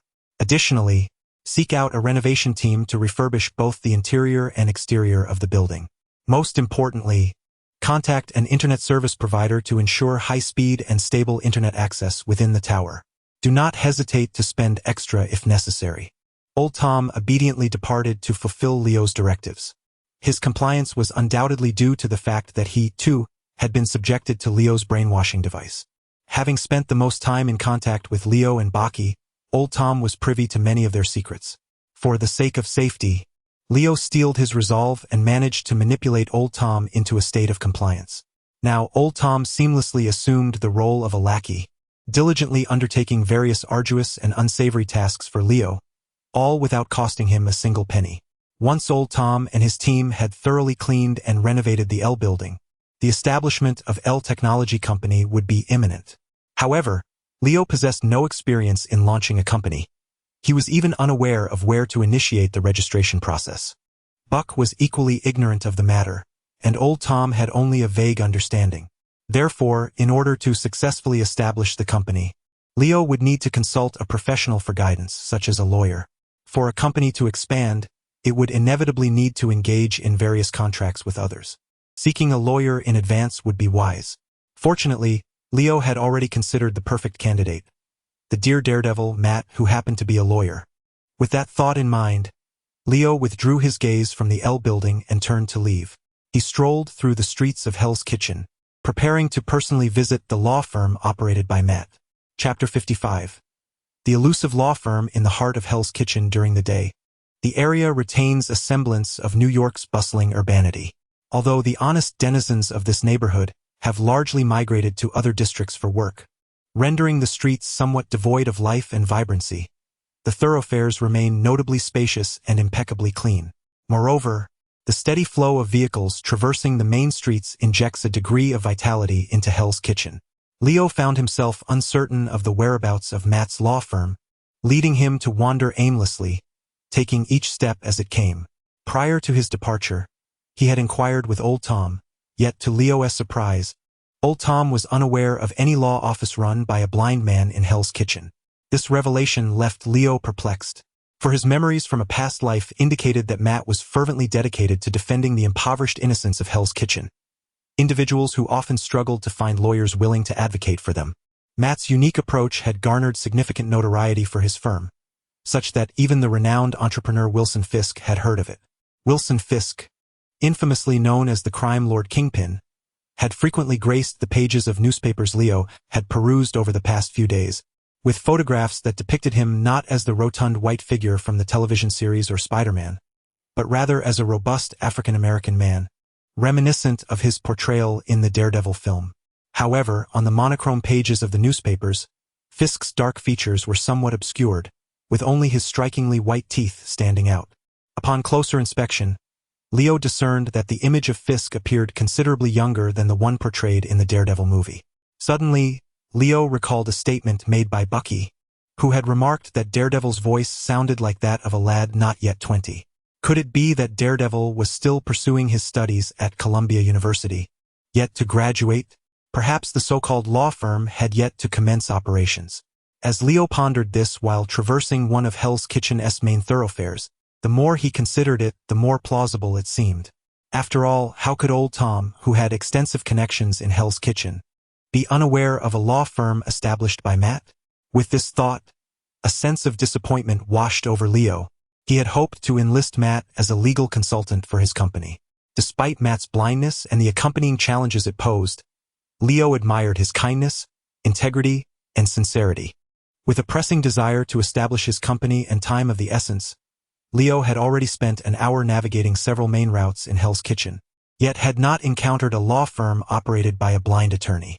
Consequently, he concluded that Matt's law practice likely remained unopened. Thus, Leo resolved to abandon his search and seek out a nearby agency to facilitate the establishment of his company. Just as he prepared to turn back, a sudden bellow from behind startled him. "Hey, buddy, you need to adjust that sign. I have paid you for this service, and yet your sign hangs at such an angle. How am I to conduct business in the future?" Leo turned and beheld a slightly overweight young man directing two workers as they affixed a wooden sign above the entrance of a small establishment.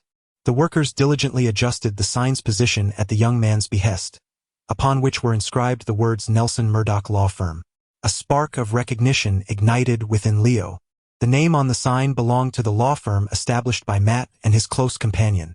He hastened forward to greet the plump young man. Once the young man's attention was directed towards him, Leo extended his right hand in a formal greeting, saying, "Hello, I am Leo Irwin.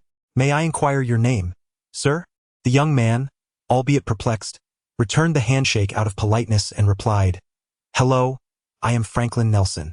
Mr. Irwin, how may I assist you?" Franklin Nelson? This was indeed the full name of Matt's good friend Foggy. It seemed Leo had not erred. He had arrived at the very law firm run by Daredevil. With a smile, Leo gestured toward the sign still being adjusted and remarked, "I see your sign. You must be a newly established law firm. I happen to have some related inquiries and wonder if it is a convenient time." "Quite convenient, indeed.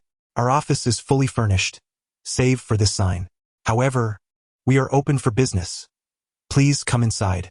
Foggy was elated. To have business arrive on the very first day of opening was an extraordinary stroke of luck, and he hurriedly ushered Leo into the office. Upon entering, Leo observed that the space was modest, almost pitifully small. With a single glance, he took in the surroundings. Aside from ordinary furnishings and legal texts, there was only a blind young man wearing sunglasses seated by a typewriter, which was diligently producing sheets of braille.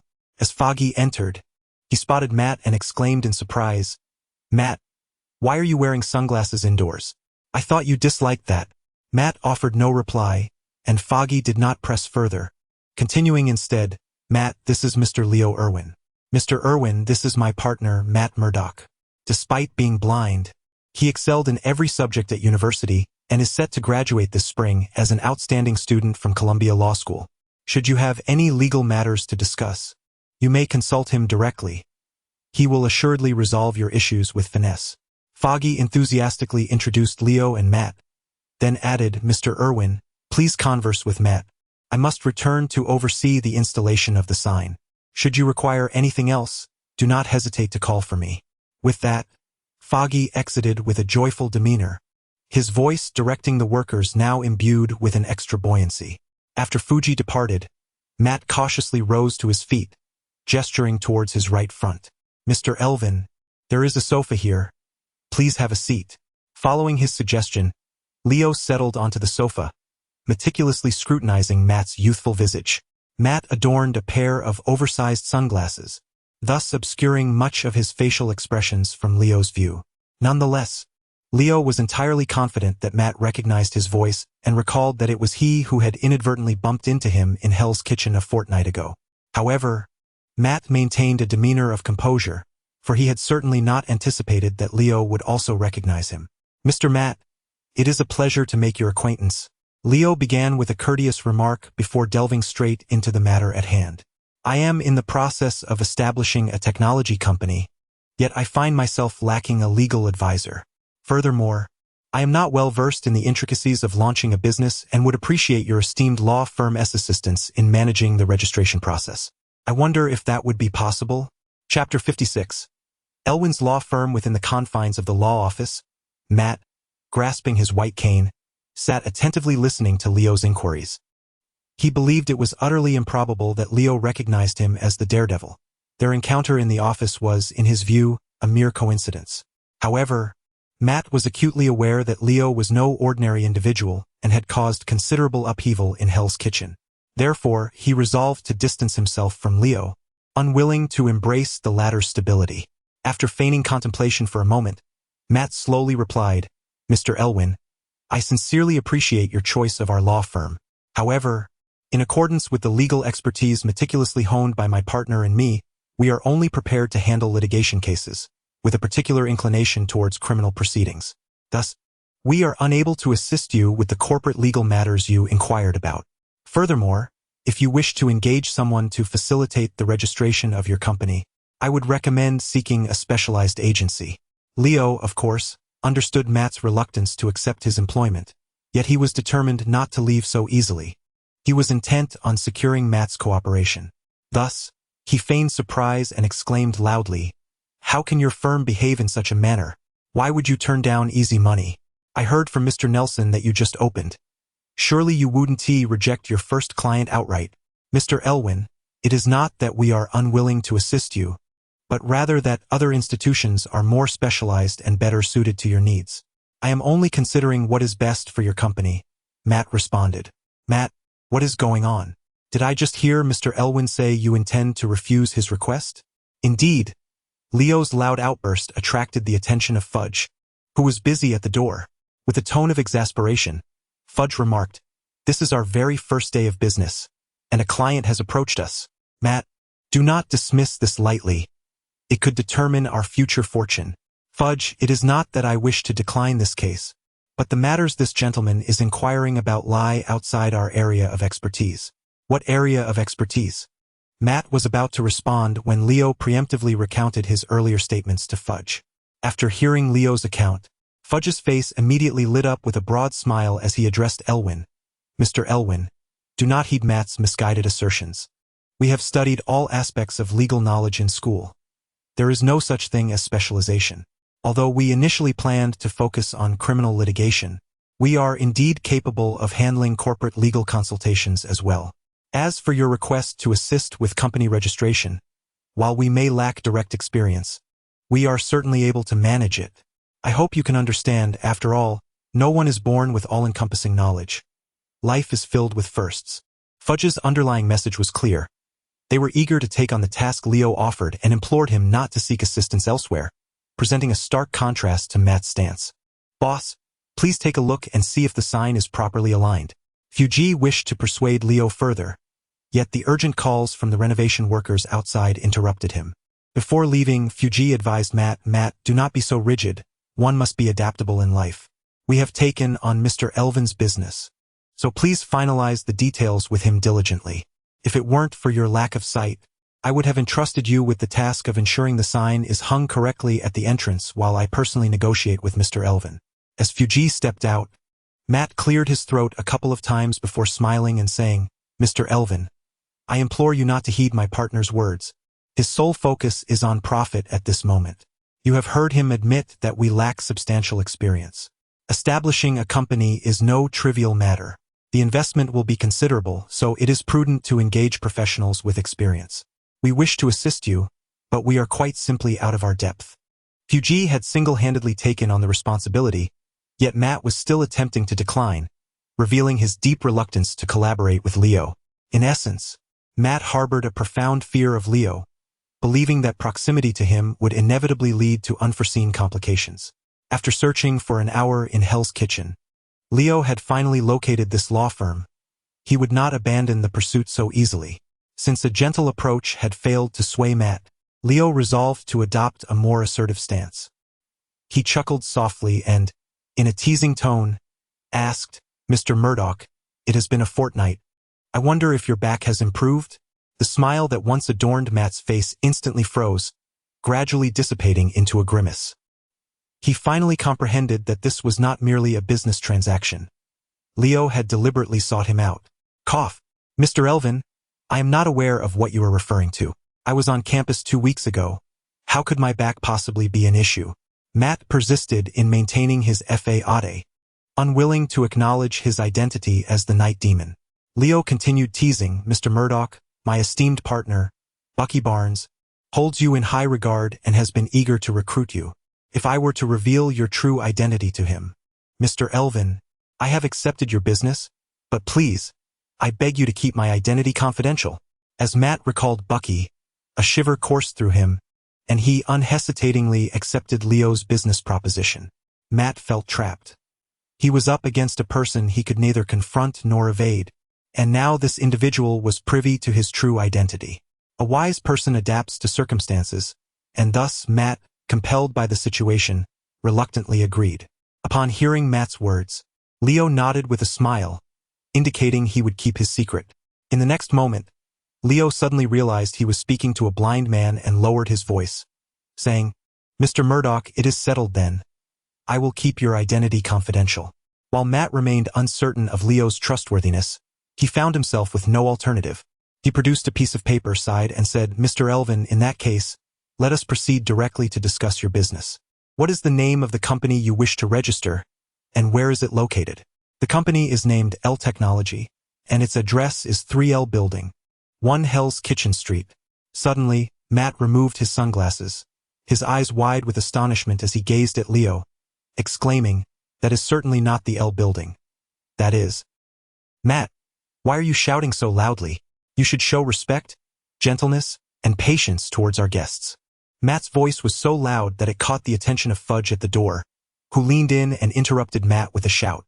Leo couldn't help but chuckle softly before saying, "You meant to say that it was the stronghold of the Black Fist Gang, correct? However, that was in the past. It has now been renamed L Building, in honor of Elvin." Chapter 57 The Great Deceiver 2. Matt did not respond immediately, lowering his gaze as if lost in thought. Within the confines of the modest law office, an air of silence enveloped them.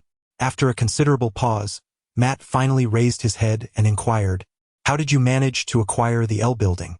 "To my knowledge, the leaders of the Black Fist Gang are still very much alive, and they continue to dominate the bars on Mingda Street, which were once the territory of the Black Bear and the Poison Wolf." Leo was reluctant to delve too deeply into explanations, for the subject of brainwashing was, after all, rather unsettling. Thus, he casually replied, "You need not concern yourself with how I obtained the L Building. Your only responsibility is to assist me in registering the company. Besides the company name and address, are there any other materials I need to provide?" "There are indeed numerous materials and proofs required." Matt, realizing he had spoken too much, took a deep breath to steady himself and continued, "Mr. Elvin, I fear I cannot assist you with the company registration at this moment.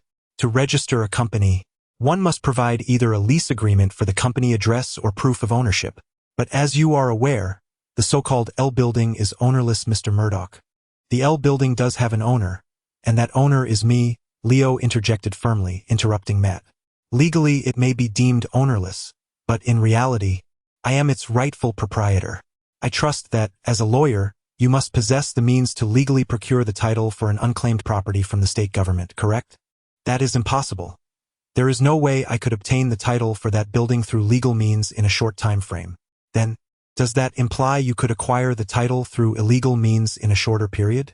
Matt indeed had methods to secure the title through unlawful means, yet he was not one to weave falsehoods. Thus, he replied, while a lawyer may discern the loopholes in the law, I refuse to exploit them for personal gain. Instead, I should use my knowledge to aid the innocent. I am afraid, Mr. Elvin, I will not engage in illegal activities on your behalf. Please leave. The small law office fell into a sudden silence, the atmosphere thick with tension. After a long while, Leo broke the stillness and quietly asked, Mr. Murdoch, may I inquire how long you have lived in Hell's Kitchen? Matt, unsure of Leo's intent, answered honestly, 19 years and 2 months. I have never left since my birth. Excellent. It seems you hold a deep affection for this place. However, after 19 years, do you believe Hell's Kitchen has changed? Is it still as chaotic as ever, with innocent lives continuously lost while the vile and ruthless roam free? Matt, perplexed, questioned, what do you mean by that? As you can see, I have been here for less than a month. Yet, I have already eradicated the Black Bear and Poison Wolf gangs, and the Black Fist gang now operates entirely under my command. So, listen, Matt, I can transform the dire state of Hell's Kitchen completely. On what grounds do you dare to assert such a claim? Is it merely your formidable strength that allows you to obliterate gangsters one by one? Matt's response was intense. He furrowed his brow, turning to Leo with a stern inquiry. Upon hearing Matt's pointed question, Leo remained unperturbed.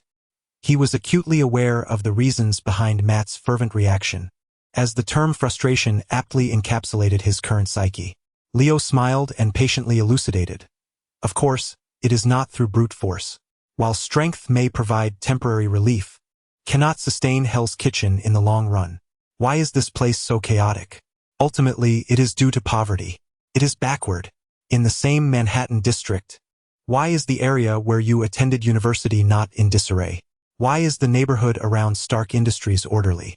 Because those areas are inhabited by affluent individuals who can pay their taxes on time.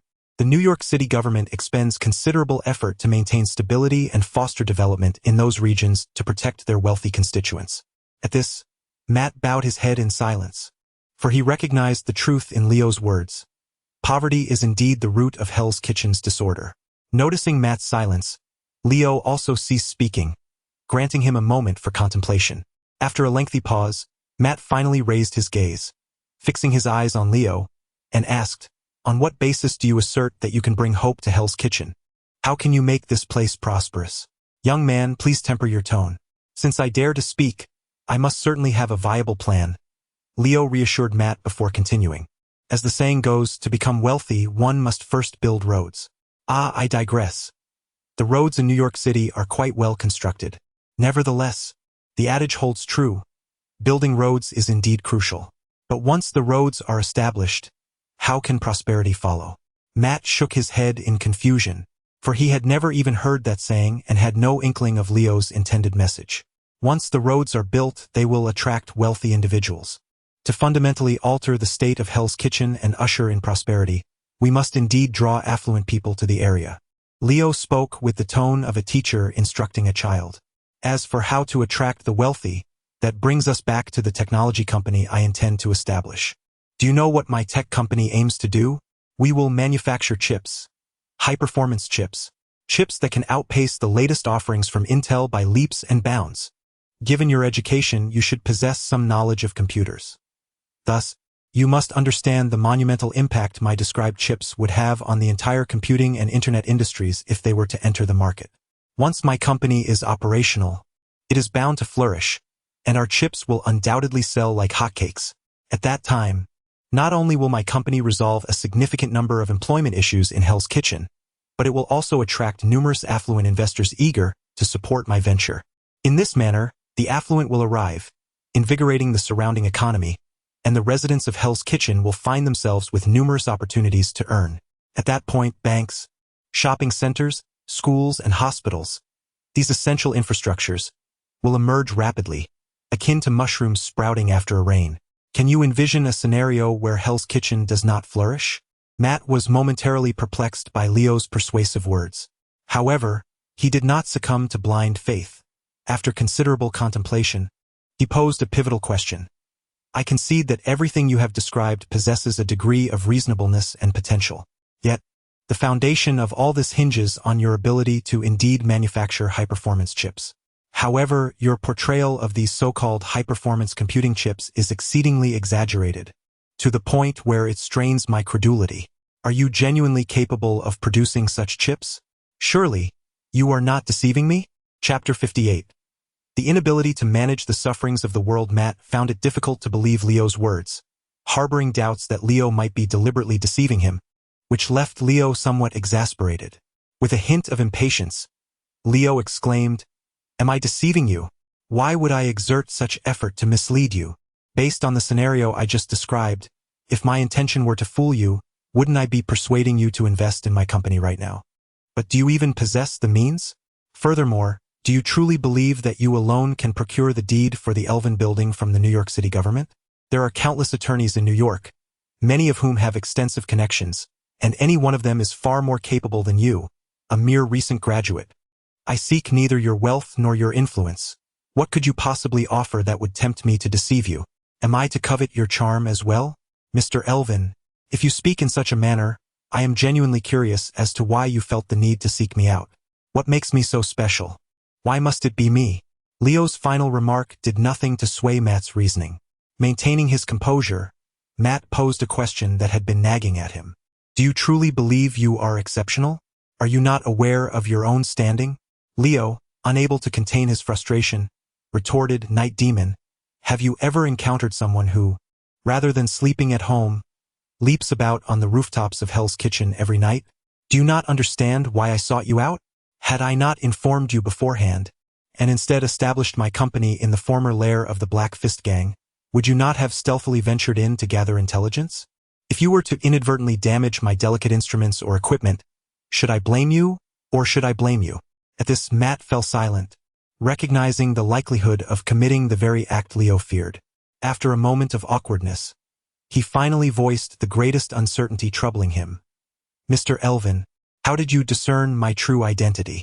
Can you genuinely recognize who I am based merely on our 2 encounters from over a fortnight ago? Or is there a critical flaw in my disguise? Leo pointed to his own eyes and then toward Matt, stating, I hail from a mysterious land in the east, and what I recognize is your soul. While appearances can be concealed, the essence of one's spirit remains unmasked. Matt chuckled, clearly skeptical. Believe what you will, but your disguise is indeed lacking. Buck, who chats with you nightly, has already deduced from your behavioral patterns that you are a young blind man. Although I assured you I would not disclose your identity, you are perilously close to being unmasked. This revelation caused Matt to feel a pang of anxiety. He certainly did not wish to be discovered by Buck. However, Leo remained undeterred by Matt's concerns and continued. Now that I have clarified so much, let us dispense with the pleasantries. Please provide me with a definitive answer. Are you willing to accept my commission? After several moments of contemplation, Matt finally nodded in agreement. According to Matt's request, Leo provided the necessary information for registering the company and arranged for the subsequent procedures before taking his leave. Matt accompanied Leo to the door, watching him as he walked further away. At that moment, Fuji had yet to properly align the sign, leaving the 2 renovation workers on the brink of exasperation. The commotion between Fuji and the workers was becoming increasingly irksome to Matt. He twitched his ears slightly, then suddenly raised his cane to adjust the sign, saying calmly, Fuji, let us fix the sign in its current position. With that, Matt carefully made his way back inside. Fuji, staring at the sign now perfectly parallel to the ground, reluctantly instructed the workers to secure it in place. Both Fuji and Matt had recently graduated and were financially constrained, which is why they rented this modest storefront, where the sign and the ground were misaligned, a task Fuji had struggled with for quite some time. However, in consideration of Matt's feelings, Fuji decided to let it be. If the sign was crooked, so be it. It was impossible to fix. Thus, the Murdoch-Nelson law firm was officially established from that moment onward, already receiving its first business, a case that would alter the trajectories of Matt and Fuji's lives.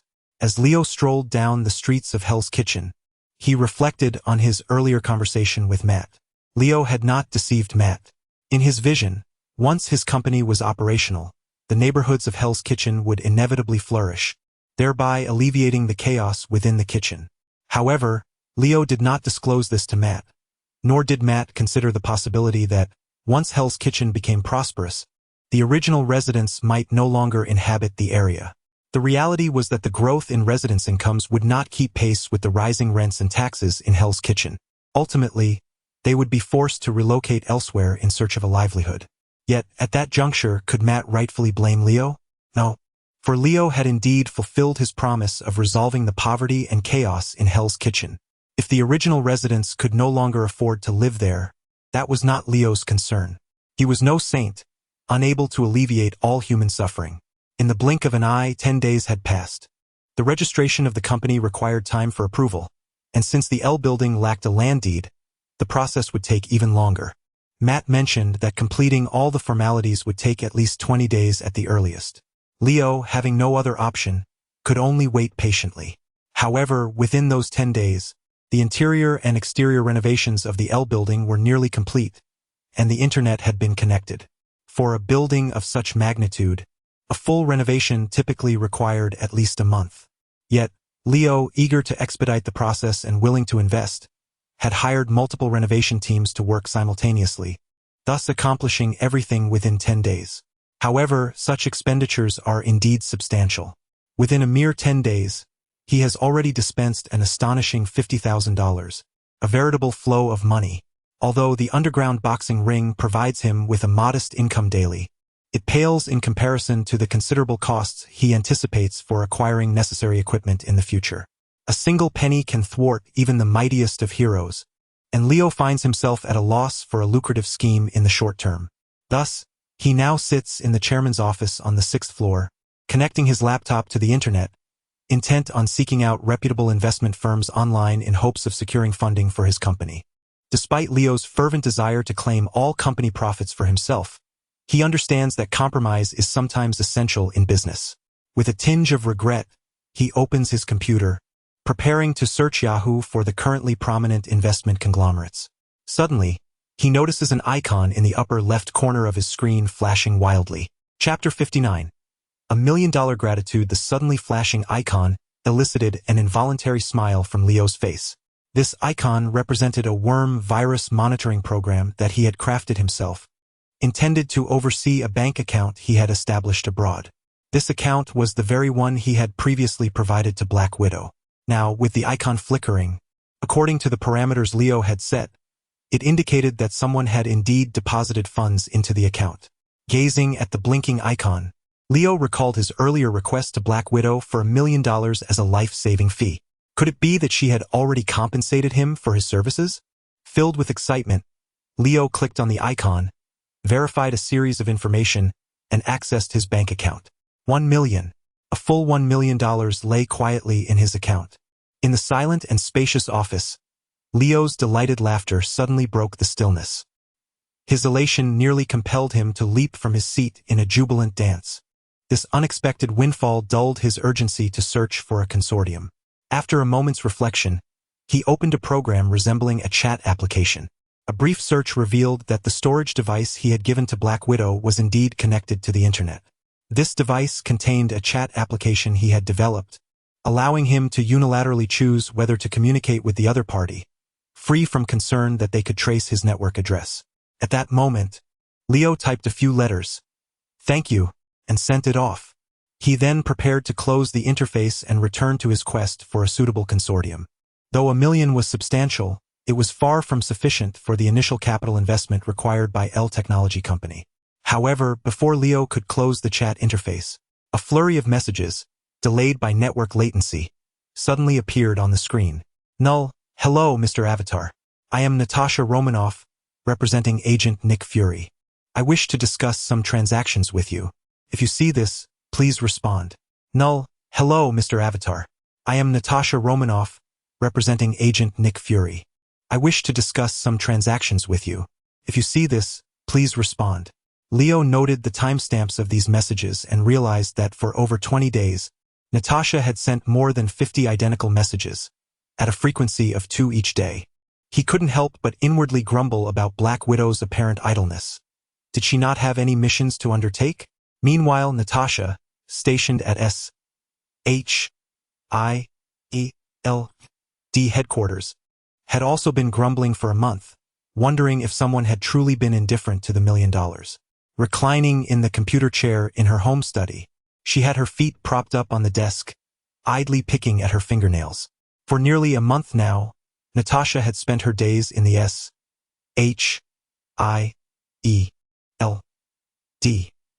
base's single apartment, staring at the computer screen, eagerly anticipating a response from a certain Ivan avatar. She had even requested Agent Fury to find someone else to monitor the computer on her behalf. However, Agent Fury articulated at that moment, Agent Romanoff, within the entirety of SHIELD. The only individuals aware of the storage device are you and I. Currently, there are Hydra infiltrators within SHIELD. Apart from you, I trust no one else, hence I implore you to exert a little more effort. Natasha had not felt the warmth of trust for quite some time, and confronted with Fury's earnest gaze, she acquiesced, persisting until this very moment. Of course, she had also grown rather bored in the interim. Suddenly, a notification sound emanated from the computer before her. With a swift motion, Natasha pivoted and seated herself directly in front of the screen. The display revealed a simple message. Thank you. Natasha's fingers danced across the keyboard as she hastily responded. Mr. Avatar, you need not be so courteous. It is I who must express gratitude. Thank you for saving me. After dispatching the message, Natasha seized the phone beside her, dialed a number and spoke, Director Fury, I have made contact with the so-called Mr. Avatar. Please come quickly. Once she hung up, she returned her focus to the screen, only to find a reply awaiting her. Miss Romanoff, I hear you wish to negotiate a deal with me. What is it that you desire? Natasha replied, It is not I who seeks a negotiation, but my superior, Nick Fury. Mr. Avatar, please hold for a moment. Director Fury will arrive shortly. It was broad daylight, and most personnel at the base were occupied in the office area, leaving the dormitory somewhat deserted. Nick Fury stealthily approached the residential section of the base, using a code to unlock Natasha's door. Inside the study, Natasha was engaged in a casual exchange with Leo. Upon noticing Fury's entrance, she promptly relinquished her position, allowing Fury to converse with Leo. Fury began, Greetings, Mr. Avatar. I am Nick Fury, a senior operative of SHIELD. I wish to propose a transaction on my own behalf. Leo responde, Ivan Avatar. Speak plainly. What is this transaction? Fury continued, I seek to ascertain the location of the Hydra base and the identity of the individual responsible for Howard Stark's demise. Leo retorted, Why not aim for the heavens? Who do you think I am? A Hydra operative. If I divulge the location, will you not then come to assault me? Fury replied, Let us speak plainly. If you were truly devoted to Hydra, you would not have released Agent Romanoff previously, nor would you engage with me in this manner. Fury asserted, I have no intention of deceiving you. I require the location of the Hydra base. What is it that you desire in return? I can endeavor to accommodate your needs. Unbeknownst to Fury, Leo had already defected from Hydra, and he still had a mission concerning the immortal Hydra to fulfill. If someone could undertake that task on his behalf, it would be most fortuitous. At this moment, he was indeed inclined to accept Fury's proposition, as it would not only allow him to fulfill his mission but also render Hydra in a state of disarray, too preoccupied to pursue Leo. However, Leo needed to carefully consider what he could possibly barter with SHIELD. In return, Leo, what can you offer me? Fury, that depends on what you desire. Leo, spare me the riddles and don't attempt to extract information from me through insinuation. Such back and forth serves no purpose. Simply state what you can provide, so I can determine how much intelligence to divulge to you. Fury, upon reading Leo's message, felt a surge of irritation and turned to ask, Agent Romanoff, Does this avatar always speak so arrogantly? Just reading his messages makes me want to give him a good slap. Chapter 60. Who is the fool? Fury was exceedingly irate, yet at this moment, as he found himself in need of assistance, he could only swallow his indignation. Natasha remained silent, fully aware that Fury was merely venting his frustrations through words. Indeed, after muttering a few self-reflective comments, Fury resumed his conversation with Leo. Fury, I can only offer you money. Leo, just a moment ago, you claimed you could provide anything I desired, yet now you assert that you can only offer me money. It seems your status within S-H-I-E-L-D is not as elevated as you would have us believe. Perhaps you should abandon S-H-I-L-D and come play with us at Hydra. Fury, spare me your frivolous banter and get to the point. Are you willing to engage in a transaction solely for monetary compensation? Fury felt a growing irritation from Leo's remarks, prompting him to adopt a more brusque tone. Sensing the opportune moment, Leo paused for several seconds, feigning contemplation before responding. Leo, $1 million for the location of a base. $1 million each. Why doesn't he just rob a bank? Natasha could not help but exclaim. Yet Fury remarked, $1 million is not exorbitant. I actually think his asking price is rather low, which raises suspicions. After pondering for a moment, Fury cautiously sent a message. Fury, I only require domestic locations. I have no interest in Hydra bases located in other countries. Leo, for domestic bases, the price is $5 million each. Aha! Damn! This fellow truly intended to deceive me with foreign Hydra bases. Fury felt a sense of relief at his astuteness, having avoided Leo's trap. Natasha interjected, perplexed. But how could he possibly know about so many Hydra bases? Is he attempting to swindle us, pulling off a con? Fury replied, we can ascertain that quite simply. Fury, what proof do you have that the Hydra base locations you provide are legitimate? Leo, believe it or not, I care not. If we cannot discuss this further, so be it. Thus, Fury placed his trust in Leo. After a vigorous exchange of words and haggling, Fury consented to pay $2.5 million for each Hydra base located within the United States. In return, Leo was to supply the precise locations of each base along with the distribution of their basic armed forces. It remained ambiguous as to who truly stood to gain from this arrangement.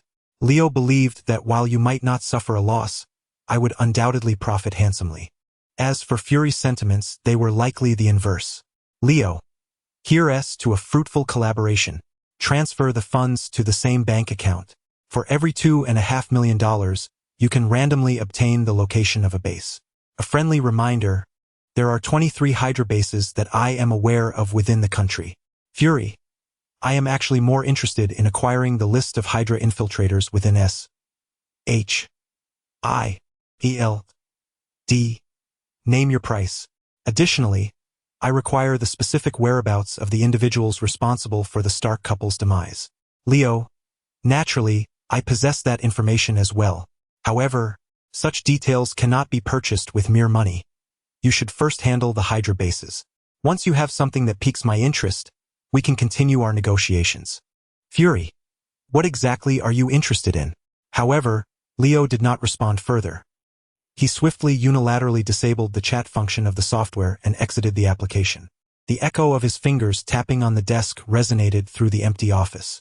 Reclining on the sofa chair, Leo tapped the table, a smile gracing his face as he pondered how much Fury would ultimately transfer. Meanwhile, far away in the accommodations of S-H-I-E-L-D headquarters, Fury and Natasha were contemplating similar matters. Director Fury, Natasha began, the infiltrator within S-H-I-E-L-D remains hidden. Even if we ascertain the location of the Hydra base, where shall we find the means to eliminate them? Fury chuckled, exuding confidence. Before my assignment as an agent with S-H-I-E-L-D, I was a military colonel and acquainted with numerous commanding officers. This time with S-H-I-E-L-D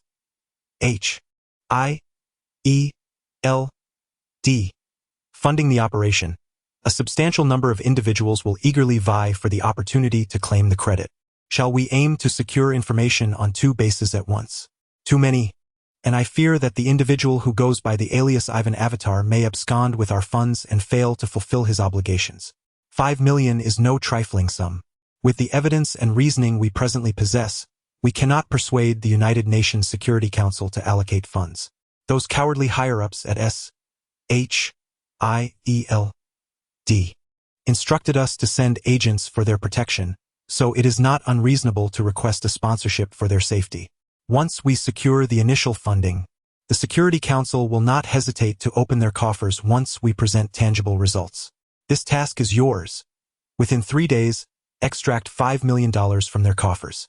Thus, 3 days later, Leo's overseas account was augmented by another $5 million.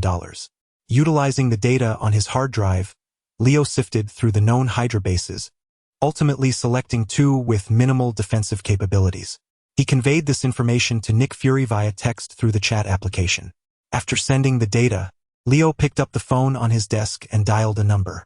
Once the call connected, he said, "Old Tom, come to my office." Old Tom, now the logistics supervisor at L Technology, commonly referred to as the errand runner, had his office on the 4th floor. Therefore, within 2 minutes, he pushed open the door to Leo's office. "Boss, what can I do for you? Could you transfer the funds from our overseas account to our company through some deceptive means, and ensure that the final destination of the funds remains untraceable? Is the account a black account? The account is legitimate, but there may be scrutiny on the funds within. How much are we talking about?" $6 million. "I can manage that, but I will need to use someone else's channels. If I opt for the safest and most secure method, the counterpart may charge a 20% commission. 20% is excessive. That would mean parting with 120,000 from the 6 million, which is akin to a significant loss for me." Leo replied, "I am willing to concede no more than 5. You should reach out to the other party. If they are willing to cooperate, proceed with the arrangement. If they refuse, you can enlist the assistance of Bucky and the Black Fist Gang to confront them." Thus, several $1 million were quietly funneled into Leo's account. Now, Leo finally possesses the funds to acquire advanced equipment and instruments necessary for establishing a production line for high-performance chips. He is untroubled by the possibility of external inquiries into the company, for although L Technology has yet to be formally established, its security system is already on par with that of large corporations. During the previous period, Bucky had been covertly training the members of the Black Fist Gang to military standards. Any who resisted the training were taken into a small room for 5 hours of intense reconditioning, emerging compliant and obedient. Furthermore, Bucky has recently shown an inclination to take action against the Wheel Gang, intending to expand the security team of L Technology. 7 days have swiftly passed, and Matt has successfully registered L Technology while Leo has obtained the deed to the L building. Within 2 days, Leo, accompanied by a group of trained ruffians from the Black Fist Gang, has modestly prepared the entrance of the L building for a discreet ribbon-cutting ceremony. Meanwhile, Nick Fury is also quietly at work. Chapter 61.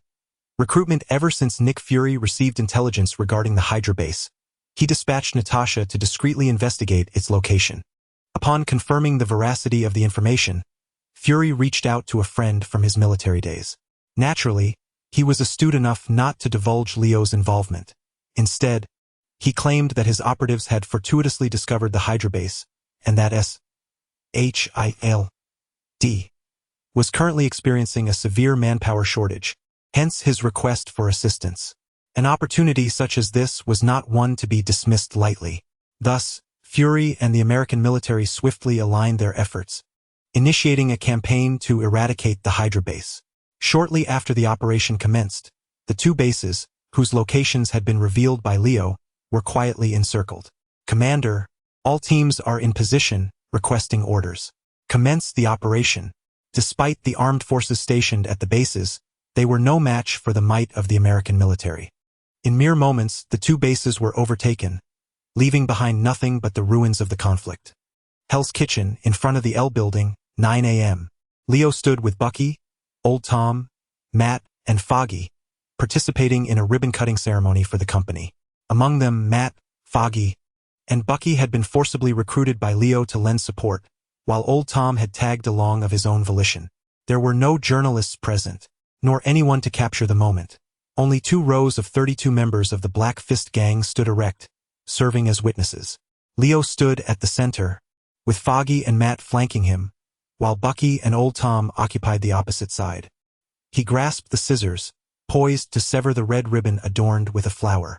Task completion for the Undying Hydra mission increased by 3, current total task completion, 3.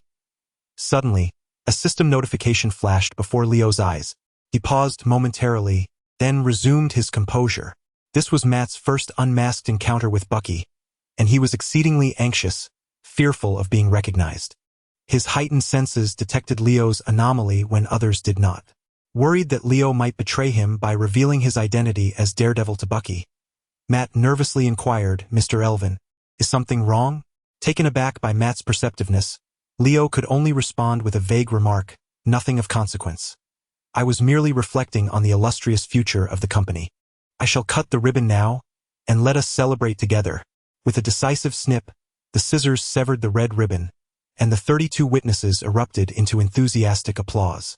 The ribbon-cutting ceremony concluded, and the witnesses transformed into free security personnel, returning to their respective posts. Bucky and Old Tom bid their farewells, each attending to their own affairs. Leo intercepted Matt and Foggy as they prepared to leave, guiding them into the conference room on the first floor. Inside, Matt was filled with apprehension, while Foggy was engulfed in confusion, uncertain of Leo's intentions for keeping them both. With the company freshly established, Leo was indeed in dire need of talent, and it was clear he wished to discuss employment opportunities with the two. However, Leo was well aware of Matt's obstinate nature and his pronounced sense of pride. Therefore, instead of seeking counsel from Matt, he turned to Fogg. "Mr. Nielsen, as you are aware, our company has just commenced operations, and we will need to enter into contracts for purchasing equipment and hiring personnel. Although there are existing templates available, I would prefer that LTech possesses a professional legal department to provide assistance. Thus, I wish to engage you and Mr. Murdoch as legal advisors for LTech and hope you can assist me in establishing a legal department."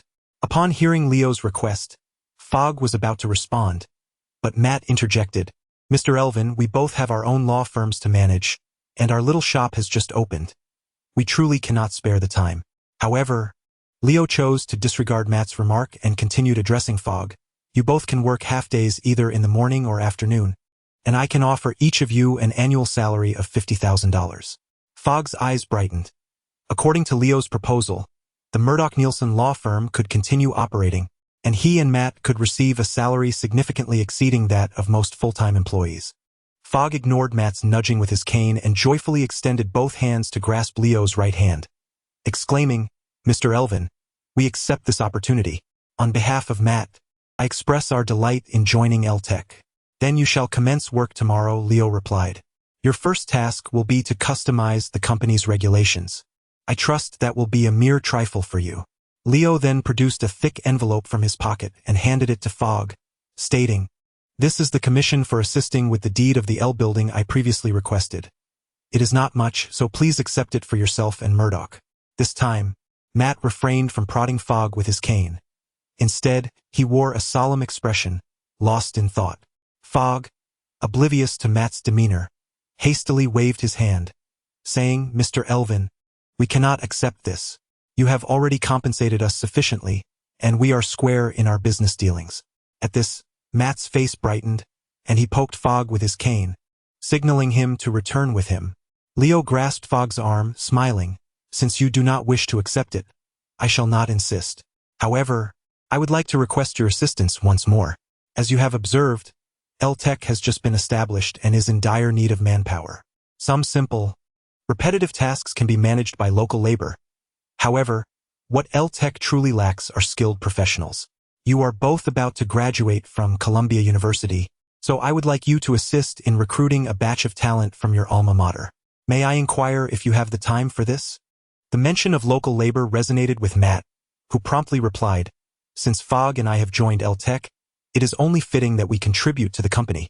Currently, there is no recruitment team, so it is only right for the two of us to temporarily assume the role of HR. Mr. Irwin, rest assured that both Fuji and I will diligently assist the company in selecting exceptional talents." Leo handed the envelope to Matt, stating, "In that case, This sum shall serve as your project funds. You too should purchase suitable attire and acquire some items necessary for the job fair to enhance our company's reputation. Furthermore, you may request some security personnel from Old Tom to aid in your endeavors. This time, Matt did not hesitate. He accepted the envelope and tossed it to Fuji for safekeeping. Leo continued, "Time waits for no one. Upon your return today, please draft a recruitment plan and bring it to me tomorrow for review, so we can discuss the details. The sooner we commence the recruitment process, the better." Matt agreed, and he and Fuji rose to take their leave. Leo watched them depart, a smile gracing his face. The completion rate of the Undying Hydra mission has increased by 3, bringing the total completion rate to 6. Suddenly, the system notification refreshed once more. Having experienced this before, Leo read the message with an unflinching demeanor before closing the panel. The completion rate had surged twice in quick succession, likely due to Nick Fury's destruction of 2 Hydra bases. However, the fact that the demolition of these 2 bases resulted in only a 6 increase in the mission's completion rate was perplexing. If all 23 bases within the United States were to be dismantled, the completion rate would merely reach 69. Yet, there exist nearly 200 Hydra bases globally. Did this imply that the bases in other nations hold no significance compared to those in the United States? Moreover, the undercover agents within S.H.I.E.L.D.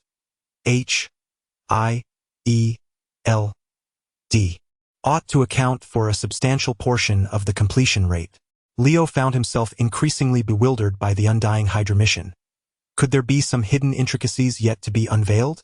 Chapter 62. The Nobel Prize time flies swiftly, and in the blink of an eye, 3 months have elapsed. In the first month, Nick Fury acquired data on 8 Hydra bases from Leo, providing him with substantial funding. During the same month, Leo completed the purchase of relevant instruments, establishing the core laboratory of L Technologies. Additionally, the initial recruitment process concluded, with most employees being recent graduates from Columbia University, primarily working part-time while preparing for their graduation formalities. In the second month, Nick Fury purchased data on the remaining 13 Hydra bases in one fell swoop, once again ensuring Leo's financial abundance. During this month, Leo, who served as both the chairman and part-time chief scientist of L Technologies, led the Black Fist Gang's security team with unwavering determination, overcoming challenges to create the next generation of high-performance computing chips, designated as L Generation 0. By the third month, Leo exerted considerable effort to refine L Generation 0, designing 3 distinct tiers of chips. The highest tier, L Generation 1 High, achieved only a fraction of the computational speed of L Generation 0. Nevertheless, even the lowest tier, L Generation 1 Low, surpassed the performance of the latest chips produced by Intel, thus providing ample room for future product upgrades. With the research and development of the chips reaching a significant milestone, Leo found himself enjoying a rare moment of leisure. The next phase involved designing the assembly line for chip production. By this time, it was mid-May 1992, and many university students had resolved their graduation affairs and began working full-time at L Technologies. Furthermore, Leo had invested significantly to recruit 2 employees with assembly line experience from Intel, alleviating the need for him to oversee every detail of the chip manufacturing process. With newfound free time, Leo finally had the opportunity to delve into his own ideas. He transformed the entire basement into a private zone, granting himself exclusive access. Within this personal laboratory, Leo commenced preparations to independently develop a lightweight mech suit akin to Iron Man's armor. As for the timeline for completion, Leo had no certainty. The system notification suddenly appeared. Task completion for the Hydra mission has increased by 3, bringing the overall task completion to 69. As Leo paused his work on the blueprints to take a sip of coffee, he reflected on the past 3 months. Nick Fury had collaborated with the military to dismantle all 23 Hydra bases within the United States. Leo felt a surge of curiosity about whether Fury and his team had also eliminated Sienna. If so, Leo would have one less formidable adversary in the future. However, judging by the increase in task completion, Sienna appeared to be alive and well. In the highest office of the S.H.I.E.L.D. headquarters, Director Pierce slumped in his chair, his face etched with despair and frustration. As the military systematically dismantled Hydra operatives within the country, how could Pierce, who was ostensibly the director of S.H.I.L.D. Yet in truth a covert agent of Hydra, find any semblance of joy. He couldn't help but recall the scene from months prior, when he had relentlessly pressured Nick Fury over the phone to track down Hydra's whereabouts. Was all of this merely a case of self-inflicted suffering, a consequence of his own actions? Suddenly, the phone rang, jolting Pierce from his reverie. He leaped up and, upon seeing the call was from the United Nations Security Council, he exhaled a sigh of relief. Hello, this is S.H.I.L.D. I am Alexander Pierce. Director Pierce, congratulations are in order. In just 3 short months, S.H.I.L.D. has successfully located and dismantled multiple Hydra secret bases within the United States. Your achievements have garnered worldwide recognition, and your contributions are nothing short of extraordinary, evoking my envy. Recognizing the voice on the other end, Pierce humbly replied, "You flatter me, Mr. President. Hydra is the largest terrorist organization globally, deserving of eradication. As a subordinate agency of the Security Council, S.H.I.L.D. is duty-bound to act in the interest of world stability. The credit belongs to you alone. No one can usurp that. Given your monumental contributions, the Nobel Committee has decided to award you the Nobel Peace Prize this year. Please make arrangements for your schedule and prepare for the ceremony. Additionally, many nations have submitted requests to the Security Council for the locations of Hydra bases within their territories. I called not only to share the good news but also to inquire if you have gathered any leads regarding foreign Hydra bases from the captured members." Pierce's expression darkened, yet he maintained an air of nonchalance as he responded, "There are a few leads, though not many. I shall prompt Agent Fury to compile the information for the Council shortly. Furthermore, I believe that this operation to dismantle Hydra bases involved considerable effort from all agents within S.H.I.L.D.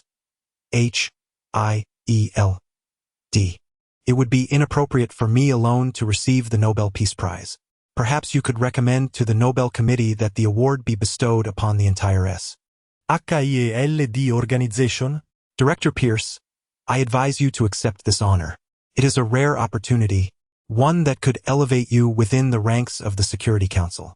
For our nation, your individual recognition is far more advantageous than a collective award for the agency. It is settled then.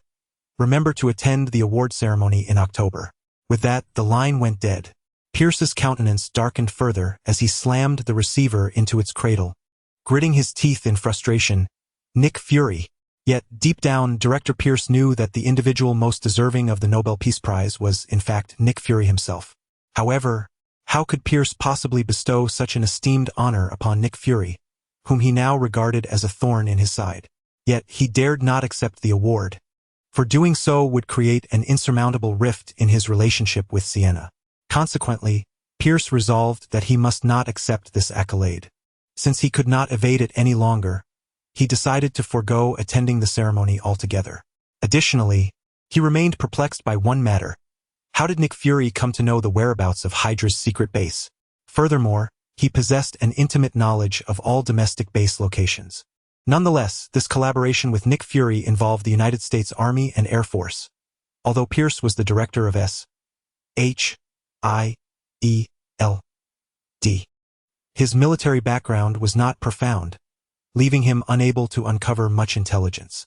Nevertheless, Pierce resolved that Fury could no longer remain at headquarters. He must find an opportunity to demote him while simultaneously curtailing his authority.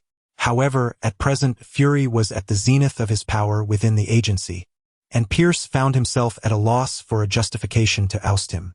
Suddenly, the telephone rang, startling Director Pierce, who had been deeply engrossed in his scheming thoughts. Once he regained his composure and prepared to answer, he noticed that the caller ID displayed a series of encrypted gibberish. This truly unnerved Pierce. After considerable contemplation, he resolutely reached for the phone and answered the call. Chapter 63. The Frantic Sienna. Hello, this is Alexander Pierce. Pierce, do you know? Today, the last base within our territory has been obliterated. You tell me the truth. Was it you who instructed others to do this? Sienna, please calm down. This certainly cannot be attributed to me. Furthermore, you forgot the code before our conversation. To hell with your code. After decades of hard work to establish the new Hydra organization, it's been inexplicably decimated. How can you expect me to remain calm? Tell me the truth. Did you leak the location of the base?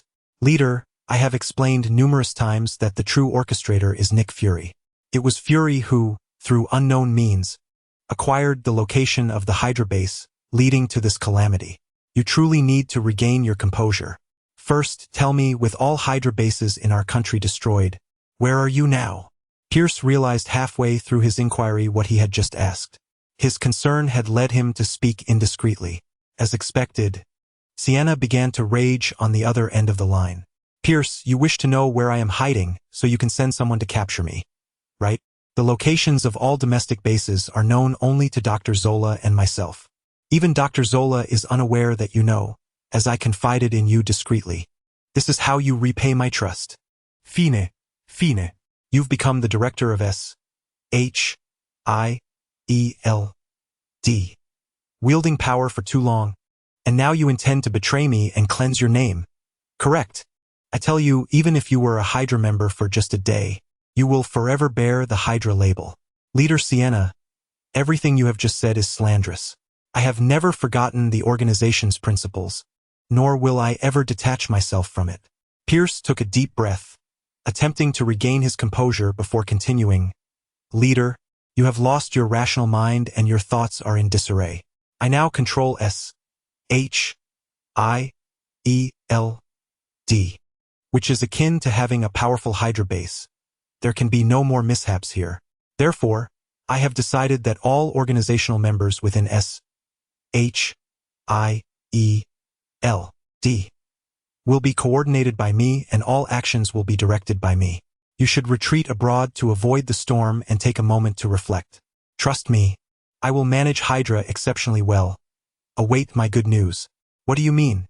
You intend to sever ties with me? It means nothing. Leader, I am weary. This is where we part ways. Disregarding Sienna's furious protests, Pierce forcefully set down the receiver and ended the call. After a long while, he reclined back in his chair, letting out a resigned sigh. Pierce felt a deep anguish. Sienna questioned how the location of the base was leaked. How could he possibly know? He even suspected that Sienna herself might have been the source of the leak. Pierce pondered for a long while, yet he could not fathom how Nick Fury had discovered the location of the base. However, it was imperative that Nick Fury no longer remained at the S.H.I.E.L.D. base. A pretext must be devised to send him away. Although this hasty action might arouse Fury's suspicions, Pierce could no longer afford to dwell on such concerns. With this thought in mind, he seized the telephone from his desk and dialed a number. When the call connected, he spoke. Agent Fury, this is Pierce. Please come to my office. In a remote mountain range within the United States, there lay a cave that evidently had been recently excavated. This was the clandestine hideout that Sienna and her companions had established after discovering that domestic bases were being exposed one after another. At this moment, Sienna, Dr. Zola, and nearly 100 armed personnel and researchers were taking refuge in this stronghold. Sienna was gripping a satellite phone, seething with rage and hysteria. After a lengthy period, she finally calmed down, and Dr. Zola approached her quietly. Miss Sienna, I implore you to maintain your composure. You have been exceedingly irritable of late. The Hydra organization is in disarray and requires your astute leadership. I cannot remain calm. It has been nearly 6 months, and no one has been able to satisfy me. How can you expect me to be tranquil? For half a year, has no one been able to uncover even a trace of the Winter Soldier? Miss Sienna, I have previously remarked that pleasure is not the source of your abilities. It is merely a byproduct of them. Furthermore, this adverse effect can be surmounted and discarded. Once you achieve that, you will emerge renewed. Yet Sienna paid no heed to Dr. Zola, evidently weary of such sentiments. Dr. Zola continued helplessly. As for the Winter Soldier and Leo, if they are determined to hide, finding them will prove exceedingly difficult. The expanse of the United States is vast.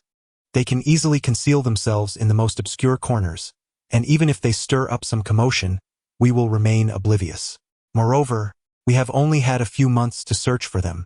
In the past 3 months, We have been overwhelmed by the American military, leaving us with no resources to spare. Thus, you must cease your hopes for the Winter Soldier." Sienna clenched her fists and inquired, "It has been nearly 6 months. Have you gleaned anything from the remnants of Tara's body? If I were studying the original super serum replicated by Howard, I might attempt to restore it. But all I have are the remains of failed experiments. From that, I can derive nothing." Sienna, realizing that she could not find a way to satiate her desires in the near term, could not help but recall the root of all her troubles, Leo. Bucky had been taken from her by Leo, and Tar had been slain by him. Furthermore, all the troubling events had commenced only after Leo's defection. "Dr. Zola, do you think it possible that the information about the base was leaked by Leo? How could that be? I have never disclosed such information to him. Did you speak of it to him? Of course not. Then that settles it.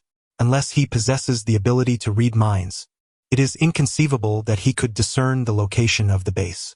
If neither Leo nor Pierce is the culprit, then who else could it be?" Sienna pondered this conundrum, yet found no plausible hypothesis. Instead, she was beset by a sense of agitation, her body aflame with restlessness. After taking several deep breaths, she managed to quell the turmoil within her and addressed Dr. Zola. "All Hydra bases within the United States have been eradicated, and Pierce no longer heeds my command. Therefore, whether Hydra exists now is of no consequence to me. What do you intend to do?" "I wish to embark on a solitary journey, to embrace a new life, one characterized by unrestrained indulgence and freedom." With a mischievous smile, Sienna declared, "I am off to seek out the Winter Soldier, to find a man as formidable as he." Thus, a peculiar urban legend began to circulate throughout the United States, recounting tales of a beautiful woman who would mysteriously appear in various locales each night, be it a nightclub or a bustling street, engaging in wild revelry. Chapter 64. A coveted position in Washington, D.C. At the Triskelion headquarters of S.H.I.E.L.D., a palpable dichotomy existed among the personnel. Half, represented by Nick Fury, were enveloped in exhilaration and joy. The other half, led by Alexander Pierce, found themselves engulfed in confusion and trepidation. Knock, knock. The door to the director's office was rapped upon, and Pierce, with a tone of indifference, replied, "Come in." Fury, visibly weary, pushed the door open and approached Pierce.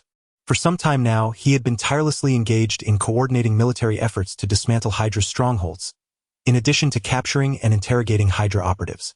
The relentless demands of his duties had deprived him of restful slumber, yet his dark complexion concealed the telltale signs of fatigue beneath his eyes. "Director Pierce, you summoned me?" Fury inquired.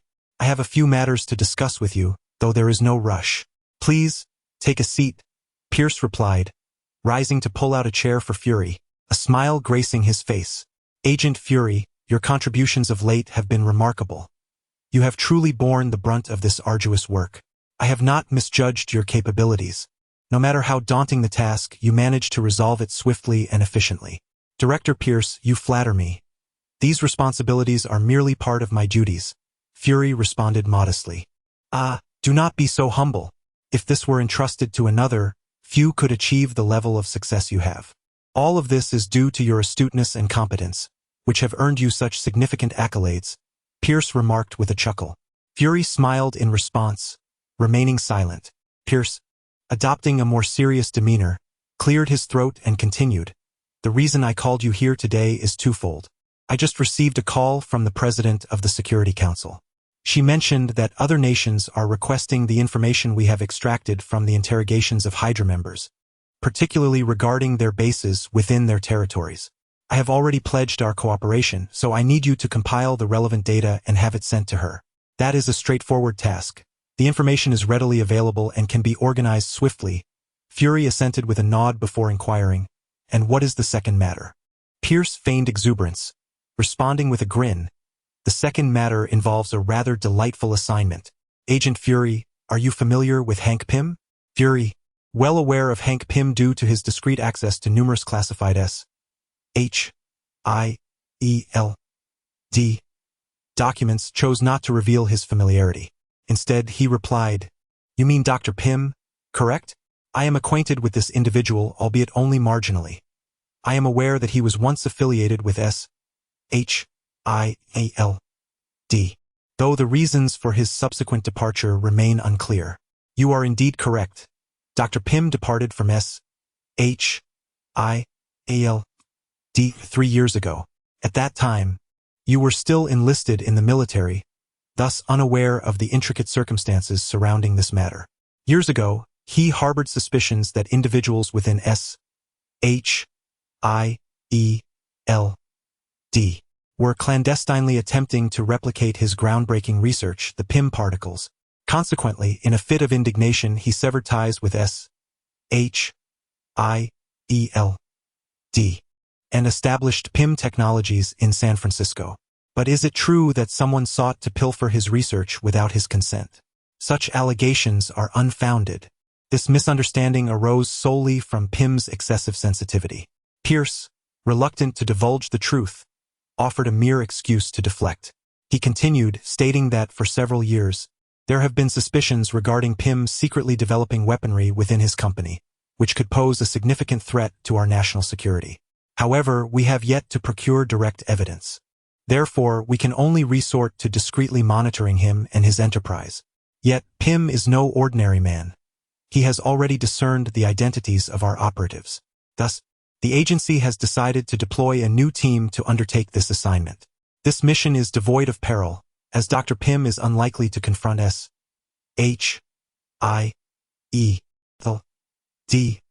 openly.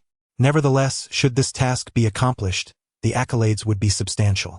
Fortuitously, you have recently achieved considerable success, and I have leveraged this to secure you this coveted opportunity to lead the task force to San Francisco. Fury, I have high hopes for you. You must approach this mission with utmost seriousness and strive for excellence in its execution. Having uttered these words, Pierce abruptly dismissed Fury, citing a forthcoming meeting as an excuse to usher him out of the office. Fury, maintaining a facade of indifference, acquiesced and exited the office.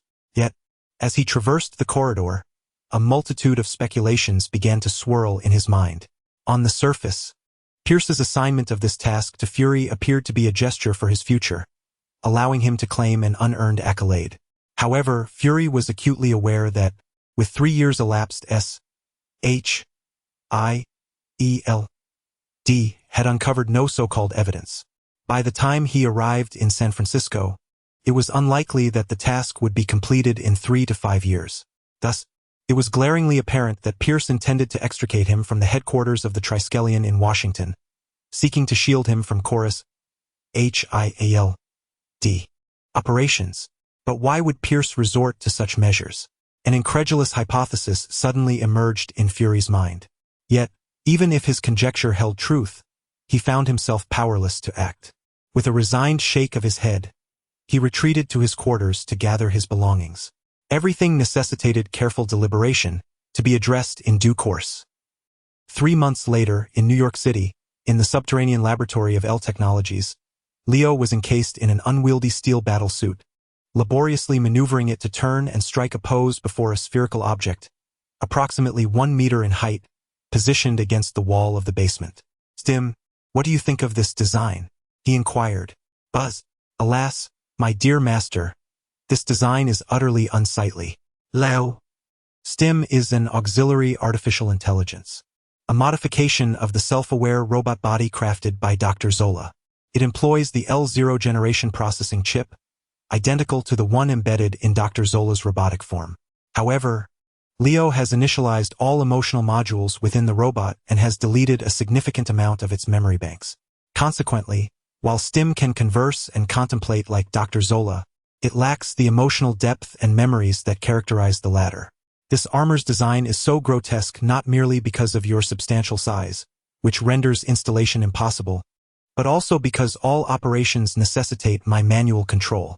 Leo was momentarily speechless, taken aback by STIM's candid critique, before ultimately shifting the blame back onto STIM.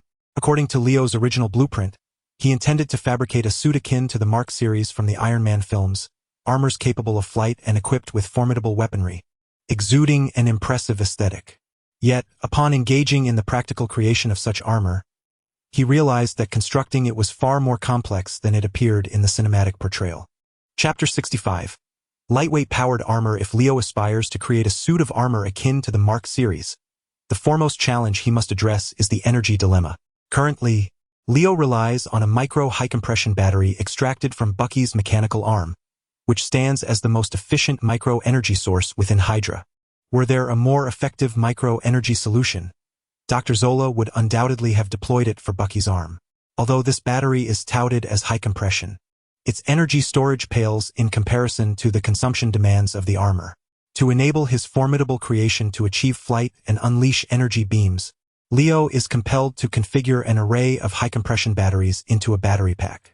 The rotund abdomen of the armor houses this battery assembly.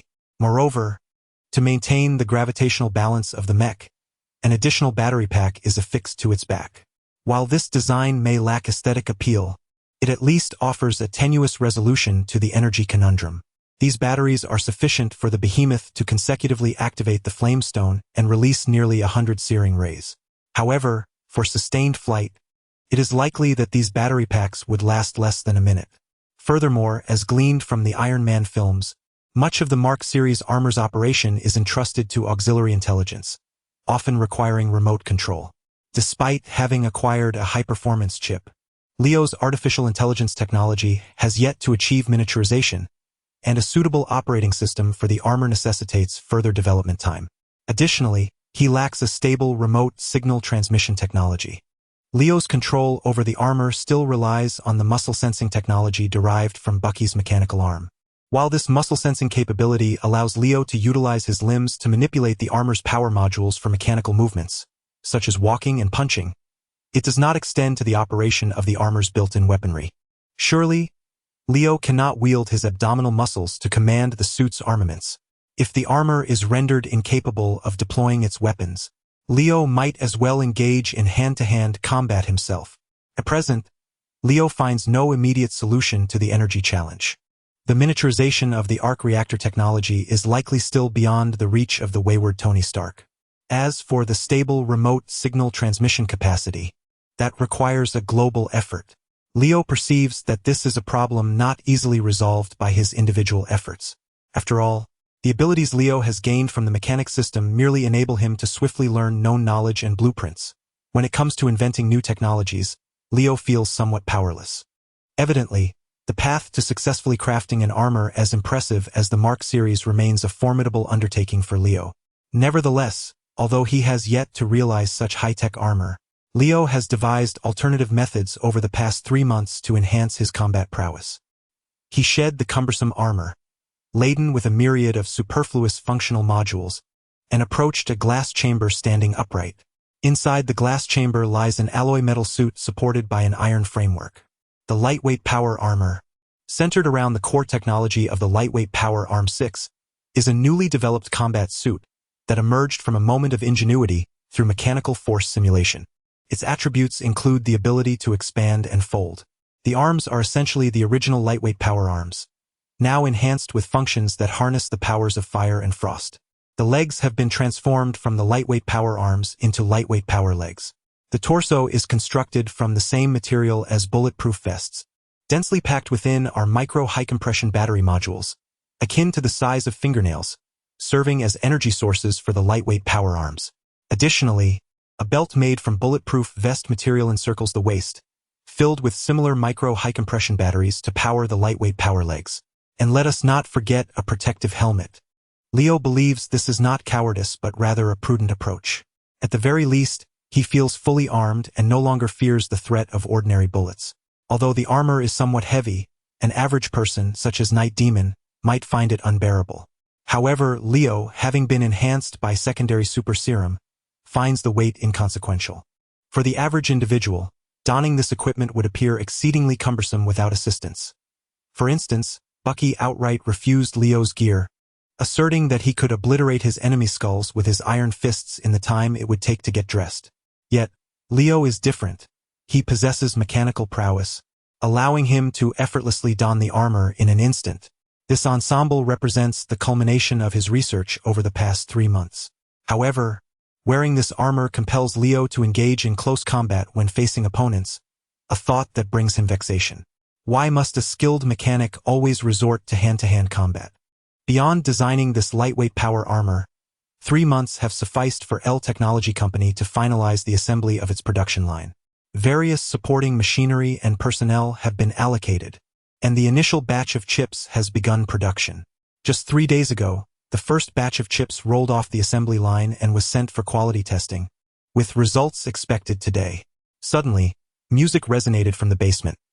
Leo paused, realizing it was the phone that old Tom had purchased for him at great expense just days prior. Accustomed to large screens, touch interfaces, and smart devices, Leo had carelessly tossed this phone aside upon receiving it. To his surprise, nearly 3 days later, it still had power. Having carelessly discarded the phone and given the spaciousness of the area causing echoes, Leo found himself momentarily unable to locate it. At that moment, Stim emitted a beam of light from his spherical body, illuminating a corner of the laboratory. Ah, Master, the item you seek is right here. In the center of the beam was precisely the phone Leo had been searching for. Well done, good boy. I shall reward you with a new capacitor tonight. Leo approached the beam of light and bent down to retrieve a rather hefty mobile phone weighing nearly half a pound. This device still utilized the popular mechanical keys of the era, and a small display screen illuminated, revealing an incoming call notification. Remarkably, even the basement had reception. Could it be that the telecommunications company's technology was a form of black magic? Leo couldn't help but express a rare moment of sarcasm, then mused that once he opened up the chip market and stabilized the company's cash flow, he would certainly prioritize the development of a superior mobile phone. This desire stemmed not only from his aversion to the current phone's subpar performance and unattractive design, but also from his advanced design concepts, which promised lucrative returns in the smartphone production realm. Suppressing his daydreams, Leo pressed the answer key, and the voice of old Tom resonated through the receiver. Hello, boss. Where are you? The chip testing report is out, and the meeting is at 10. Please don't be late. Chapter 66. The company staff. Since aligning himself with Leo, old Tom has ascended from a mere street hustler within the gang to the esteemed position of logistics supervisor at L Tech Corporation. Furthermore, ever since Leo's fortunes improved, he has never once withheld old Tom's salary. In fact, Leo entrusted the company's finances to old Tom, appointing him as the head of the finance department as well. Thus, old Tom's loyalty to Leo is unwavering, and he is deeply committed to the operations of L Tech, tirelessly toiling away even on weekends. However, this is merely the polished narrative. The truth lies in the fact that old Tom has been thoroughly indoctrinated by Leo, regardless of the underlying motivations. Ever since old Tom became a diligent and capable presence at L Tech, Leo has indeed found himself with considerably more leisure time. Old Tom handles tasks as they arise and even seeks out additional responsibilities, perfectly embodying the role of a secretary. Yet one cannot help but wonder why, unlike other executives who typically have glamorous secretaries, Leo's choice is an elderly gentleman. Consequently, the idea of hiring a beautiful secretary has surfaced on Leo's agenda, though he likely lacks the time to pursue this matter at present. After tidying up his private laboratory, Leo strode towards the conference room on the first floor. Inside, the attendees were already seated, awaiting his arrival. Among them were old Tom, the logistics and finance supervisor, Fudge Nelson, the legal and human resources supervisor, Gavin, the deputy head of the technology department, Heather, the deputy head of the sales department, and Bucky Barnes, the security chief. Gavin and Heather were recent graduates from Columbia University, recruited by Fudge and Matt. Gavin Woody, a male with a degree in computer science, while not top of his class, possesses a solid foundation of knowledge and is industrious, albeit somewhat introverted. Leo has hesitated to hire more distinguished talents, as those individuals often harbor lofty aspirations, and dismiss the newly established L Tech Heather Doyle, a female with a focus in marketing, similarly did not rank at the top of her class. But her striking beauty is undeniable. According to Fudge, she has shown considerable interest in Matt, fervently pursuing him throughout her senior year. Leo vaguely recalls that in the Daredevil film, Matt had a previous girlfriend before meeting Erica, though he cannot recall her name or if it is indeed this Heather. Leo appointed Heather as the deputy head of sales not merely out of consideration for Matt, but rather due to her genuine capabilities, as her sales strategy outshines those of her peers, coupled with her diligent work ethic. Upon reaching the conference room door, Leo surveyed his subordinates and then took his place at the head of the table. He received the chip inspection report from Gavin but did not hastily open it. Instead, he inquired, "It seems everyone is here, but where is Matt?" The law firm took on a case yesterday, with court proceedings scheduled for the afternoon, leaving little time for preparation. Therefore, Matt is diligently organizing the case files within the office. "Boss, if you need Matt to attend to something, I can fetch him right away. After all, the office is just next door, a mere 10-minute round trip." Fudge coughed discreetly, glancing at Bucky and then at Leo, offering a low explanation. Bucky scoffed coldly, remarking, "I believe he is simply avoiding me." Fudge straightened his posture, observing the environment in silence. 3 months had elapsed, during which Fudge, for the sake of convenience, had persuaded Matt, along with Leo, to relocate the Murdoch-Nelson law firm adjacent to the L building. The street, located at the northernmost edge of Hell's Kitchen, boasts a significantly improved geographical position compared to that of the previous office. Moreover, the firm's new facade is quite impressive, which was a major incentive for Fudge's desire to move. In addition, over these 3 months, Bucky and Matt not only encountered each other during the day but also frequently crossed paths at night. Matt's skills in disguise appeared rather rudimentary to Bucky, a former American soldier accustomed to infiltration and assassination. Consequently, Matt inevitably exposed himself, just as Leo had anticipated. Ever since Bucky uncovered Matt's true identity, he has been eager to recruit him into his security department, wishing to personally train him in combat techniques. Yet, for reasons unknown, Matt stubbornly refused. Furthermore, he devised daily strategies to evade Bucky, which explains Bucky's cold scoff upon hearing Fudge mention Matt organizing files in the office. It's possible that Matt had not disclosed his situation with Bucky to Heather, or perhaps Heather is simply overly concerned about Matt. Today, upon hearing Bucky's remarks, Heather displayed a hint of confusion on her face, perhaps even a touch of peculiarity, as she contemplated what bold assumptions she might have formed. However, Leo wished to steer clear of the underlying tensions and coughed to dissipate the peculiar atmosphere in the conference room, declaring, "Since Matt is occupied, we shall not wait for him. Let us focus our attention on the materials at hand. The meeting is now officially underway." 6 months have passed since the establishment of L Technology Company. During this time, our team has united in purpose, evolving from an idea into reality, culminating in the development and production of the next generation of high-performance computing chips, the L Generation 1. I briefly reviewed the testing reports of these chips and discovered that they fully meet commercial standards. This indicates that our production line operations have achieved precision and compliance, marking a pivotal moment for L Technology as we prepare to enter the market and present our products. However, a good beginning merely constitutes the first step towards success. If we aspire to elevate L Technology to a world-class company, we must exert even greater effort. Now, it is time for the market to assess our company. Colleagues, do you have any plans for the company's next phase of development? Leo sat in the principal seat, exuding an innate leadership aura as he eloquently delivered a few grandiloquent remarks. Gao immediately seized the opportunity to respond, stating, "I have conducted a comprehensive performance comparison between our chips and those that have recently gained popularity in the market over the past 2 years. In summary, once our chips are launched, they will undoubtedly hold a dominant position in the market, ensuring robust sales."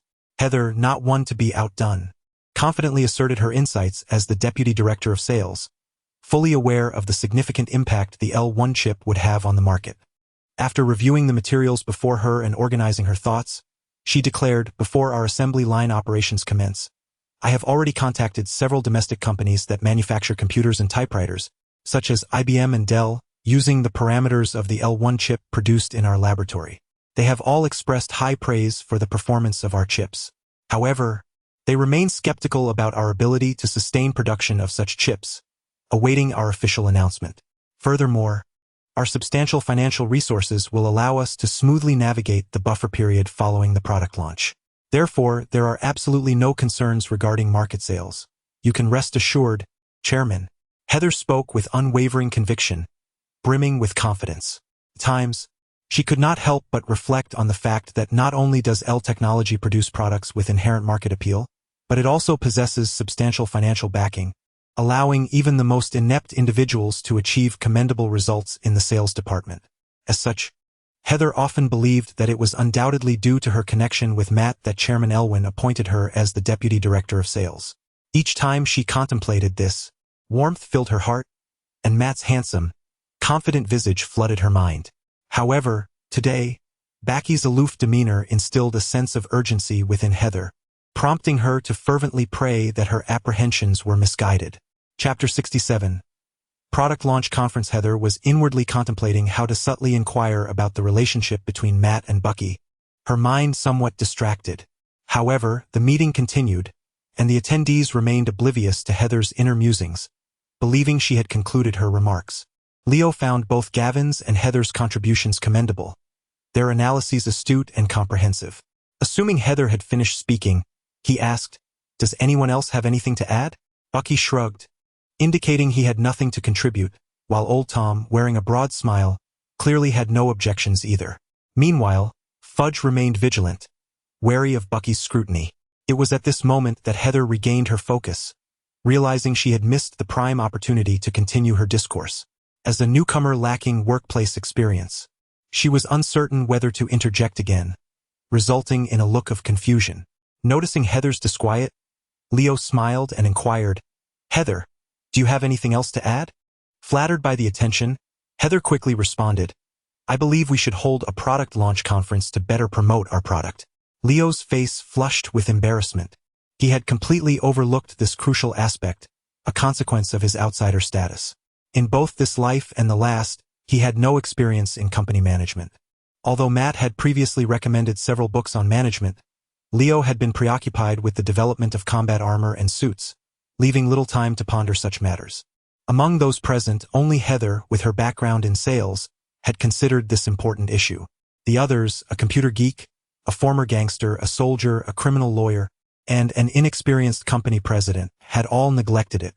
"You're absolutely right, Heather. We should indeed organize a product launch conference. Since you've already thought of this, with your diligent work ethic, do you have a plan in mind for the event?" Flattered by Leo's praise, Heather shyly smiled and handed him a proposal. Seizing the opportunity while Leo perused it, she explained, "Our company lacks a publicity department, so I took the liberty of drafting this plan in advance. However, I am not a professional in this field. I compiled this proposal after extensive research, so there may be some oversights. I hope you won't mind, Chairman." After quickly scanning the proposal, Leo promptly exclaimed, "This plan looks quite impressive. Among us, you are the most qualified in this area. There's no need for modesty." Leo endeavored to maintain a cheerful facade, attempting to appear as though he comprehended the details. In truth, the multitude of processes outlined in the proposal only served to overwhelm him. Terms like registration, venue selection, attendee choices, and the significance for the company flew past his eyes. Little did he understand their importance. He merely believed that the chip's exceptional performance would surely translate into profit. As the sole shareholder of L Technology, he felt that knowing this was sufficient, leaving the finer details to be managed by those more qualified. Thus, Leo remarked, "Heather, feel free to act according to your instincts. If there is anything requiring cooperation from various departments, do not hesitate to express it. This is our company's inaugural product launch, and I aspire for everything to be executed to perfection. Chairman, thank you for your trust and support. I have planned nearly everything else, but there are two aspects on which I require your esteemed opinions." Encouraged by the affirmation of others, Heather spoke her thoughts with newfound confidence. "What are the two aspects?" "Firstly, regarding our product launch event, it is imperative that we not solely invite potential clients, but also secure media coverage. However, I have reached out to several prominent newspapers and television stations, yet they dismiss our company as lacking recognition, and our products are deemed exaggerated, making them reluctant to attend. As for smaller media outlets, I fear they might exploit our finances. Therefore, Leo surveyed the attendees and noticed a reluctance to speak. It seemed they were unfamiliar with contacts in the media industry. Suddenly, a spark of inspiration ignited in Leo's mind as he recalled Mary Jane, whom he had met when he first arrived at Hell's Kitchen. He remembered her stating that she was an intern at a newspaper and had given him her business card.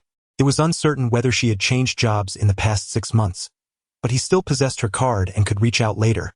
Heather, you need not worry about this. I know someone from a newspaper. I can call them later and provide you with a response by this afternoon. You mentioned that there were 2 aspects in your proposal that you were uncertain about. Please continue with the second. Heather nodded happily and continued. The second aspect concerns the selection of the presenter. Although we can prepare a script in advance, the presenter should ideally possess both technical knowledge and some sales communication skills. I do not have anyone in mind, so I would appreciate any recommendations from everyone. Of course, the final decision rests with you, Chairman. The attendees remained silent. After a moment of contemplation, Leo inquired, Gao-wen, why not give it a try? Boss, I am merely a tech enthusiast. I can write a few lines of code or tinker with some components, but standing on a stage speaking to a large crowd. I am not eloquent and lack sales communication skills, so I believe I am ill-suited for the role. Since Gao-wen was unwilling, Leo did not press the matter further. However, through this meeting, Leo gained a deeper understanding of the 2 deputy supervisors. Overall, it appeared that Heather could be promoted to the head of the sales department, while Gao-wen would likely remain a deputy supervisor. This was primarily due to the lack of available talent at L Technology Company. If Gao-wen did not strive for improvement, he might even lose his current position. These were mere side notes, as Leo's primary concern was to finalize the choice of the presenter. Drawing from his limited experiences gleaned from the internet boom era, he observed that many companies often had their founders serve as presenters during new product launches.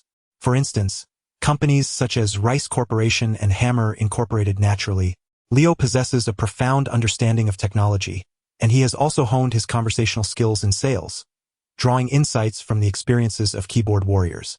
With the aid of a well-crafted speech, he could easily navigate through the press conference with some semblance of success. However, what is Leo's current status? He finds himself not only pursued by Hydra but also under the scrutiny of SHIELD. While Leo speculates that Hydra has recently faced considerable setbacks at the hands of Nick Fury, he is acutely aware that a dying camel is still larger than a horse. Hence, he believes he can afford to linger in the shadows for a little longer. Therefore, Leo cannot assume the role of spokesperson. Should he find himself exposed in newspapers or on television, his company would be rendered defunct. Nonetheless, for the sake of the company's future, he truly needs to identify a suitable spokesperson. But whom could he find that would be appropriate? Chapter 68. Contacting Mary Jane. Leo pondered deeply but could not find a suitable candidate for the role of spokesperson. However, the attendees had their own commitments and could not afford to waste time lingering in the conference room. Thus, Leo addressed Heather. I am aware of your 2 concerns. Although we have yet to identify an appropriate spokesperson, I will devise a solution in the coming days. Please proceed with the plan to secure the venue for the product launch and reach out to potential clients. Clearing his throat to garner the attention of the room, he continued, Ladies and gentlemen, we should have initiated preparations for this product launch well before today. Regrettably, we overlooked this matter, and we are now behind schedule. In the ensuing days, all departments must collaborate diligently with Heather to ensure that the preliminary work for the launch is accomplished expeditiously. Very well. We shall conclude today's meeting here. You may disperse. The attendees nodded in agreement and promptly departed. As they left, Bucky draped an arm around Fudge's shoulder, evidently intending to visit the neighboring law firm to have a heart-to-heart with Matt. Following them, Heather bit her lip, but ultimately decided to focus on her own tasks. Nevertheless, she had mustered the courage to confront Matt in person that evening. In the conference room of L-Tech, Leo found himself alone in an instant. Stretching, he propped his legs on the long conference table and crossed his arms, deep in thought. The company was gradually finding its footing, and the number of decisions requiring his input was steadily increasing. Leo had never anticipated that managing a large corporation would demand so much of his energy. Logically, one would expect that an individual suddenly in possession of a potentially lucrative enterprise would be invigorated and brimming with enthusiasm.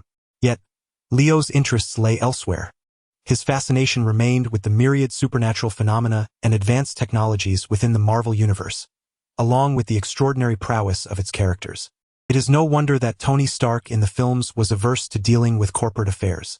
Before inventing the Iron Man suit, his thoughts were consumed by romantic pursuits. After its creation, the suit became akin to his most perfect companion. It seems that before long, I shall have to find someone to assist me in managing the company.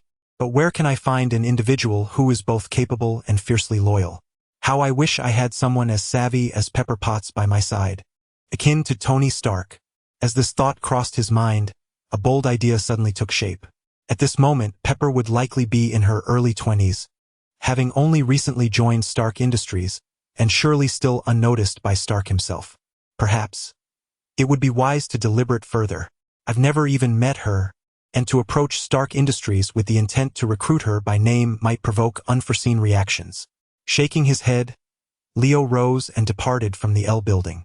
Leo found Mary Jane's business card left in his bedroom, not at the office. Thus, he had to hurry home to retrieve her contact information. Currently, Leo resided in a house he had rented for a group involved in the underground boxing ring.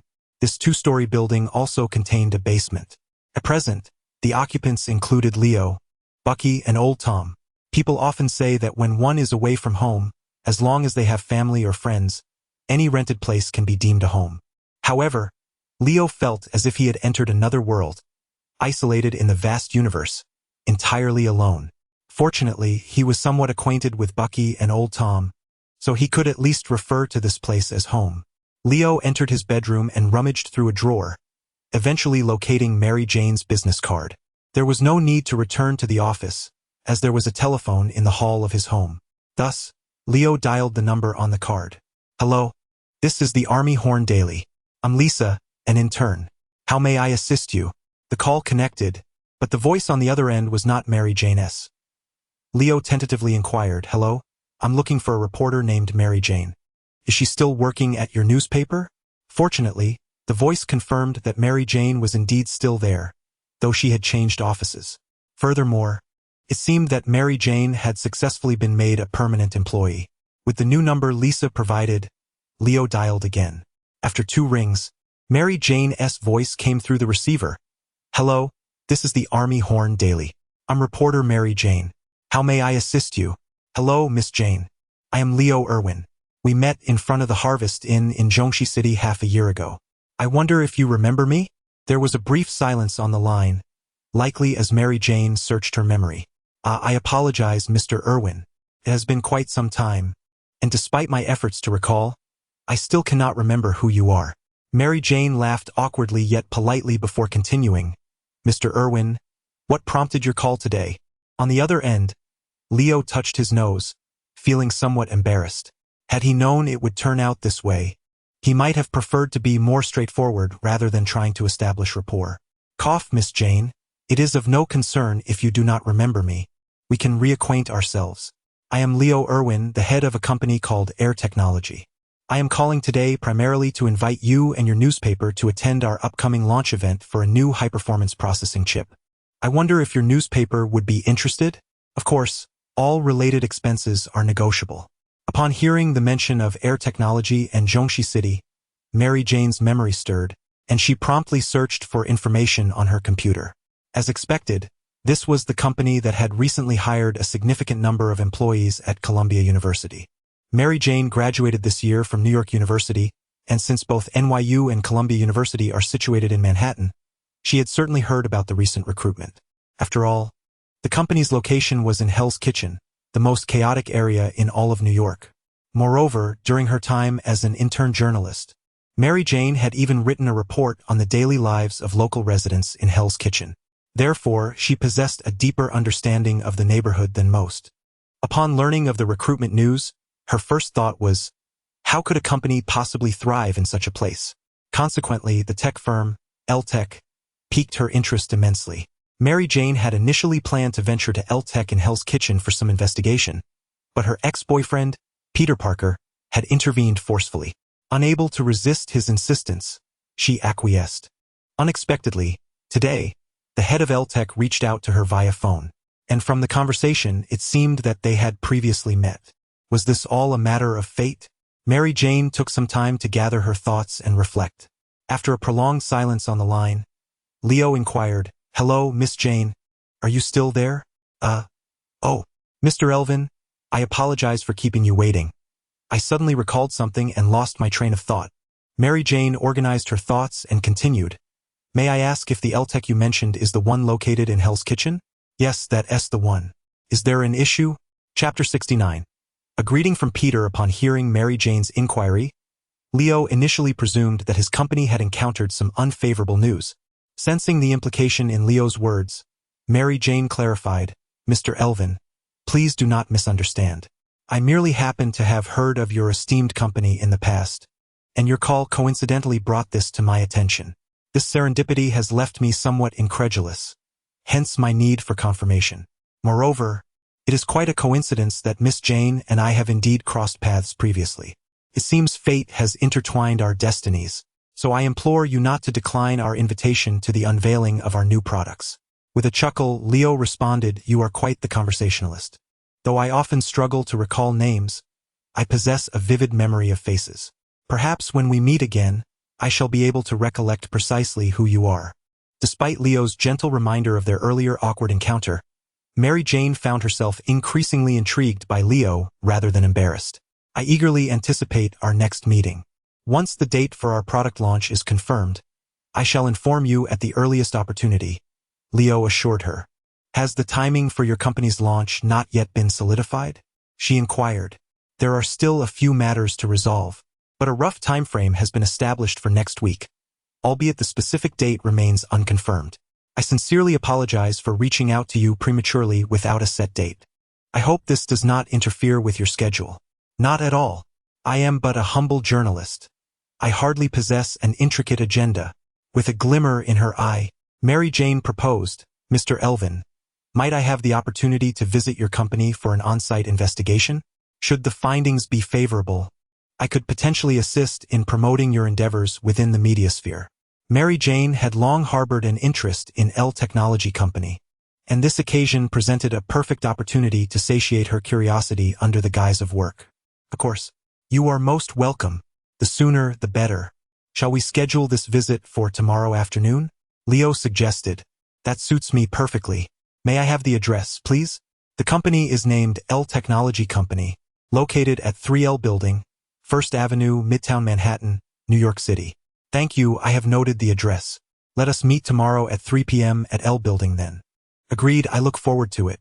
As Leo prepared to end the call, Mary Jane's voice suddenly broke through once more. If not for his enhanced hearing, he might have missed it. I apologize, Mr. Elvin. I neglected to ask earlier, what is your position within the company? I need this for my journalist visit registration. With a light-hearted tone, he replied, I am the sole executive director of L Technology Company, which I founded myself. Mary Jane. Leo was perplexed by Mary Jane's sudden silence and gently inquired, Miss Jane, are you still there? Is there an issue?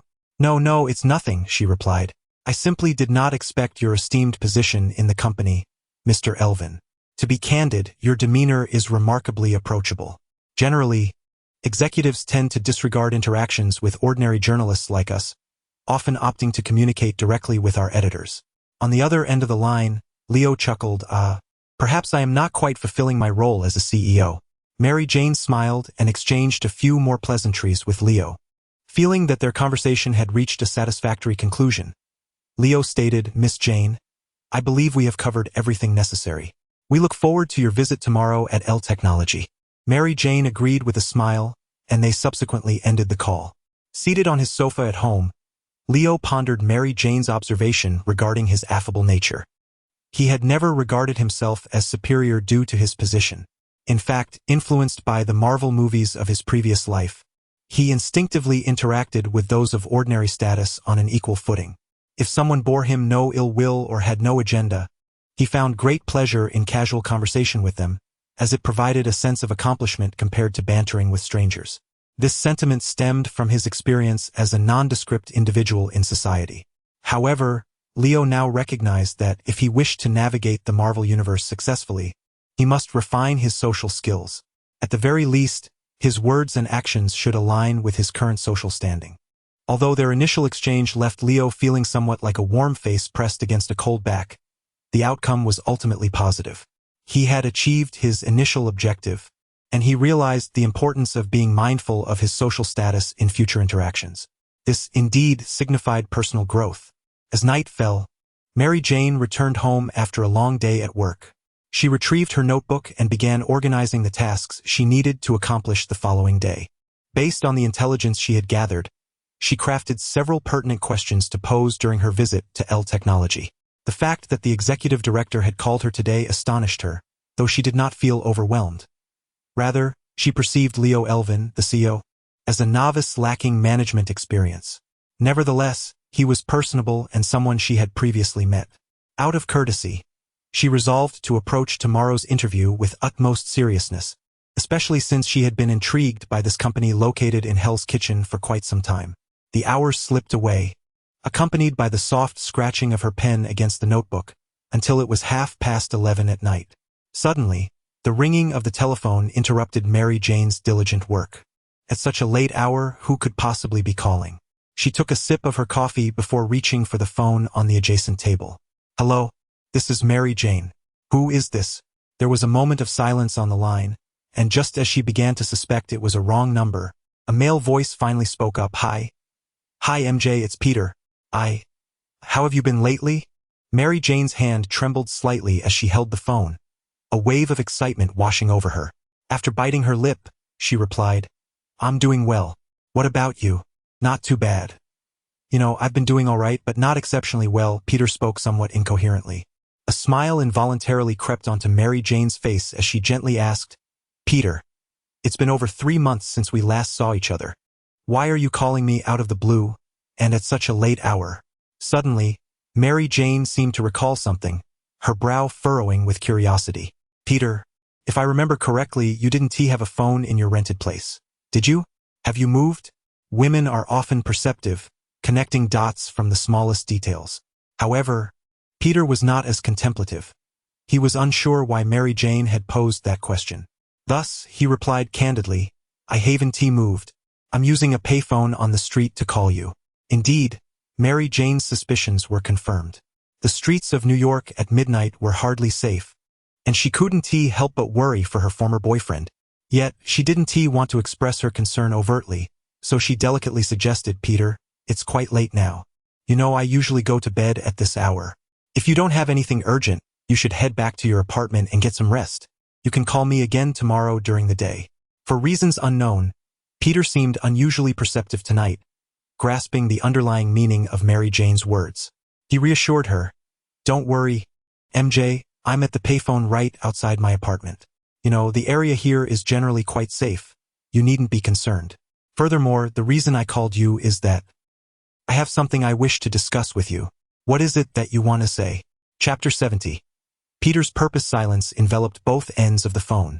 After a considerable pause, Peter's deep and resolute voice broke the stillness. MJ, I miss you. How about we meet up for a meal and a chat? Mary Jane excitedly covered her mouth with her hand. After a moment, she took a few deep breaths to steady her emotions before responding. Sure, we should have a good talk.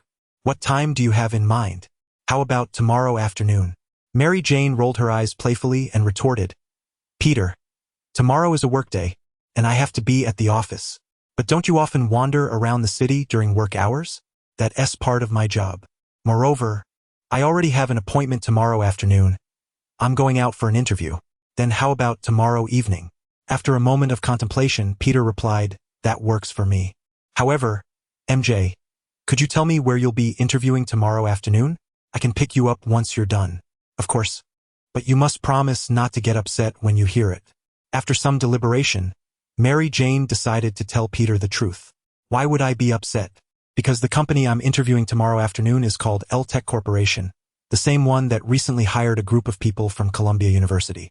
I had intended to approach them for an interview myself, but you prevented me.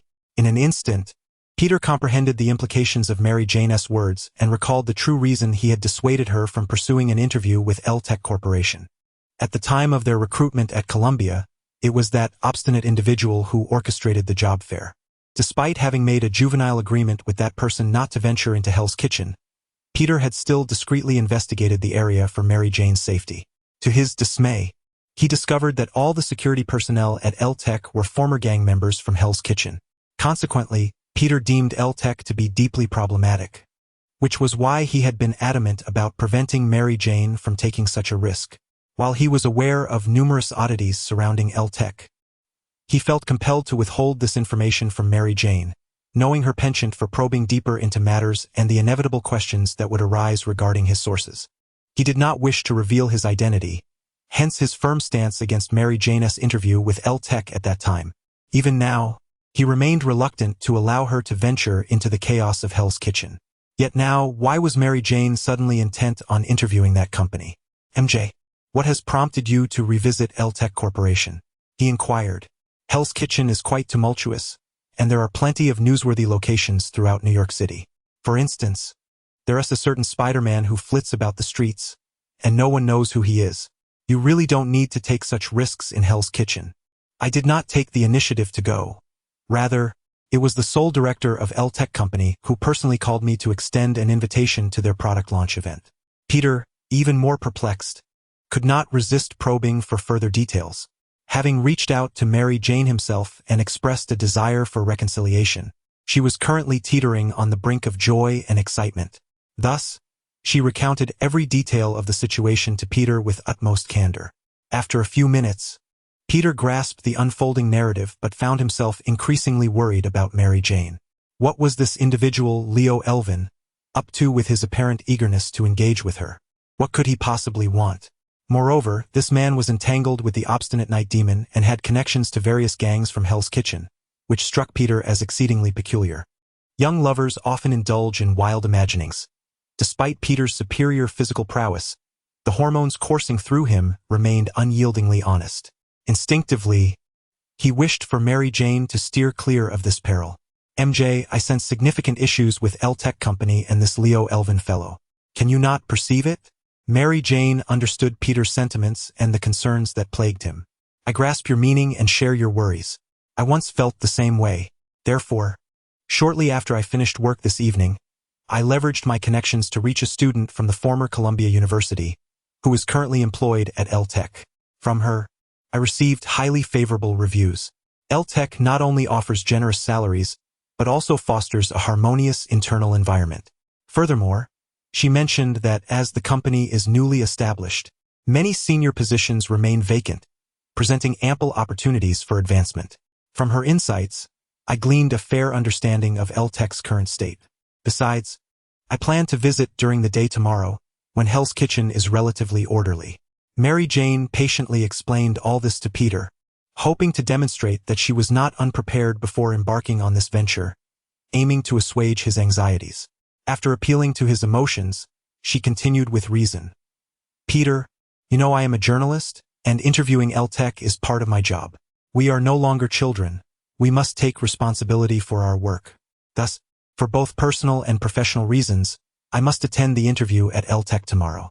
Although Peter remained apprehensive, he recognized that he could not allow this issue to cause discord between them. However, he was still deeply uneasy about Mary Jane navigating the peculiarities of Tech alone. Consequently, Peter devised a solution. MJ, coincidentally, I am also free tomorrow. How about I accompany you to Tech? To hell with any agreements with the night demon. You have your concerns and priorities, and so do I, Peter Parker. I am going there for work. What is your reason for going? Mary Jane paused, her heart filled with speculation. Peter. You intended to invite me for dinner just to reschedule for tomorrow afternoon? Don't you have work tomorrow? What has transpired in your job? She keenly sensed that something was amiss with Peter's employment. It's nothing. Please don't jump to conclusions. I haven't been fired, Peter hastily clarified. You see, I've been assisting Dr. Octavius lately, and his research has encountered some unforeseen setbacks. He lost funding from the city council, so I've merely been given a few days off. Peter rushed to explain. Mary Jane felt a pang of sympathy, yet she wished for Peter to confront reality.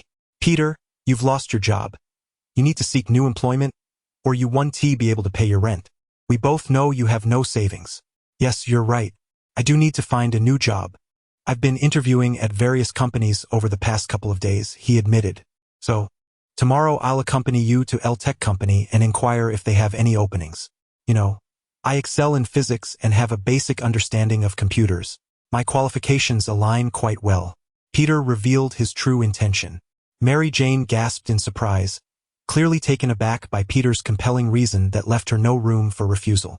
All right then, Let us meet tomorrow at 2 p.m. downstairs from my newspaper office, and we shall go to L Tech Company together. Chapter 71. Peter's unexpected visit the following afternoon, in the office of the chairman of Al Technology Company. Leo, Heather, and Matt were engaged in discussions regarding the rental contract for the product launch venue.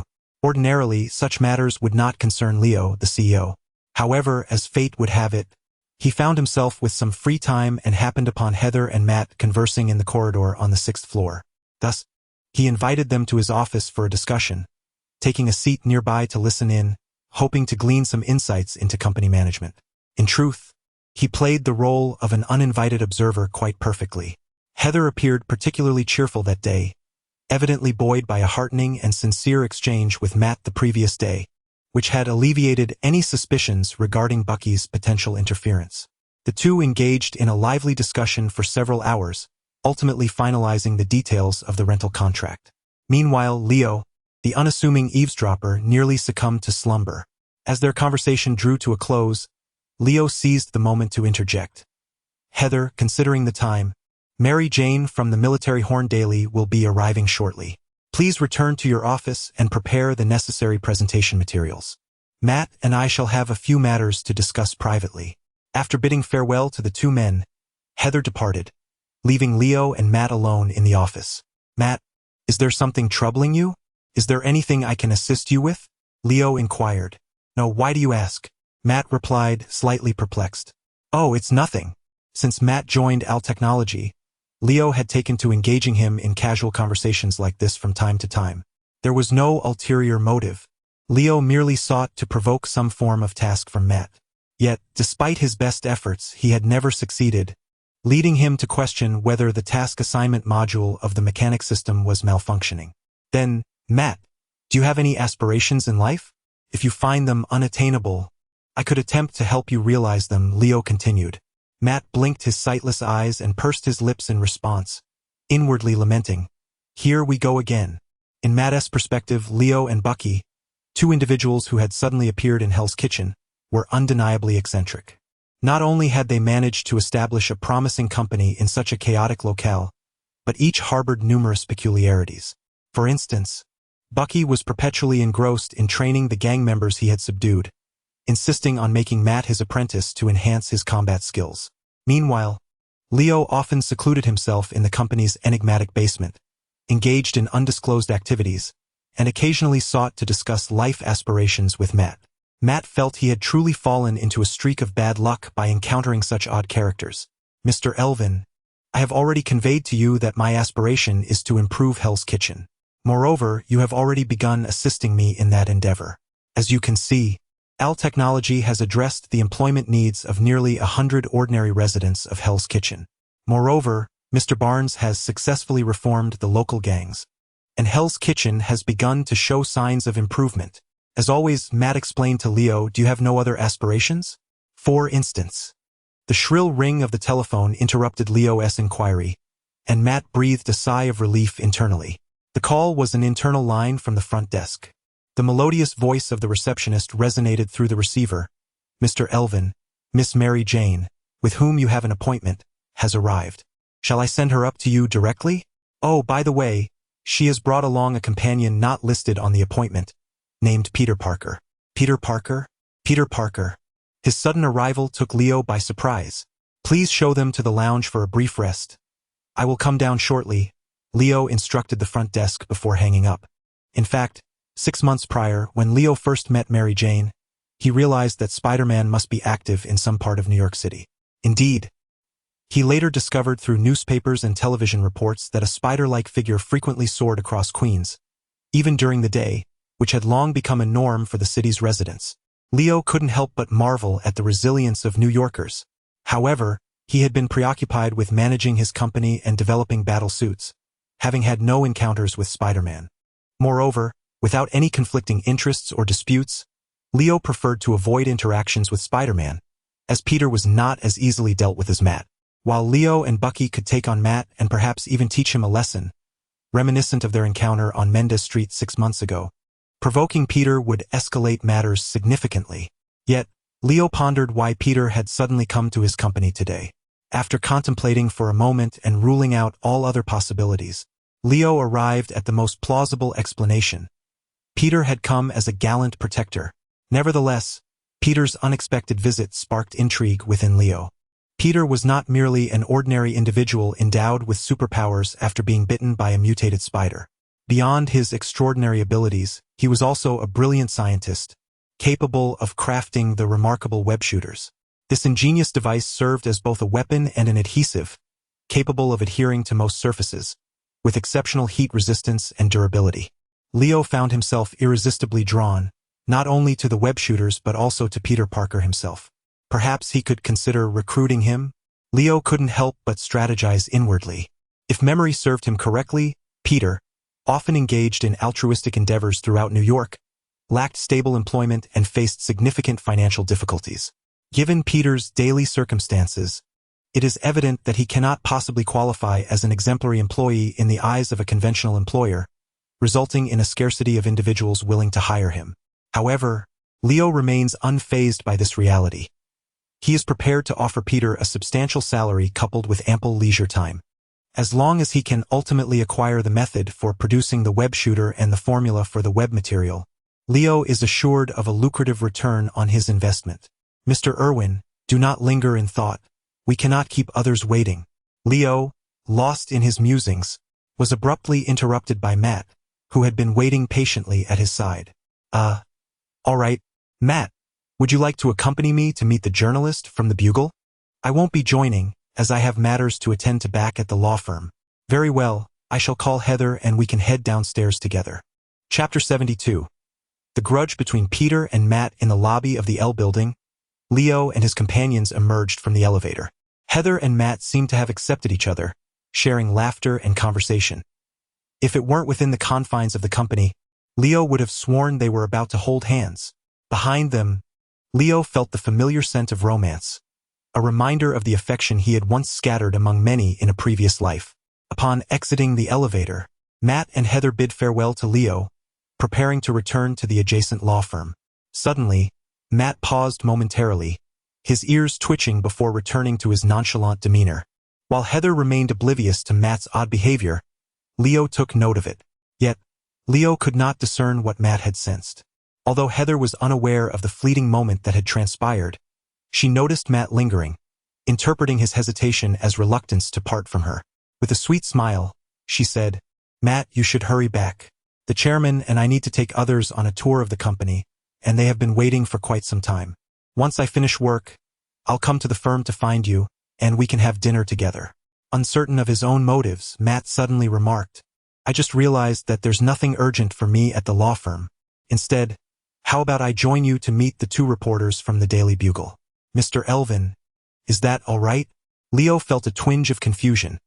Matt's statement seemed disconnected from their earlier conversation. Why had Matt suddenly opted to stay? Could it be related to the mysterious anomaly he had sensed moments earlier? Leo recalled that when Matt had paused, he was facing the reception area of L Technologies, where only Mary Jane and Peter Parker were present. Could it be that Matt knew Peter and was aware of his identity as Spider-Man? Yet, when Matt had called Leo earlier and heard Peter's name, he had shown no reaction. Leo found himself unable to decipher the precise reason, but this was the most plausible hypothesis he could conjure.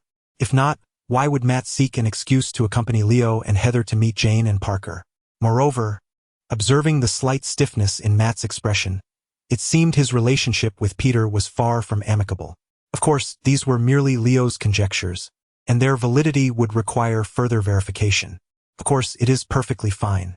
Having one more person won't be a bother. Let us proceed to the reception area, Leo replied. To uncover the truth, he merely needed to observe the unfolding drama.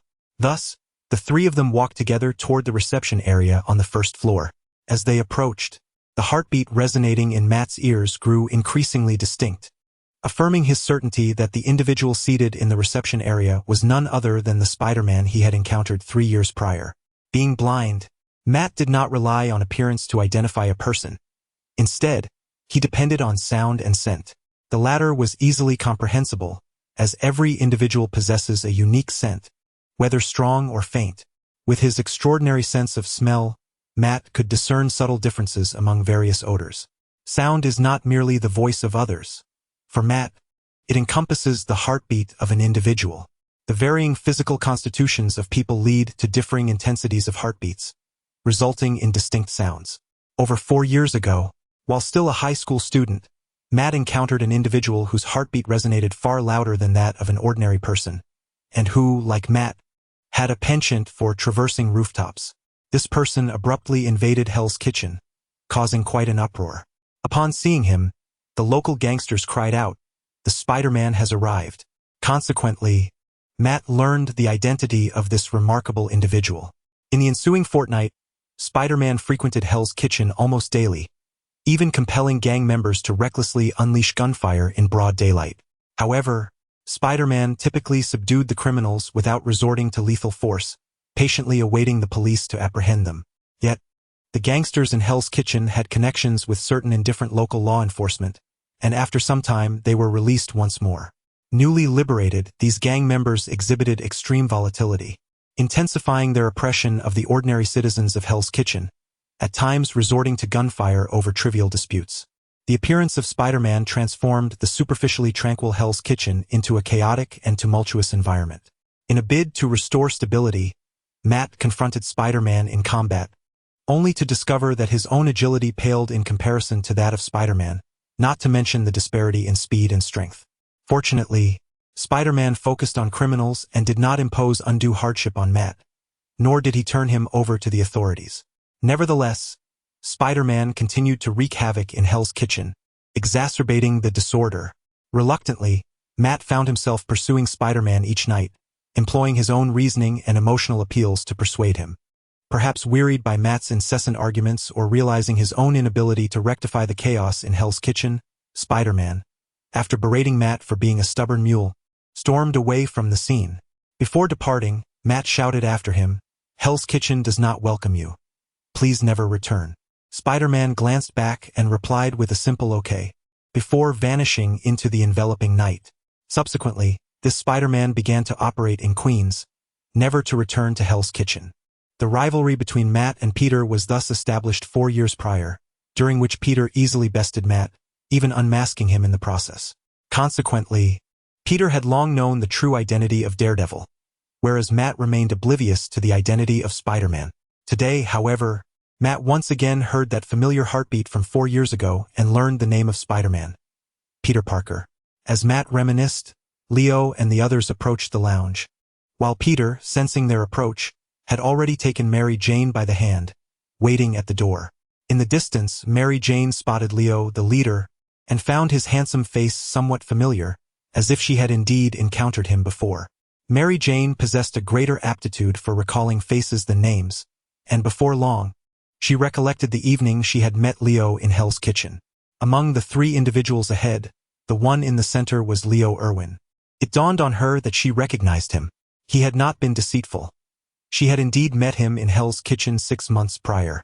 However, as she recalled, it was his first visit to that place, and she was astonished to learn that in such a brief span, he had ascended to become the sole director of a company. Chapter 73. Peter's work. Mary Jane introduced her impressions of Leo to Peter, who nodded in acknowledgement. Soon, Leo and his 2 companions arrived at the entrance of the reception room.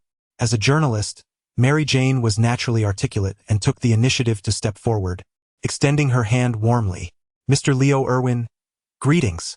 I am Mary Jane. I mentioned I would recognize you upon our meeting, and indeed, I recall our encounter 6 months ago in Hell's Kitchen.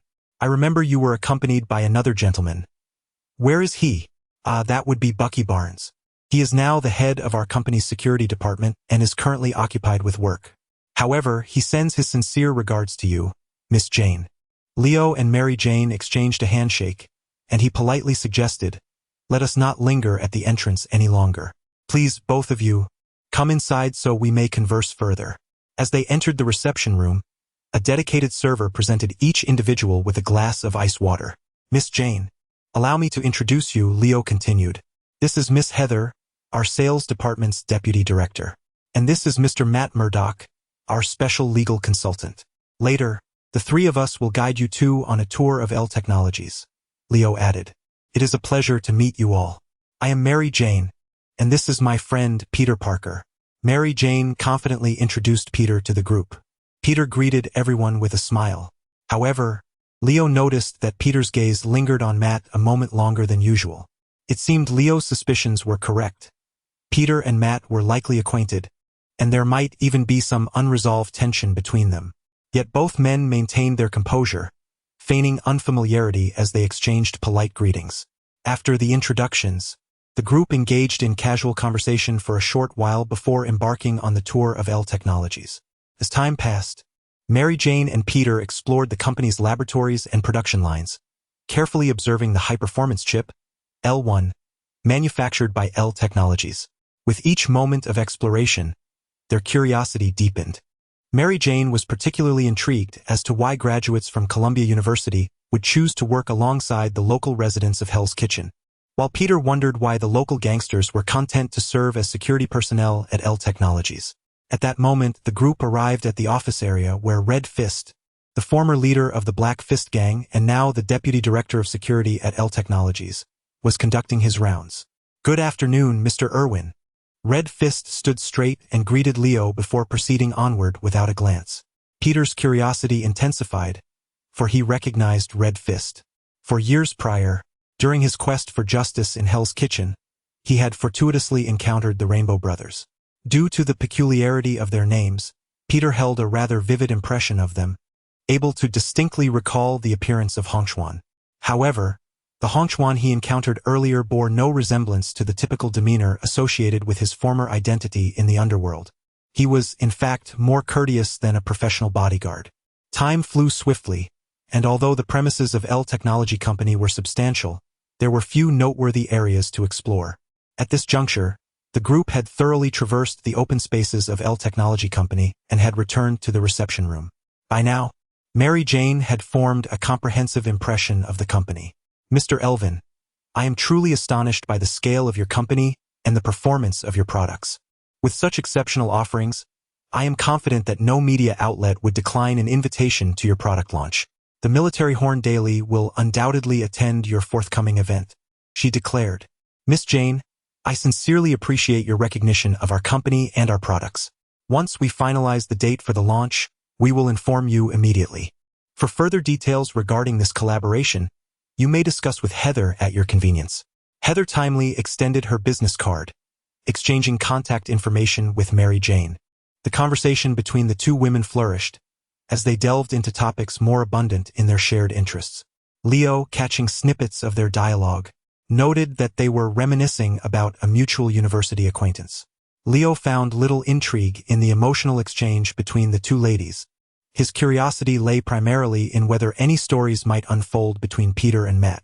However, to his disappointment, both Matt and Peter sat on the sofa, smiles adorning their faces, quietly sipping iced water. They seemed to be engaged in a contest of solemnity, evidently reluctant to reminisce about their past camaraderie. Meanwhile, the conversation between the two ladies intensified, with Leo even catching mentions of perfume and skincare brands. It appeared that Leo's expectations of his employees were rather lenient, especially during work hours. "Ahem, ladies, it is currently working hours," Leo interjected, lightly coughing into his hand to redirect attention towards himself. He then subtly articulated his intent. "Mr. Parker, during our tour of the laboratory, I noted your insightful commentary on the L first-generation chip. Your observations were astute and profound. It is clear that you possess considerable knowledge in the realm of computing. May I inquire where you are currently employed? There may be possibilities for collaboration in the future." Peter was taken aback by Leo's unexpected inquiry regarding his current employment. With Matt exuding an air of sophistication in his tailored suit, Peter was reluctant to be outshone. Yet, the truth remained that he was unemployed, and an overwhelming sense of awkwardness surged within him. In an instant, Peter's facade of composure crumbled, and he even choked on the iced water he had just sipped. However, he was not an ordinary person. For the sake of his pride, despite the icy water entering his trachea and flooding into his lungs, he resolutely endured it, and not a trace of discomfort was visible on his face. Nevertheless, Peter found himself unable to speak at that moment. Mary Jane, with an intuitive understanding of Peter's predicament, stepped in to alleviate the tension by saying, after graduating from university, Peter remained at the school as an assistant to a professor. However, recently, there have been some financial issues with that professor's funding, and it seems the research may have to come to a halt. Therefore, Peter is currently in a state of unemployment. Mary Jane cast a glance at Peter and noticed that he did not seem inclined to stop her. In truth, he was too choked to utter a word. So she continued, in fact, Peter has come to your esteemed company with the intention of seeking employment. Mr. Elvin, do you think Peter would be able to work at your company? Chapter 74. The candidate for the speaker, Mary Jane, summoned her courage to articulate the second primary purpose of her visit to Al Technology Company, to seek employment for Peter. This had been a topic of discussion between Mary Jane and Peter the previous evening. However, Peter's initial intention was merely to accompany Mary Jane, concerned for her safety, and he had devised the employment ruse to persuade her to allow him to join her at the company. Although Dr. Octavius was currently without funding to pay Peter, he had never contemplated relinquishing his desire to assist Dr. Octavius. Yet now, with Mary Jane having broached the subject of job seeking, it was too late for Peter to dissuade her. Leo, unaware of Peter's true intentions, naturally accepted Mary Jane's assertion that Peter was searching for work. This was consistent with Leo's recollections of Spider-Man, who often found himself ensnared in cycles of unemployment and reemployment. Furthermore, Leo had a vested interest in acquiring Peter's web shooters, which had initially motivated him to recruit Peter. It was a serendipitous opportunity. Al Technology Company was in its infancy and in need of talent, and Leo perceived Peter as exceptionally gifted. However, Mr. Irwin interjected, reminding everyone that company policy mandated that all prospective employees submit a resume and undergo both written and oral assessments before any hiring decisions could be made. The blind man, Matt, who was seated nearby sipping ice water, abruptly interrupted Leo's discourse, solemnly recounting the company's regulations. Heather quickly tugged at Matt, signaling him to refrain from speaking out of turn. Though Matt's intervention might be deemed overstepping, Leo could not summon any ire toward him, as he often sought Matt's insights on life and aspirations, attempting to extract a task from him. Their rapport had grown so familiar that Leo found it challenging to adopt a position of authority. Matt's sudden interjection seemed to stem from his personal animosity toward Peter, as he was evidently opposed to Peter joining Al Technology Company. While Leo had not finished his thought, the implication was clear. He had already consented to Peter's employment. Now, with Matt's interruption, the dialogue had reached an impasse, leaving Leo in an awkward predicament. Resolving to find an opportunity in the future to admonish Matt for his arrogance, Leo contemplated the matter further. At that moment, Peter finally managed to clear the ice water that had lodged in his throat, discreetly taking a couple of breaths to alleviate his discomfort. In truth, Peter had no desire to become an employee of Al Technology Company, and Matt's sudden rejection was fortuitously aligned with Peter's own sentiments. Seizing the moment, Peter asserted, "Mr. Irwin, Mr. Murdoch is correct. It is indeed prudent to adhere to company policy. Submitting a resume and participating in an interview are essential steps. Without reviewing my resume and conducting an interview, one cannot truly ascertain my capabilities or determine the most suitable position for me. Moreover, my understanding of L technology is rather limited, and I am currently unsure of what I could contribute upon joining, so it would be prudent not to rush into a decision." Leo suddenly found himself perplexed. Did Peter truly wish to join L Technology? If he did, then his strategy of feigned reluctance seemed superfluous. Conversely, if he did not desire to join, why would Mary Jane initiate this conversation? Not only was Leo confused, but Mary Jane also failed to comprehend Peter's sudden outburst. "Peter, this is a splendid opportunity for you. Do not let it slip away," Mary Jane quietly urged him. However, Peter remained silent, evidently rejecting her kind suggestion. Mary Jane assumed it was due to Peter's reluctance to lose face, and shot an annoyed glare at the loquacious Matt Murdoch seated nearby. Sensing the tension in the room, Leo's mind began to churn with a plan. "Mr. Parker, your previous remarks were astutely observed. I greatly appreciate your responsible attitude towards both our company and yourself. Coincidentally, we are in need of a presenter for L Technology's upcoming product launch. Would you consider taking on this role? It would grant you the opportunity to familiarize yourself with our company, while I can assess your capabilities in the process. Without waiting for Peter's refusal, Leo continued, should you ultimately feel that L technology does not align with your aspirations, you are free to depart post-launch at your convenience. Additionally, for this presentation role, I can offer you a remuneration of $1,000, with the possibility of a bonus should you excel. Peter found it increasingly difficult to decline Leo's proposition, as he was indeed financially strained, or rather completely devoid of funds. Furthermore, due to recent issues with Dr. Octavius's funding, Peter's financial support had been entirely severed. He lacked even the means to pay next month's rent. The prospect of $1,000 was certainly a pressing solution to his immediate predicament. Moreover, as Leo had stated, Peter's engagement was devoid of any legal constraints, allowing for flexibility. Additionally, Dr. Octavius had been in a particularly irritable mood lately, rendering any scientific endeavors futile. It seemed more prudent to allow the doctor some time alone to regain composure. More importantly, Mary Jane had discreetly nudged Peter from behind, evidently encouraging him to accept Leo's offer. Unable to dismiss Mary Jane's genuine concern any longer, Peter replied, Mr. Elvin, I appreciate your trust and understanding. I believe I can indeed attempt the role of presenter. Furthermore, your terms are enticing to a degree that I cannot refuse. Then let us collaborate harmoniously. You may come to the company tomorrow. I will arrange a workspace for you. The product launch is tentatively scheduled for next week, providing you ample time to familiarize yourself with the L1 chip and prepare your presentation. I eagerly anticipate your outstanding performance. Leo warmly shook Peter's hand, followed by a cordial handshake with Mary Jane, who sat beside him. As Mary Jane sincerely revels in Peter's happiness, suddenly, Leo devises yet another scheme that springs to mind. In a half-joking tone, Leo inquires, Miss Jane, it seems you are genuinely concerned about Peter. Your relationship must be particularly special. Wouldn't you agree? We've known each other since childhood. We attended both middle school and university together, so it is only natural to care for one another. Childhood sweethearts, innocent and carefree. Could it be that you share a romantic relationship? Perhaps. Well, it used to be. Mary Jane did not anticipate Leo's abrupt question, and at this moment, her thoughts were entirely consumed by Peter. She instinctively responded, only to be met with a sudden rush of embarrassment. Mr. Elvin, you often engage in behavior unbefitting your status. You hardly resemble a corporate executive. Unable to suppress her embarrassment, Mary Jane lightly chided Leo. With a jovial smile, Leo replied, I am not much older than you, merely 3 or 4 years your senior, sharing similar interests and hobbies.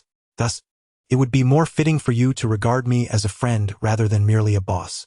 After all, friends enjoy playfully pairing each other, don't they? Who would have thought I had guessed correctly? Haha. Peter, listening to the exchange between Mary Jane and Leo, wore a beaming smile. His intention in reaching out to Mary Jane was to reconcile, and it appeared he had achieved his goal. Glancing at Peter, whose face was blossoming with joy, Leo suddenly remarked, Peter, caring for a lady requires more than just sincerity. You must also satisfy her materially.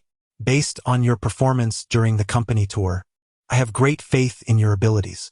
Therefore, you understand, Elvin Technologies would be delighted to welcome you aboard. Leo, willingly indulging in the dog food of romantic affections, was not seeking self-pity. His true aim remained steadfast, to persuade Peter to join Elvin Technologies and subsequently orchestrate a scheme for the web shooter. Moreover, he discerned that Peter's acceptance of the spokesperson position was largely motivated by the allure of a $1,000 remuneration. In light of this, it became apparent that Peter was indeed in dire need of funds. Thus, Leo began to contemplate various expenditures that might require Peter's financial input. What use is there in courting without money? Chapter 75. A tapping for Matt at the entrance of the L building. Mary Jane and Peter had already settled into their car, while Leo waved them goodbye alongside his companions. Today, Mary Jane had the opportunity to visit an interview at L Technology Company, which turned out to yield unexpected rewards for her. Of course, for Leo, this visit had already accomplished its initial purpose. Moreover, Peter's appearance and his willingness to act as a spokesperson for the product launch was an unforeseen delight for both Mary Jane and Leo. As Mary Jane departed, she mentioned to Leo that she would write an article about L Technology Company before the weekend, aiming to promote their products in advance. Leo graciously accepted Mary Jane's kind offer. The car started, and Mary Jane left the L building with Peter. MJ, it's getting late. How about we go for dinner now? Afterward, we can stroll around New York University. There are always some small performances in Washington Square at this time.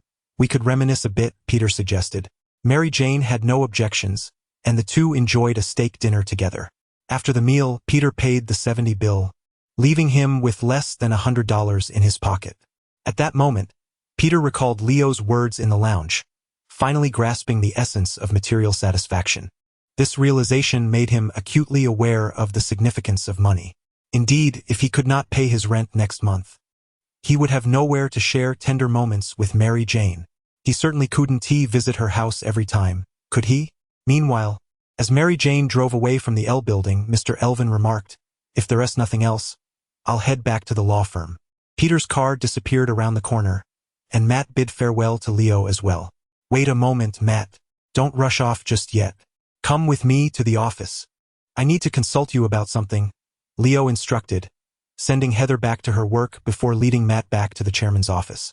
Inside the office, Leo and Matt sat facing each other in silence, with Leo patiently waiting for Matt to speak first. However, Matt remained quiet, opting to endure the silence alongside Leo. Since Matt was unable to see, Leo simply closed his eyes, reclined in his chair, and rested, unwilling to let Matt leave. After 2 minutes, Matt finally capitulated. He needed to return to organize a case file, as he was pressed for time with a court appearance tomorrow morning, unlike Leo, who could whimsically extend his working hours. "Mr. Elvin, didn't you say you had something to consult me about? How is it that, after arriving here, you've fallen asleep?" Matt questioned. "You know precisely what I wish to discuss. You can speak directly.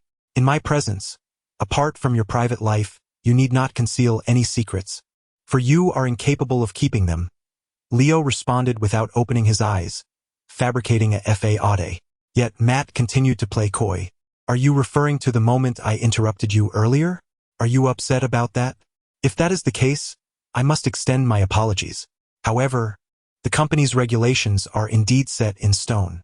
As a student of law, I tend to be rather rigid, and I hope you do not hold it against me.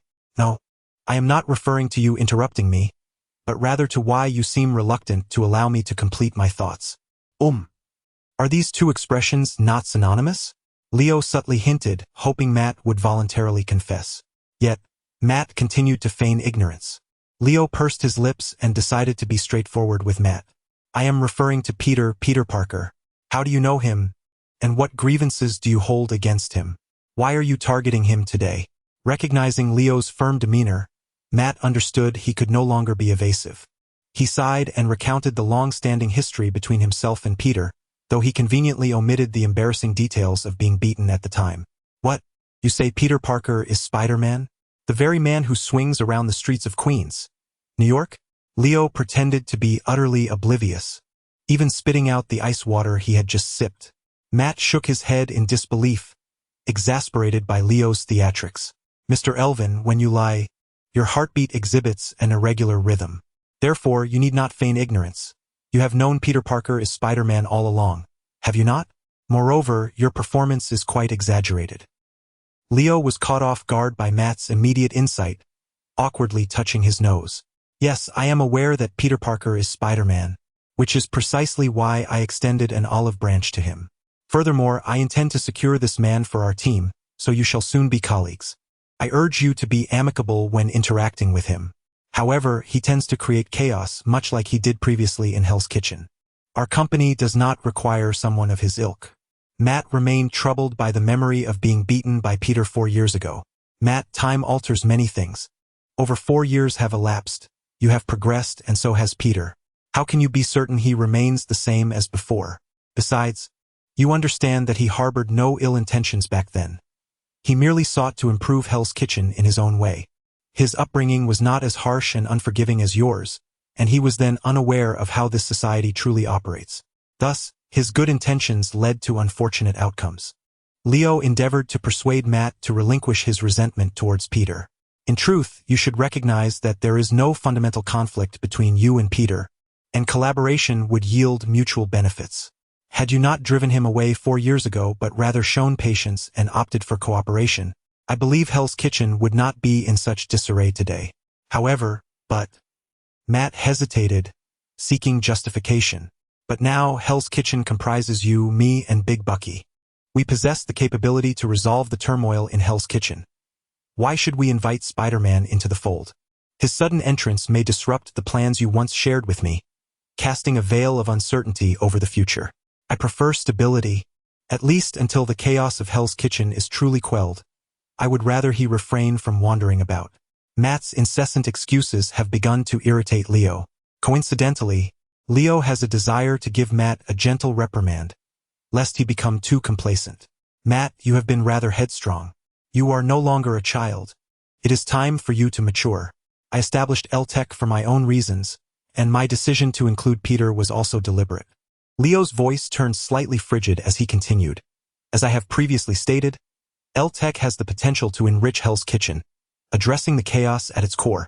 However, this is merely a peripheral benefit of L-Tech. My true intentions extend beyond this. My amiability of late may have led you to believe that my founding of L-Tech was solely to resolve the troubles of Hell's Kitchen. You are mistaken. While I can permit our relationship to resemble that of friends, I do not wish for you to interfere with my decisions regarding the company's affairs. Chapter 76. The uninvited guest Leo's voice grew increasingly frigid, evoking memories in Matt of their first encounter. On that initial evening, Leo had forcefully thrown him to the ground. Moreover, when Leo had initially persuaded Matt to assist in registering the company, he had employed both coercion and inducement. However, due to Leo's frequent visits over the past 6 months, the young Matt had developed a misguided impression that he was a close confidant of Leo. Little did Matt realize that Leo's intentions were solely to extract favors from him. Upon reflection of his remarks from earlier that day, Matt recognized that his words were far from appropriate for an employee. Even Heather had sensed the impropriety at the time. I apologize, Mr. Elvin. My conduct today was unacceptable, and I acknowledge my error. One of Matt's endearing qualities was his willingness to admit mistakes and rectify them. Leo, not one to harbor grudges, was merely offering a gentle reminder to Matt not to overstep. Matt, my earlier words were simply meant to serve as a caution. I bear no ill will toward you, so please do not dwell on it. Over the past 6 months, the company has blossomed from nothing, and your contributions are evident to all. You are a key figure in L Technologies. Therefore, I will not forget our original agreement. Hell's Kitchen will undoubtedly improve, I assure you. With a deft understanding of leadership, Leo had mastered the art of balancing criticism with encouragement. Thank you, Mr. Elvin, Matt replied, uncertain if his gratitude was genuine or feigned. Rest assured, I will not direct any further hostility toward Mr. Parker. I merely lost control of my emotions today, and I sincerely apologize for my actions. Mr. Elvin, if there is nothing else, I shall take my leave, Matt said, experiencing for the first time the age-old tension and frustration felt by subordinates in the presence of their superiors, wishing to exit the office promptly. Leo gestured for Matt to depart. However, just as Matt was about to cross the threshold, Leo called out to him, Wait, Matt, I believe you have concealed the truth. Your sudden hostility towards Peter today was not born from a fear of him causing chaos in Hell's Kitchen. Having taken ample time to refine the previously rudimentary brainwashing apparatus, Leo was confident that forcibly indoctrinating individuals would pose no significant challenge. In fact, Buck had already clandestinely wrested control over Hell's Kitchen to a considerable extent. Continuing his inquiry, Leo remarked, Hell's Kitchen has been largely reorganized under Buck's oversight. No gang members dare to provoke his wrath, and they are keen to avoid him. The arrival of Spider-Man will only enhance the stability here. You cannot fail to recognize this fact. There must be another reason for your actions. Am I correct? Yet, Matt chose to ignore Leo, resolutely making his way toward the exit. Leo realized that the situation was far more complex than it appeared and hurriedly pursued Matt, intercepting him. Let me think this through carefully. Your animosity towards Peter today must stem from a long-standing dislike. After all, this is the first time you have encountered him in over 4 years, suggesting that he must have humiliated you at some point in the past. As Leo's analysis unfolded, a plausible hypothesis emerged. Matt, could it be that 4 years ago, Peter gave you a thorough beating? Furthermore, I noticed Peter's expression today. He clearly recognized you as the Night Demon. Could it be that 4 years ago, after being beaten by Peter, he also removed your mask? Mr. Irwin, I have already promised you that I would not cause any more trouble for Peter. That chapter is behind us. Let it be, Matt replied, using his cane to navigate around Leo as he made his way toward the elevator. Seeing this as an implicit agreement, Leo stood his ground and asked, "Would you like to have a go at Peter Parker?" Matt continued on, not looking back. "You've seen enough television. That Spider-Man fellow can stop cars with his bare hands, so there's no way I could ever overcome him." His words indicated that while he might not feel capable of defeating Peter, he certainly harbored a desire to do so. Recently, Bucky had taken every opportunity to talk to Leo about training Matt, pressing him to persuade Matt to join. Leo's ears were nearly worn out from Bucky's persistent requests. Now presented with an excellent opportunity to convince Matt to learn combat from Bucky, Leo thought, "You may not be able to defeat him now, but you can certainly hone your fighting skills. Once you surpass him in technique, you could at least land a couple of punches on him." Bucky was, to Leo's knowledge, the most formidable combat master. "If you can master his techniques, I will organize a friendly match between you and Peter Parker. I believe you will find it manageable." Having reached the elevator, Matt pressed the button to descend, remaining silent. Leo urged him once more. "Though Bucky's mindset may be a bit traditional and his words might embarrass you, you'll find that he is actually more suited to be a friend than I am. He has fewer ulterior motives and is not as goal-oriented as I am. You should consider spending more time with him." As the elevator arrived at the 6th floor and the doors opened, Matt stepped halfway inside. "Thank you for the reminder. I will give it some serious thought," he replied before exiting the elevator. Returning to his office, Leo promptly called Bucky to relay the details of the encounter, concluding, "You should seize this opportunity and persuade Matt quickly. This is the best chance I've found for you. And please, refrain from pestering me to help you convince him every time we meet. It's quite bothersome. That's all, goodbye." After the selection of the media and spokespersons was finalized, it took merely a week to organize the launch event for the E1 high-performance computing chip. The venue was chosen in Flushing, Queens, a bustling commercial hub in New York City, far more popular than Hell's Kitchen. Although the rental cost was somewhat exorbitant, Leo was unconcerned. Within a large sports arena at Flushing Center, the launch event was in full swing, with Peter Parker animatedly presenting the features and advantages of the E1 chip. Leo quietly occupied a seat at the back of the audience, holding a sign-in sheet as he discreetly surveyed the attendees. Despite the ostentatious nature of the event, Leo endeavored to maintain a low profile, for he remained on the clandestine lists of both Hydra and SHIELD. Although he was no longer fearful of the agents from either organization, given that he and Bucky were extraordinary individuals, it was prudent to exercise caution to circumvent any potential trouble. He had already informed Mary Jane not to mention his name in her reports, and the public face of the event was firmly controlled by Old Tom, who, despite the moniker, was merely in his early 40s. Over the past 6 months, he had distanced himself from vices and had been diligently working, presenting himself as a quintessentially successful individual in a tailored suit. Despite Leo's extensive preparations, he remained uncertain about remaining undetected. Thus, he quietly entered the venue, utilizing his years of experience as a Hydra operative to assess whether any ill-intentioned individuals had infiltrated the gathering. After a thorough inspection, Leo discerned no unfamiliar faces resembling agents. However, he did spot 2 names on the sign-in sheet that were familiar to him, individuals who, to his knowledge, had not been invited to the launch. Carefully scanning the guest area, he soon identified their positions. They appeared to be attentively listening, without any overtly suspicious intentions. Nevertheless, their uninvited presence piqued Leo's curiosity about their true motives. Chapter 77. Dr. Octavius. The product launch event continued, with Leo discreetly positioned at the back of the guest area, keenly observing for any signs of Hydra or SHIELD agents infiltrating the gathering. Suddenly, he spotted 2 familiar faces unexpectedly present at the venue, which took him by surprise. These acquaintances were known to Leo solely from his past life, derived from the Marvel Cinematic Universe. One of them was Otto Octavius, the renowned Dr. Octopus. However, It appeared that Otto had yet to succumb to darkness. He wore gold-rimmed glasses, sported a 2-inch hairstyle, and was balding at the front. He exuded the image of a scholarly researcher, appearing quite amiable. Otto was attentively listening to Peter as he introduced the specifications of the EL-1 chip on stage, occasionally jotting notes in his notebook.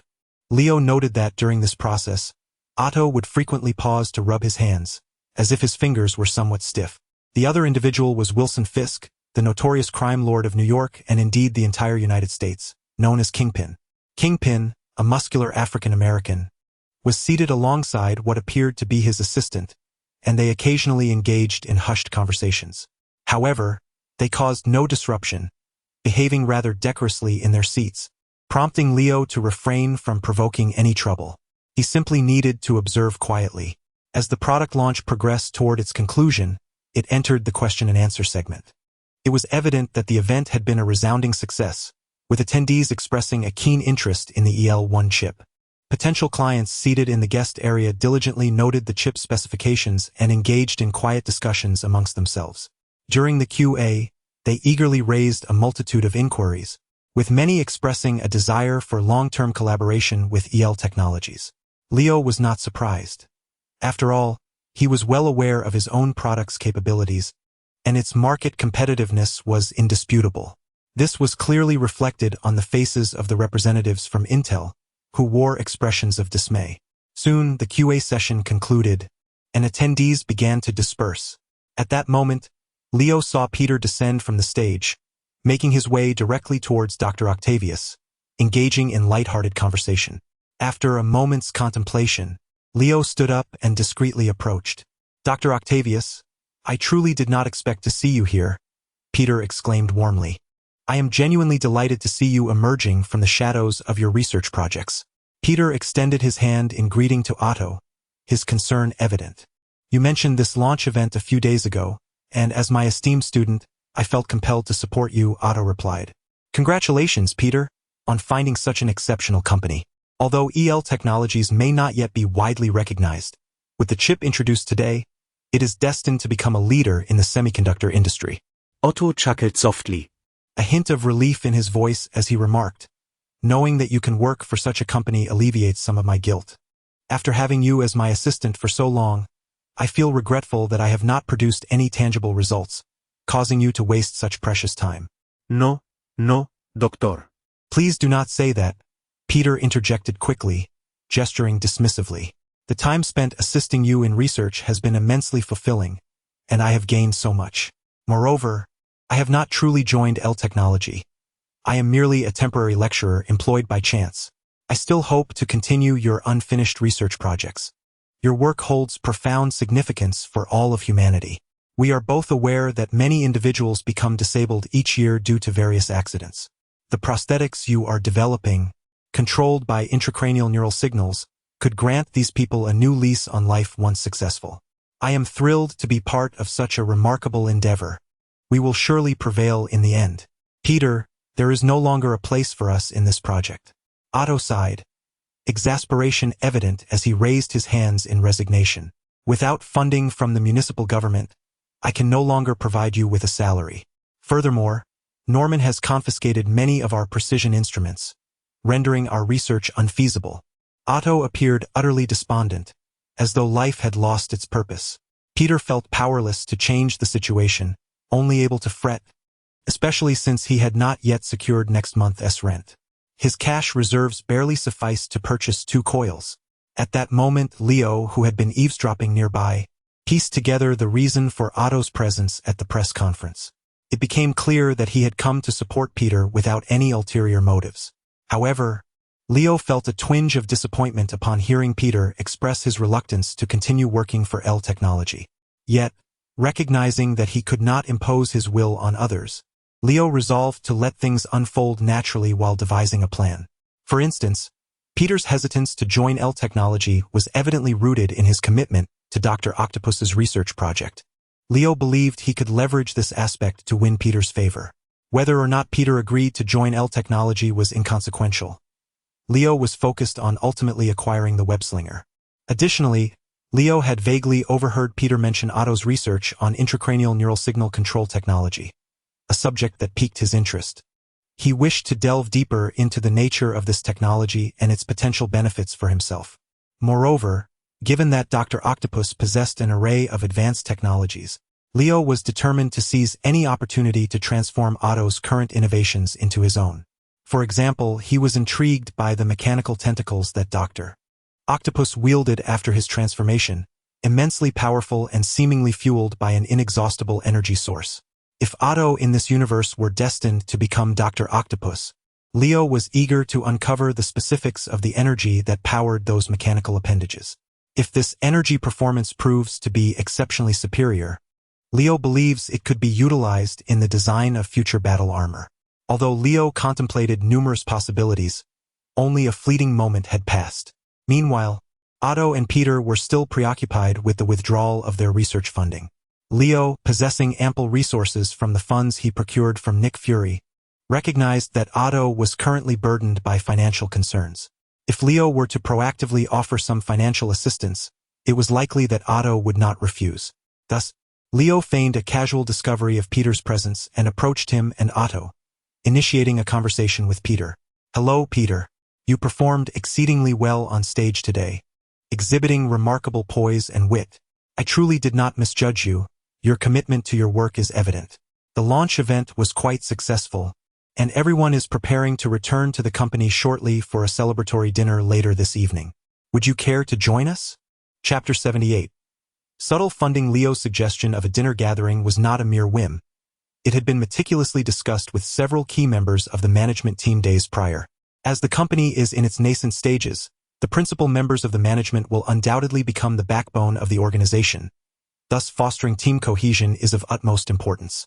At that moment, as the meeting was dispersing and people were milling about, Peter consciously suppressed his instinctive awareness. Hence, he remained oblivious to the fact that Leo had been standing not far off, eavesdropping on his conversation with Otto. Upon spotting Leo, Peter assumed he had just arrived. He then heard Leo extend an invitation for dinner, his tone warm and amiable, akin to how one would address subordinates. Given that Peter had no desire to continue his tenure at Tech, he felt it prudent to clarify his intentions to avoid disappointing Leo, who had shown him considerable regard. "Mr. Elvin, I appreciate your kind words. I merely fulfilled my obligations to the best of my ability today," Peter replied with a modest smile. He continued, however, "I must decline the dinner invitation. And please do not take offense, but I do not intend to remain at Tech in the future." Hastily, Peter added, "Mr. Elvin, I do not mean to imply that there is anything amiss with Tech. I simply have pursuits that ignite my passion." He expressed his gratitude for the recognition and appreciation extended to him over the past few days. Yet he reiterated his inability to continue at the esteemed company. Leo, amused by Peter's earnestness, found it difficult to be upset. Such delightful sincerity was disarming. Besides, Leo had no grounds for resentment, as Peter had not entered into any formal employment contract with Tech. "Peter, your reluctance to continue with Tech is something I had already surmised.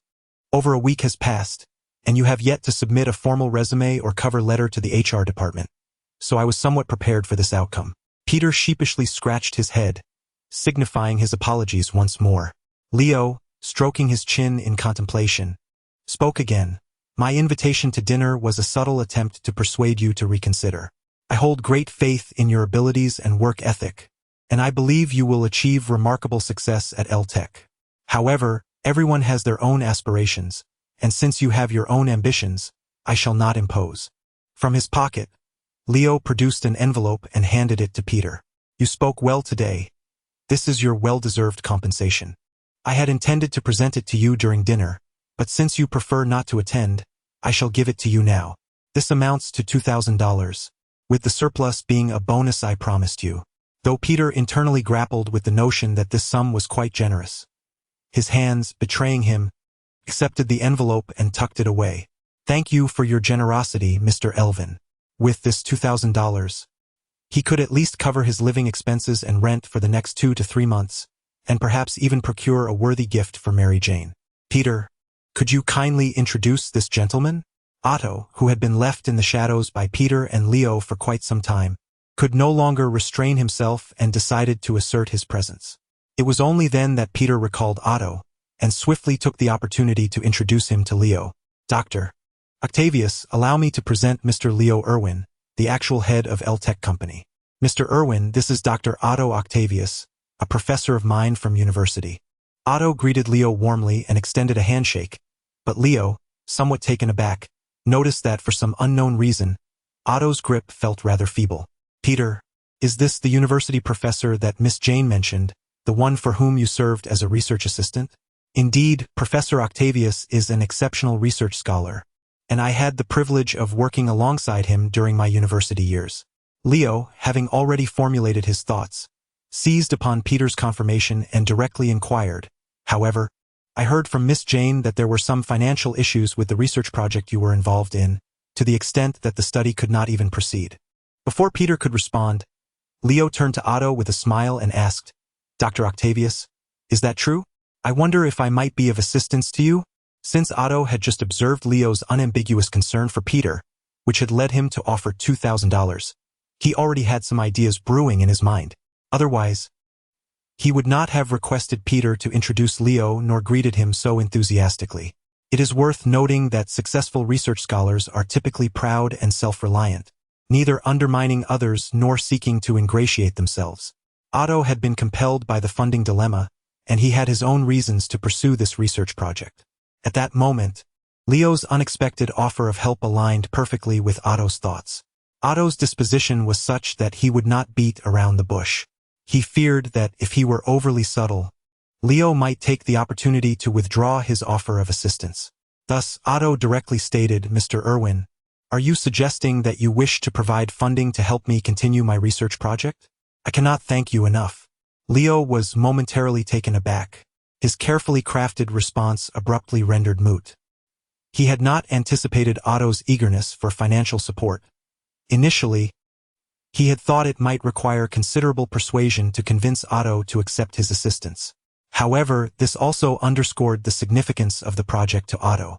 Given that Otto had proactively sought Leo's help, Leo felt it necessary to reverse the dynamic, presenting himself as somewhat reluctant. This is because people often take unsolicited help for granted, while they tend to feel grateful for assistance they have had to request.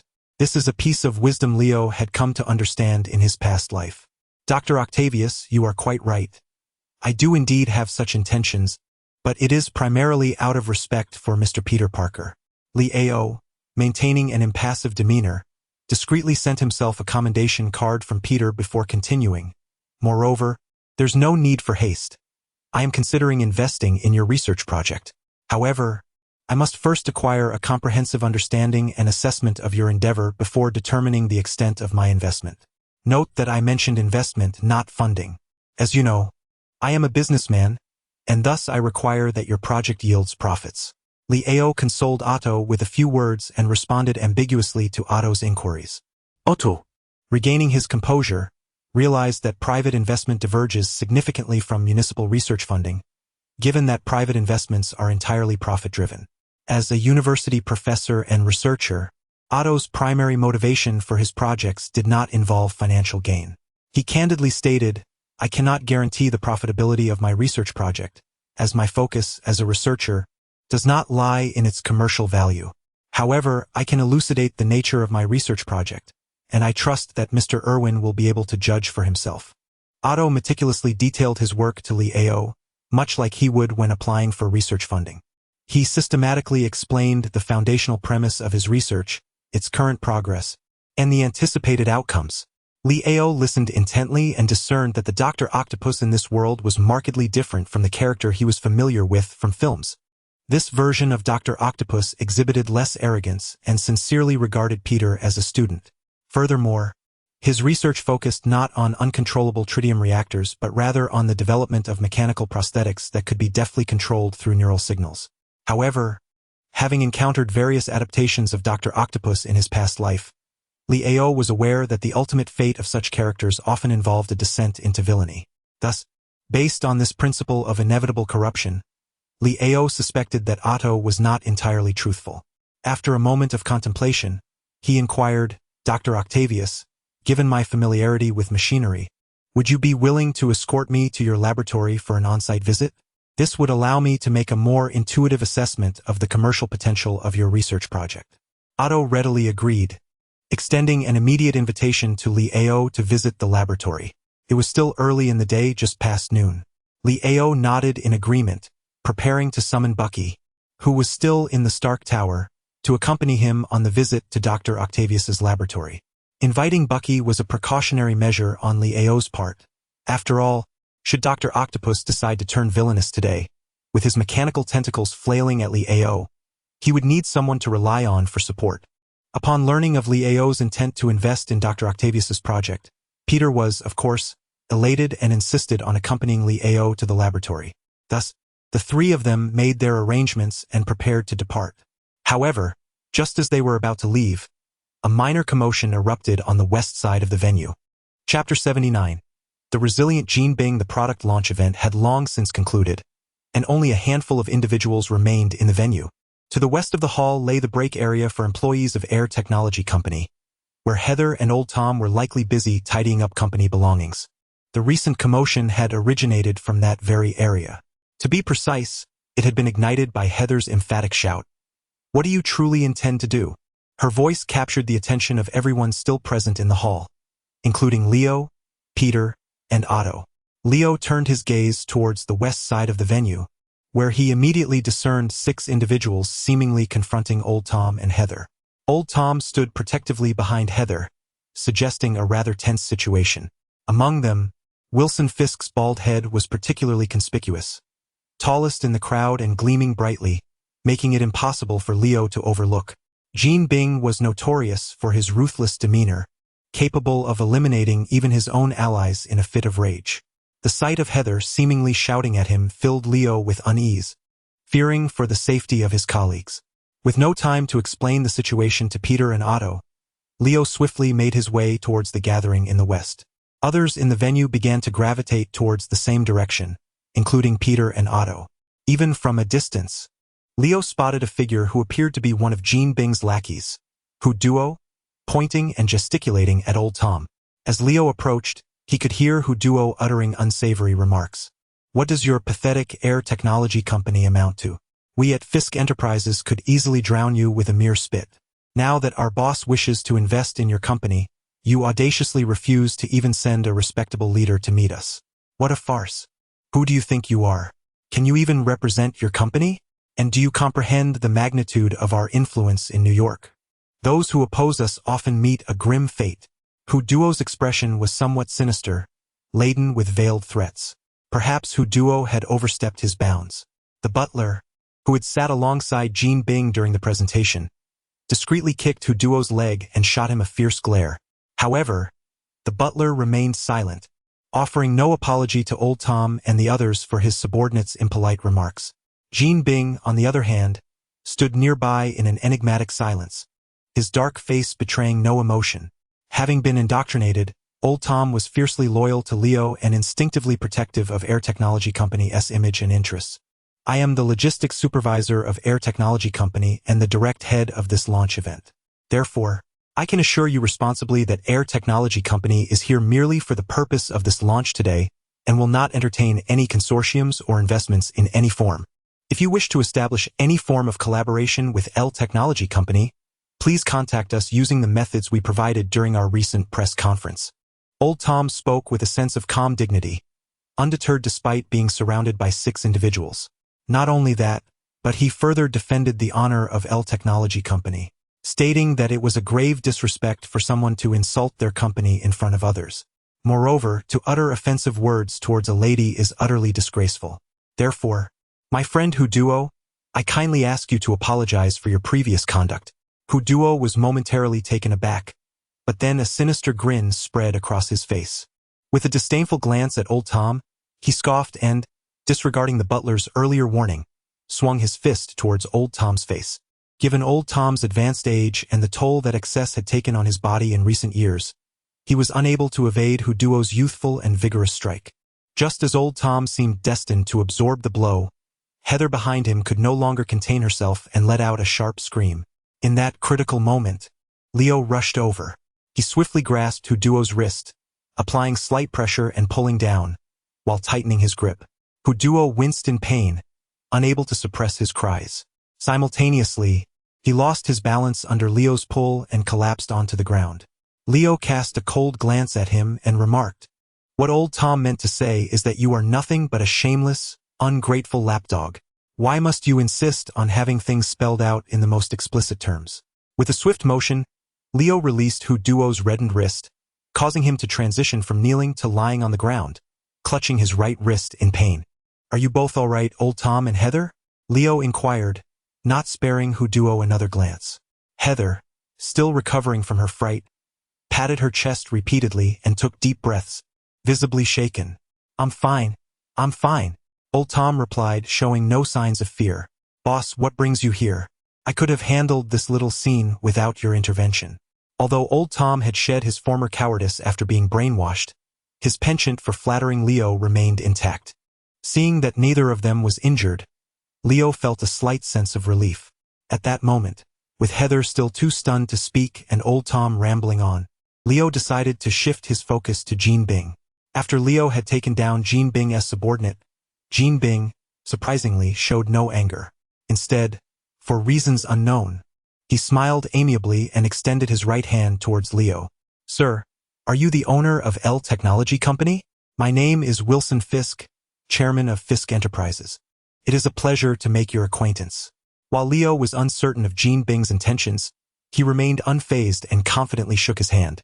Leo Elvin, the sole director of L Technology Company, initially anticipated that Jean Bing would engage in a struggle during their handshake, perhaps intending to place Leo in an awkward position. However, the encounter turned out to be merely a customary handshake, devoid of any trace of anger or animosity from the smiling Jean Bing before him. This absence of overt hostility was, in fact, the most unnerving aspect, indicating that Jean Bing had concealed his true feelings remarkably well and deeply. Leo had perused numerous articles about Jean Bing, all of which painted him in a positive light.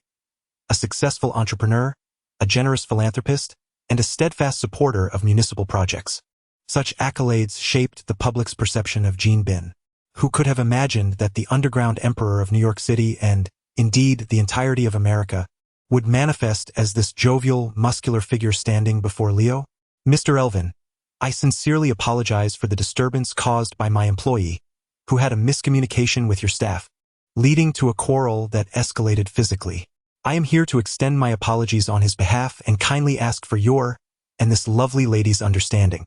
Jean Bing expressed his regrets with a beaming smile, while behind him, Duo sat on the ground, rubbing his wrist, his face suddenly pale and trembling for reasons unknown. Yet, Leo remained preoccupied with unraveling Jean Bing's true intentions, and due to Jean Bing's imposing stature, he effectively obscured Duo from view. Therefore, Leo did not notice Duo's distress. Without waiting for Leo's response, Jean Bing continued, "I have come here today and, after attending your presentation, I find your company's products to be exceptional. However, I am concerned that you may face financial constraints, so I wish to inquire whether you are in need of investment. I must also apologize for my employee's unpleasant demeanor, which has led to some misunderstandings with your team. I hope, Mr. Elvin, that you will not take offense." Chapter 80. The ruthless Jean Bing explained to Leo that the entire situation stemmed from his subordinate's unilateral actions, poor communication, and a rude demeanor. In truth, Jean Bing was merely fabricating excuses. His original intention had been to forcibly acquire shares in L Technology Company. Without his explicit directive, his subordinates would not have dared to act so brazenly. However, having witnessed Leo's remarkable skills and exceptional prowess in combat, Jean Bing reconsidered his initial plan and resolved to explore alternative strategies. This was not the first time Jean Bing had heard of L Technology Company. Several months prior, he had taken note of the newly established firm in Hell's Kitchen. The situation traced back to when Leo had instructed Old Tom to launder money through his overseas accounts. The channels employed by Old Tom were set up by Jean Bing's subordinates. At that time, they had informed Jean Bing of substantial funds flowing into Hell's Kitchen, which, upon investigation, were ultimately directed to L Technology Company. Yet, Jean Bing had not been concerned, as Leo had compensated him proportionately for the laundered amounts. Although the sums involved were considerable, as a wealthy magnate, Jean Bing found no reason to jeopardize his established rules for such trivial gains. Coincidentally, L Technology Company had chosen Queens, specifically Flushing, as the venue for their product launch, conveniently located not far from Jean Bing's stronghold, Fisk Tower. Seized by curiosity, he decided to attend the event uninvited. However, upon witnessing the products of L Technology Company, he found it increasingly difficult to remain composed. Given the performance of the L Generation 1 chip and the fervent demand in the current computer market, it was impossible for Jean Bing to overlook the promising prospects that lay ahead for L Technology Company. The potential earnings for the company could reach hundreds of millions or even billions, amounts that were far from insignificant and, more importantly, earned through legitimate means. Thus, the notion of investing in L Technology Company began to take root in Jean Bing's mind. He believed that, with a mere stake in the company, he could ultimately devise myriad ways to make L Technology his own. However, Leo would never agree to relinquish his company's shares, and naturally, he would decline Jean Bing's investment proposal. Mr. Fisk, since today's events arose from a misunderstanding, let us consider the matter settled, Leo stated. As for your desire to invest in our company, I regret to inform you that we currently have no financial issues and would prefer to decline. Jean Bing did not press the issue further. He readily acquiesced to Leo's words and left with his subordinates, all the while maintaining a cheerful demeanor. As they departed, Hu Duo was assisted by others, seemingly struggling to walk. The conflict had erupted swiftly and dissipated just as quickly. The onlookers who had gathered to witness the spectacle found that the excitement had vanished before they could even grasp their snacks. Realizing there was no longer anything to see, the crowd dispersed, leaving only the employees of L Technology Company behind, along with Peter and Otto. What just happened? What went down? Peter inquired, having been at L Technology Company for a few days and remaining quite invested in the unfolding events. Moreover, he had been collaborating with Heather for several days, thus becoming quite familiar with her, and their relationship was amicable. Peter then inquired, Heather, is everything all right? With Leo present, Heather felt a sense of assurance and had calmed down, shaking her head to indicate that she was fine. Leo also gestured that he was untroubled, which allowed Peter to breathe a sigh of relief. With the conflict resolved, Leo recalled his intention to invest in Otto. Coincidentally, at the very moment Leo wished to invest in Otto, Kingpin surprisingly sought to invest in Leo. However, Otto was currently in need of funds, while Leo was not. Therefore, Leo's capital could indeed be invested elsewhere, making Kingpin's aspirations unattainable. Leo could also surmise the true motive behind Kingpin's interest in investing in L Technologies. Nevertheless, Leo was counting on profiting from the L1 chip, aiming to accumulate sufficient capital to prepare for the tumultuous times ahead. Thus, Leo would never relinquish the lucrative opportunity within his grasp. Although Kingpin had departed, Leo felt certain that he would not relinquish his ambitions so easily. Furthermore, despite Kingpin's outward generosity, he harbored a deep-seated grudge, indicating that Leo would need to remain vigilant against him in the future. Setting aside thoughts of Kingpin, Leo began conversing with Otto, as this was far more significant than mere profit. For Leo, possessing wealth did not equate to achieving his ultimate objective. He sought to grow stronger, relying on his mechanic system and the various advanced technologies from the Marvel Universe. I sincerely apologize, Dr. Octavius. I was momentarily delayed by some matters. We can now proceed to tour your laboratory. I hope I haven't kept you waiting too long. I'm not in a hurry. However, if Mr. Elwin has no other matters to attend to, we can indeed set off now. Otto, although professing patience, was evidently eager. Leo was also quite curious about the rumored advanced technologies of Dr. Octopus. Hence, he followed the original plan, driving Peter and Otto to the company, and after picking up Bucky, they proceeded to Otto's laboratory. Meanwhile, on a different note, Kingpin, after leaving the press conference, immediately boarded his private vehicle and returned to Fisk Tower. He sat in his office, puffing on a large cigar, his formerly jovial demeanor now clouded with frost. Nodori, summon Hudor for me. Nodori, Kingpin's ever-present butler, complied with the request and exited the office. A few minutes later, Hudor entered the office, trembling, while Nodori remained outside, closing the door behind him. The door slammed shut, startling Hudor. Hudor, come here and take a seat, Kingpin said, exhaling a plume of smoke while gesturing towards the chair opposite him. Hudor reacted with great trepidation. He dared not sit but instead dropped to his knees before Kingpin. He could hardly raise his head, tremblingly pleading, "Mr. Fisk, I beg you, spare me. My actions today have been executed strictly according to Mr. Nidori's directives, as I seek to instill a sense of fear in the L Technology Company. Did Nidori instruct you to threaten others? Did he command you to resort to violence? Did he permit you to embarrass me?" With each of these inquiries, my tone escalated, growing more vehement with each utterance. Upon concluding these statements, Jean Bing settled into his chair, one hand grasping a cigar, the other seizing Huduo's blonde locks, lifting his head with a firm grip. "Huduo, had you approached this matter with your customary ferocity, I might have overlooked your shortcomings. Alas, fortune has not favored you today, and thus you are destined to perish." Jean Bing relinquished his hold on Huduo's hair, only to suddenly tighten his grip around Huduo's throat. Rising to his feet, he raised his palm, and Huduo's feet left the ground entirely. Huduo's face flushed crimson as he desperately clawed at Jean Bing's fingers, his feet flailing in a futile attempt to kick him. Yet, Jean Bing remained steadfast in his stance, unwavering. Moments later, Huduo succumbed to asphyxiation. With a final exertion of strength, Jean Bing heard a distinct crack as Huduo's neck snapped, hanging limply thereafter. This was the true nature of Jean Bing, ferocious and merciless, perceiving himself as a sovereign ruler wielding absolute power over life and death. The sound of a heavy object hitting the ground startled Nidori, who had been waiting just outside. Nidori entered the room, regarding the lifeless body on the floor with indifference. "Nidori, please tidy up the room shortly." Nidori cast a fleeting glance at the deceased Huduo, his expression one of disdain.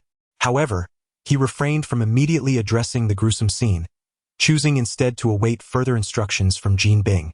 Jean Bing indicated that the matter could wait, suggesting he had more to articulate. Nidori, acutely aware of the fate that befell the inquisitive steward last time, understood the gravity of his position. Indeed, less than 2 minutes later, after a moment of contemplation, Jean Bing declared, "We still require the chip technology from L Technology Company. Since the investment has fallen through, we shall cease our collaboration. Summon the target from abroad and assign him this task, to acquire the chip manufacturing technology. Additionally, caution him that Leo Elvin from L Technology Company is no ordinary adversary. We must avoid any missteps." Chapter 81. Micro-nuclear reactor technology within Otto's laboratory. Leo, Bucky, Otto, and Peter are all present. The laboratory is modest, even to the point of being cramped, with only a single partition and a dimly lit atmosphere, suggesting that Otto is indeed not affluent. Bucky, showing little interest in the lab's contents, contentedly assumes the role of a bodyguard. Otto and Peter are eagerly presenting Otto's research project to Leo, hoping to garner his favor.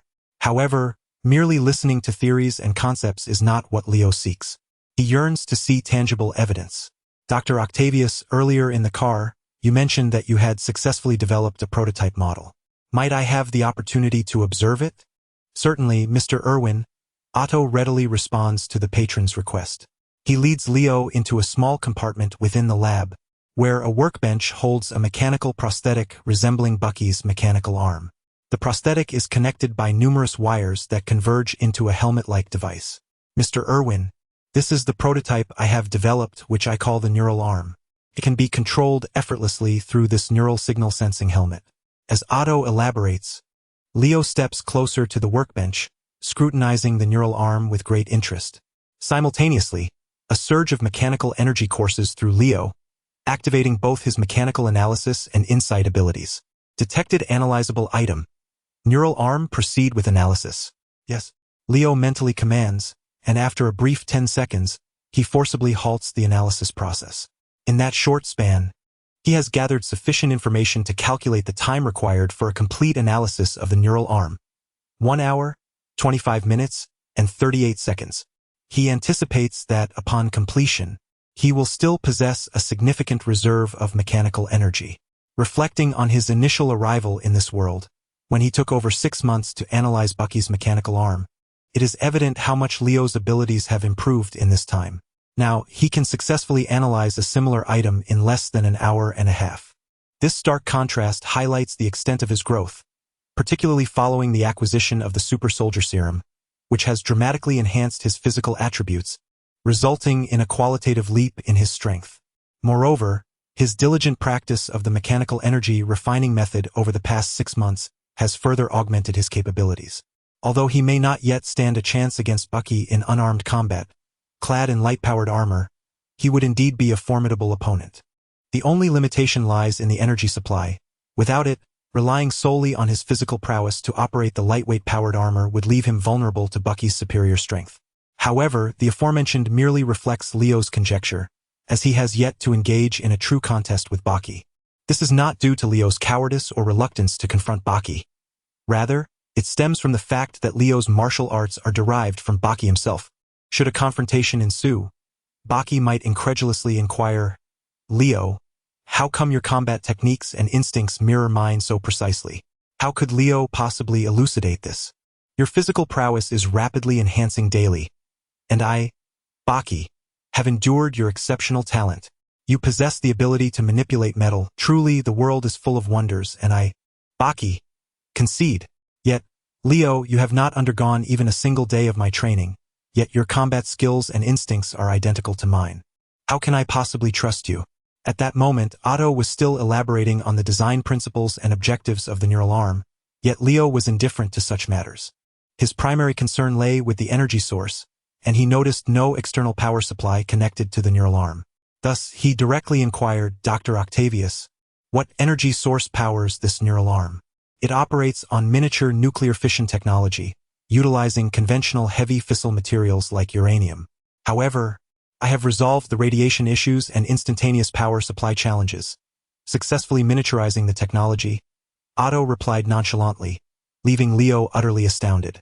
This achievement could easily rival that of a future Tony Stark. Leo hastily asked, "Do you have an independent energy module? May I see it? I currently possess only one miniature nuclear reactor, which is housed within this mechanical arm, as heavy fissile materials are quite costly. Moreover, to mitigate radiation, the entire reactor is sealed, making the construction of a miniature nuclear reactor rather complicated. However, I can detach the reactor from the neural arm, as its energy module is removable. Then please, show it to me at once," Leo urged eagerly. Otto promptly disassembled the miniature nuclear reactor from the neural arm and placed it in Leo's hands. The reactor appeared as a hefty, square block of iron, its exterior dark and unappealing, far inferior in appearance to the miniature arc reactor that Tony would one day invent. "What is its power output?" Leo inquired. "The maximum instantaneous power is 30 million joules per second, with adjustable instantaneous output to prevent energy wastage." Thus, not only did its appearance leave much to be desired, but its power output was merely 1% of that of Tony's future arc reactor. It seemed Leo had overestimated Otto. Nevertheless, while the performance of this miniature nuclear reactor fell short compared to the arc reactor, it significantly surpassed that of a miniature high-compression battery. Leo, of course, could not let such a remarkable item slip through his fingers. Consequently, he activated his skills of synergistic analysis and mechanical insight, endeavoring to dissect the miniature nuclear reactor in his grasp.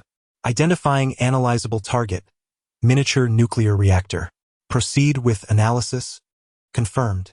Commencing analysis. 10 seconds later, Leo calculated the time required for him to successfully analyze the miniature nuclear reactor. 7 minutes and 13 seconds. The brevity of this time was, in fact, anticipated by Leo. During his idle moments, he often employed his mechanical analysis skills to dissect various objects, ranging from coins and pens to cars and ships.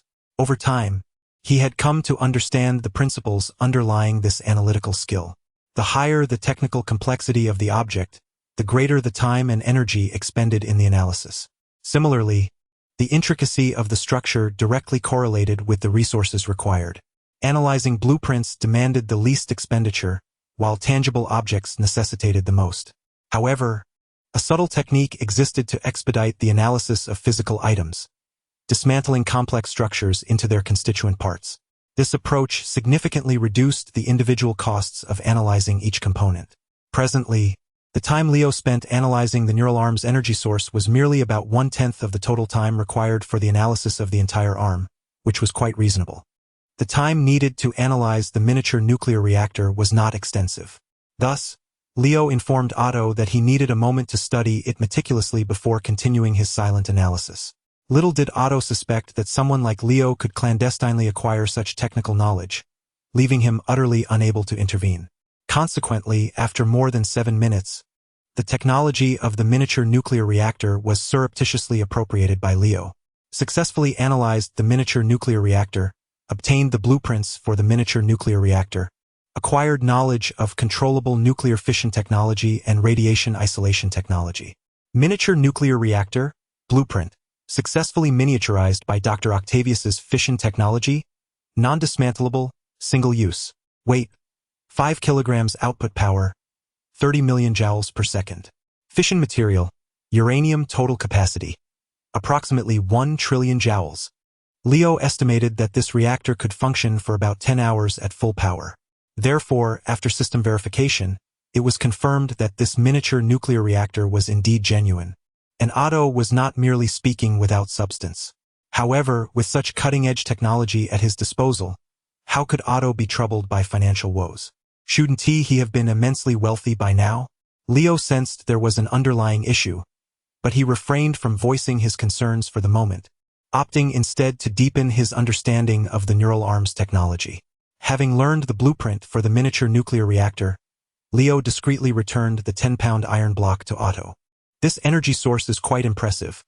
I am thoroughly pleased, Leo complimented casually before redirecting his inquiry to another area of interest. Dr. Octavius, you mentioned earlier that this neural arm is controlled by intracranial nerve signals, with a response speed surpassing that of an intact human arm. Could you demonstrate it for me? Chapter 82. Intracranial neural signal sensing technology within the confines of the laboratory. Otto raised a helmet, adorned with an array of frayed wires, and placed it upon his head. Prior to activating the entire apparatus, he elucidated, this intracranial neural signal sensing helmet comprises a signal collector and a signal processing chip. According to my research, this technology should, in theory, be remarkably advanced.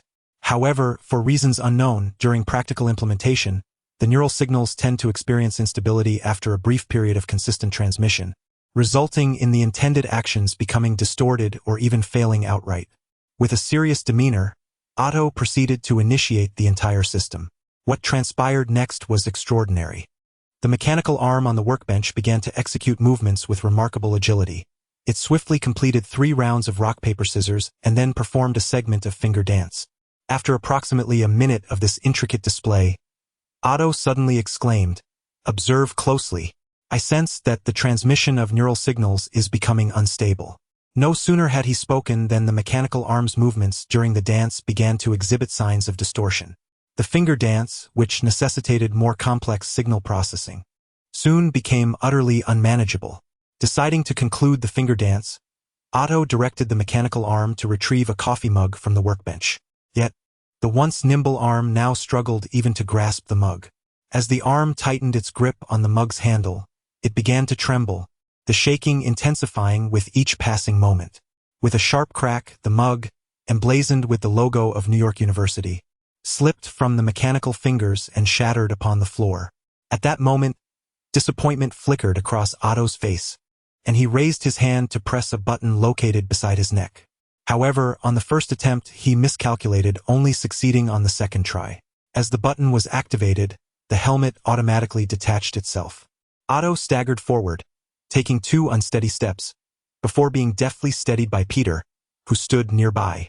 Peter, IM fine. Truly, in an instant, Otto regained his composure, shaking his head in regret, acknowledging yet another experimental failure. Dr. Octavius, why did you suddenly lose your balance the moment you removed the helmet? Is the use of this helmet particularly taxing on mental or physical stamina? Observed Leo, whose perceptive nature had noted Otto's earlier anomaly. This is yet another enigma that eludes my understanding, Otto replied, rubbing his forehead in irritation. While wearing the helmet, I do not experience significant mental fatigue, nor do I feel physically drained. While donning the helmet, I felt perfectly normal. After removing it, I felt quite well. It is only in that fleeting moment of removal that I become somewhat disoriented. Yet, I am currently at a loss to explain why this occurs, nor can I ascertain a solution. These matters require further investigation, but my experiments have been halted for over a week. Frustrated, Otto scratched his balding forehead, as if recalling previous worries, and stomped his foot in vexation. Relax, Dr. Octavius, relax. Peter was beside Otto, urging him, Mr. Irwin is here. He can provide us with funding. Our research project can certainly continue. Peter was not only persuading Otto but also subtly reminding him to be mindful of his image to avoid provoking Leo's displeasure. Otto then realized this and awkwardly smiled at Leo. Leo, however, was not perturbed by Otto's earlier erratic behavior, for as the saying goes, one must embrace madness to truly live. His primary concern lay with the intracranial neural signal transmission system. He recalled having seen numerous versions of Dr. Octopus in his past life, most of which depicted the character's descent into darkness due to being controlled by tentacles. Based on the abnormal phenomena observed during Otto's demonstration, Leo suspected that the neural signal transmission helmet was indeed flawed and might genuinely affect the user's brain function. Nevertheless, Leo did not believe that the helmet possessed its own consciousness, as bestowing life upon machinery is an exceedingly arduous task. He doubted that Otto could achieve such a feat. Thus, Leo contemplated examining the helmet independently to ascertain the true cause of the issues. However, the mechanic system exhibited a degree of ineptitude. To analyze the helmet separately, Leo would have to detach it physically. Consequently, he inquired, Dr. Octavius, would you mind if I dismantled this neural signal transmission helmet for a closer inspection? Not at all. Feel free, Otto replied, albeit uncertain of Leo's intentions. He thought that if Leo damaged the helmet, he could simply invest some time to repair it. Having failed to manage his emotions earlier and fearing he had left a poor impression on Leo, he felt compelled to placate him. Thus, Leo proceeded to disconnect the chaotic wires from the helmet, isolating it, and pretended to test it with the instruments on the workbench. Meanwhile, he discreetly employed the skills of mechanical analysis and insight on the helmet. Within the unique mechanical vision, the helmet glimmered with a fascinating luminescence, akin to neural synapses transmitting signals. Detected analyzable target, intracranial neural signal transmission helmet. Shall I commence analysis? Confirmed. Beginning analysis. After 10 seconds, Leo calculated the time required for a successful analysis of the helmet. 45 minutes and 36 seconds. The total time for analyzing the helmet comprised more than half of the overall time needed to analyze the entire neural arm. It became evident that this intracranial neural signal transmission system represented the core technology of the neural arm. Leo's curiosity regarding this technology intensified. Thus, he brazenly continued his inspection of the helmet in silence for over 40 minutes until the system prompt indicated, analysis successful. Otto, intimately familiar with the laboratory equipment, recognized that Leo's so-called examination was futile. Peter also discerned this. However, neither of them brought it to light, allowing Leo to continue his antics, content as long as the benefactor was pleased. In a fit of boredom, Bucky inadvertently discovered a deck of playing cards tucked away in a corner of the laboratory, prompting him to engage Otto and Peter in a card game reminiscent of his era. Initially, Peter and Otto were reluctant to join him. However, upon witnessing Leo utterly absorbed in his futile testing, oblivious to the duration of this pointless endeavor, they acquiesced to Bucky's invitation to partake in the game. Surprisingly, the trio found themselves enjoying the experience immensely. As Leo finally completed the analysis of the helmet, the laboratory was filled with their laughter and playful complaints. Leo, casting a sidelong glance at the trio who were thoroughly engrossed in their amusement, hastily turned his attention to the system prompts. Analysis successful. You have acquired the schematic for the intracranial neural signal transmission helmet, intracranial neural signal processing chip, and intracranial neural signal acquisition module. You have gained knowledge of intracranial neural sensing technology. Intracranial neural signal transmission helmet. A high-tech helmet developed by Dr. Octavius, capable of capturing intracranial neural signals and translating them into compilable electrical signals, with a transmission time of less than 1 nanosecond, ensuring remarkable speed. However, prolonged use may lead to cognitive disruptions within the nervous system. Note 1. Extended use of this technology may result in severe adverse effects, including but not limited to irritability 100, emotional instability 60, seizures 18. 7. Short-term memory loss 20. 4. Long-term memory loss 31. 3. Physical degradation 55. 3. Etc. Note 2. Basic mental resistance skills can mitigate 30 of negative effects. Intermediate mental resistance skills can mitigate 70. Advanced and higher mental resistance skills provide complete immunity to all adverse effects. Note 3. The greater the mental strength, the more readily one can detect potential issues with the transmission helmet.